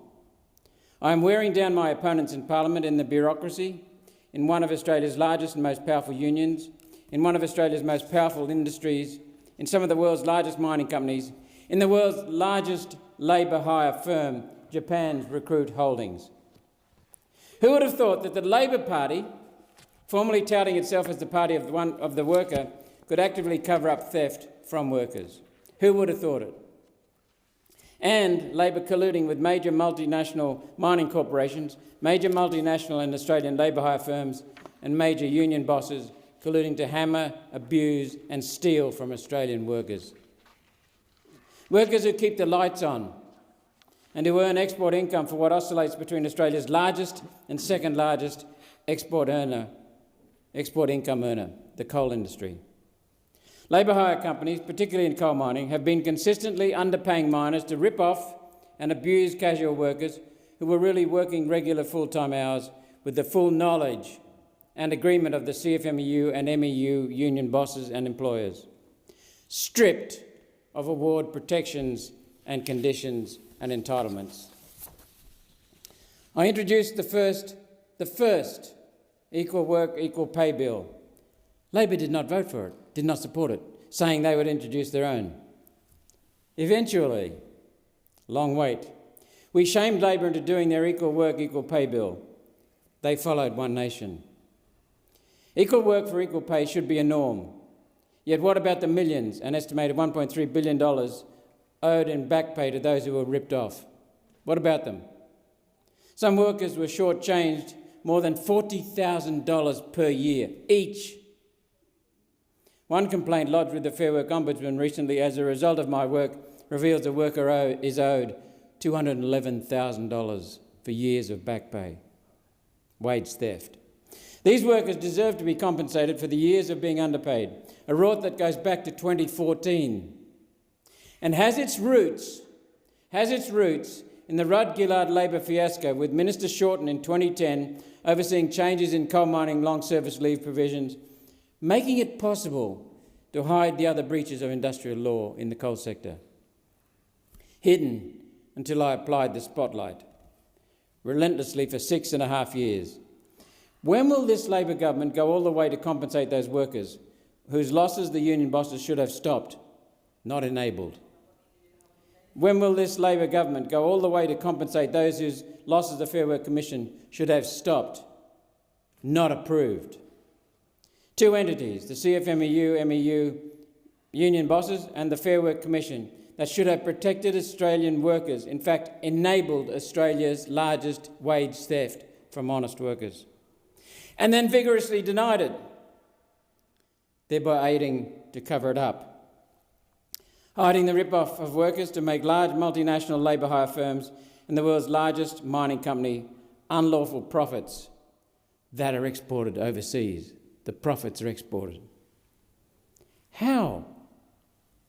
Those coal miners had worked under an award that did not allow casuals to work in the black coal industry. The CFMEU then negotiated an enterprise agreement that included casuals who were grossly underpaid. Their employers and the Fair Work Commission went along with this, even though the better off overall test was not satisfied. This legal requirement was boldly sidelined and breached. The union entered into a secret agreement with the employer not to represent the workers seeking a remedy with the employer. The union signed away its rights to protect workers. Part of the shabby agreement. As a former underground coalface miner and union member, and as a former coal mine manager and coal mining executive, I was absolutely stunned and disgusted at the bold exploitation of Australian workers. And I was determined. I remain determined. And now I'm encouraged. Yet after 6 years, those coal miners still have not received their fair compensation. One Nation will continue to be the only party that pushes for the repayment to those coal miners of their stolen wages. When I first met with workers in the Hunter, way back in 2019, I drafted 3 aims for guiding our work that I anticipated would push us against roadblocks from the perpetrators of Australia's largest wage theft. These aims, I'll state them again: to recover the lawful and moral entitlements of casual coal miners, to stop these abuses across the coal industry, and to expose and punish the guilty. These 3 aims continue to guide us. Why does this Labor government continue on a path that ignores those ripped-off coal miners? Who are they protecting? Who are you protecting? Labor is protecting union bosses in what is one of the largest donors to Labor election campaign funds, the CFMEU, now being the MEU. Labor is protecting the world's largest foreign multinational labour hire corporations, supplying casual workers to government in contracts costing Australian taxpayers billions of dollars. This is big money. Labor is protecting the world's largest multinational mining corporations, lacking the integrity and nous to negotiate legal agreements with workers.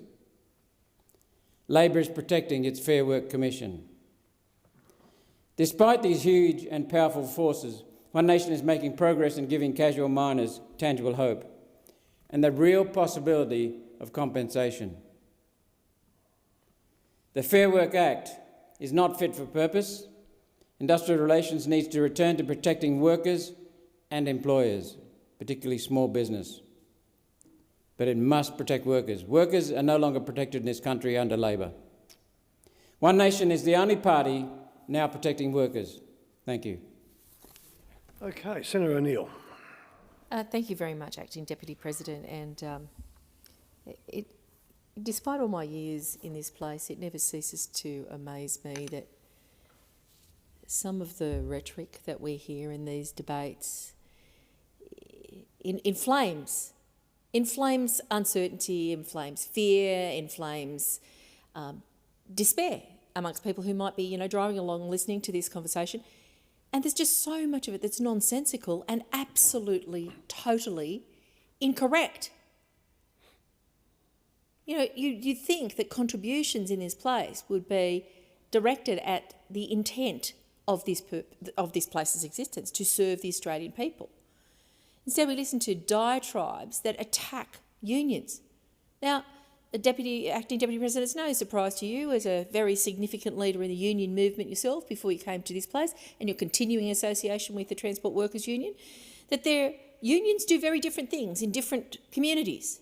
I'm very, very proud to be associated with the SDA union, which is affectionately called the Shoppies Union.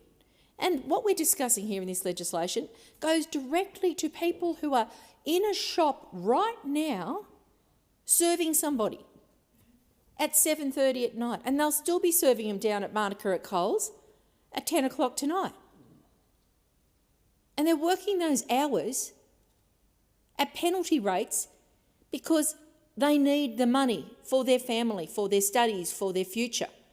And they're putting themselves out, they are working unsociable hours to contribute to our community, to contribute to the wealth of the nation, to contribute to the success of enterprise in our country, and to contribute to their future through gaining wages that reflect the unsociable nature of the hours that they're operating.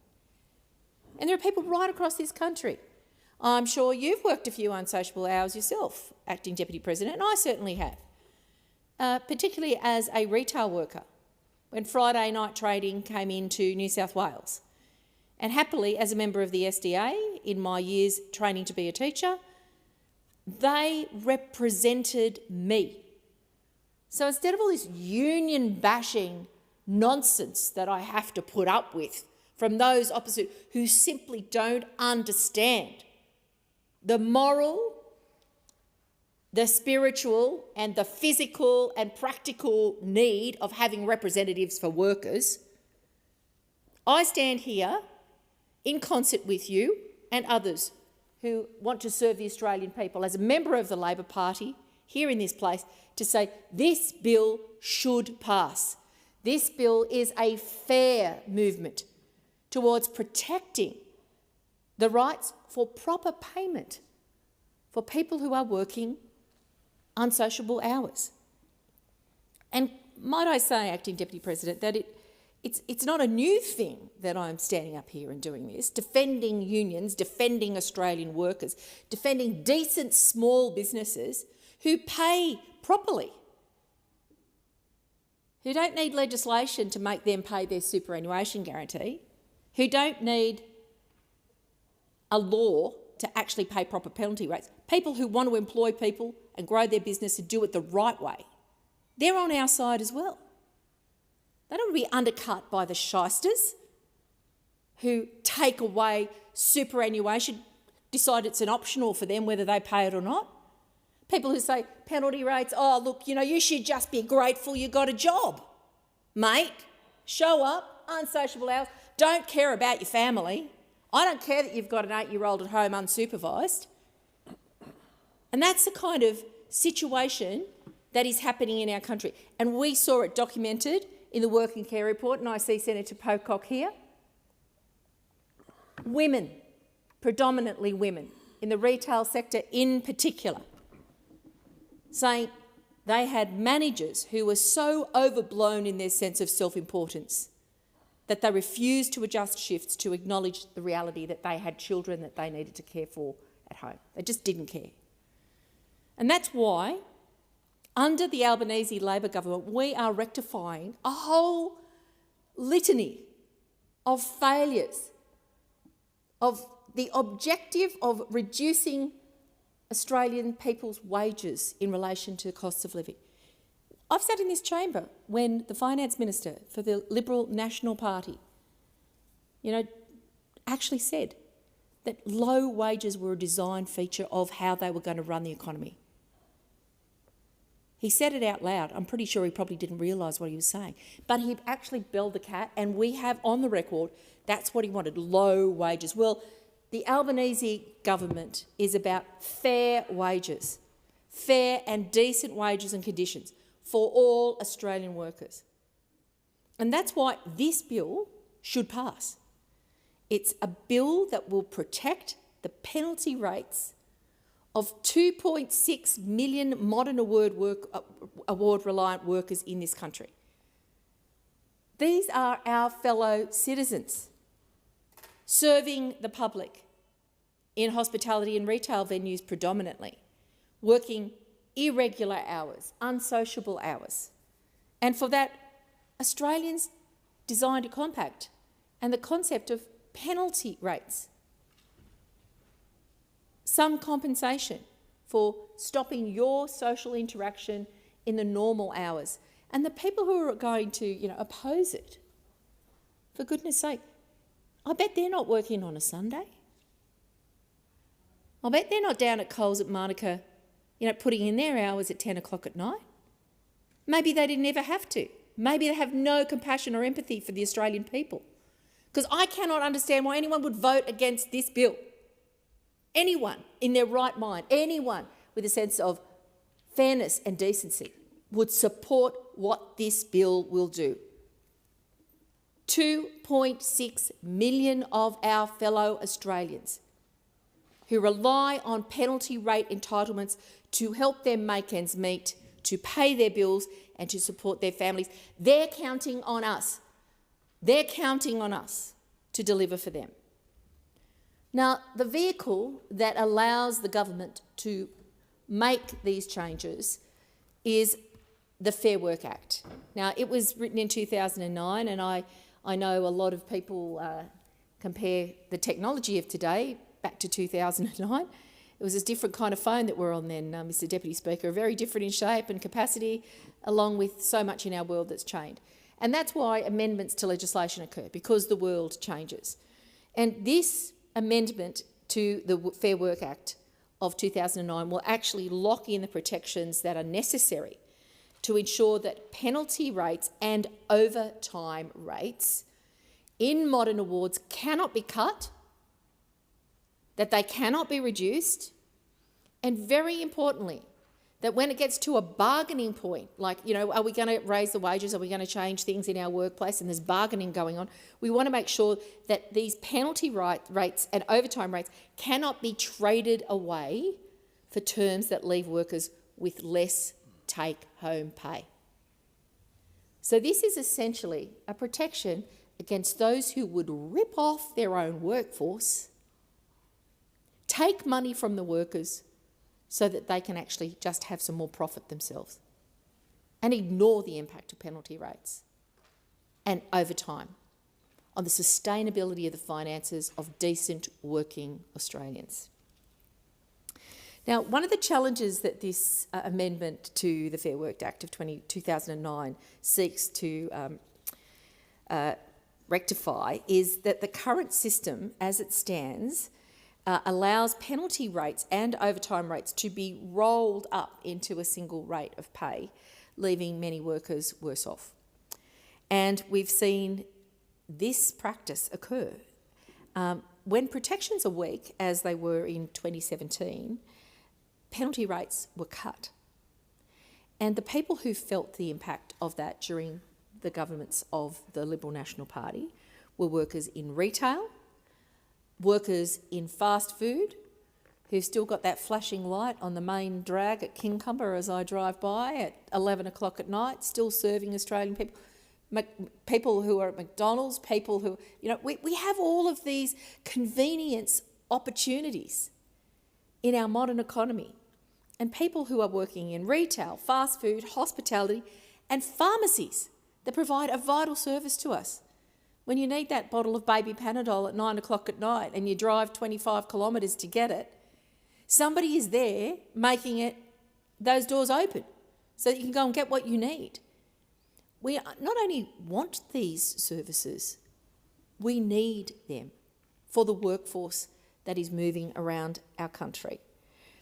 Now, right now, employers in retail and clerical and banking sectors actually have cases before the Fair Work Commission, and that is the commission that looks over that Fair Work Act. That is the rules that they will apply. And sadly, there are employers in the clerical sector, employers in the banking sector, and employers in the retail sector who want to erode penalty rates. And with the passage of this bill, the Albanese Labor government will prevent that from occurring. And I guess it comes down to your fundamental belief about what penalty rates actually are. For some people, they just think it's a bonus. And I don't understand the mentality that some people think, well, they don't want to work those hours, but it's okay for other people to do it, and that they shouldn't receive any recompense. So we are firmly of the view that there needs to be a recognition, not just in thank you very much for staying open, but a recognition in payment of the unsociable hours that are worked by retail and hospitality staff, by shift workers and by essential services staff who keep this amazing country that we call home running.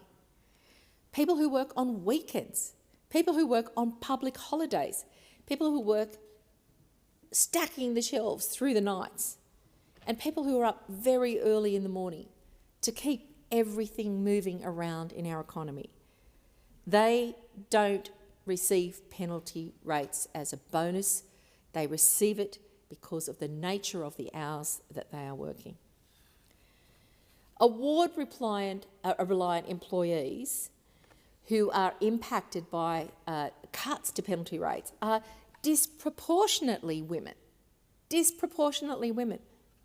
Also, young people under 35, part-time workers and casuals, all of these people who are in often precarious employment, who stitch together enough hours in response to the economy in their area, rely heavily on the extra that they get when they put themselves and their families out to be a worker at an unsociable hour. In terms of what the bill does, it is a very simple, fair and workable bill. It is going to provide clarity without complexity for those who seek to use the Fair Work Act. The reforms that we're proposing here and that I hope the Senate will support do not act retrospectively. They will allow employers to continue to meet their current award obligations and nothing more.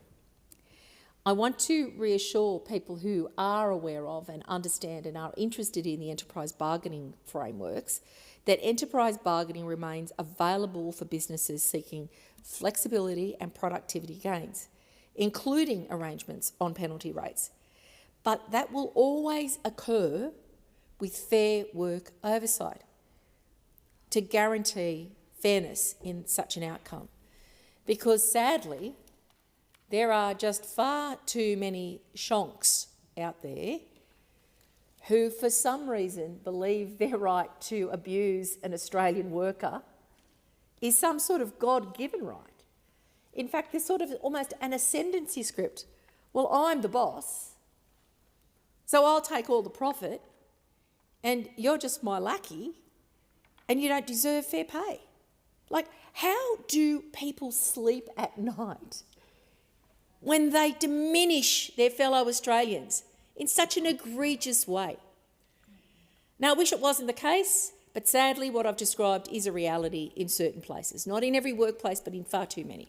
And that is why we have to have this legislation to stop the shysters, to stop the shonks, to stand up for ordinary, hard-working Australians who don't want anything more than a fair go and need a government that understands that and will put in place the necessary guardrails through legislation to ensure that people get a fair go.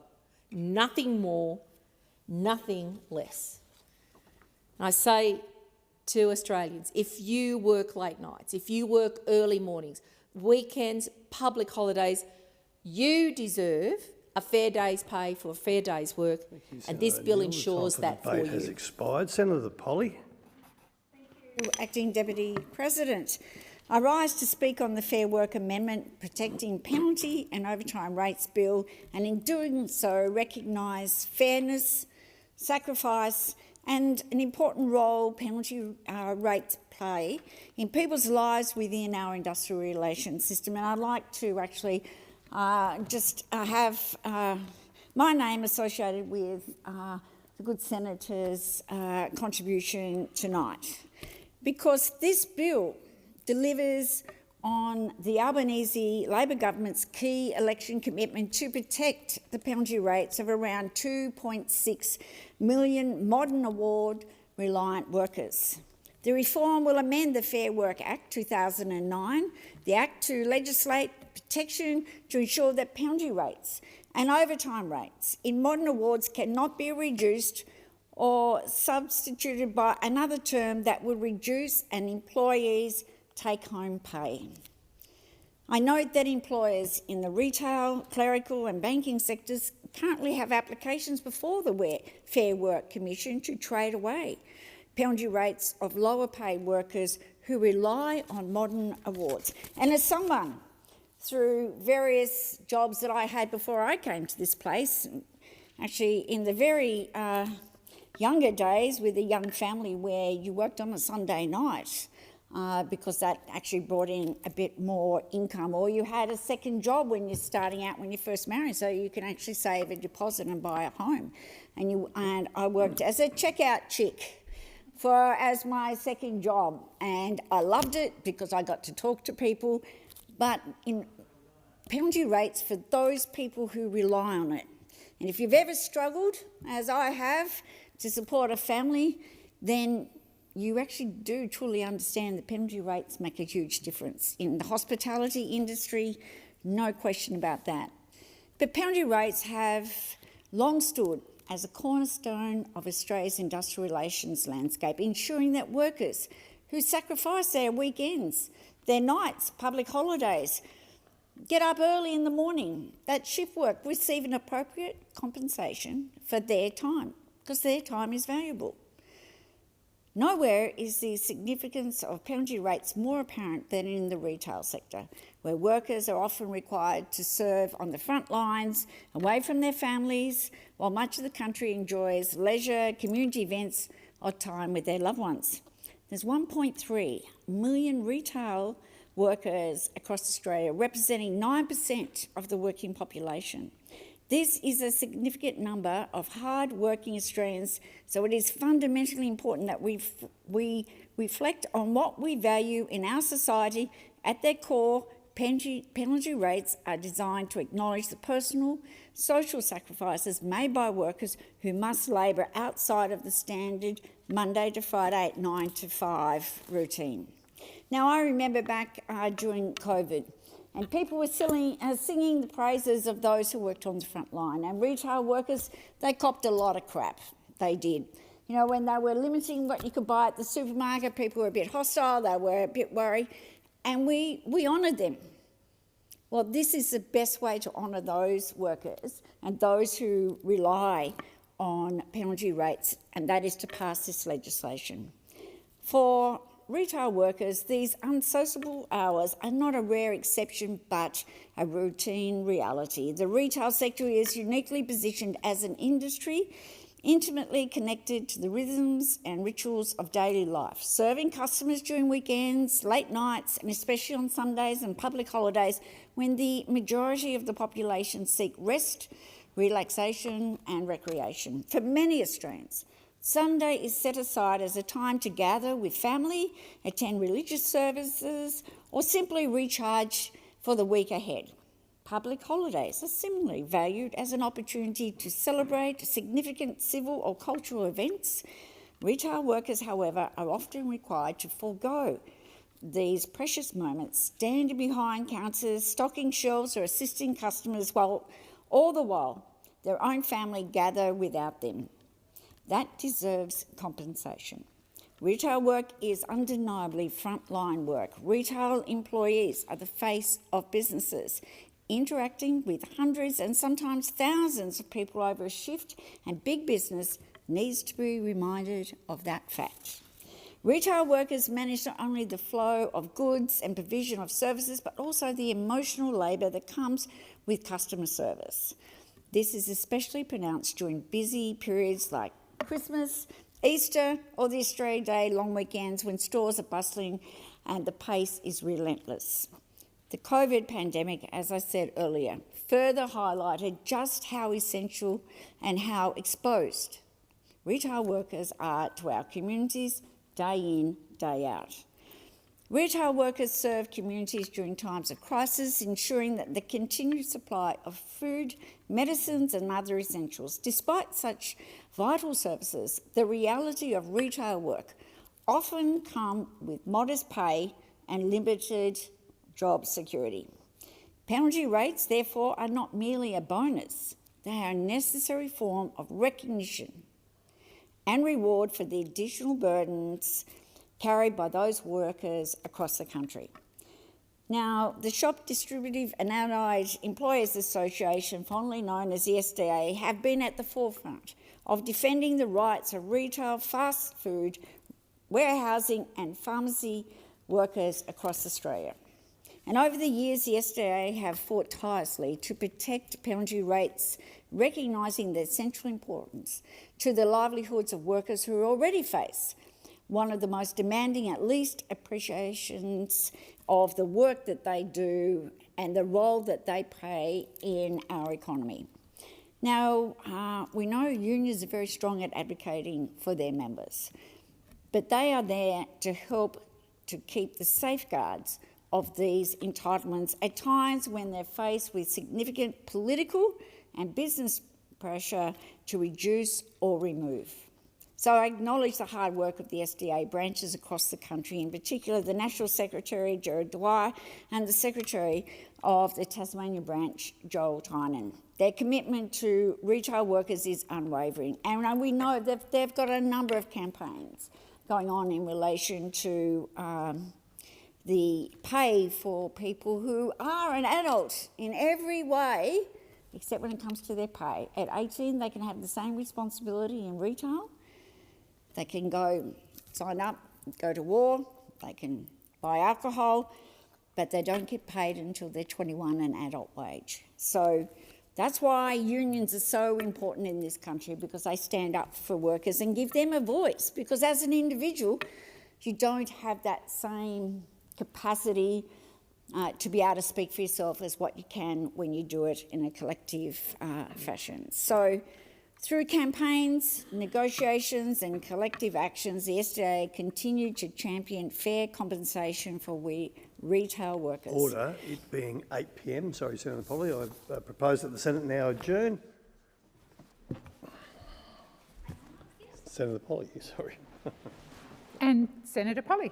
And you're not going to stop me because I want to speak tonight on the adjournment about our first 100 days of the Albanese Labor government's second term. We have not stopped implementing policy reform to strengthen our country and our economy, empowering communities and families.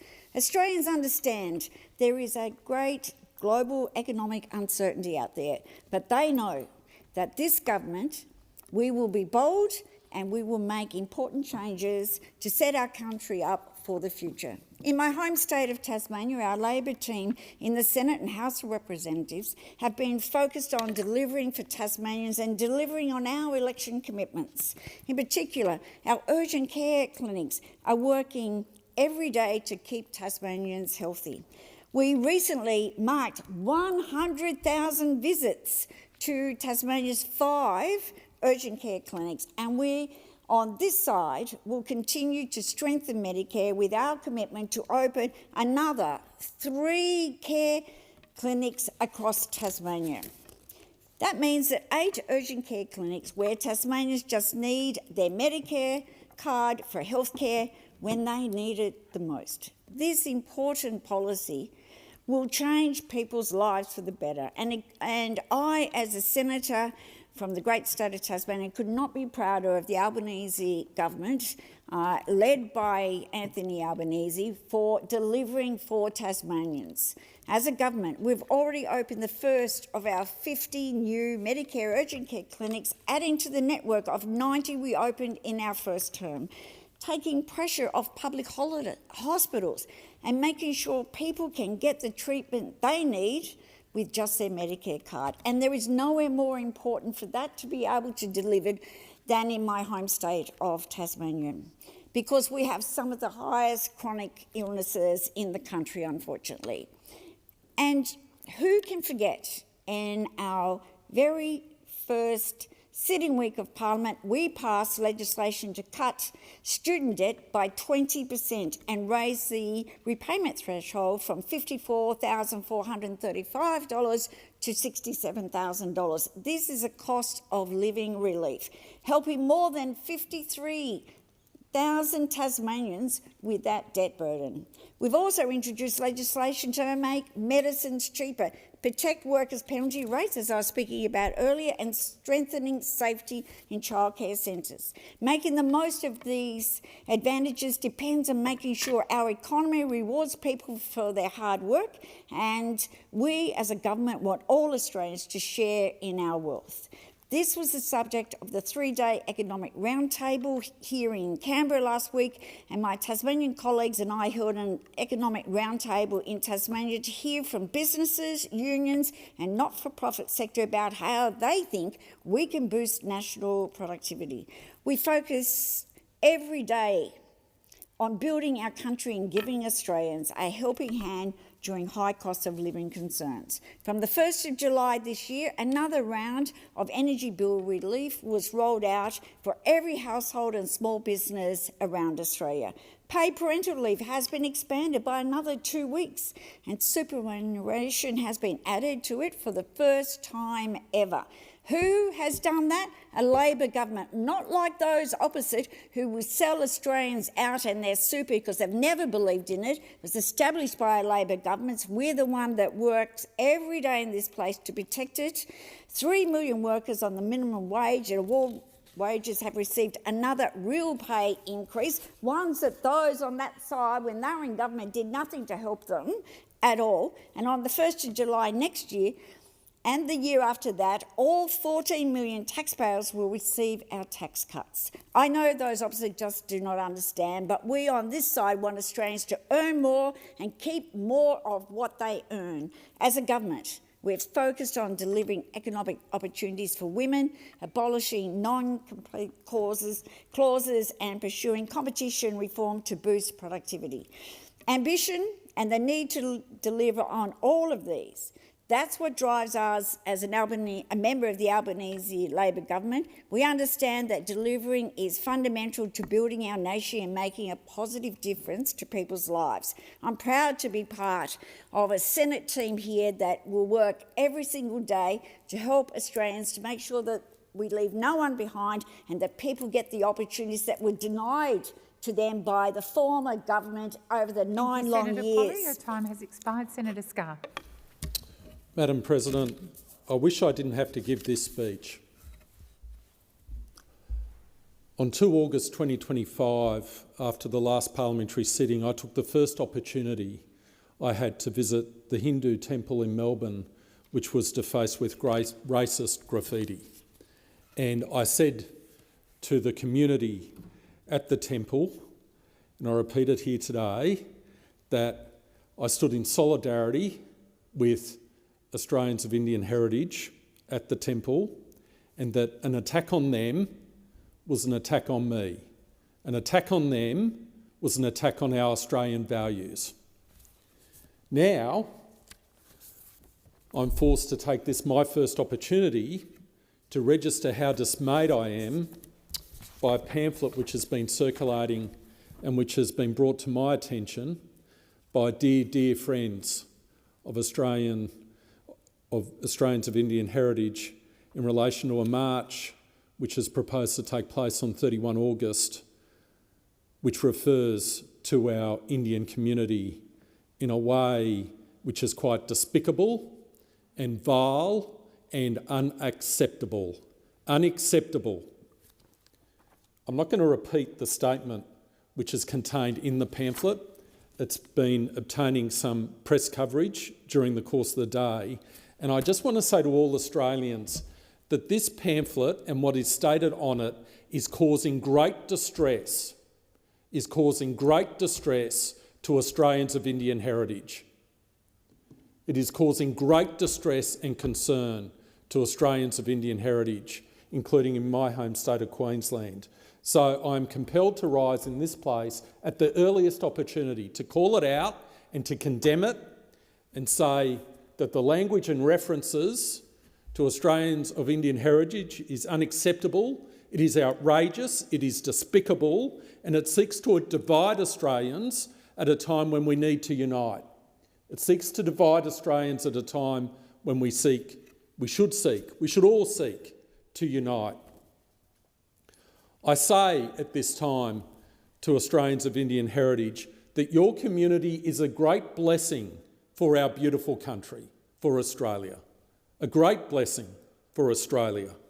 You belong, you are part of the Australian story, and you have brought so many wonderful things to our Australian community. I see the work, the businesses you engage in across this country, the magnificent contribution that you make when you bring your talents to bear. I see the work that you all do in the community. There is no group that helps Australians in need more than Australians of Indian heritage. At times of flood, at times of bushfire, at times of the COVID pandemic. I can remember visiting the Sikh Gurdwara at 8 Mile Plains where they were preparing thousands and thousands of meals to be distributed to people in need. Gopio Cans reaching out to their fellow Queenslanders at the time of floods. The Fiji Senior Citizens Association reaching out to those who suffered in bushfires. Again and again and again, Australians of Indian heritage have reached out to help their fellow Australians. You do not deserve what is contained in this pamphlet, this vile pamphlet. You do not deserve it. You are part of the Australian story. You belong. You make a wonderful contribution to our beautiful country. And you are the human bridge between Australia and India, and so important for the future of this country. So I thank you for every single thing you do. The comments contained in this pamphlet represent the views of a very small minority, and we won't have it. We have parliamentarians of Indian heritage in this parliament, and they make a wonderful contribution. So this sort of material needs to be called out in the strongest terms. And I say in conclusion, and later in the year we'll have the Diwali festival, one of the wonderful cultural celebrations our Indian community brings to Australia. And I conclude my remarks with this, that light will triumph over darkness, that good will triumph over evil, and knowledge will triumph over ignorance. And I rise and stand in solidarity with all Australians of Indian heritage. Thank you, Senator Scarr. Senator Smith. And Senator Smith, if you're on front bench duty, you can speak from there. Thank you, President. Tonight I rise to congratulate Cheryl Edwards AM on being conferred the honour of Freeman of the City of Joondalup. Cheryl's contribution to Western Australia has been nothing short of remarkable. First elected to the Legislative Assembly in 1989 as the Liberal member for Kingsley, she was immediately promoted to the front bench as Minister for Education, a sign of the confidence placed in her from the very beginning. Over the course of her parliamentary career, Cheryl remained a senior frontbencher, and in 1993 she made history as the first woman to serve as Attorney-General anywhere in Australia. She went on to hold portfolios as Minister for Family and Services and later Minister for the Environment, becoming the longest-serving woman in Cabinet in West Australian history. Her leadership was instrumental in shaping Perth's northern suburbs during a time of extraordinary growth. Cheryl has become a role model for women entering public life, and that remains the case today. After retiring from Parliament in 2005, Cheryl continued to serve Western Australia with the same professionalism and dedication that marked her time in government. She returned to private legal practice before taking on significant roles in the mining sector, where her expertise has been widely valued.